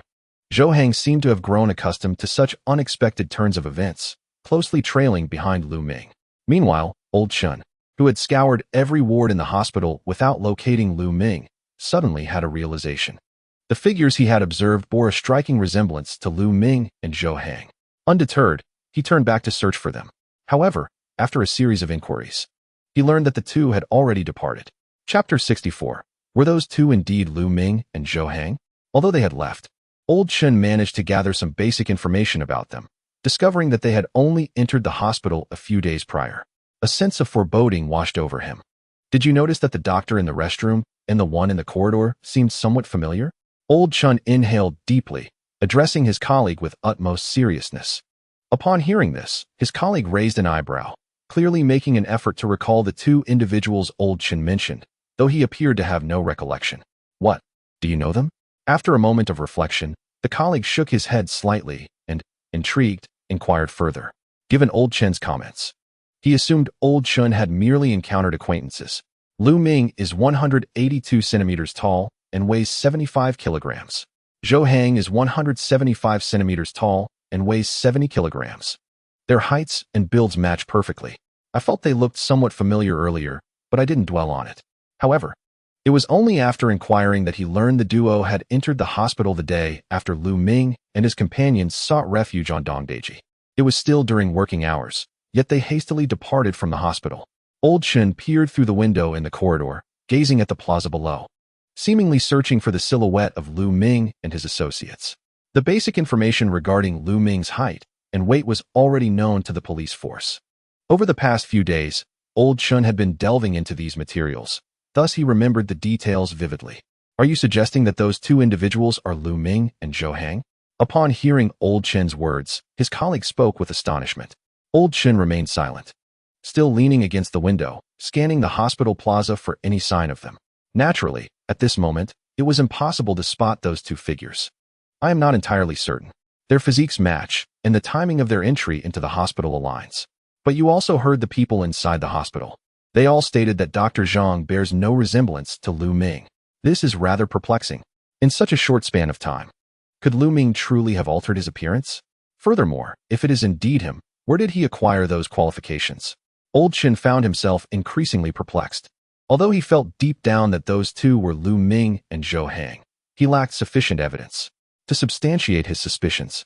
He resolved to request the dean to accompany him to Lu Ming's dormitory for a closer look. In the dean's office, he said, "What? Are you suggesting that our hospital's doctor is likely the bank robber from a few days ago?" Upon hearing Old Chin's suspicion that Lu Ming and Zhou Hang were robbers, the dean nearly toppled from his chair in shock. Reflecting on the time he had intentionally posed difficult questions to Lu Ming, he now felt a wave of fear wash over him as he recalled Lu Ming's icy gaze. I knew it. That glance he cast at me sent chills down my spine, and I was quite puzzled at the time. To think he could be a remorseless criminal, the dean muttered, wiping the fine beads of sweat from his forehead, relieved to have narrowly escaped a brush with danger. In order to ensure the dean would cooperate fully, Old Chun refrained from mentioning that this was merely a drill. Instead, he spoke with a grave demeanor. These two individuals are exceedingly dangerous. We must inspect his dormitory immediately. I kindly ask for your assistance in this matter. Hearing this, the dean dared not utter a word of dissent and promptly led Old Chun and his colleague to Lu Ming's residence. Upon entering, it was evident that Lu Ming and Zhou Hang had not returned to clean. The room remained in its original state. As the door swung open, one could see the air conditioning blanket on the bed meticulously folded, and the space was devoid of any litter, clean and orderly. On Lu Ming's bedside, A few medical textbooks lay neatly arranged. Old Chin picked one up, perused it briefly, and then replaced it. He slowly approached the wardrobe and opened it, discovering that the gun components were all stored within a single bag. Upon seeing these parts, Old Chin's pupils constricted. Realizing that Lu Ming and his companions had already fled, he felt a pang of regret. He hurriedly took out his phone to report the situation at the hospital to the commanding officer. Lu Ming and Zhou Hang have infiltrated the hospital? Upon receiving the news, the oft-distracted commander experienced a moment of enlightenment. At that moment, he finally comprehended why his exhaustive search of East Avenue had yielded no sign of Lu Ming. The focus of all investigations had been primarily on residential areas and apartment complexes. Although he had entertained the possibility that Lu Ming might be hiding in a shopping mall or at a workplace, masquerading as an ordinary individual, he had never imagined that Lu Ming could successfully infiltrate a hospital by passing the rigorous examination required for a physician. Had it not been for Old Chin's heat stroke leading to hospitalization and the subsequent realization of this oversight, Lu Ming might have quietly slipped away from East Avenue undetected. Orders were immediately dispatched to apprehend Lu Ming, sealing off the entrance to East Avenue, and notifying all community staff to report any unfamiliar individuals without delay. The commander's directives were issued with remarkable speed, akin to a rapid-fire barrage. The officers, disguised as vendors, were elated upon receiving this information. They hastily abandoned their tasks and commenced a thorough search for Lu Ming throughout every street and alley of East Avenue. This operation created a remarkable spectacle. One would notice numerous abandoned stalls, an eerie sight indeed. Moments later, the sound of gunfire shattered the air, startling a flock of white doves into flight. The presence of a robbery was detected in the alleyway before the Southeast Pharmacy, prompting a call for reinforcements. Upon hearing the gunfire, all officers swiftly converged on the target location. The street was alive with the sight of fully armed special forces, brandishing shields and assault rifles as they advanced with urgency. Local residents, witnessing such a grand display, craned their necks to observe the commotion. By the time the special forces arrived, they found an officer lying on the ground, his blue shirt stained with red liquid, merely the dye from a blank cartridge. Although protocol dictated that one remain still after being wounded, the scorching concrete, heated by the sun, made it nearly impossible to stay comfortably sprawled out. He had to frequently shift positions to minimize contact with the searing surface. The robber had seized the officer's sidearm and was poised to shoot, prompting the ongoing pursuit and the dispersal of onlookers. The leading officer, after issuing instructions, led the team in hot pursuit. Feeling neglected as no one attended to him, the officer on the ground lamented his plight. Once the crowd had thinned, he hastily got to his feet, retrieved a cigarette from his pocket, and lit it while seeking refuge in the shade. Just then, another team of officers arrived. Catching sight of him, bloodied and smoking, the atmosphere turned awkward instantly. Am I not allowed to indulge in a cigarette as aid is ceased? The officer's lips twitched slightly as he quickly extinguished the cigarette. Chapter 65. This is not his style. In the alleys of East Avenue, two figures clad in white coats were sprinting through a narrow passage barely a meter wide. Lu Ming's brow was furrowed deeply, his expression one of grave concern. The officer's gaze was fixed on the hospital, as this development had completely derailed his plans.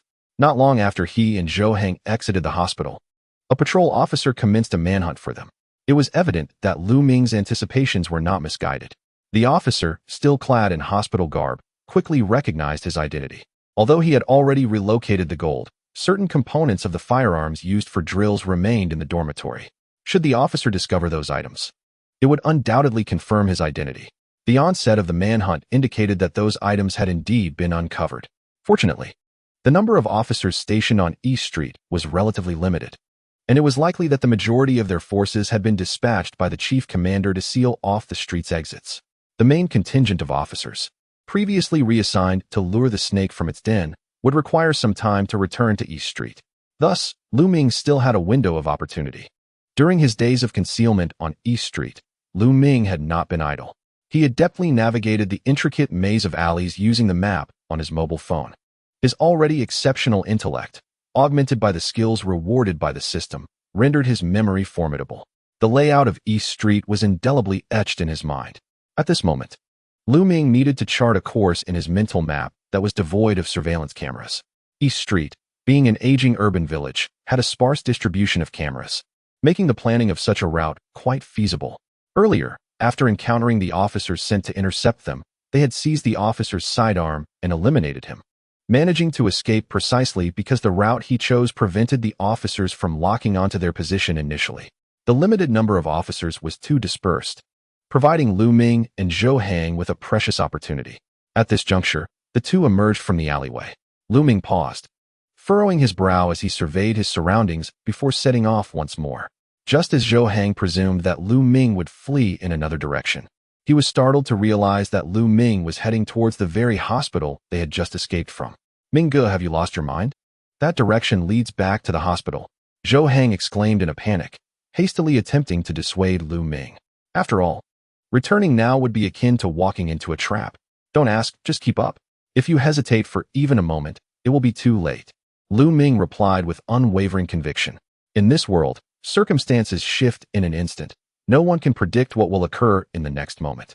Even a strategist as astute as Zhuge Liang had his day of miscalculation. Ultimately, human plans cannot surpass the will of fate. Lu Ming had never foreseen that old Chun would end up in the hospital due to heat stroke. Yet, it is precisely in such moments that a person's courage is put to the test. When confronted by the officer attempting to intercept him, Lu Ming had the option to refrain from firing his weapon. He possessed the capability to subdue the officer through alternative means, thereby avoiding the exposure of his location and gaining more time to escape. However, Lu Ming chose to pull the trigger. The intent was not to display bravado nor to exhibit savagery, but rather to instill in the police force the illusion that they were engaged in a desperate struggle. The aim was to attract as many officers as possible. After all, the robbers were heavily armed and notoriously ruthless, prompting the police to fear that hostages might be taken once more, leading to a precarious stalemate. Thus, before the robbers could leverage any hostages as bargaining chips, the police would undoubtedly dispatch a significant number of their forces to hunt down Lu Ming. Consequently, a substantial concentration of police would head toward the direction Lu Ming was fleeing, rendering the hospital, just vacated by him and Zhou Hang, the area of least resistance for the authorities. At that moment, Lu Ming, skillfully evading surveillance cameras and lurking within the blind spots of the police, made his way back to the hospital, presenting him with a glimmer of hope for survival. Outside the bank, the commanding officer, seated in the command vehicle, scrutinized the images transmitted from the front, his expression gravely serious.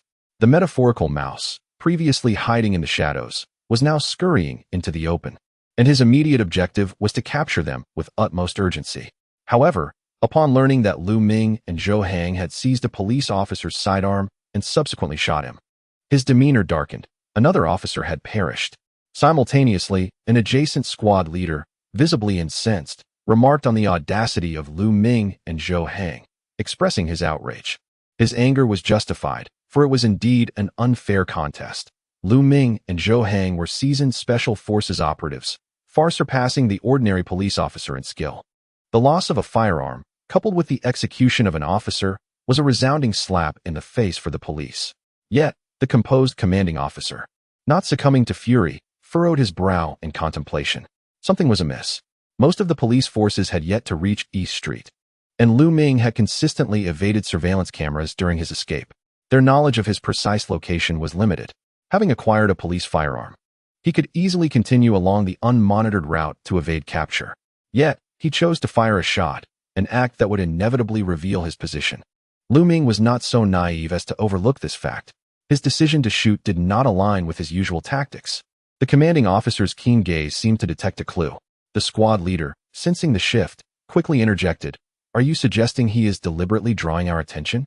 The commanding officer, contemplative, nodded thoughtfully, furrowing his brow for a few moments. He hastily seized the intercom on the table, issuing orders to the forward units. "Leave 5 team members inside the hospital. The rest will continue the pursuit of Lu Ming. If he takes hostages, I shall hold you accountable," he declared with conviction. To preclude Lu Ming from executing a stealthy maneuver right under their noses, the cautious commanding officer opted to retain a few personnel at the hospital, despite the limited forces available. Meanwhile, on East Street, Lu Ming and Zhou Hang had returned to the entrance of the hospital. From a distance, it was clear that several officers were stationed at the various exits, evidently left behind by the commanding officer to guard against the possibility of Lu Ming and Zhou Hang re-entering while the rest of the force was out searching for them. Indeed, The officers were not foolish. They would not withdraw all personnel merely to pursue Lu Ming, but would remain vigilant against the possibility of his return. Observing the officers at the entrance, Lu Ming quickly contemplated how to gain entry. At that moment, a melodious voice interrupted his thoughts. "Dr. Zhang, what are you doing here?" Startled, Lu Ming and Zhou Hang turned to see a young nurse, the very one who had poured him tea during his interview. She was just arriving for her night shift and was blissfully unaware of Lu Ming's true identity as a robber. Her autumn-like eyes sparkled with warmth as she looked at him. Upon hearing her address him, a sudden idea struck Lu Ming. He swiftly pulled the nurse closer and whispered a few words into her ear. The nurse's face paled in shock. "Really? You saw two robbers disguised as patients infiltrating our hospital? That explains the officers at the entrance." In disbelief, she covered her mouth, her expression one of astonishment. "Go inform those two officers that we are keeping watch here to prevent the robbers from escaping," Lu Ming urged earnestly. The nurse, fully convinced by his words, hurried to relay his message to the officers stationed at the entrance. Upon hearing her, the officers immediately communicated the situation over their radios. One officer went inside to search, while the other remained to guard the entrance. Lu Ming and Zhou Hang exchanged glances before lowering their heads and approaching the remaining officer. Chapter 66. Dealing with medical disturbances. Have they armed the doctors? The two quickly reached the officer. Lu Ming snatched a drink can from a passerby and hurled it at the officer's head. The officer, momentarily stunned, barely had time to react when Zhou Hang, who had stealthily approached, sprang into action. Like a powerful bear, he seized the officer's firearm, pointing it directly at him. The entire maneuver was executed with fluid grace, almost instantaneous. Unable to hold onto your own weapon, and yet you claim to be an officer? Zhou Hang taunted, clearly forgetting that he was also a member of the force. With only a few thousand a month, I advise you not to risk your life. Lu Ming gently patted the officer's shoulder as he strode into the hospital. Once Lu Ming had walked away, the officer managed an awkward smile at Zhou Hang. But Zhou Hang remained serious, keeping the gun trained on him. "Stop with the smirking," Zhou Hang warned, casting a concerned glance back at Lu Ming. He then stepped closer and delivered a swift chop to the officer's neck. The officer stared at Zhou Hang in bewilderment, unsure of what was happening. Observing the situation, Zhou Hang impatiently exclaimed, "What are you still standing there for? That blow I just delivered has likely fractured your cervical vertebrae. Hurry and lie down." Upon hearing these words, the officer suddenly grasped the gravity of the situation. His legs buckled, and he collapsed to the ground. Perhaps due to an improper position, he shifted slightly before lying still. Satisfied, Zhou Hang departed swiftly to follow Lu Ming. The pair successfully drew away one officer and, through seamless coordination, subdued the remaining officer before entering the hospital unimpeded. As they hastened deeper into the building, a cacophony erupted from a nearby office. "It's that nurse. She administered an injection to my father, and now he hasn't been able to get out of bed for 3 days. I'll make sure to ruin that wretched face of hers. Drag her out." A throng of individuals emerged from the office, clamoring loudly. The nurse who had previously flirted with Lu Ming was ensnared in their midst, her clothing torn and hair disheveled, resembling a delicate flower weeping in the rain, evoking deep sympathy. "The issue with your father's condition is not due to the injection. It's simply his health," the nurse, her voice choked with tears, attempted to explain, feeling utterly wronged. After all, she had tended to her patients with the utmost care. Yet, in the end, she received no understanding from the relatives, who had instead summoned friends and family to confront her, and now they were resorting to violence. "Other hospitals managed just fine. Why has it come to this at your facility? I suspect it's your fault, you vile creature."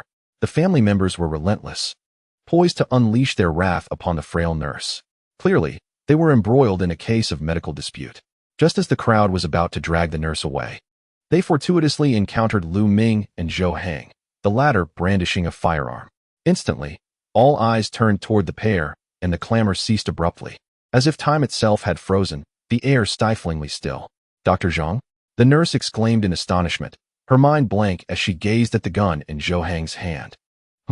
Zhou Hang snorted, directing his weapon at the raucous woman still gripping the nurse's collar.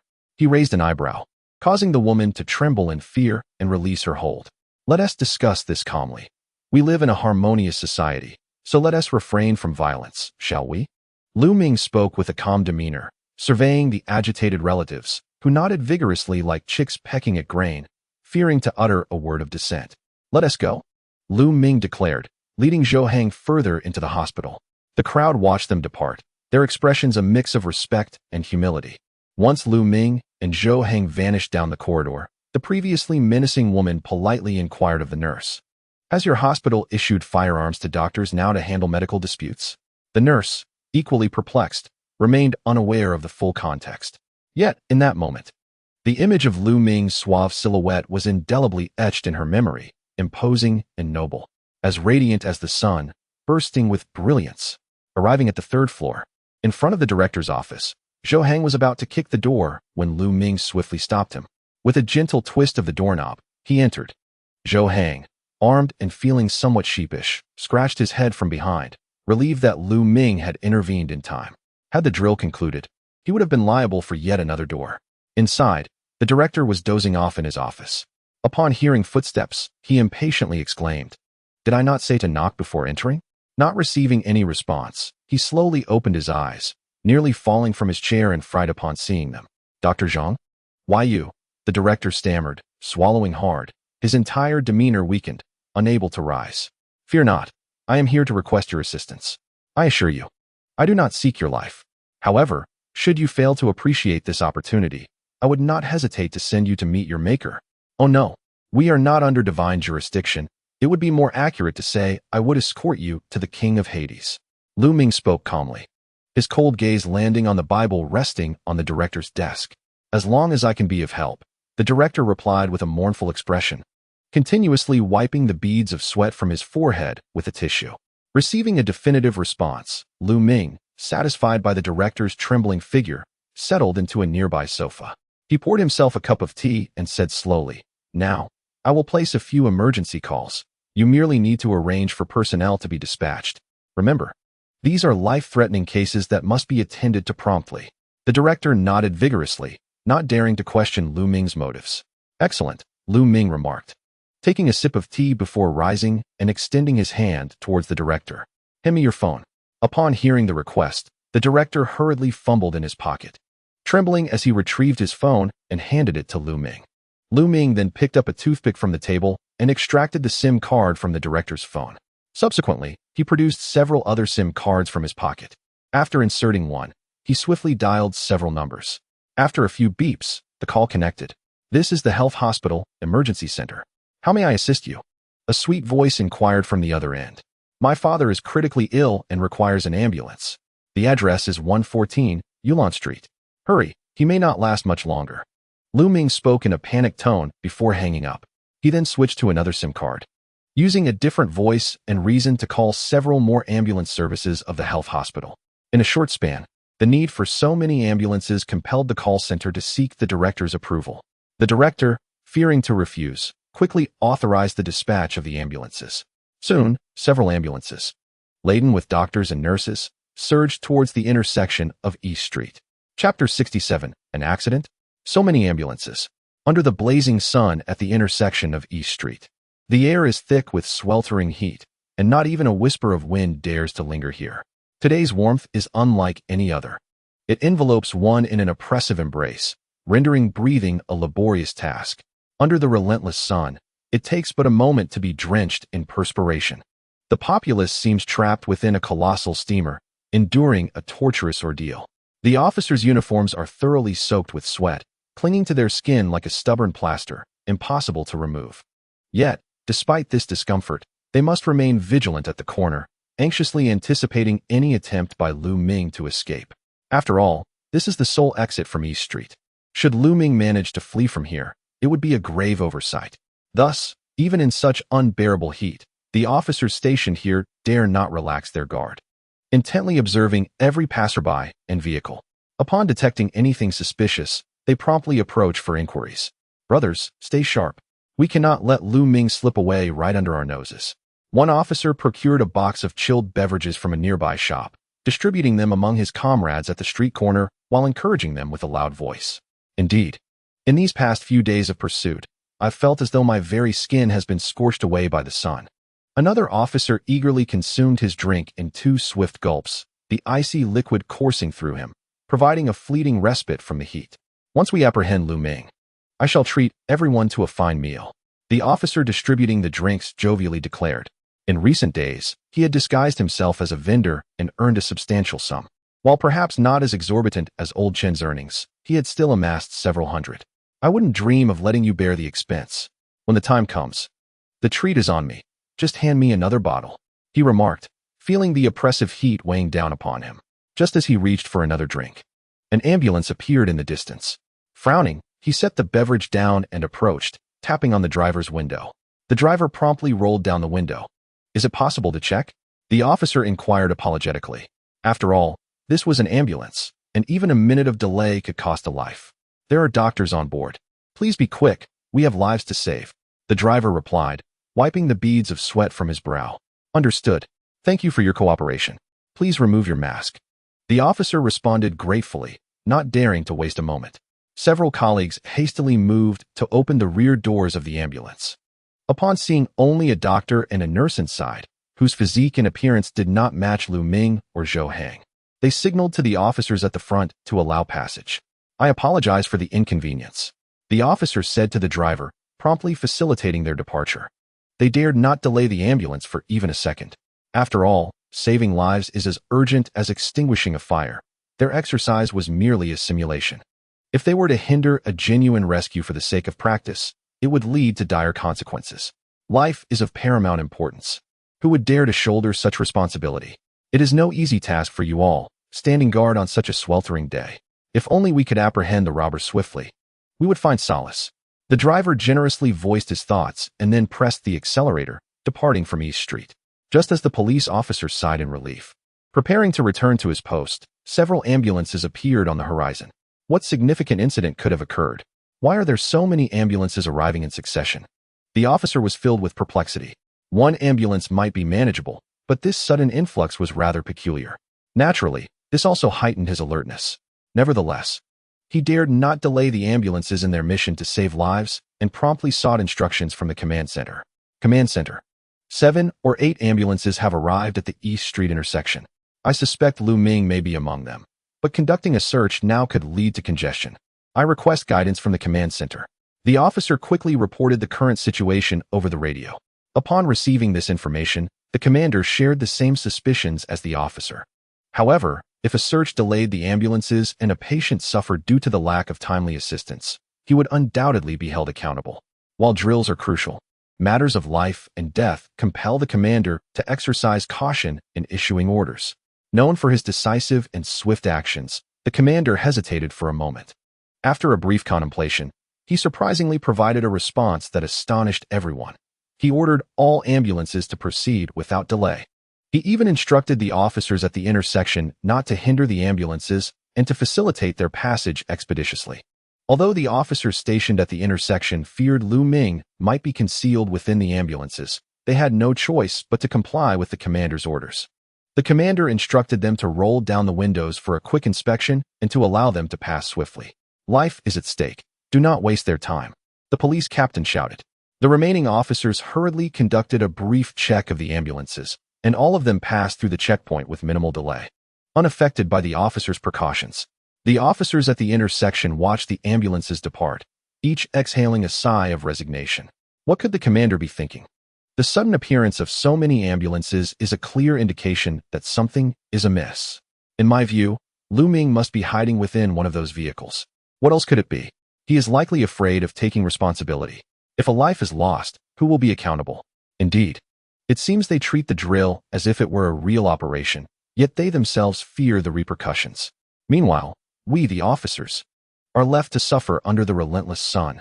Lu Ming has likely escaped in an ambulance. Should we continue to stand guard? Of course, we must. Until a withdrawal order is given, we have no choice but to remain vigilant. The officers murmured their grievances, clearly dissatisfied with the commander's apprehensive decision. In the livestream, viewers watched as the ambulances successfully departed from East Street. It is indeed a pity for Lu Ming. Through the cameras on Zhou Hang, they discerned that Lu Ming did not leave in any of those ambulances. How unfortunate. Had they known it would be so effortlessly achieved, Lu Ming should have concealed himself within the ambulance. Indeed, Lu Ming was overly cautious. The police barely conducted any checks before allowing them to pass, thus missing such a splendid opportunity. Yet, even if he had departed in the ambulance from Dong Street, where could he truly escape to? Lu Ming chose to hide on Dong Street precisely because the situation here is intricate and the influx of outsiders provides ample cover. Other locations do not possess the same chaotic nature as Dong Street. Although the commanding officer granted passage, vehicles were still dispatched to follow closely behind. Once he left Dong Street, evasion would be significantly more challenging. In my opinion, Lu Ming was merely testing the waters, gauging the commanding officer's response. If the scrutiny was lax, he would then make his exit in an ambulance. However, by now, most ambulances must have already been dispatched, making it rather late for Lu Ming to decide on this course of action. After all, he is a meticulous and high-intelligence robber, undoubtedly with his own strategies in mind. We, as mere spectators, need not fret unnecessarily. Perhaps Lu Ming has a superior opportunity in mind. His intellect is high. Just because we cannot conceive of a solution does not imply he is incapable of doing so. Regardless, I have faith in Lu Ming. I am a devoted fan. Here to support him. The live stream's comment section was abuzz with fervent discussions. At this moment, the audience speculated wildly about Lu Ming's subsequent plans. After all, aside from the street entrance, there were no other avenues of escape on Dong Street. Should Lu Ming refrain from departing in an ambulance and linger on Dong Street, capture would be merely a matter of time. Chapter 68. Lu Ming becomes a jester outside the bank. In the temporary command room, the commanding officer sat at the table, his expression grave as he awaited news. Before long, he received word that the ambulance had departed from Dong Street. Raising an eyebrow, the commanding officer promptly seized the intercom placed on the table. Attention! Squad 4, dispatch personnel to follow the ambulances exiting Dong Street. Maintain a safe distance. Do not lose sight of them. The expressions of the other squad leaders within the vehicle turned subtly complex upon hearing the commanding officer's words. After all, the sudden emergence of so many ambulances was evident to any observant individual as suspicious. Yet, the commanding officer had so readily permitted these ambulances to leave without dispatching personnel for a thorough inspection. It was only when the ambulances had departed that he realized something was amiss and sent vehicles to follow. This seemed rather belated. However, the commanding officer's demeanor bore no trace of panic. Rather, there was a calm assurance that suggested he was well prepared. Doubt began to fester among the onlookers. Why did the commander not conduct a meticulous examination of the ambulances from the outset, waiting until now to send personnel to follow? One squad leader, after a moment's hesitation, could no longer contain his curiosity. He turned to the commanding officer and voiced his perplexity. This street entrance is the sole exit of paramount importance, and we both know that Lu Ming is aware of it as well. Yet, given his cautious nature, he would surely conduct a probe before his departure. At the outset, with such stringent scrutiny, he would scarcely dare to depart in an ambulance. The chief commander wore a solemn expression, his gaze fixed on the map laid out before him. A calm voice gradually emerged, as he picked up a marker and casually inscribed a mark on the map. However, what if Lu Ming had also considered this possibility and, in a moment of recklessness, decided to conceal himself among this batch of ambulances? The squad leader's face betrayed concern as he inquired anxiously. The others nodded in agreement, acknowledging that, given Lu Ming's tendencies, such a maneuver was entirely within the realm of possibility. I have dispatched vehicles to tail them, came the response. Should any of these ambulances exhibit unusual behavior, we will swiftly pinpoint their location. Regardless of whether Lu Ming is merely testing us, we shall not easily overlook these ambulances. Furthermore, once they leave East Street, amidst the pervasive surveillance throughout the city, Lu Ming will have nowhere to hide. A faint smile graced the chief commander's face as he spoke, exuding an air of confidence. Since Lu Ming sought to deceive him using ambulances, the most prudent course of action would be to turn the tables and lure him away from East Street. Moreover, he was indifferent to whether the ambulances dispatched by Lu Ming were truly a test. If they appeared suspicious, he would not let them slip away. This was a habit cultivated over years of service in law enforcement. Should Lu Ming dare to employ clever tricks before him, he would ultimately find himself reduced to a mere jester. Indeed, had Lu Ming not taken refuge in East Street, we would not have squandered so many days. Once the exercise concludes, it is imperative to enhance surveillance on East Street. This area is chaotic and has undoubtedly complicated our search efforts. The squad leader nodded in sudden realization, followed by a tinge of self-reproach. After all, had the surveillance on East Street been established sooner, the exercise would not have dragged on to this extent. At least we understand now, the chief commander remarked coldly, his tone measured. His piercing gaze flickered. as if he were contemplating something further. Although Lu Ming now appeared to be trapped, a sense of unease lingered within the chief commander's mind. He felt as though he had overlooked something, yet could not pinpoint what it was. This disquiet nestled in his thoughts, refusing to dissipate, leaving him somewhat agitated. "This weather is stifling," the chief commander murmured, wiping the perspiration from his forehead. He dismissed his worries as mere paranoia. Taking a deep breath, he rose and approached the water dispenser to pour himself a glass of water. In the health hospital, the building soared high, presenting a striking contrast amidst the urban village. The director's office was situated on the top floor, affording a sweeping view of the entire East Street. At that moment, gazing through the window, he observed ambulances and police vehicles departing from the exit of East Street. A faint, elusive smile graced Lu Ming's lips as he secretly exhaled in relief. Had the chief commander ordered a thorough investigation of these vehicles, he might have felt a twinge of anxiety. However, witnessing the other party so readily release the ambulance, Lu Ming realized that the chief commander had fallen into a trap. "Minggu, these officers are indeed afraid of delaying the rescue and did not check the vehicles. Shall we proceed with your original plan and leave in the ambulance?" At the desk, Zhou Hang, with a gun in hand, spoke with palpable excitement. According to Lu Ming's original scheme, they indeed intended to disguise themselves as doctors and depart in the ambulance from East Street. However, the success of this plan hinged upon their identities remaining undisclosed. After all, no one would suspect him of being a doctor. Yet now, their cover had been blown, undoubtedly alerting the chief commander. To leave in the ambulance now would be akin to walking into a trap. The reason Lu Ming allowed so many ambulances to depart from the hospital was due to ulterior motives. Given Lu Ming's character, he would never place all his hopes on a singular path. He always kept a fallback. Stop pondering.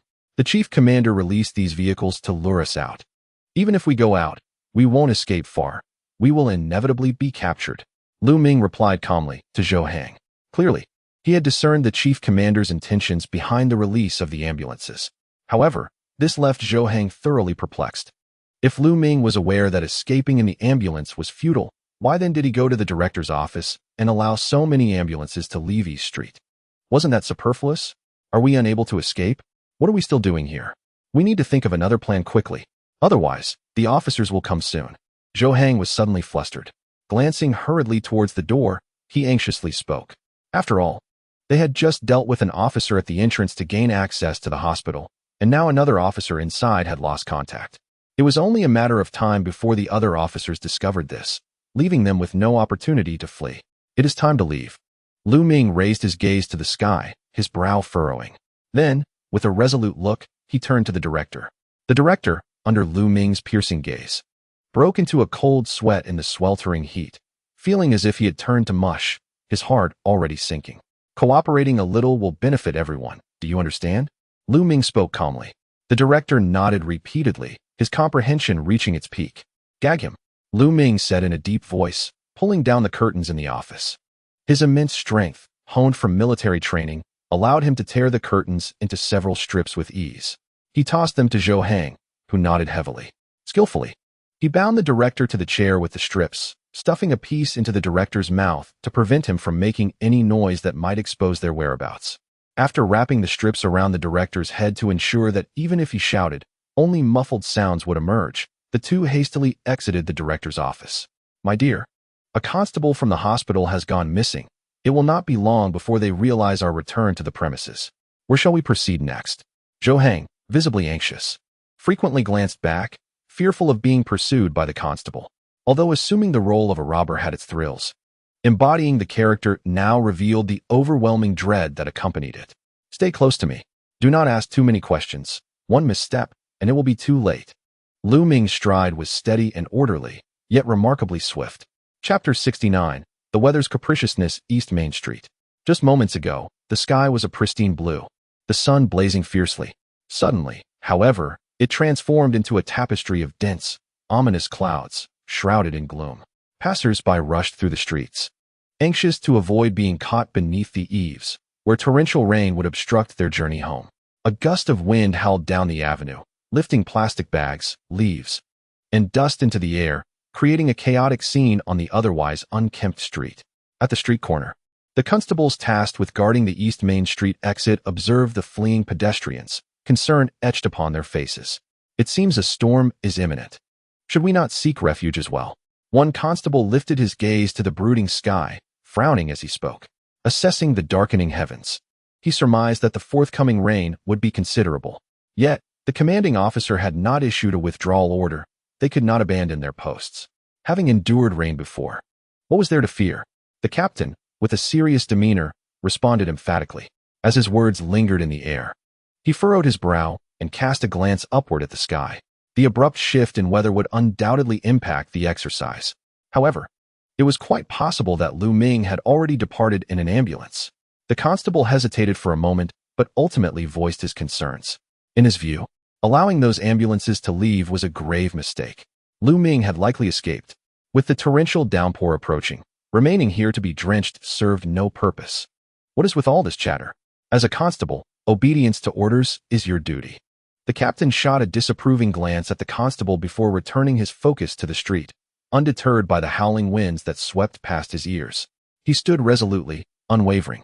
The other constables, witnessing this, dared not voice a single complaint, steadfastly maintaining their positions, even as the street lay deserted, devoid of both pedestrians and vehicles. Outside the bank, within the temporary command center, the street corner, being the sole exit from East Main Street, was the most crucial checkpoint, heavily fortified. The commanding officer had naturally ensured that surveillance cameras were installed at the street corner, maintaining constant vigilance. He held his breath, fixated on the images displayed on the screen, his eyelids scarcely fluttering. Just then, the intercom on the table crackled to life. Report: a fallen officer has been discovered within the hospital. It is highly probable that Lu Ming has already returned to the premises. Requesting instructions. Upon hearing this news, the commanding officer's tranquil eyes rippled with a hint of disturbance. Initiate a thorough investigation of the hospital, he calmly instructed into the radio.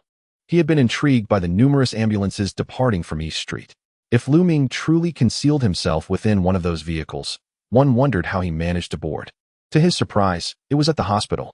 The commanding officer had not anticipated Lu Ming's audacity, returning to the hospital while all officers were actively hunting for him.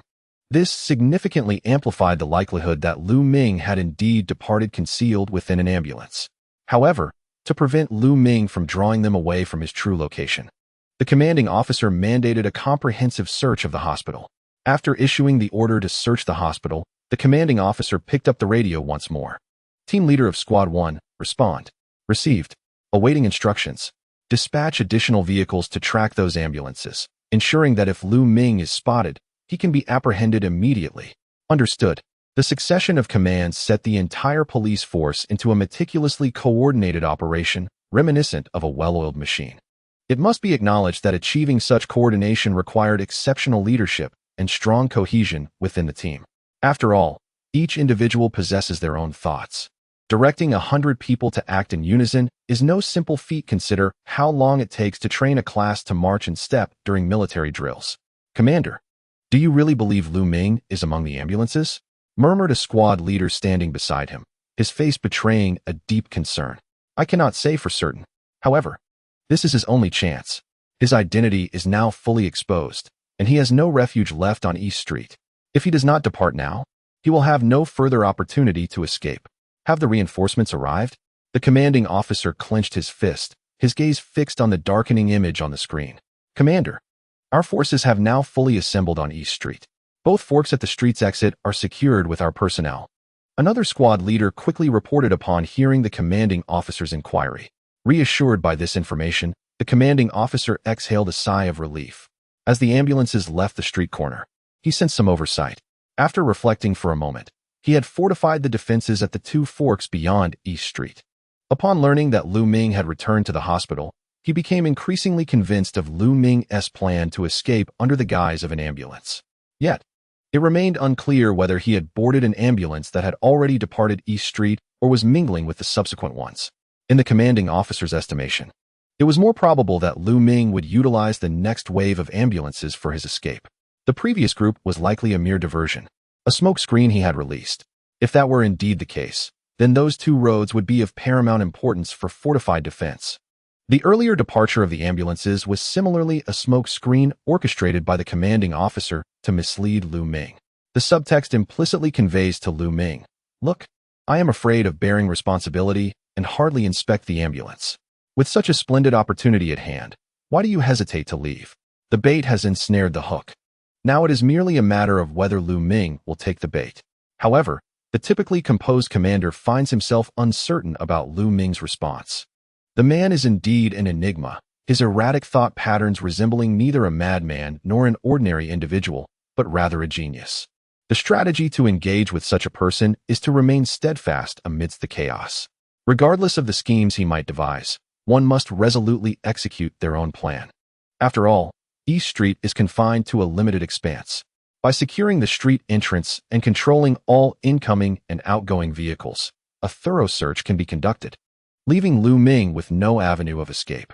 At that moment, the sky suddenly darkens, as though night has fallen. A fierce wind howls, sending a chill through the caravan as it sweeps away papers and maps from the table. The oppressive heat finally gives way to a hint of coolness. A nearby officer gazes at the swirling storm clouds, murmuring, "These past few days have been unbearable. It is finally cooling down." The commander lifts his head, his expression grave as he peers outside. The sky is heavy with dark clouds, rolling and churning ominously. Faintly, the sound of rumbling thunder can be heard, causing the glass windows of the vehicle to tremble. The commander seems lost in thought, his heartbeat resonating with the thunder's cadence. Thump, thump, thump, growing faster and faster, until it becomes almost suffocating. His previously dull gaze begins to glimmer with newfound brightness. Suddenly, a bolt of lightning cleaves through the oppressive darkness, illuminating the sky in a blinding flash. A torrential downpour ensues, startling everyone inside the vehicle. Drawn by the brilliance of the lightning, they turn their eyes to the window, while the commander, awakened by the thunderous clap, stands abruptly. Has it not rained for several days? He demands, his fists clenched tightly, eyes wide with intensity. The nearby squad leaders, bewildered by the commander's fervent emotions, feel a chill run down their spines as they are met with his piercing gaze. "I estimate it has been 3 or 4 days," one squad leader manages to say, forcing a wry smile as his voice quivers. He muses, wondering if the commander has been driven mad by the oppressive heat, becoming so animated by the rain. Yet, upon hearing this remark, the commander abruptly strides out of the caravan. The startled team quickly regains their composure and rushes after him. Chapter 70. Just about to give you mouth-to-mouth resuscitation in the sewers 2 to 3 meters beneath East Street. Brother Ming, you are truly remarkable. I bet the officers never dreamed we would escape East Street from here. However, to be candid, this sewage pipe reeks horrendously. Within the narrow confines of the pipe, Zhou Hang crawls diligently, closely following Lu Ming. He crawled forward with great effort, speaking excitedly. Clearly, he held great admiration for Lu Ming's plan. In the sewer, the sounds they made occasionally startled rats, sending them scurrying away in panic. It must be said that this was the first time Zhou Hang had encountered such plump rodents, nearly the size of a cat. Previously, he had heard elders claim that rats could even kill cats, a notion he had found hard to believe. Now, witnessing it firsthand, he realized the shallowness of his understanding. "Quickly, we must hurry. If it rains, water will flood in, and we shall meet our end here," Zhou Hang urged, his tone laced with urgency. Moreover, as soon as it rains, the police would surely respond. Lu Ming's brow furrowed, and he prompted Zhou Hang to move faster. Ordinary individuals could scarcely fathom the filth that enveloped them. The sludge that had accumulated over the years in the pipes emitted a nauseating stench, making one's eyes water. Not only that, the black muck was as slippery as oil. A moment's carelessness could result in one's face being plunged into this foul mire. Furthermore, the narrow passageway allowed only one person to crawl through at a time. Fortunately, both Lu Ming and Zhou Hang came from military backgrounds, endowing them with resilience beyond that of the average person. Otherwise, in this dark and confined space, they would surely succumb to panic. Few would possess the courage to venture into such a pipe, let alone crawl through it. At that moment, a deafening clap of thunder resonated. Water began to trickle into the pipe. Before long, it rose above Zhou Hang's wrists, causing him to feel a pang of anxiety. "Minggu, it's starting to rain outside. How much further must we crawl?" Zhou Hang inquired, his brow knitted in concern, his anxiety unmistakable. He had initially believed that Lu Ming would merely crawl a short distance through the pipe before emerging through a sewer cover. However, gazing at the long, narrow passage, he realized there was no visible way up, which only deepened his worries. If the rain fell too heavily, they would undoubtedly be inundated by the rushing water. If they did not escape quickly, they risked drowning in this wretched place. Soon, we must move faster, Lu Ming urged, his expression grave. As they trudged through the muck with great difficulty, a clear and vivid map of the entire sewer system of East Street unfolded in his mind. During these past few days of evasion, Lu Ming had remained vigilant, not only memorizing the entire environment of East Street, but also mapping out its sewer routes. Due to East Street's proximity to the city moat, earlier, all the sewage had been discharged directly into the river. However, following environmental reforms, the original sewage system had been altered, redirecting residents' waste through another pipe. The pipe leading to the moat was now solely for rainwater discharge. Of course, this piping system was intricately complex.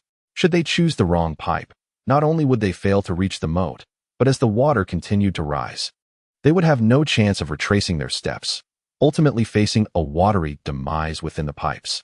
The water continued to rise, swiftly engulfing his arms.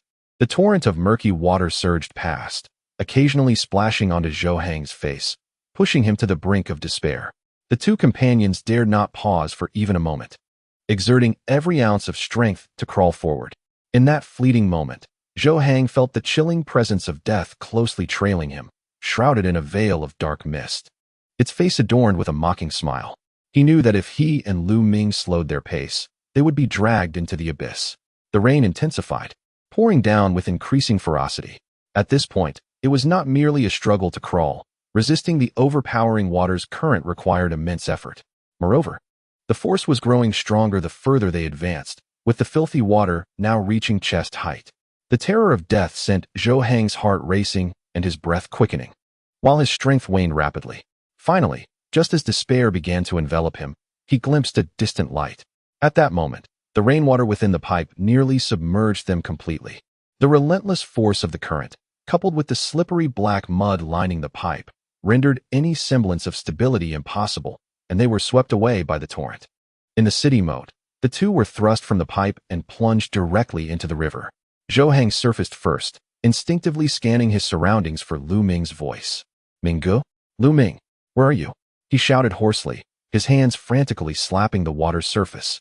When he received no response, alarm surged through him, prompting him to dive beneath the murky water. Through the clouded depths, he finally spotted Lu Ming, ensnared by water weeds that had wrapped around his feet. Hastily, Zhou Hang swam over and forcefully tore the weeds away, dragging Lu Ming to the surface. As the river swelled and the current grew more ferocious, Zhou Hang dared not linger. Summoning all his strength, he struggled to swim to the shore with Lu Ming in tow. Once they reached the grassy bank, he quickly pressed on Lu Ming's abdomen. Although Lu Ming expelled water, he remained unconscious, causing Zhou Hang to hesitate on the grass. "Minggu?" he called, slapping Lu Ming's cheek firmly. Yet, Lu Ming showed no sign of response, his brow deeply furrowed. Could it be that I need to perform mouth-to-mouth resuscitation? Zhou Hang thought, sighing at the absurdity of the situation. Taking a deep breath, he murmured to himself, casting a disdainful glance at Lu Ming. Gritting his teeth, he leaned closer. At that precise moment, Lu Ming opened his eyes, startled to see Zhou Hang, resembling a great black bear, approaching him with closed eyes and a pouting mouth. His pupils dilated in alarm as he swiftly raised his hand to cover Zhou Hang's large face. "What the hell do you think you're doing?" Lu Ming shouted, genuinely frightened by Zhou Hang's actions. "You're awake? I thought you were done for. I was just about to give you mouth-to-mouth," Zhou Hang exclaimed, first grinning with excitement, then awkwardly scratching the back of his head. He continued, feeling somewhat aggrieved. "After all, I was willing to sacrifice myself for my brother." Hearing this, Lu Ming was left utterly speechless, his face a canvas of embarrassment. Fortunate was he to awaken swiftly, otherwise, the consequences would have been dire. Without delay, he hastened forth. The police should arrive shortly. Lu Ming scrambled to his feet and, with a cold tone, took the lead in striding out. Observing this, Zhou Hang hastily matched Lu Ming's pace, and together they sprinted toward the adjacent park. Shortly after their departure, a contingent of police arrived at the scene. However, upon their arrival, aside from the footprints left on the grass, there was no trace of Lu Ming and Zhou Hang. The hurried commander gazed at the turbulent moat, lamenting, "I have been careless. The prolonged heat wave has significantly lowered the water level." Lu Ming had seized the moment just before the impending downpour. exploiting the moat's lowest point to facilitate their escape. The commander spoke with a tone of disappointment, allowing the cold, biting rain to lash mercilessly against his face. A few days prior, he had observed the swift currents of the moat and concluded that Lu Ming could not possibly traverse it. Thus, he had concentrated all efforts on capturing Lu Ming. Little did he know, Lu Ming's exceptional counter-surveillance skills and audacity had bought him precious time. The soaring temperatures had caused the water level to plummet, and just before the rain began, the moat could no longer impede Lu Ming and Zhou Hang. Yet, the commander's focus remained fixated on East Street.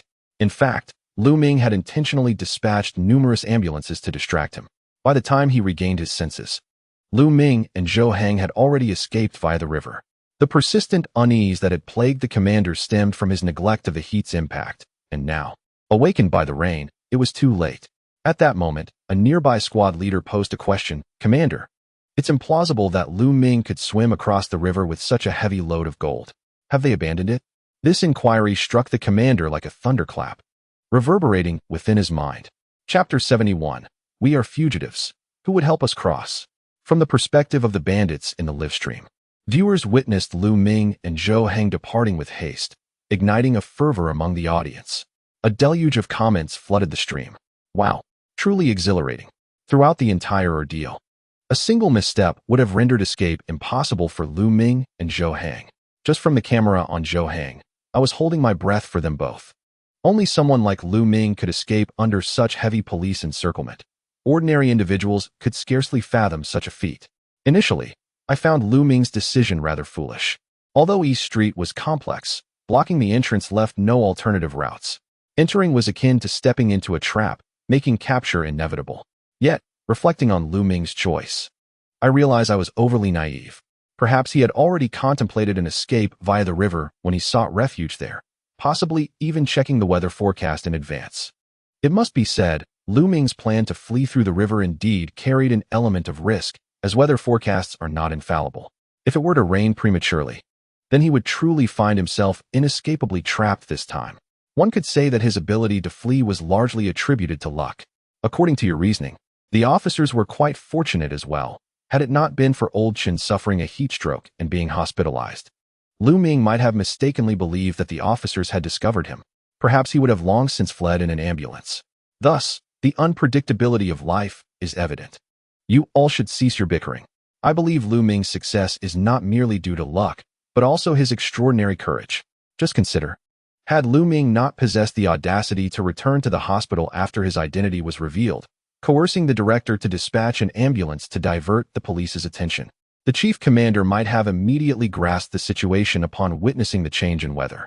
Indeed, it was Lu Ming's strategy that drew everyone's focus to the ambulance departing East Street, granting him the opportunity and time to escape with Zhou Hang. If he had delayed even slightly longer, with the impending downpour, all chances would have vanished. Wait, has anyone noticed that when Lu Ming and Zhou Hang departed, they bore no gold? Where has the gold gone this time? Indeed, where is the gold? Could it be that Lu Ming simply forgot to take it? Or might it have been secured on his person? Unlikely. Despite the recent high temperatures causing the water level to recede significantly and the current becoming less turbulent, the depth of the water is still at least 4 to 5 meters. How could one swim across with such heavy gold? It must be that Lu Ming has concealed it somewhere within East Street, intending to retrieve it once the commotion has subsided. It remains to be seen whether the chief commander can connect the dots. The live broadcast is abuzz with excitement, having reached a pinnacle of viewership. Nearly 1 million spectators are simultaneously witnessing Lu Ming's moment of escape, and the barrage of comments is naturally overwhelming. The audience, with their godlike perspective, observes that Lu Ming has not taken the gold. They also recognize that this exercise is not yet fully concluded. Each viewer eagerly anticipates the chief commander's realization, hoping he will use the gold as bait to recapture Lu Ming. At this moment, by the banks of the city moat, upon hearing the officer's reminder, the chief commander experiences a sudden epiphany. Indeed, the density of gold is exceptionally high, providing little buoyancy in the water. It is utterly unrealistic to expect that one could swim across the river while carrying such heavy gold. Even if Lu Ming had prepared wooden planks or abundant plastic foam at the pipe's exit to aid in buoyancy, traversing the narrow pipe with such a weighty burden would significantly impede his speed and exhaust his strength. Moreover, Had it not been for Old Chin's unexpected intervention, Lu Ming likely would not have chosen this perilous route to leave East Street. After all, this path is exceedingly dangerous, and preparing flotation devices at the pipe's exit would also reveal his intentions. Therefore, the chief commander can deduce that when Lu Ming and Zhou Hang swam across the river, they certainly did not carry any gold. If that is the case, there remains but one possibility. He must have hidden the gold beforehand. It is highly likely that the gold still resides within East Street. Now, inform the brothers stationed at the street entrance to inspect all passing vehicles and scan pedestrians with metal detectors before allowing them to depart. The brothers from the technical department accessed the surveillance footage, eager to ascertain the direction in which Lu Ming and his companions had fled. The reluctant commander, unwilling to accept defeat, swiftly issued orders.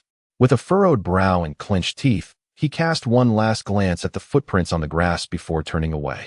Meanwhile, having escaped from East Street, Lu Ming and Zhou Hang arrived at the roadside. Lu Ming raised his hand to hail a taxi. "Driver, to Yulon Street." He wiped the rainwater from his face, his pallor a consequence of having nearly drowned moments prior. The driver complied without further inquiry, accelerating towards Yulon Street. "Brother Ming, what are we going to do on Yulon Street?" Zhou Hang inquired, perplexed by Lu Ming's intentions. Turning his head to look at Lu Ming, he spoke in a hushed tone. The exertion of climbing out of the pipe, coupled with dragging the unconscious Lu Ming to shore, had left Zhou Hang visibly fatigued. "You'll find out when we get there," Lu Ming replied, a hint of a smile curling at the corners of his mouth. Before long, they arrived at Yulon Street, where Lu Ming scanned the surroundings and finally spotted number 144. The ground floor housed a grocery store, its shelves brimming with a myriad of goods. Adjacent to the store was a staircase leading to the upper floor. Maintaining a serene demeanor, Lu Ming ascended the stairs, with Zhou Hang hastily following suit. Upon reaching the top, Lu Ming pushed open the door to the first room, revealing a suitcase prominently placed on the floor. He deftly entered the combination, and as he opened it, Zhou Hang's expression turned to one of astonishment. "What the heck? Brother Ming, weren't you at East Street all this time? When did you manage to bring out the gold?" Zhou Hang exclaimed, incredulous. Had he not spent so much time with Lu Ming, he might have suspected him of sorcery. After all, how could gold materialize in such an unexpected location? Who says gold must be carried around at all times? Such a heavy item could simply be delivered. Lu Ming retorted, picking up neatly folded clothes from the bed and making his way to the bathroom. Moments later, he emerged clad in fresh attire, sitting on the bed to take a sip from a bottle of mineral water. "Delivered? We are fugitives. Who would assist us?" Zhou Hang still struggled to comprehend that Lu Ming had an accomplice. What baffled him further was how, despite the police vigilantly guarding the street, this ally managed to transport the gold so effortlessly. Of course, it was the nurse from the hospital. Lu Ming stretched with a yawn and gazed out the window before continuing. "Before I removed the director's phone card, I sent her a text asking her to bring the gold here, cleverly deceiving her into believing it contained medical equipment. The police were solely focused on us, never realizing that the box supposedly filled with supplies was actually brimming with gold." Upon hearing this, Zhou Hang finally grasped the full extent of the situation. Originally, Lu Ming summoned numerous ambulances to depart, not solely to attract the attention of the overall commander, but more crucially to transport the heavy gold away. Chapter 72 must come to an end. Brotherly ties severed at 114, Yulon Street. Upon hearing Lu Ming's explanation, Zhou Hang nodded in sudden understanding. However, the entire plan appeared deceptively simple. It merely involved Lu Ming devising two escape strategies before entering Dongdaiji. The challenge lay in the execution of these two plans. This required not only consideration of the changing weather, but also an understanding of how the police would respond. Only by meticulously planning every detail could they escape while simultaneously securing the gold. Well, the games have gone on long enough. It is time to conclude. Lu Ming extinguished the cigarette butt in his hand, clapped his hands, and rose to his feet. He retrieved a handgun from his pocket, the very one he had previously seized from the police. He had kept it close all along. As he brandished the weapon, Zhou Hang felt a surge of anxiety. "Minggu, what do you intend to do with that gun?" Zhou Hang instinctively took a step back, his voice tinged with confusion. At this moment, Lu Ming's gaze was chillingly cold, rendering Zhou Hang feeling unfamiliar with him, as if he had never truly known Lu Ming at all. In response to Zhou Hang's inquiry, Lu Ming offered no reply. Instead, he slowly raised the gun, aiming it directly at Zhou Hang. At that instant, time seemed to freeze, and the air grew so thick it felt almost tangible. Zhou Hang's breath quickened. His heartbeat echoed thunderously in his ears. He had never envisioned a day when Lu Ming would point a gun at him. Throughout their friendship, he had placed unwavering trust in Lu Ming, believing him to be akin to a blood brother. Yet now, the notion of brotherhood faltered in the face of that gleaming gold. After all these years of brotherhood, you would dare to point a gun at me for a mere box of gold? Zhou Hang's eyes burned with fury, his voice gritted with anguish, his body trembling uncontrollably from rage. Clearly, being threatened by Lu Ming devastated him. You nearly drowned just moments ago, and I was the one who saved you. Now you aim a gun at me? Zhou Hang pressed Lu Ming again, tears glistening in his eyes. It was rare for someone as tough as Zhou Hang to be so deeply affected. Perhaps only the present situation could evoke such sorrow. After all, the feeling of betrayal by one's closest kin was far more agonizing than any physical pain. Lu Ming remained silent, his finger gradually tightening on the trigger. Bang! The deafening gunshot reverberated. Flames erupted from the muzzle as a bullet was unleashed. What should have been a fleeting moment felt elongated. As if time had slowed to a crawl, the raindrops cascading outside appeared suspended in midair. The shopkeeper downstairs bore a look of terror, helplessly watching as the cup in his hands plummeted. Yet, at this moment, Zhou Hang slowly closed his eyes.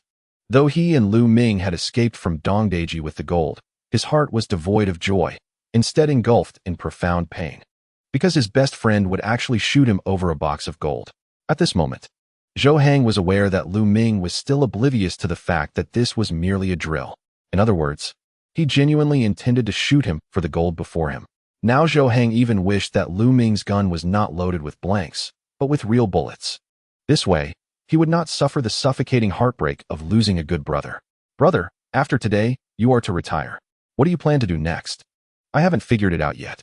Regardless, a brother for a day is a brother for life. I, Zhou Hang, will always support you. If you need anything, just say the word. All right. Can you not always speak one word at a time? Fine. But if I need help in the future, you cannot pretend not to know me. Absolutely. Are we robbing a bank together too? Cough cough, this cigarette is a bit harsh. Why are you still awake? The room check is here. Quickly put out the cigarette. What are you two whispering about instead of sleeping? Tomorrow is the day of retirement. Just sharing some heartfelt words. Hee hee. A strong smell of smoke. Be careful not to set the dorm on fire. Rest assured, the image of the two exchanging smiles was etched in Zhou Hang's mind. Memories flashed through his mind like a revolving lantern. Each recollection intensified the pain. Even Zhou Hang, a man of stature, could not help but shed tears at this moment. A person's life seems lengthy when spoken of, yet in reality, it passes in the blink of an eye. The more experiences one accumulates, the more one realizes that some individuals simply vanish along the way. Those who remain become increasingly precious. The feeling of betrayal by one's closest companions is a torment tenfold more painful than being pierced by a chisel. Even as a man of stature, Zhou Hang could not restrain his tears now. At the moment Lu Ming aimed a gun at him, their friendship seemed to reach its end. However, the pain he had anticipated did not arrive. Slowly opening his eyes, he saw Lu Ming smiling at him with a teasing expression. That smile was as radiant as it had been during their retirement. He had been played. Zhou Hang suddenly came to his senses and turned to look back. He noticed a pool of red liquid smeared on the wall. It was obvious that it was the dye from the blank rounds. Still crying? Did you really think I would shoot you over this gold? The usually serious Lu Ming could not help but chuckle at that moment. Zhou Hang quickly wiped the tears from his eyes. Astonished, he asked, when did you find out? Brother, with your limited intellect, do you really think you could deceive me? The moment you fired that shot in the bank, I already knew it was a drill. Lu Ming shot Zhou Hang a disdainful glance. Damn it, you scoundrel. You actually tricked me. Do you know how heartbroken I was just now? Zhou Hang, regaining his composure, glared angrily at Lu Ming and shouted. You were the one who tricked me first. I requested you to treat me to a meal, to which you lamented about insufficient funds and the need to visit the bank. To my astonishment, you then dragged me along to rob the bank. Lu Ming, not one to back down, stood firm and argued his case. How outrageous. This was a sign of respect and trust in you. Others beseeched me to accompany them, yet I disregarded their pleas. Zhou Hang, in a fit of anger, ironically laughed, scratching his head in frustration. Well, thank you. Am I to repay you for this? If it weren't for me, would you have managed to evade capture for so long? Lu Ming pointed at himself, countering Zhou Hang's remarks. Without you, I could still triumph. With my marksmanship, any adversary would be futile. Zhou Hang spoke confidently, his earlier deference to Lu Ming now completely absent amidst his fury. Enough boasting. Without me, you would have been executed upon stepping outside. Lu Ming scoffed derisively. The two appeared to be engaged in a heated argument, neither willing to concede. However, in truth, they regarded each other as true brothers. Such camaraderie, in an era rife with greed and opportunism, is far more touching than a chest of gold. Chapter 73. Oh, Lu Ming, you're indeed plotting against me here. When the audience beheld the chest of gold in Lu Ming's room, their reaction mirrored that of Zhou Hang, utter astonishment. After all, prior to this revelation, everyone believed that the commander had a glimmer of hope for a comeback with the gold. However, it became evident that such thoughts were utterly misguided. From the very beginning, Lu Ming had meticulously planned to transport the gold out of East Street. In the live broadcast, viewers exclaimed in disbelief. Not only had Lu Ming escaped, but he had also taken the gold with him. The police must be feeling quite distressed. Just moments ago, Lu Ming had brandished a gun at Zhou Hang, which genuinely startled me. I thought he was unaware that this was merely a drill. Had he fired and discovered it was filled with blanks, the embarrassment would be unimaginable. The upstairs crew was rather slow on the uptake. Lu Ming's earlier comments at the bank had already revealed his awareness of the drill, but Zhou Hang had failed to grasp this. Indeed, one must admit, Zhou Hang's display of genuine emotion had me in stitches. To be fair, Zhou Hang is quite a decent fellow, albeit not the sharpest tool in the shed. Yet, it cannot be said that Zhou Hang lacks intelligence. It is merely that Lu Ming is exceedingly clever. The title of high IQ robber is well deserved. Speaking of which, it seems time to announce the conclusion of the drill, as Lu Ming has successfully absconded with the gold.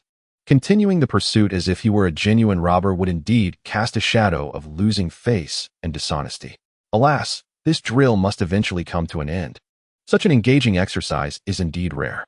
As we witness this spectacle approaching its finale, it feels rather empty. Nonetheless, it must be acknowledged that both the police and the robbers performed admirably, earning our respect. Your comments remind me of old Chun, who sold chestnuts until he fainted from heat stroke. Ha. The barrage of comments was plentiful, with the audience fervently discussing the unfolding events. As this captivating drill neared its conclusion, the audience expressed their regret, for such an exhilarating exercise is truly a rare occurrence. Simultaneously, the discussions among the viewers grew increasingly animated. The perspective of the robbers has indeed propelled the live broadcast to unprecedented heights. The fervor surrounding this drill has dominated the online discourse. In the city bureau, within the director's office, an intriguing situation unfolds. The deliberate use of an ambulance to mislead the police was, in reality, a stratagem to facilitate the escape of gold. Meanwhile, the perpetrators themselves slipped away through the drainage system on East Avenue, directly traversing the waterways. The director set down his teacup, his gaze unwaveringly fixed on the live feed displayed on the screen, a hint of bitterness etched across his features as he spoke. Yet, there was no semblance of anger at Lu Ming's triumph in the exercise. After all, it was he who initiated this drill, not with the intent of gauging victory or defeat, but rather to glean valuable insights for the police force.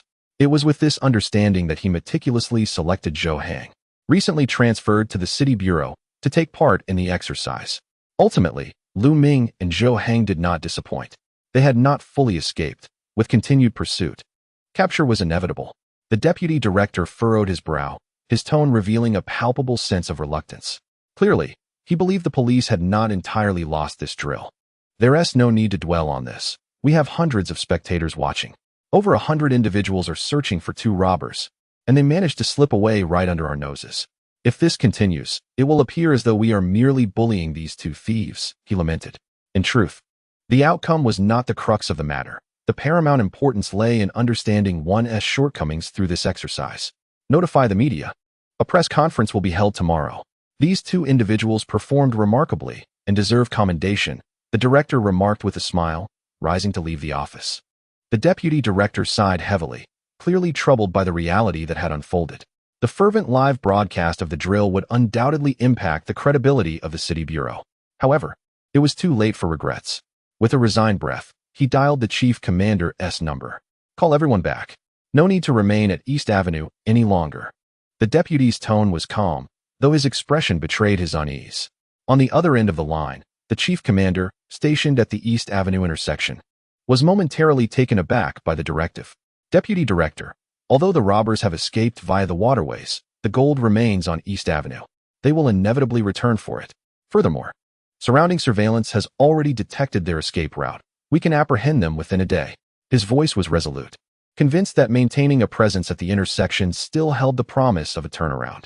They have already made off with the gold. The exercise has concluded. Let's withdraw quickly. Everyone has worked hard these past few days. They deserve a proper rest.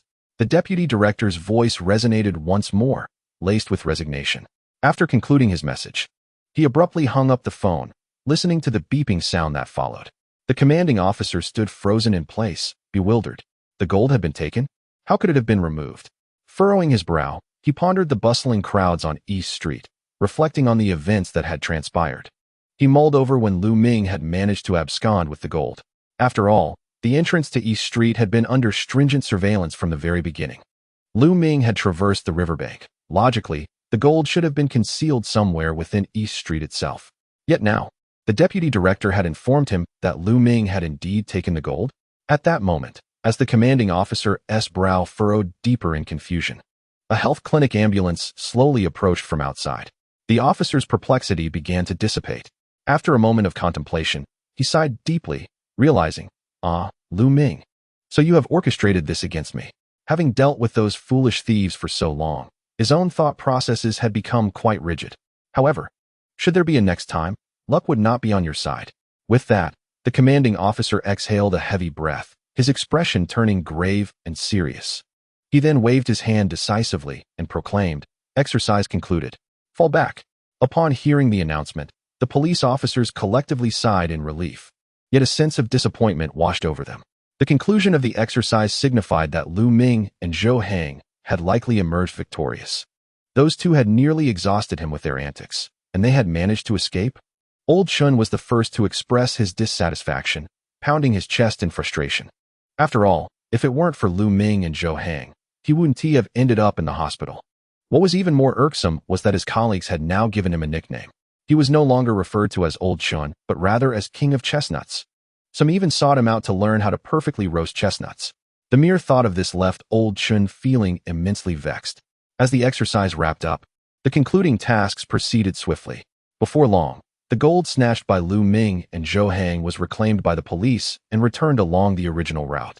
Although Zhou Hang understood that this was merely an exercise, he felt discontent watching the gold being carted away. He had hoped that his efforts, having nearly drowned, would earn him at least a bar or two of gold as a reward. Yet now, there was no sign of any acknowledgement. As the gold was taken away, he stood by the door, his reluctance palpable, akin to a mother bidding farewell to her child embarking on a journey. The exercise had concluded. Yet the remarkable performances of Lu Ming and Zhou Hang continued to circulate widely online. In no time, the entire robbery process orchestrated by Lu Ming became a topic of great interest, and due to the explosive popularity of the live stream and the duo's captivating display, they garnered numerous fans. In an instant, both had risen to prominence as internet celebrities. Chapter 74. Had Lu Ming and Zhou Hang's performance truly become a masterpiece? The following day, at the Municipal Bureau, in the vast conference hall, the director and deputy director sat prominently at the dais. Below, numerous cameras and journalists surrounded them. Yet their attention was not directed towards the officials, but rather towards Lu Ming and Zhou Hang, who were seated beside them. With such a crowd, would there be a risk of misstatements? Zhou Hang felt a wave of unease wash over him. He glanced at the journalists, managing a strained smile, aware of his own verbal clumsiness. Although he had encountered many grand occasions, being the center of attention surrounded by so many cameras was indeed an unprecedented experience. You dared to rob a bank, yet fear the journalists' inquiries? Just answer truthfully, Lu Ming remarked calmly, a faint smile gracing his features. While he too was not fond of such scenarios, he exhibited a far greater composure than Zhou Hang. "Director, everyone has arrived. May we commence?" At that moment, an officer approached the director and quietly sought his permission. "Let us begin." The director nodded slightly, officially announcing the commencement of the press conference. The journalists, who had been waiting impatiently, swiftly presented their prepared questions. "Director, there are claims circulating online that the robbers emerged victorious in this exercise, suggesting that the police were unable to adequately protect the public. What is your response to this?"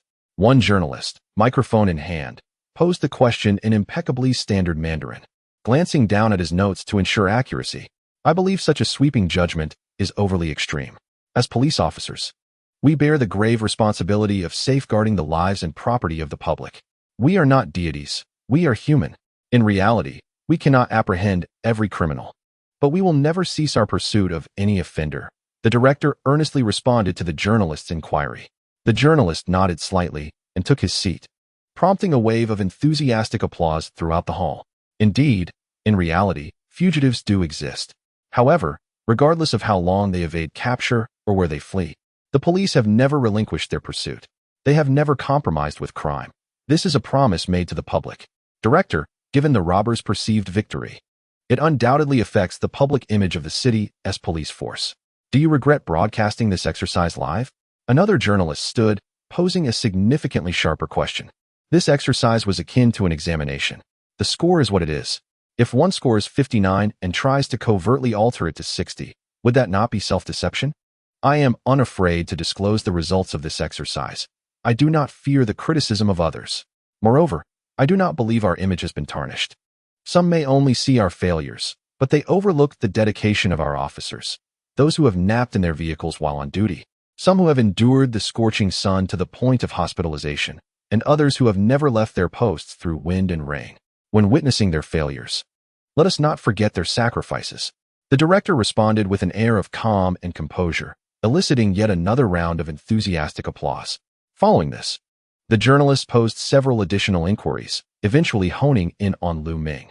After all, the endless array of tricks that Lu Ming employed was indeed worthy of admiration. Mr. Lu, may I inquire about your feelings when you realized that Zhou Hang had invited you to dinner only to lead you into a bank heist? The reporter asked, a smile gracing their lips. The audience couldn't help but lift the corners of their mouths in amusement. They had all witnessed the live broadcast and were curious about Lu Ming's emotions when he found himself inexplicably drawn into Zhou Hang's scheme. What emotions?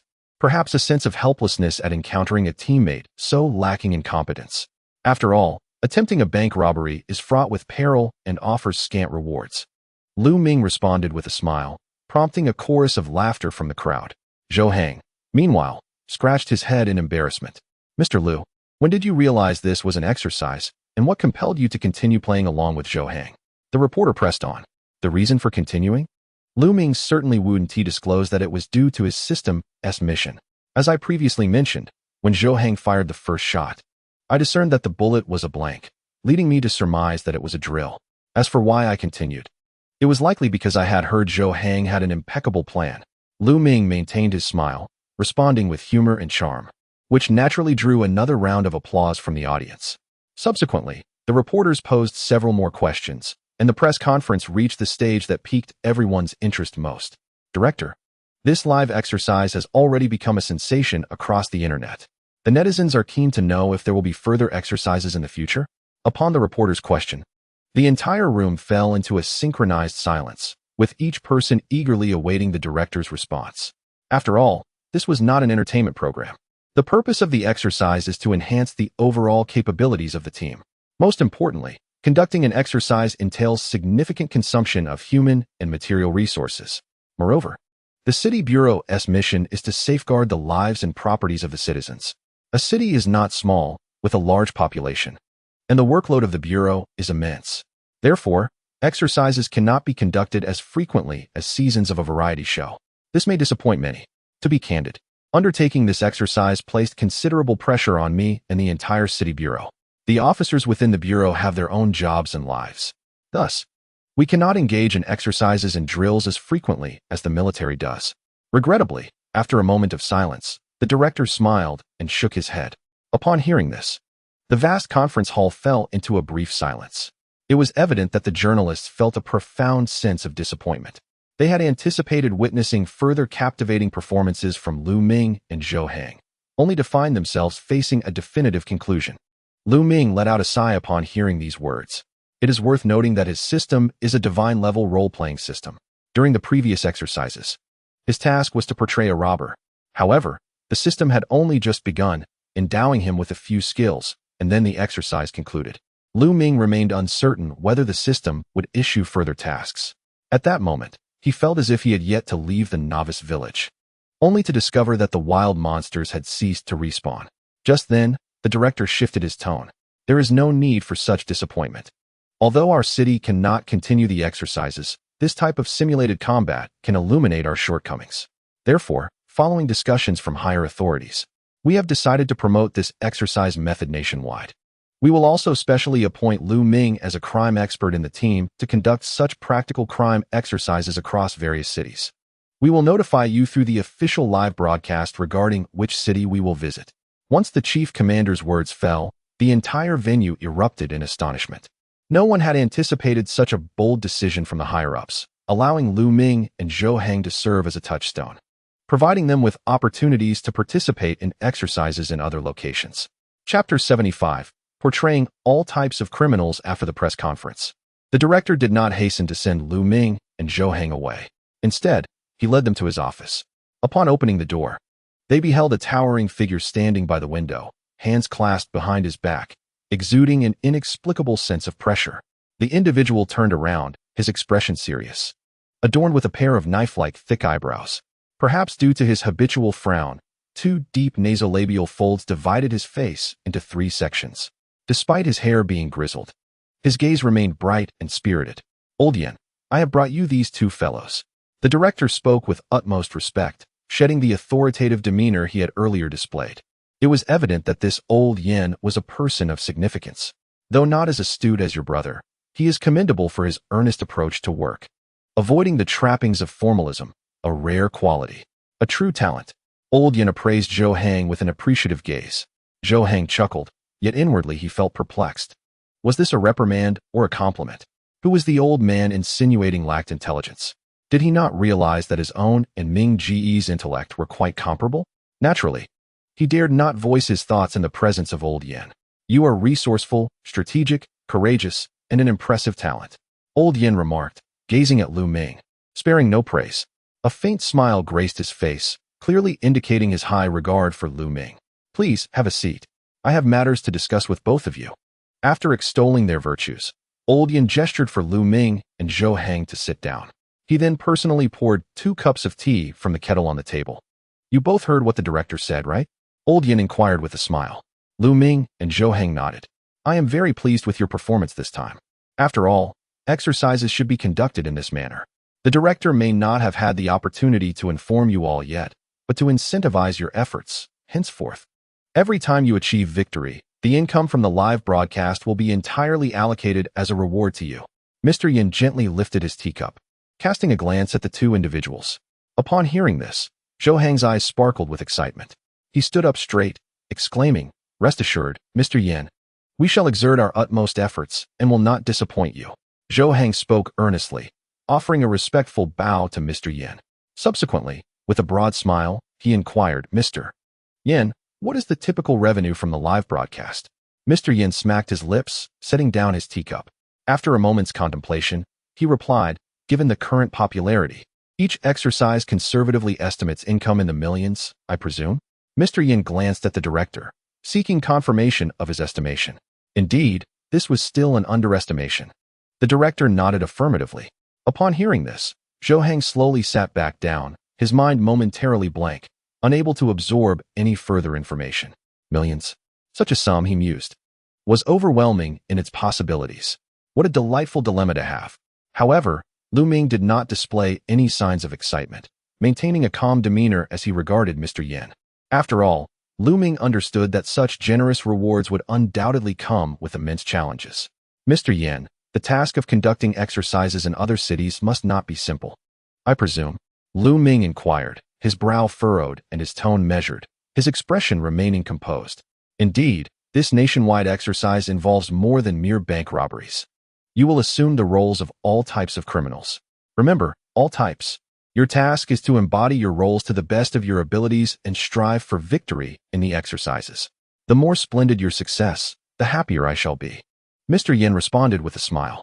Lu Ming, upon hearing this, was momentarily taken aback. Nationwide exercises? Initially, he had been uncertain about the role of a criminal expert, mistakenly believing it to be a mere advisory position. It was only now that he understood he was to be treated as a specialist in criminality. No wonder. Given the remarkable talent for crime he had displayed while evading the chief commander's pursuit, be it kidnapping, forgery, or fraud, he had handled them all with astonishing ease. Had it not been for his clean record and military background, he would likely have been apprehended and interrogated by now. I see, Mr. Yin. May I inquire about the next exercise's location and the type of criminal I am to portray? Lu Ming asked, his brow slightly furrowed, seeking useful information from Mr. Yin to prepare himself accordingly. You will find out in due time. It should not pose much difficulty for the two of you. After all, if you can successfully rob a bank, I trust in your capabilities. Mr. Yin said encouragingly. Now, I have some matters to attend to, so I shall take my leave. With that, Mr. Yin rose to depart. Mr. Yin, allow me to see you out. The director followed suit, escorting Mr. Yin away. As he stepped out the door, Mr. Yin paused for 2 seconds, casting a glance at the two individuals seated on the sofa, a knowing smile gracing his lips before he turned to leave. Ming, let's be off. We've been exhausted for days. Zhou Hang yawned as he spoke, longing for a restful sleep. Lu Ming nodded and rose to his feet. Just as they were about to exit, a police officer entered, approaching Lu Ming with a warm smile. Mr. Lu, Brother Zhou, could you please provide your fingerprints? The officer's smile was as gentle as a spring breeze. Zhou Hang and Lu Ming had no choice but to comply, pressing their fingers onto the device. After recording their fingerprints, Zhou Hang curiously inquired, Brother, what's the purpose of recording our fingerprints? Oh, the officer carefully placed the 2 fingerprint boards into a plastic bag. Beaming as he replied, We're collecting fingerprints to file your case. Upon hearing this, Zhou Hang and Lu Ming were taken aback, muttering as they exited the chief's office. They were merely actors in a play, and now they found themselves officially documented as criminals. After parting ways with Zhou Hang, Lu Ming returned home. Eagerly opening the system interface, a soft blue light illuminated before him, radiating with technological charm. Ultimate role-playing system. Host, Lu Ming. Attributes panel. Physical strength, 28. Intelligence, 23. Spirit, 31. Charisma, 25. The average for ordinary individuals is 10. Beginner task. Portray a robber and achieve victory in the current exercise. Winning will yield generous rewards. Current task completion progress, 100. Partial rewards have been dispatched to the host's inventory. Proficiency in forged documents, beginner level. Proficiency in theft, beginner level. Proficiency in fraud, beginner level. Talent skill book, gifted, increases host comprehension by 50% and memory by 50%. Permanent effect. Lu Ming eagerly opened the system's inventory. Congratulations, host, you have acquired the item. Ability Enhancement Liquid. Increases all abilities by 5 points. Permanent enhancement. Skill, Mastery of Lockpicking. Intermediate level. Lu Ming gazed at the rewards bestowed upon him for his successful task, his heart racing with excitement. One item enhanced all ability values, albeit by 5 points. Yet, given that his attributes already surpassed those of the average person, this increment was indeed formidable. As for the lockpicking skill, it was an intermediate skill. Although the skills provided by the system seemed to lead Lu Ming further down a path of illegality, he was nonetheless quite satisfied with the intermediate skill. Chapter 76. The Hammer Lockpicking Method. Gazing at the intermediate skill awarded by the system, Lu Ming eagerly sought a place to test it. Turning his head, he spotted a locked box on his nightstand. A spark ignited in his mind. To Lu Ming, that lock appeared as transparent as an X-ray. He could see through the barrier. The internal structure of the lock's cylinder became astonishingly clear. It was as if he had gained the ability to see through it. Lu Ming was taken aback, filled with elation. Simultaneously, a wealth of knowledge regarding this type of lock flooded into his mind. An A-level lock features 5 pin chambers and a single row of pins. Techniques such as the wire lock picking method, estimated time, 3 seconds, the foil lock picking method, estimated time, 2 seconds, and the hammer lock picking method, estimated time, 1 second, could be employed, although Lu Ming had never acquainted himself with such knowledge. Upon acquiring the intermediate skill of lock-picking mastery, he instantly grasped the system's guidance with remarkable clarity. A subtle smile played on Lu Ming's lips as he contemplated the system's thoughtful design, which even included the hammer lock-picking method. Indeed, had it not been for the fact that this was his own home, there could be no simpler and swifter approach than a single strike with a hammer on such an uncomplicated lock. However, the dilemma lay in the fact that this was his residence. Would he be required to purchase a replacement if he damaged it? Thus, The final method was dismissed without a second thought. As for the foil lock-picking method, he had no foil at home, leaving him with no choice but to attempt the first method using the wire. Rising to his feet, Lu Ming swiftly located a piece of wire and a flathead screwdriver from his toolbox. Following the system's instructions, he first used a sharpening stone to narrow the wire slightly, then bent the screwdriver with pliers. The principle behind the wire lock-picking method was relatively straightforward. In an A-level lock employing a single row of pin chambers, when locked by a key, the spring-loaded pins extend into the cylinder and the casing, effectively immobilizing the cylinder. When a key is inserted, its uneven grooves push the pins back to their original position, allowing the cylinder to rotate within the chamber and thus unlock the door. In essence, to unlock such a door, all the pins must be disengaged from the cylinder. The wire's purpose was to nudge the internal spring-loaded pins, while the screwdriver served to turn the cylinder. Fortunately, with the system's assistance, Lu Ming did not need to exert trial and error like other professionals. He inserted the wire, simultaneously turning the screwdriver and quickly pushing the pins within the cylinder into the appropriate positions. Once all the pins were aligned correctly, he gently turned the screwdriver, and with a satisfying click, the previously locked box was successfully opened with his rudimentary tools. Excluding the time taken to create the tools, the entire process consumed less than 2 seconds, even on his first attempt at lockpicking. Perhaps it was his inaugural experience with the system's wonders that inspired him. Lu Ming locked the box once more and attempted the process again. This time, he activated the timer on his phone to measure his unlocking time. With each attempt, his speed increased, diminishing from nearly 3 seconds initially to 2 seconds. By the 5th trial, as he inserted the wire, it seemed the lock hadn't even registered the action. Lu Ming had already unlocked it. The speed was comparable to that of a seasoned craftsman, 0.95 seconds. Not bad. This type of lock posed little challenge. He decided to try his hand at another. Lu Ming retrieved his phone, tucked it into his pocket, and, with toolbox in hand, began to search his home for locks. However, his house did not boast an abundance of diverse locks for him to practice on. Ultimately, his gaze settled on the security door of his own home. Grade B lock, utilizing a flat key, featuring double rows of bullet slots on both sides, accompanied by blades. The lock's cylinder consists of precision number pins and uniquely shaped pins, requiring simultaneous manipulation for technical unlocking, else it will automatically relock. The lock cylinder is composed of various uniquely shaped beads, allowing for 1 billion possible key combinations, effectively preventing unauthorized access. The interior of the lock cylinder is equipped with lateral pressure side pins, thwarting violent twisting attempts. Possible unlocking methods include tool unlocking method, estimated time 10 minutes, peephole unlocking method, estimated time 5 minutes, and hammer unlocking method, estimated time 3 minutes. Lu Ming recognized the familiar hammer unlocking method and couldn't help but chuckle. Although this last method sounded rather foolish, it was not without merit. After all, there was no simpler or quicker approach than a few well-placed blows with a hammer.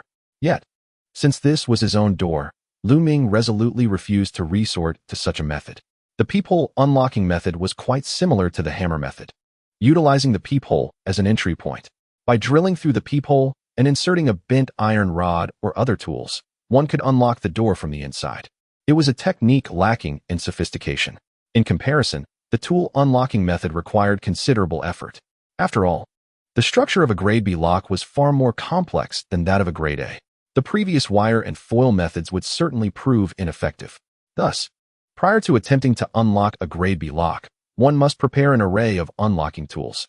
Lu Ming was a man of decisive action. To test the extent of his unlocking prowess, he immediately set about crafting the necessary tools. Following the system's guidance, within 2 hours, he successfully fashioned several specialized tools for unlocking grade B locks. With toolbox in hand, he confidently stepped out the door. However, as he bent down to tie his shoelaces, a gust of wind swept through, and with a resounding bang, the door closed behind him. I seem to have forgotten my keys. Lu Ming quickly patted his pockets, discovering only his phone within. A frown creased his brow. Nevertheless, he had ventured out to test the system's reward of intermediate skill, unlocking proficiency. Moreover, he had already prepared his tools. With a raised brow, he found himself surprisingly unperturbed. Squatting down, Lu Ming retrieved his unlocking tools from the toolbox and began tinkering with his own security door. Why are you such a mischievous child? I told you not to run around. There are many bad people out there. You still haven't learned your lesson since the last time the police officer took you away, have you? Where are all these bad people? Show me one. At that moment, a mother and her child descended the staircase. The child spotted Lu Ming crouched by the door, fiddling with something, and in a fit of curiosity, exclaimed, "Mom, what is that brother doing?" No sooner had the words left his lips than the groceries in his mother's hands tumbled to the ground. She swiftly covered her child's mouth. Hearing the commotion behind him, Lu Ming turned his head. Given his reclusive nature, this was the first time he had encountered any resident of the building despite living there. Observing the woman's expression of sheer terror, Lu Ming smiled and pointed at the locked security door, saying, "This is my home." The woman nodded reluctantly, clutching her child, and hurriedly fled down the stairs, abandoning the groceries. Lu Ming, bemused, furrowed his brow at the vegetables strewn on the ground before returning to his task of unlocking the door. Chapter 77. An additional note for Lu Ming's file. Lu Ming continued his work at the door, engrossed in his tools, undeterred by the sweltering heat that had caused beads of sweat to form on his brow. If he were to glance out the window from the corridor, he would undoubtedly see a crowd gathering below. These individuals wielded various implements, brooms, mops, and even a can of pepper spray, whispering among themselves as if engaged in an urgent discussion. Before long, a police car arrived. The woman who had rushed downstairs with her child hurriedly approached. "There's a thief. I saw him. He is upstairs," she exclaimed, clearly in a state of panic. After all, once a thief is discovered, one can never predict their next move. "Which floor?" inquired a tall officer, furrowing his brow as he gazed up at the building. "Fourth floor, apartment 402. I caught sight of him while he was still trying to unlock the door." The woman replied hastily, clutching her child tightly, still shaken by the earlier events. "All right, we will go up to apprehend him. For safety, everyone stay downstairs and lock the entrance to prevent his escape," the tall officer instructed the gathered residents. He promptly removed the handcuffs from his belt and, along with his colleagues, dashed into the apartment building. It must be said, this B-grade lock was indeed a challenge to open. He was almost there. Wiping the sweat from his forehead, Lu Ming persisted in his attempts to unlock the door. Despite the system's assistance, unlocking required a certain level of skill. After all, as the saying goes, what is learned on paper is merely superficial. True understanding comes from practice. Some tasks, no matter how thoroughly a teacher may instruct, necessitate hands-on experience to master. This was especially true for the technical art of lockpicking. Meanwhile, the elevator on the third floor opened slowly, and two officers emerged. To avoid alarming the thief above and preventing a potential escape by jumping from the building, they refrained from proceeding directly to the fourth floor. The floor is not particularly high. Sometimes thieves, fearing capture, dare to engage in reckless acts. There have been instances of individuals falling to their demise from such heights. "Just wait. You block the stairway, and I shall quietly approach and apprehend him. No problem. This fellow has the audacity to break in broad daylight." After the two officers conferred, they stealthily ascended the stairs, akin to cats stalking a sparrow. They treaded lightly, fearful of making even the slightest noise that might alert the thief. At that moment, within the stairwell, they could distinctly hear the sound of a lock being turned above. Clearly, as the reporting party had indicated, the thief was still attempting to unlock the door. Just then, after several attempts, the lock finally emitted a faint click. Lu Ming slowly pulled open the door, a refreshing breeze greeting him, allowing him to exhale in relief. Just as he was preparing to return home, a sharp voice called out from behind him, "What are you doing? Don't move." Startled, Lu Ming turned abruptly to see the officer at the stairway suddenly lunging towards him. Lu Ming, taken aback, instinctively dodged. After all, he was a former elite soldier, his physical prowess exceptional. Coupled with the enhancement serum provided by the system, his strength and speed had reached astonishing levels. He sidestepped deftly, evading the officer's grasp aimed at his shoulder. The officer, clearly unprepared for such a swift reaction, lost his balance and stumbled forward uncontrollably. Seizing the opportunity, Lu Ming grasped the officer's wrist, bending it back, while using his other hand to grip the officer's shoulder, compelling him into a half-squat position. The second officer, witnessing this, was taken aback and promptly drew his baton, rushing forward to assist. At that moment, Lu Ming furrowed his brow and exclaimed, "What are you doing?" It was only then that the officer behind him got a clear look at Lu Ming's face, his baton hovering in midair. "Mr. Lu, what are you doing here?" he asked, bewildered, a multitude of questions evident in his expression. Upon noticing the toolbox at Lu Ming's feet, He instinctively took a step back, one hand gripping the radio on his shoulder, ready to call for backup. What do you mean? What am I doing here? This is my home. Lu Ming hastily clarified, his expression one of exasperation. At this point, he had pieced together the situation, surmising that the mother and child who had hastily departed without their groceries must have called the police. Your home? The officer, still skeptical, glanced at the toolbox once more. It was no wonder he was doubtful. Who enters their home without a key, opting instead to utilize a toolbox to unlock the door? Lu Ming sighed in resignation, releasing the officer and swiftly entering his dwelling. Moments later, he emerged, holding a photograph from his time in the military. This is my photo. If this isn't my home, how could I possess my own photograph? The towering figure beside me is Zhou Hang. Now do you believe this is my home? Lu Ming pointed to the individual in the photograph, his tone tinged with frustration. The two police officers exchanged a glance and let out a sigh of relief. Subsequently, the residents gathered downstairs were dismissed. The woman who had reported the incident earlier approached Lu Ming and the officers, apologizing profusely while holding her child. I am so sorry. I truly regret causing you trouble. I should have asked more clearly. Her remorse was palpable, especially considering the sweltering heat that had led the officers on a fruitless errand, nearly apprehending the wrong person. It's quite all right. I was the one who caused the misunderstanding, Lu Ming replied with a wry smile. After all, it was indeed easy to misconstrue the situation when he was alone with a toolbox in hand. Brother, did you use those tools to unlock the door? Could you teach me? I want to learn too. The child peered from behind his mother, eyes wide with excitement at the sight of the toolbox, clearly fascinated by the idea of unlocking doors. Just as Lu Ming was about to respond with a smile, the woman's expression darkened as she sharply admonished her child. What are you learning for? Hurry home and finish your homework. After scolding her child, she turned back to Lu Ming with an apologetic demeanor. With that, she led her child upstairs, continuing to lecture him. Brother Lu, you were a bit too rough. You almost dislocated my arm. One of the officers, who had been subdued by Lu Ming earlier, rubbed his shoulder and chuckled. He now understood why Lu Ming had been so difficult to apprehend. With such skills, it would take at least 4 or 5 strong men to hold him down. Please don't take offense at my reflexive response. Just give me a moment. Lu Ming replied with an apologetic smile. After saying this, he turned and stepped inside his home. When he emerged, he handed the officer a bottle of medicinal alcohol. Use this for your shoulder, it works wonders. The officer intended to decline politely, but Lu Ming insisted on placing it in his hands. Meanwhile, the other officer looked at Lu Ming's toolbox with a mix of amusement and disbelief. They had not anticipated that he was so versatile, managing to unlock the door himself and nearly causing a misunderstanding in the process. Today's incident is truly regrettable. We should have conducted a more thorough investigation, one officer remarked.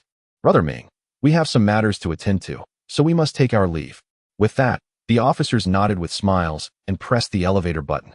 Understanding their busy duties, Lu Ming refrained from insisting they stay longer, merely offering, "Do come by my home when you have the time." Inside the elevator, the two officers nodded in agreement with smiles.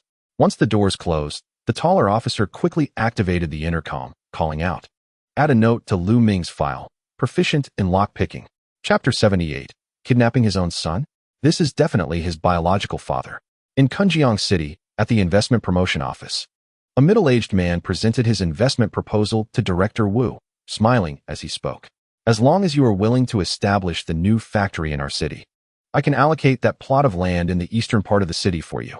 I sincerely hope you'll consider this opportunity. The words spoken were imbued with sincerity. It is not that I am unwilling. I am well aware that the policies are commendable. However, establishing a factory is not merely a matter of acquiring a piece of land.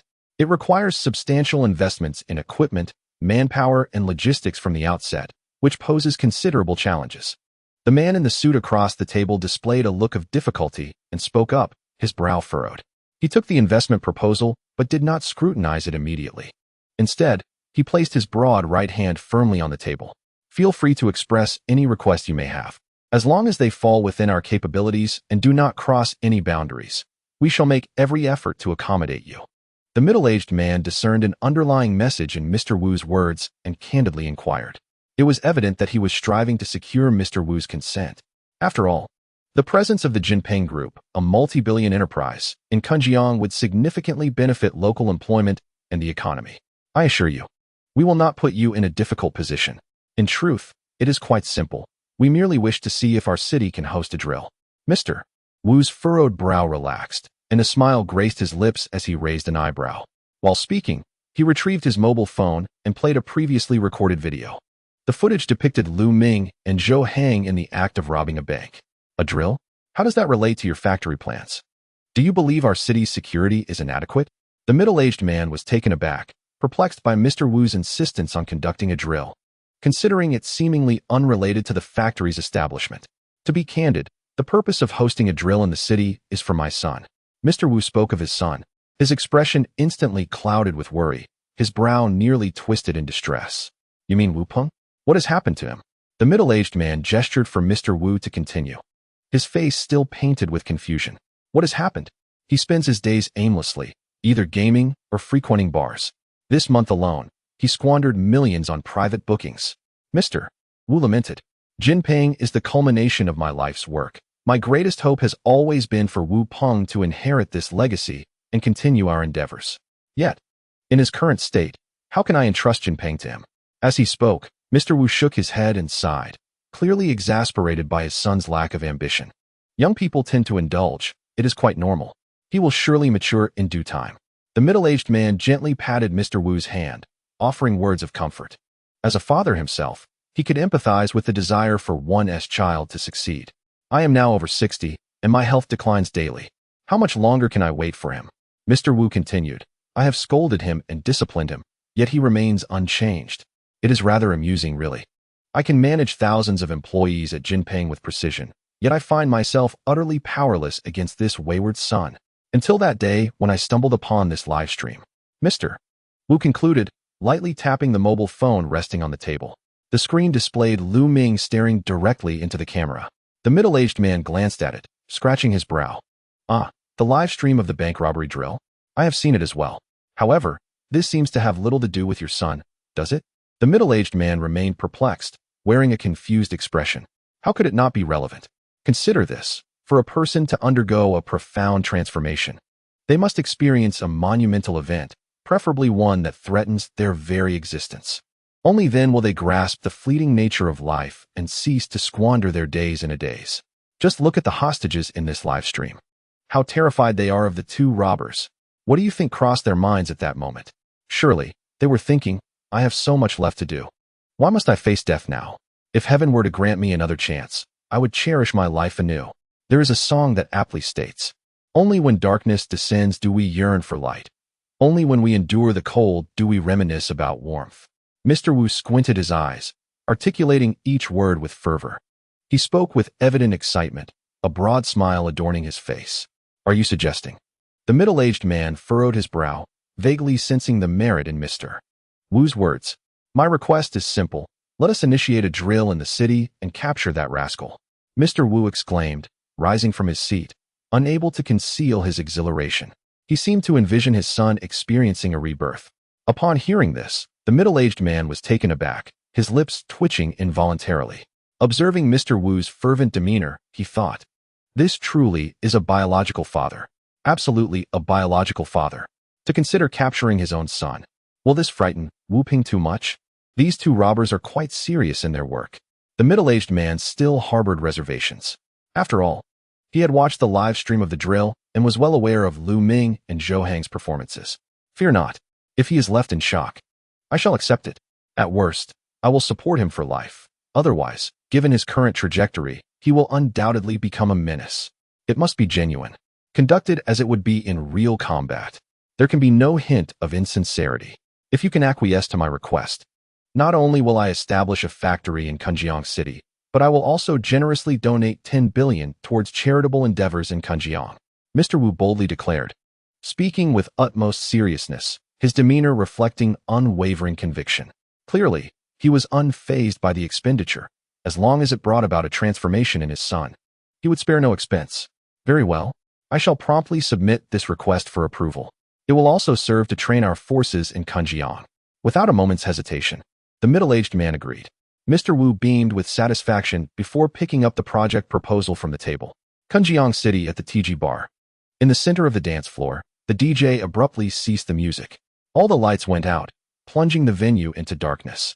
The young revelers, caught up in their dance, stirred with uncertainty, unaware of what was happening. Just then, the DJ seized the microphone and, with a hoarse voice, shouted, "Everyone, please remain calm. I have wonderful news to share."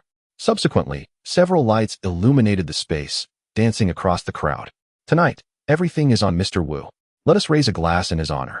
With that, the DJ concluded his announcement. All the lights converged on the VIP booth on the second floor. There stood a young man with a fair complexion, a subtle smile gracing his lips as he raised his glass high. The venue erupted in a thunderous cheer, akin to the roar of a tidal wave. Suddenly, the stage was adorned with dazzling fireworks, and the previously muted music transformed into an electrifying anthem, causing the very floor beneath to tremble. Under the stimulation of such music, the crowd's heartbeats quickened, and excitement surged through them, their bodies writhing like a frenzied dance of spirits. Wu Peng observed the throng below with a satisfied smile, swaying to the rhythm as he made his way back to the booth. To his left sat a blonde beauty, while to his right was a girl with long, straight black hair. No sooner had he seated himself than his circle of friends began to toast him enthusiastically. The ladies on either side whispered flattering words into his ears. After several rounds of drinks, the energy escalated to a fever pitch. Yet, as Wu Peng prepared to roll the dice, an inexplicable chill washed over him, causing an involuntary shiver.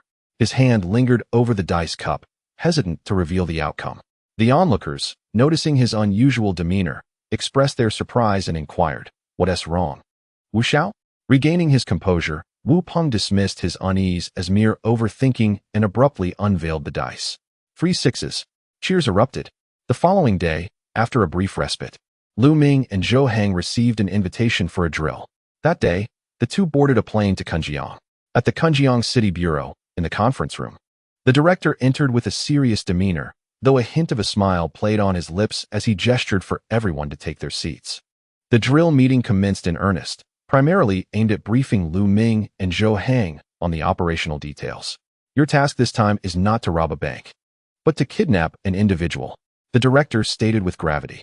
Upon finishing, he activated the projector, revealing the image of none other than Wu Dong's son, Wu Peng. "This young man is Wu Peng, the sole heir of the Jinping Group's chairman. Your mission is to abduct him and extort 5 million in ransom from his family. The condition for your success is to obtain the ransom and safely escape Kunjiang City. As for us, our objective is to rescue the hostage and bring you to justice." Both individuals, known for their serious natures, were instructed to approach the exercise as a real-life scenario, which was precisely what Wu Dong wished to see. The director's gaze shifted to Lu Ming and Zhou Hang. His typically stern expression softened with a smile, indicating his courtesy towards the invited participants. "If you have any questions or requests, please feel free to voice them." After a moment of silence, the director raised his hand, encouraging Lu Ming and Zhou Hang to speak. "I have a question.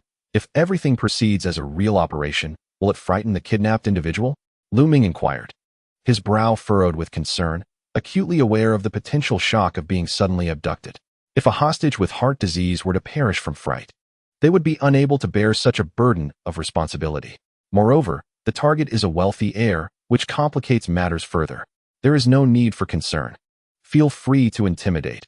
If he succumbs to fear, it merely indicates his cowardice. I will take responsibility for his foolishness." Mr. Wu, seated nearby, spoke with unwavering conviction. Clearly, he had prepared himself for a decisive course of action to facilitate Wu Peng's transformation. "Who is this?" Lu Ming inquired, casting a glance at Mr. Wu and directing his question to the director. This individual entered alongside the director, yet he did not appear to belong to the police force. "Oh, I have yet to introduce you," the director replied, realizing his oversight. "This is Wu Peng's father, Mr. Wu, the chairman of Jinping Group. The reason we invited both of you for the exercise is due to his strong insistence." Upon hearing this, Lu Ming and Zhou Hang momentarily froze, astonished to learn that this man, already in his 60s, was indeed Wu Peng's father. Their eyes involuntarily twitched, pondering the distinct mindset of the affluent. Hiring individuals to kidnap one's own son is truly ruthless. With the elders' approval, Lu Ming felt liberated from any lingering reservations. Since the operation was to simulate real combat, he proceeded to articulate his requirements. "First and foremost, I require weaponry. Given that we are portraying kidnappers, conventional military rifles are out of the question. I request 2 AK-47s. 500 rounds of 7.62 ammunition, and two 92-style pistols with 200 rounds of 9mm ammunition. Is this demand unreasonable? As he spoke, Lu Ming jotted down his specifications on paper. After outlining his basic requests, he looked up to gauge the director's reaction. While the quantity of ammunition was somewhat excessive, it remained within acceptable limits, and the director slowly nodded, tacitly agreeing to Lu Ming's demands. He was able to accommodate these requests. However, mere firearms would not suffice. If I were truly a kidnapper, I would need to consider the myriad combat scenarios I might encounter. Thus, I also require 20 explosive grenades, 10 stun grenades, and 5 smoke grenades. Additionally, I need infrared night vision goggles, cold gun detectors, miniature reconnaissance drones, tactical glasses, and a grenade launcher equipped with 5 grenades. No, 10 would be preferable. As Lu Ming continued to articulate his list of needs, he remained oblivious to the subtle shift in the director's expression, convinced that his requests were not excessive. After all, with his cautious nature, he would never embark on a kidnapping without such equipment. Beside him, Zhou Hang was inflamed with enthusiasm, his fists clenched, and his eyes sparkling as if illuminated by stars. In stark contrast, the director's lips twitched uncontrollably, exclaiming, "Goodness! With this array of equipment, one might think we are preparing for a decapitation operation. We are nearly armed to the teeth. Even a local subpar team would not be so inadequately assembled. Very well. Aside from firearms, ammunition, and grenades, I shall endeavor to meet your requests regarding equipment, though I cannot guarantee it." The director waved his hand, hastily interrupting Lu Ming, his expression now revealing a hint of distress. He was already beginning to regret agreeing to this exercise, as Lu Ming's demands were exceedingly extravagant. If he were to continue, who knows what else would emerge from his mouth. Very well, let us settle on these items. Lu Ming expressed his disappointment as he handed the director his written list. If possible, he would have even requested an Apache armed helicopter for easier escape. However, judging by the director's miserly demeanor, such hopes seemed futile. So he refrained from pressing further. Can these be purchased? Or perhaps I can assist with the preparations. I will cover the costs. Mr. Wu, who had been confused throughout the conversation, tentatively inquired. As a law-abiding citizen, he was unfamiliar with such items. He merely noticed the director's apparent discomfort. If money could resolve the issue, it would certainly not pose a problem for him. Yes, they can be procured. Lu Ming exclaimed joyfully, nodding vigorously. It must be said, wealthy individuals possess a generous spirit. If Mr. Wu were to proceed, it seemed likely that Lu Ming's helicopter would soon be within reach. Mr. Wu, these items cannot be purchased. They are strictly controlled. The director hastily intervened, fearing that Mr. Wu might genuinely attempt to provide Lu Ming with such equipment. After all, with Lu Ming's intellect, he was already a formidable challenge. If he were to acquire these items, there was a real concern that even the director himself could end up being taken hostage during the exercise. What a pity, Mr. Wu lamented, shaking his head in disappointment. Once the matter of equipment was settled, Lu Ming presented another request. Since we are to simulate a real operation, we require some time to prepare. As for the timing of the action, I will determine that myself. Is that acceptable? Lu Ming set down his pen and addressed the director. The director had no objections. After all, which kidnapper would notify the police prior to the act? That is not an unreasonable request. The director nodded in agreement. Subsequently, the group discussed several pertinent issues before concluding the meeting. As they departed, Mr. Wu hurried to catch up with Lu Ming and Zhou Hang. Brothers, please ensure that this exercise is conducted as though it were real. Do not allow my troublesome son to realize that this is merely a drill. I implore you. Mr. Wu spoke earnestly, clearly anxious that Wu Peng might uncover the truth mid-exercise, thereby undermining all his efforts. Fear not. We are not like others. We will ensure authenticity. Zhou Hang assured, his confidence bolstered by the prior bank exercise experience. Excellent. With your word, I am at ease. Once that young man is taken, you may handle him as you see fit. Just ensure he remains alive, and let the punishment be severe. This is a small token of appreciation. Please accept it. You will need the money in the coming days. Once everything is settled, I will be sure to express my gratitude to both of you. I have some matters to attend to, so I must take my leave. Mr. Wu's face was awash with gratitude, his voice tinged with excitement. As he finished speaking, he handed Zhou Hang a check and then departed with his accompanying bodyguard. Upon examining the check, Zhou Hang was astonished to discover it was for a staggering 200,000. This would certainly allow him and Lu Ming to indulge for quite some time. Chapter 80. Has this old man finally come to his senses? In Kunjiang City, within the Yuzhu Villa district, the Wu residence, a crimson Ferrari gracefully glided into the garage. The engine silenced, Wu Peng, with unsteady steps, emerged from the vehicle. The housekeeper hurried to greet him, her brow furrowing as the scent of alcohol wafted from him. Xiao Peng, why do you reek of alcohol? Did you drink again last night? And drive under the influence? If your father finds out, he will surely reprimand you. The housekeeper voiced her concern, filled with maternal worry. Clearly, she shared a close bond with Wu Peng. I merely had a small gathering with a few friends last night. Wu Peng chuckled, handing the car keys to Aunt Huang. Observing his inebriated state, Aunt Huang sighed deeply, her expression growing even more anxious. You're already in your 20s. It's time to be more responsible. You should avoid mingling with those people outside. Aunt Huang admonished gently.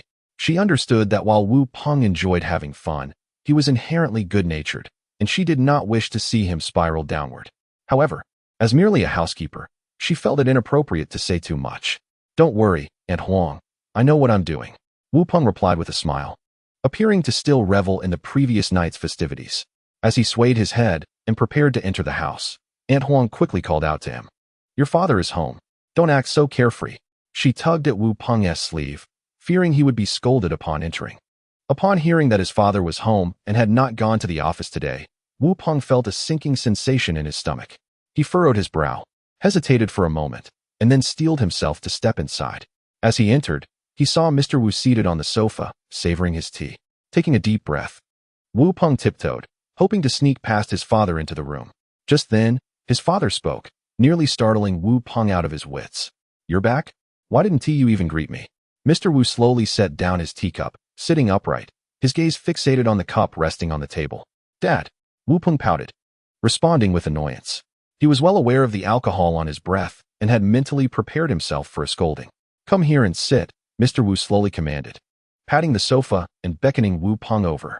Wu Peng swallowed hard, lowered his head, and walked over to sit beside Mr. Wu, instinctively attempting to cross his legs. Yet, he was forcibly driven back by Mr. Wu's piercing gaze. Why did you not return home last night? Mr. Wu inquired, suppressing the simmering frustration within him, attempting to maintain a calm demeanor.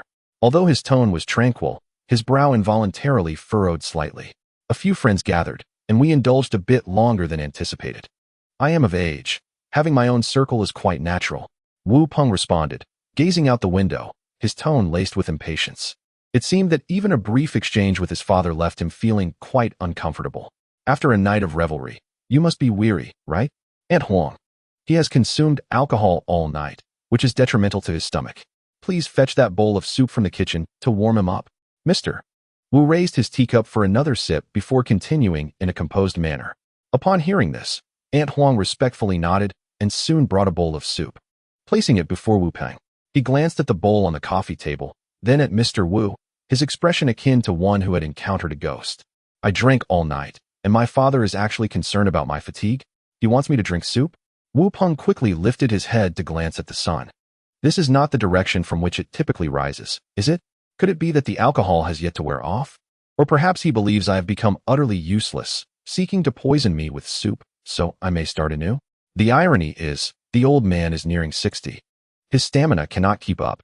Wu Peng found himself utterly perplexed as to why his normally stern father would suddenly adopt such a benevolent demeanor. This abrupt change left him feeling unsettled. I know you are angry. Stop pretending. If you wish to strike, then strike. If you intend to scold, then scold.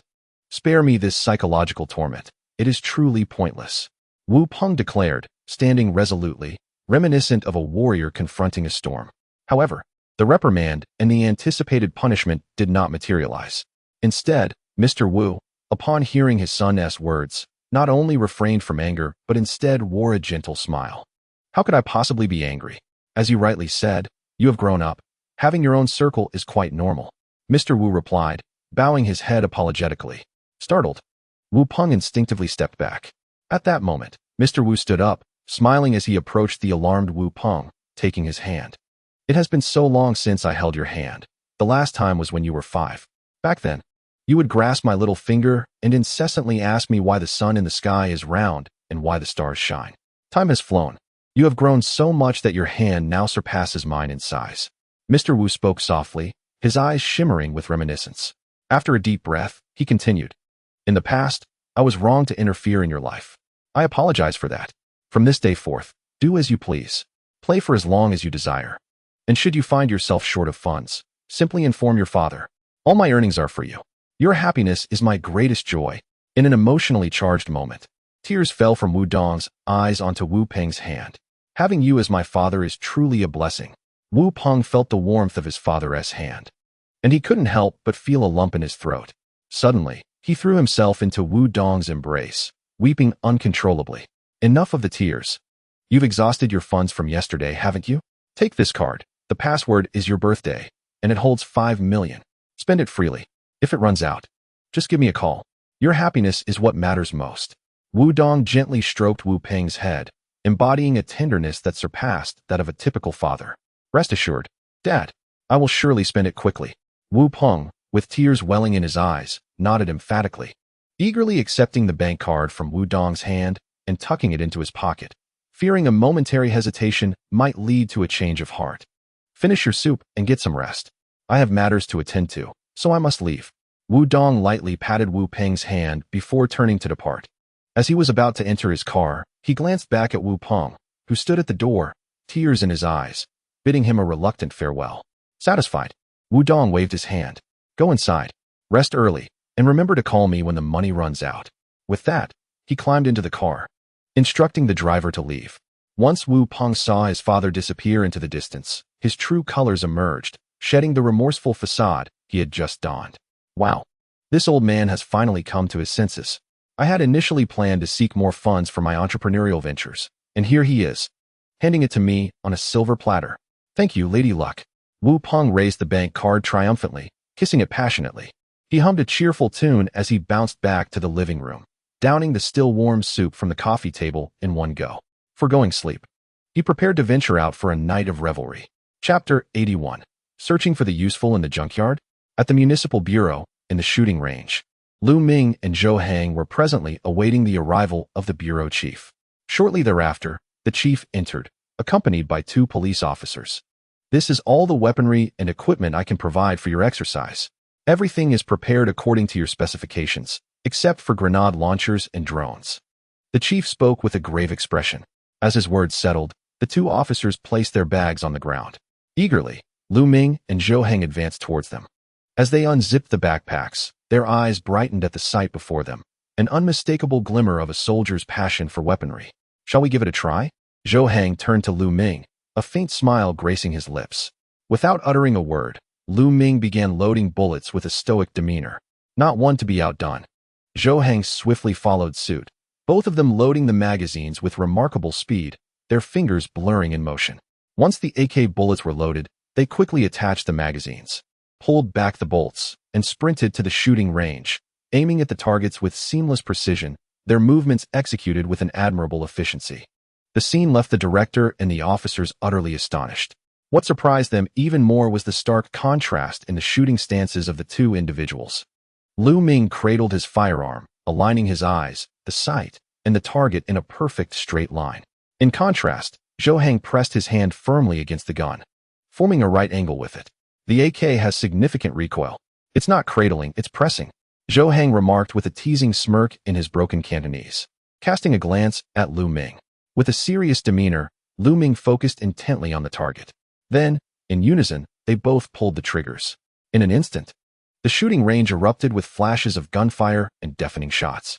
Zhou Hang fired relentlessly, his bullets shooting forth like a torrential storm, while Lu Ming remained as steady as a mountain, each pull of the trigger resulting in a precise hit on the target's bullseye. As the gunfire ceased, the 2 men satisfiedly removed their magazines and walked back. The director and the 2 officers turned their attention to the targets. They observed that Lu Ming's target bore precise splatters of paint in the bullseye, while Zhou Hang's target was a chaotic canvas of color. Having emptied his entire magazine in a short span, each shooting stance had its merits. One was marked by precision, the other by firepower, aptly reflecting their personalities. Watching the 2 return, the director's expression grew grave, realizing he might be in for a significant challenge. At that moment, applause erupted. Impressive. It's no wonder you achieved victory in the last drill. Your marksmanship is indeed commendable. An officer approached, appearing to be in his 30s, with sun-kissed skin and a crew cut. His chiseled features exuded a certain handsomeness. He carried a sleek black Type 95 assault rifle, raising it sharply as his gaze turned piercing. Bang, bang, bang. His finger pressed the trigger, and bullets flew from the barrel, the recoil failing to disrupt his accuracy. Each shot struck the bullseye with precision. After emptying his magazine, he gradually approached Lu Ming and Zhou Hang. I am Fan Yun, captain of the Kunjiang City Criminal Investigation Team. I will be the overall commander for this exercise. It's a pleasure to meet you. Fan Yun greeted them with a smile. As he spoke, one hand held the rifle while the other extended toward the two men, clearly wishing to project a friendly demeanor despite the rivalry that was to ensue. Lu Ming, Zhou Hang. Both men responded in unison, extending their hands for a handshake. As the saying goes, one should not strike a smiling face. Since he had shown goodwill, Lu Ming and Zhou Hang had no intention of rebuffing him. Without further ado, I want to delay your preparations. I eagerly anticipate our encounter. Fan Yun continued, maintaining his pleasant demeanor. He removed the firearm he held in his hand and, as he passed by the two officers, handed it to one of them without a backward glance, striding out of the shooting range. Shortly thereafter, Lu Ming and Zhou Hang calmly exited the municipal bureau, their equipment in tow. Goodness, Brother Ming, this fellow is quite formidable. His shooting accuracy is astonishing. Our chances in this exercise seem bleak. Zhou Hang spoke, his voice tinged with unease. The memory of Fan Yunlu's earlier display left him feeling uncertain about the upcoming drill. The stability of a 95 is superior to that of an AK. There's no need for alarm. Lu Ming maintained his composure, exuding a sense of unwavering tranquility amidst the chaos. Zhou Hang nodded slightly, regaining a modicum of confidence. After all, with Lu Ming by his side, he felt assured of a carefree victory. Take a glance over your shoulder. Is Fan Yun following us? Lu Ming inquired calmly, his expression placid, though his brows raised slightly. Oh, Zhou Hang, upon hearing this, turned to look and caught sight of Fan Yun standing at the entrance of the municipal bureau, smiling as he watched them depart. Indeed, he is smiling at us. Zhou Hang muttered under his breath, annoyance etched on his brow, as Fan Yun's grin unsettled him. Let us move quickly, Lu Ming urged, quickening his pace. As they turned the corner ahead, Lu Ming abruptly broke into a run, carrying his bag. Brother Ming, wait for me, Zhou Hang exclaimed, momentarily taken aback, but soon hurried to catch up. The two, having secured their gear, left the municipal bureau. Rather than heading to a hotel to rest, Lu Ming directed his steps toward the scrapyard. What are we doing here, Brother Ming? Zhou Hang asked, surveying the towering heaps of refuse with confusion. We are here to find something useful, Lu Ming replied, searching the area without turning back. Useful? This is all discarded. If it were useful, would anyone throw it away? Zhou Hang frowned, puzzled. This is a scrapyard. What could possibly be of value here? Our task is to kidnap, not to host a feast. If the hostage's family does not cooperate and opts to alert the authorities, the police will undoubtedly launch a thorough search for anyone or anything associated with the hostage.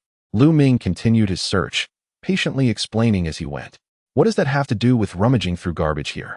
Zhou Hang still seemed reluctant, for the stench was unbearable, especially in the sweltering summer heat, where food would quickly rot and emit foul odors.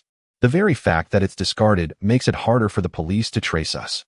In the market, whether buying or renting, as long as one follows the faintest clues, we will eventually be found.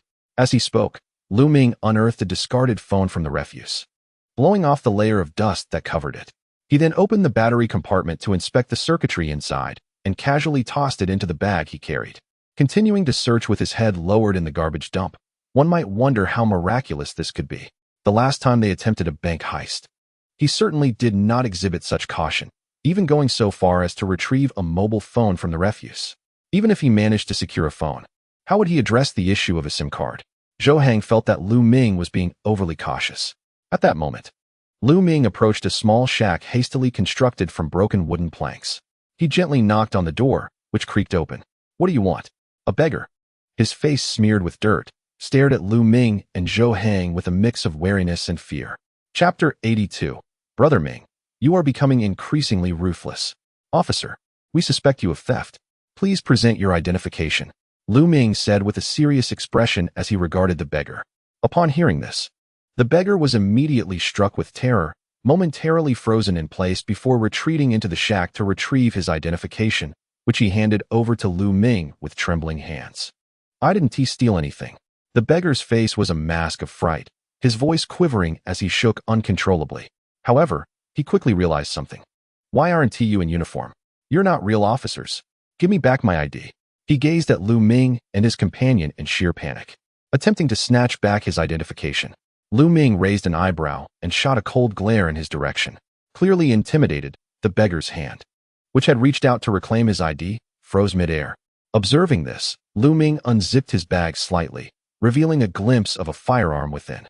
Instantly, the beggar collapsed onto the ground, terror-stricken, staring at Lu Ming and Zhou Hang with wide eyes. "We are undercover. All right, you are not the thief. It's fine." Lu Ming glanced at the identification, his demeanor softening as he reassured the beggar. He then returned the ID. The beggar accepted it, tucking it back into the filthy, tattered coat he wore. As Lu Ming gently patted the beggar's shoulder, seemingly to express his regret, he turned and left. Zhou Hang, standing nearby, furrowed his brow as he regarded the shaken beggar and then glanced at Lu Ming's retreating figure, his face etched with confusion. Nevertheless, he hastily followed after Lu Ming. "Brother Ming, why frighten a beggar? He hasn't provoked us." Zhou Hang inquired with curiosity, clearly perplexed by Lu Ming's earlier actions.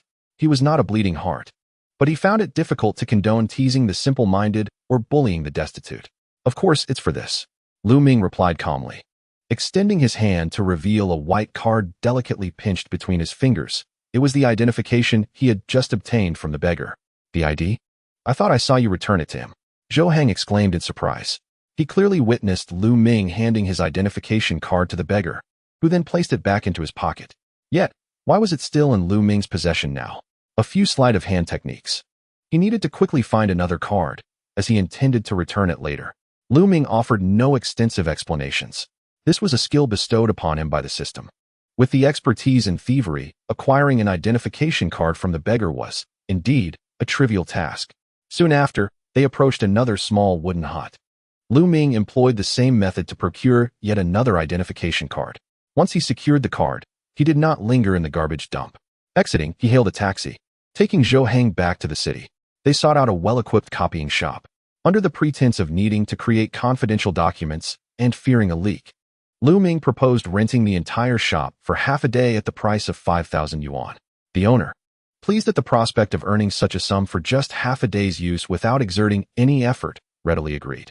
After handing over the shop to Lu Ming, he stepped outside to engage in a mobile game. Lu Ming closed the shop's door and promptly retrieved the 2 identification cards he had just acquired, beginning the crafting process. With the skill of counterfeit documentation granted by the system, he aimed to create 2 cards that merely resembled the originals.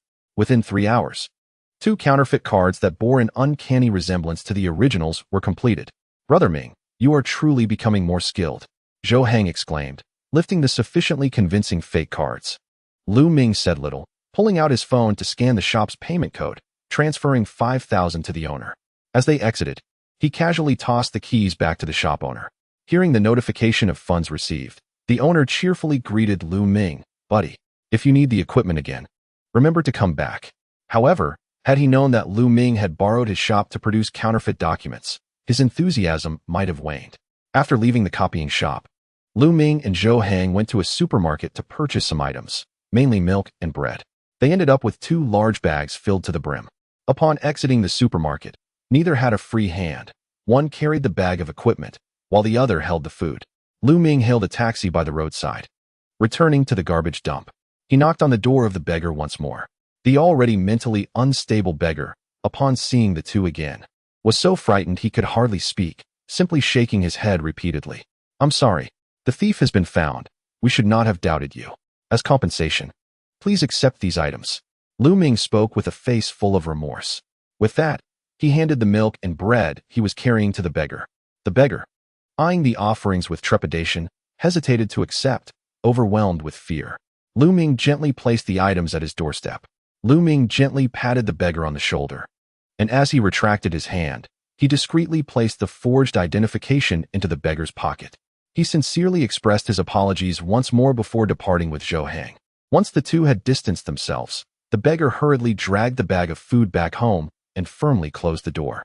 After returning the 2 forged IDs to the respective beggars and providing them with additional food as compensation, Lu Ming and Zhou Hang finally exited the garbage dump. Minggu, since you've already obtained their IDs, why go through the trouble of creating forgeries and then returning them?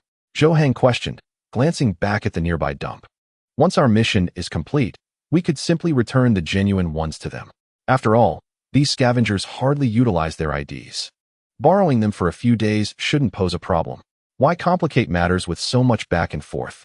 To be honest, Zhou Hang believed Lu Ming's approach was entirely unnecessary, deeming it a waste of effort. Ultimately, a fake is merely a fake. What we truly require is the authentic ID they possess. The crux of ID security lies in the embedded chip, which I cannot replicate. As for returning the IDs, it's primarily to prevent them from realizing their identification is missing. If they were to report it lost, the genuine IDs in our possession would become utterly useless. By providing them with fakes, they are unlikely to notice the switch, given their infrequent use of identification, thus allowing us to assume their identities. Lu Ming patiently elucidated the rationale behind his to-and-fro actions. The scavengers in the dump represented the true marginalized sector of society, largely isolated from the outside world. Consequently, their usage of IDs was virtually non-existent. Recognizing this, Lu Ming opted to exchange their genuine IDs for forgeries in a clever ruse. Of course, Lu Ming and Zhou Hang's appearances bore no resemblance to those on the IDs. To effectively utilize the genuine documents, they would rely on Lu Ming's makeup skills. Upon returning to the city, the two procured various cosmetics from a beauty store. With the aid of these products, their appearances became strikingly similar to the individuals depicted on the IDs. While they might not deceive seasoned detectives, to the average person, they would undoubtedly pass as the individuals on the identification. Thus, Lu Ming and Zhou Hang were fully capable of leveraging their fabricated identities to undertake numerous tasks, including the seamless acquisition of new phone cards. Chapter 83. The higher the level, the greater the sentence utilizing the 2 beggars' IDs. Lu Ming not only obtained 2 phone cards, but also rented 2 vans. The moment the vehicles were in his possession, he drove them to a repair shop, where he removed all the rear seats. After modifying the vans, he and Zhou Hang proceeded to the city. The instant the engines roared to life, Lu Ming's previously indifferent gaze suddenly sharpened, complemented by the subtle lines of his weathered face. An aura of fierce determination enveloped him. He gently caressed the button at his collar. After several days of silence, the live stream finally came to life. Aside from the restricted Kunjiang city, nearly the entire nation tuned in to witness the broadcast. Wow, it's actually started. I thought I'd have to wait a while after the last session. Haha. Thankfully, I set up a notification for the stream and rushed over immediately. Front row, front row. Goodness, there are only 1,000 viewers in the live stream. Did I arrive too early, or has Lu Ming's popularity waned? Is the drill finally back? My wait has not been in vain. I can finally enjoy this high-quality exercise again. I'm in the front row. No time for chatter. Let us launch a rocket. To my surprise, the gift feature has been activated. I never expected great Lu Ming to start monetizing. Haha, it's hilarious. He could have just taken it all directly but chose to entertain you with a live stream while asking for gifts. How generous. My monthly salary is 3,000.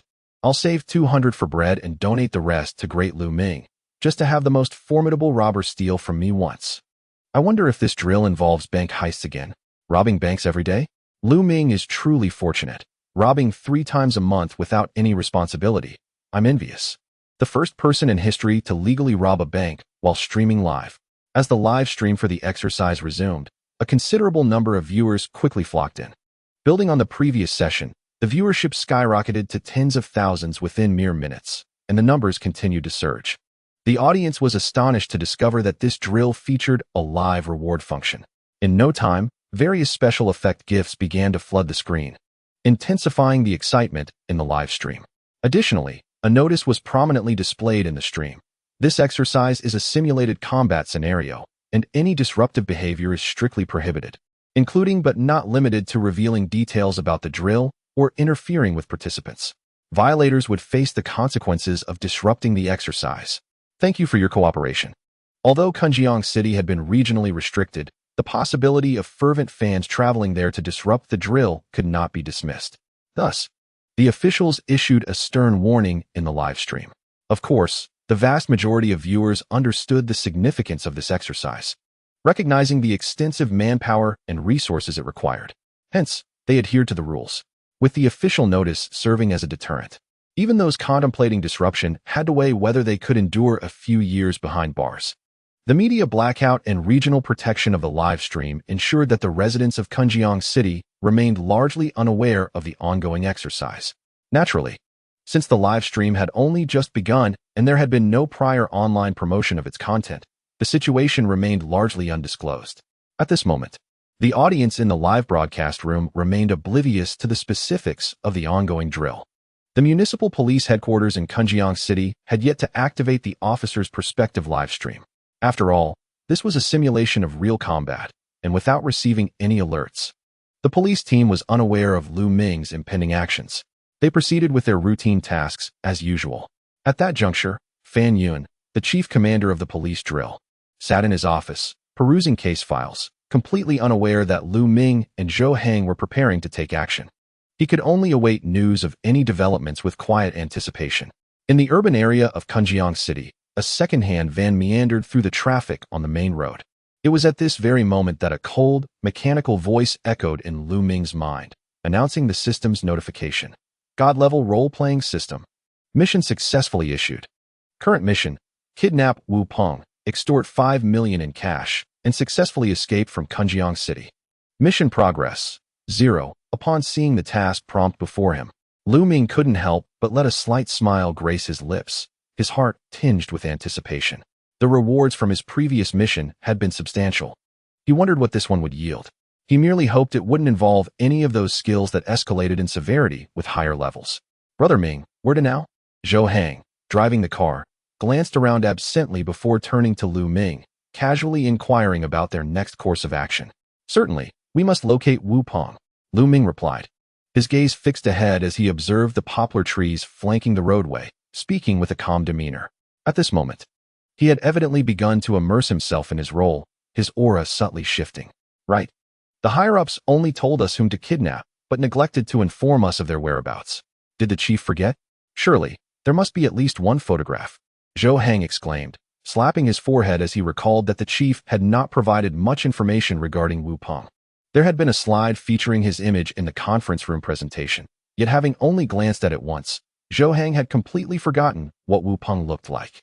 How could they possibly abduct someone they couldn't find? If you ask, he won't tell you. Since this is a simulated operation, we must rely on ourselves to seek him out. Many people know this wealthy young master. We will surely find out, Lu Ming stated calmly. He had long considered inquiring but refrained, aware that this was the first challenge set forth by their superior. After all, failing to locate Wu Peng or discovering that he had protection would complicate the abduction considerably. However, if such a task could truly thwart Lu Ming, it would be an underestimation of his capabilities. While it might be challenging to find an ordinary individual among a city of millions, locating a young master like Wu Peng would prove to be quite a straightforward endeavor. After all, being the son of the president of Jinpeng Group, Lu Ming inevitably becomes the center of attention wherever he goes. He considered starting with the employees of Jinpeng Group to see if he could glean any information regarding Wu Peng. However, in accordance with the director's request, Director Wu did not directly disclose to Lu Ming where his son typically frequented. Moreover, Director Wu intended to utilize this drill as an opportunity for Wu Peng to undergo a transformation. Yet he feared that witnessing the details of the exercise would render him soft-hearted towards his son. Thus, after leaving home, he decided to turn off his phone and informed his wife and company employees that he was flying abroad for an important meeting. Approximately half an hour later, Zhou Hang followed the navigation instructions and parked his car in the parking lot beneath Jinpeng Group's towering edifice. After turning off the engine, he retrieved the handgun from his waist and checked the magazine. Subsequently, he reloaded the magazine, secured it back at his waist, and adjusted his clothing to ensure that the weapon was concealed from view before exiting the vehicle. Brother Ming, wait for me a moment. I'll go bring Wu Peng down, Zhou Hang exclaimed confidently, glancing up at the imposing building. This structure accommodates no fewer than 2,000 or 3,000 people. Do you know where Wu Peng is? Moreover, can you guarantee that he is within this building? Even if he is here, we can only bide our time in the parking lot, and you cannot simply waltz in with a firearm. There are security personnel and checkpoints. Are you intending to engage in a shootout? Lu Ming replied calmly, his gaze fixed ahead. After speaking, he cast a fleeting glance at Zhou Hang. Upon hearing Lu Ming's words, Zhou Hang furrowed his brow and inhaled sharply. He turned to glance at the two security guards at the entrance. Realizing that Lu Ming was indeed correct, he hastily opened the car door and returned to his seat. What are we supposed to do then? Are we to wait here? Zhou Hang queried, staring at the security guards, utterly at a loss for alternatives. It seemed they had no choice but to wait for Wu Peng to emerge. However, whether Wu Peng was even inside the building remained uncertain. They couldn't simply linger here and waste time, could they? Stay in the car and wait for me, Lu Ming instructed calmly. He then opened the door, exited the vehicle, and strode directly towards the entrance of the underground parking lot adjacent to the building. As he approached the parking lot entrance, the security guard stationed at the booth called out to him. Who are you? How did you get in here? The guard, with a stern expression, stepped out of the booth, eyeing Lu Ming with evident displeasure and a hint of superiority. Oh, I'm a friend of Wu Peng. He had a bit too much to drink last night and can't recall where he parked his car, so I came to the company to check, Lu Ming replied, his expression composed and a smile gracing his lips. You mean Director Wu's son? Is it possible that he parked his car at the company? That seems unlikely, as he hardly ever comes here. The security guard's expression shifted instantaneously upon hearing Lu Ming claim to be a friend of Wu Peng. His face, which had been adorned with smiles, now displayed a mixture of curiosity and deference. Big brother, could you assist me in finding out? Perhaps inquire with the brothers who were on duty last night. Lu Ming stepped forward, producing a cigarette from his pocket and offering it to the guard, who graciously accepted it. After lighting it, he gestured towards an empty parking space not far away. No need to search. Neither he nor Wu Dong would park elsewhere. Look, isn't that spot vacant? The guard, displaying a friendly demeanor, pointed out the space, clearly flattered by the attention from a friend of the boss's son. Oh, I suppose he must have misremembered. But where exactly did the car end up?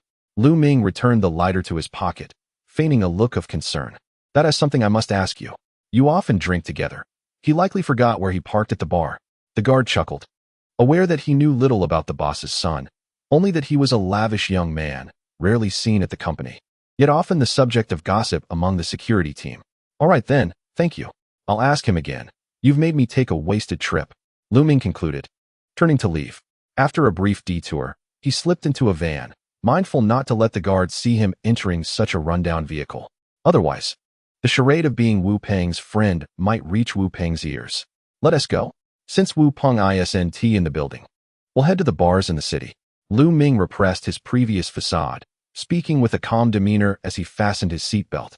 How do you know that? Zhou Hang inquired, astonished, for Lu Ming had only been gone a few minutes yet seemed to know Wu Peng's whereabouts with remarkable speed. The security guard informed me. Just drive, I'll tell you the route shortly. Lu Ming replied, maintaining his composure, and began searching online for information regarding bars in Kunjiang City. From the guard's words, he had gleaned two valuable pieces of information. Wu Peng never frequented the company and had a penchant for drinking, often found in bars. With this knowledge, locating Wu Peng became significantly easier. Moreover, given Wu Peng's status, he would undoubtedly avoid smaller establishments, thereby eliminating numerous incorrect options. After conducting his search, Lu Ming ultimately identified 3 bars, TG, Suha, and Muma Run. Let us head to TG Bar first, he proclaimed, tucking his phone back into his pocket and instructing Zhou Hang to drive there. In the live stream, viewers began to react fervently upon witnessing Lu Ming's maneuvering. Wow, this kidnapper is truly clever. It's rather intimidating. This guy is impressive. The mind is remarkably sharp, opting not to search for Wu Peng directly, but instead heading to the parking lot to locate the vehicle. In just a few brief exchanges, it becomes evident whether Wu Peng is inside the building. Truly impressive. No wonder he is regarded as the most formidable of thieves. I humbly bow before such prowess. Speaking of drivers, why is it not Zhou Hang at the wheel? Have the teammates changed? It seems so, though the new recruit appears quite similar to Zhou Hang, albeit a bit more naive. Let us not kid ourselves. Zhou Hang is undoubtedly more handsome. However, judging by the voice, it is clearly Lu Ming and Zhou Hang together. Could they have disguised themselves? It is indeed plausible. During the previous drill, Lu Ming adeptly donned a Dr. S guise, showcasing remarkable makeup skills. Goodness, their cosmetic transformation is astonishing. They are virtually unrecognizable. Truly a testament to one of the 4 great forbidden arts. Yet, one cannot help but wonder if they will be able to locate Wu Peng. What if he has no desire to imbibe tonight? The audience in the live broadcast room engaged in animated discussions, speculating that Lu Ming could not possibly have captured Wu Peng so swiftly. At this moment, the live stream had been running for over half an hour, and the viewer count had surged to 50,000. The popularity of the stream was skyrocketing, with an increase in the number of gifts being sent. Judging by the current trend, the fervor surrounding this Drill-S livestream appeared to surpass that of the previous one. Before long, Lu Ming and Zhou Hang parked the car not far from the entrance of TG Bar. This location not only evaded the surveillance outside the bar, but also minimized the visibility of their vehicle from street cameras. As it was still only 3 in the afternoon, the bar remained firmly closed. Zhou Hang, taking advantage of the moment, leaned back in his seat and drifted into a deep slumber. Meanwhile, Lu Ming retrieved paper and pen, simultaneously browsing through information on his phone while jotting down notes. Time slipped away gradually. Following Lu Ming's explicit instruction to Zhou Hang to refrain from exiting the vehicle unless absolutely necessary, they had only left the car once. During that brief interlude, while Zhou Hang visited the public restroom, Lu Ming had thoughtfully provided him with a detailed map of the route to take, ensuring that they remained out of sight from the street cameras, thus minimizing any trace of their presence. Earlier, when Lu Ming had purchased provisions from the supermarket, he had deliberately bought extra, giving 2 bags to a beggar and keeping some for themselves. Now, he and Zhou Hang were subsisting on the bread and water they had saved. Unbeknownst to them, the sun gradually shifted westward.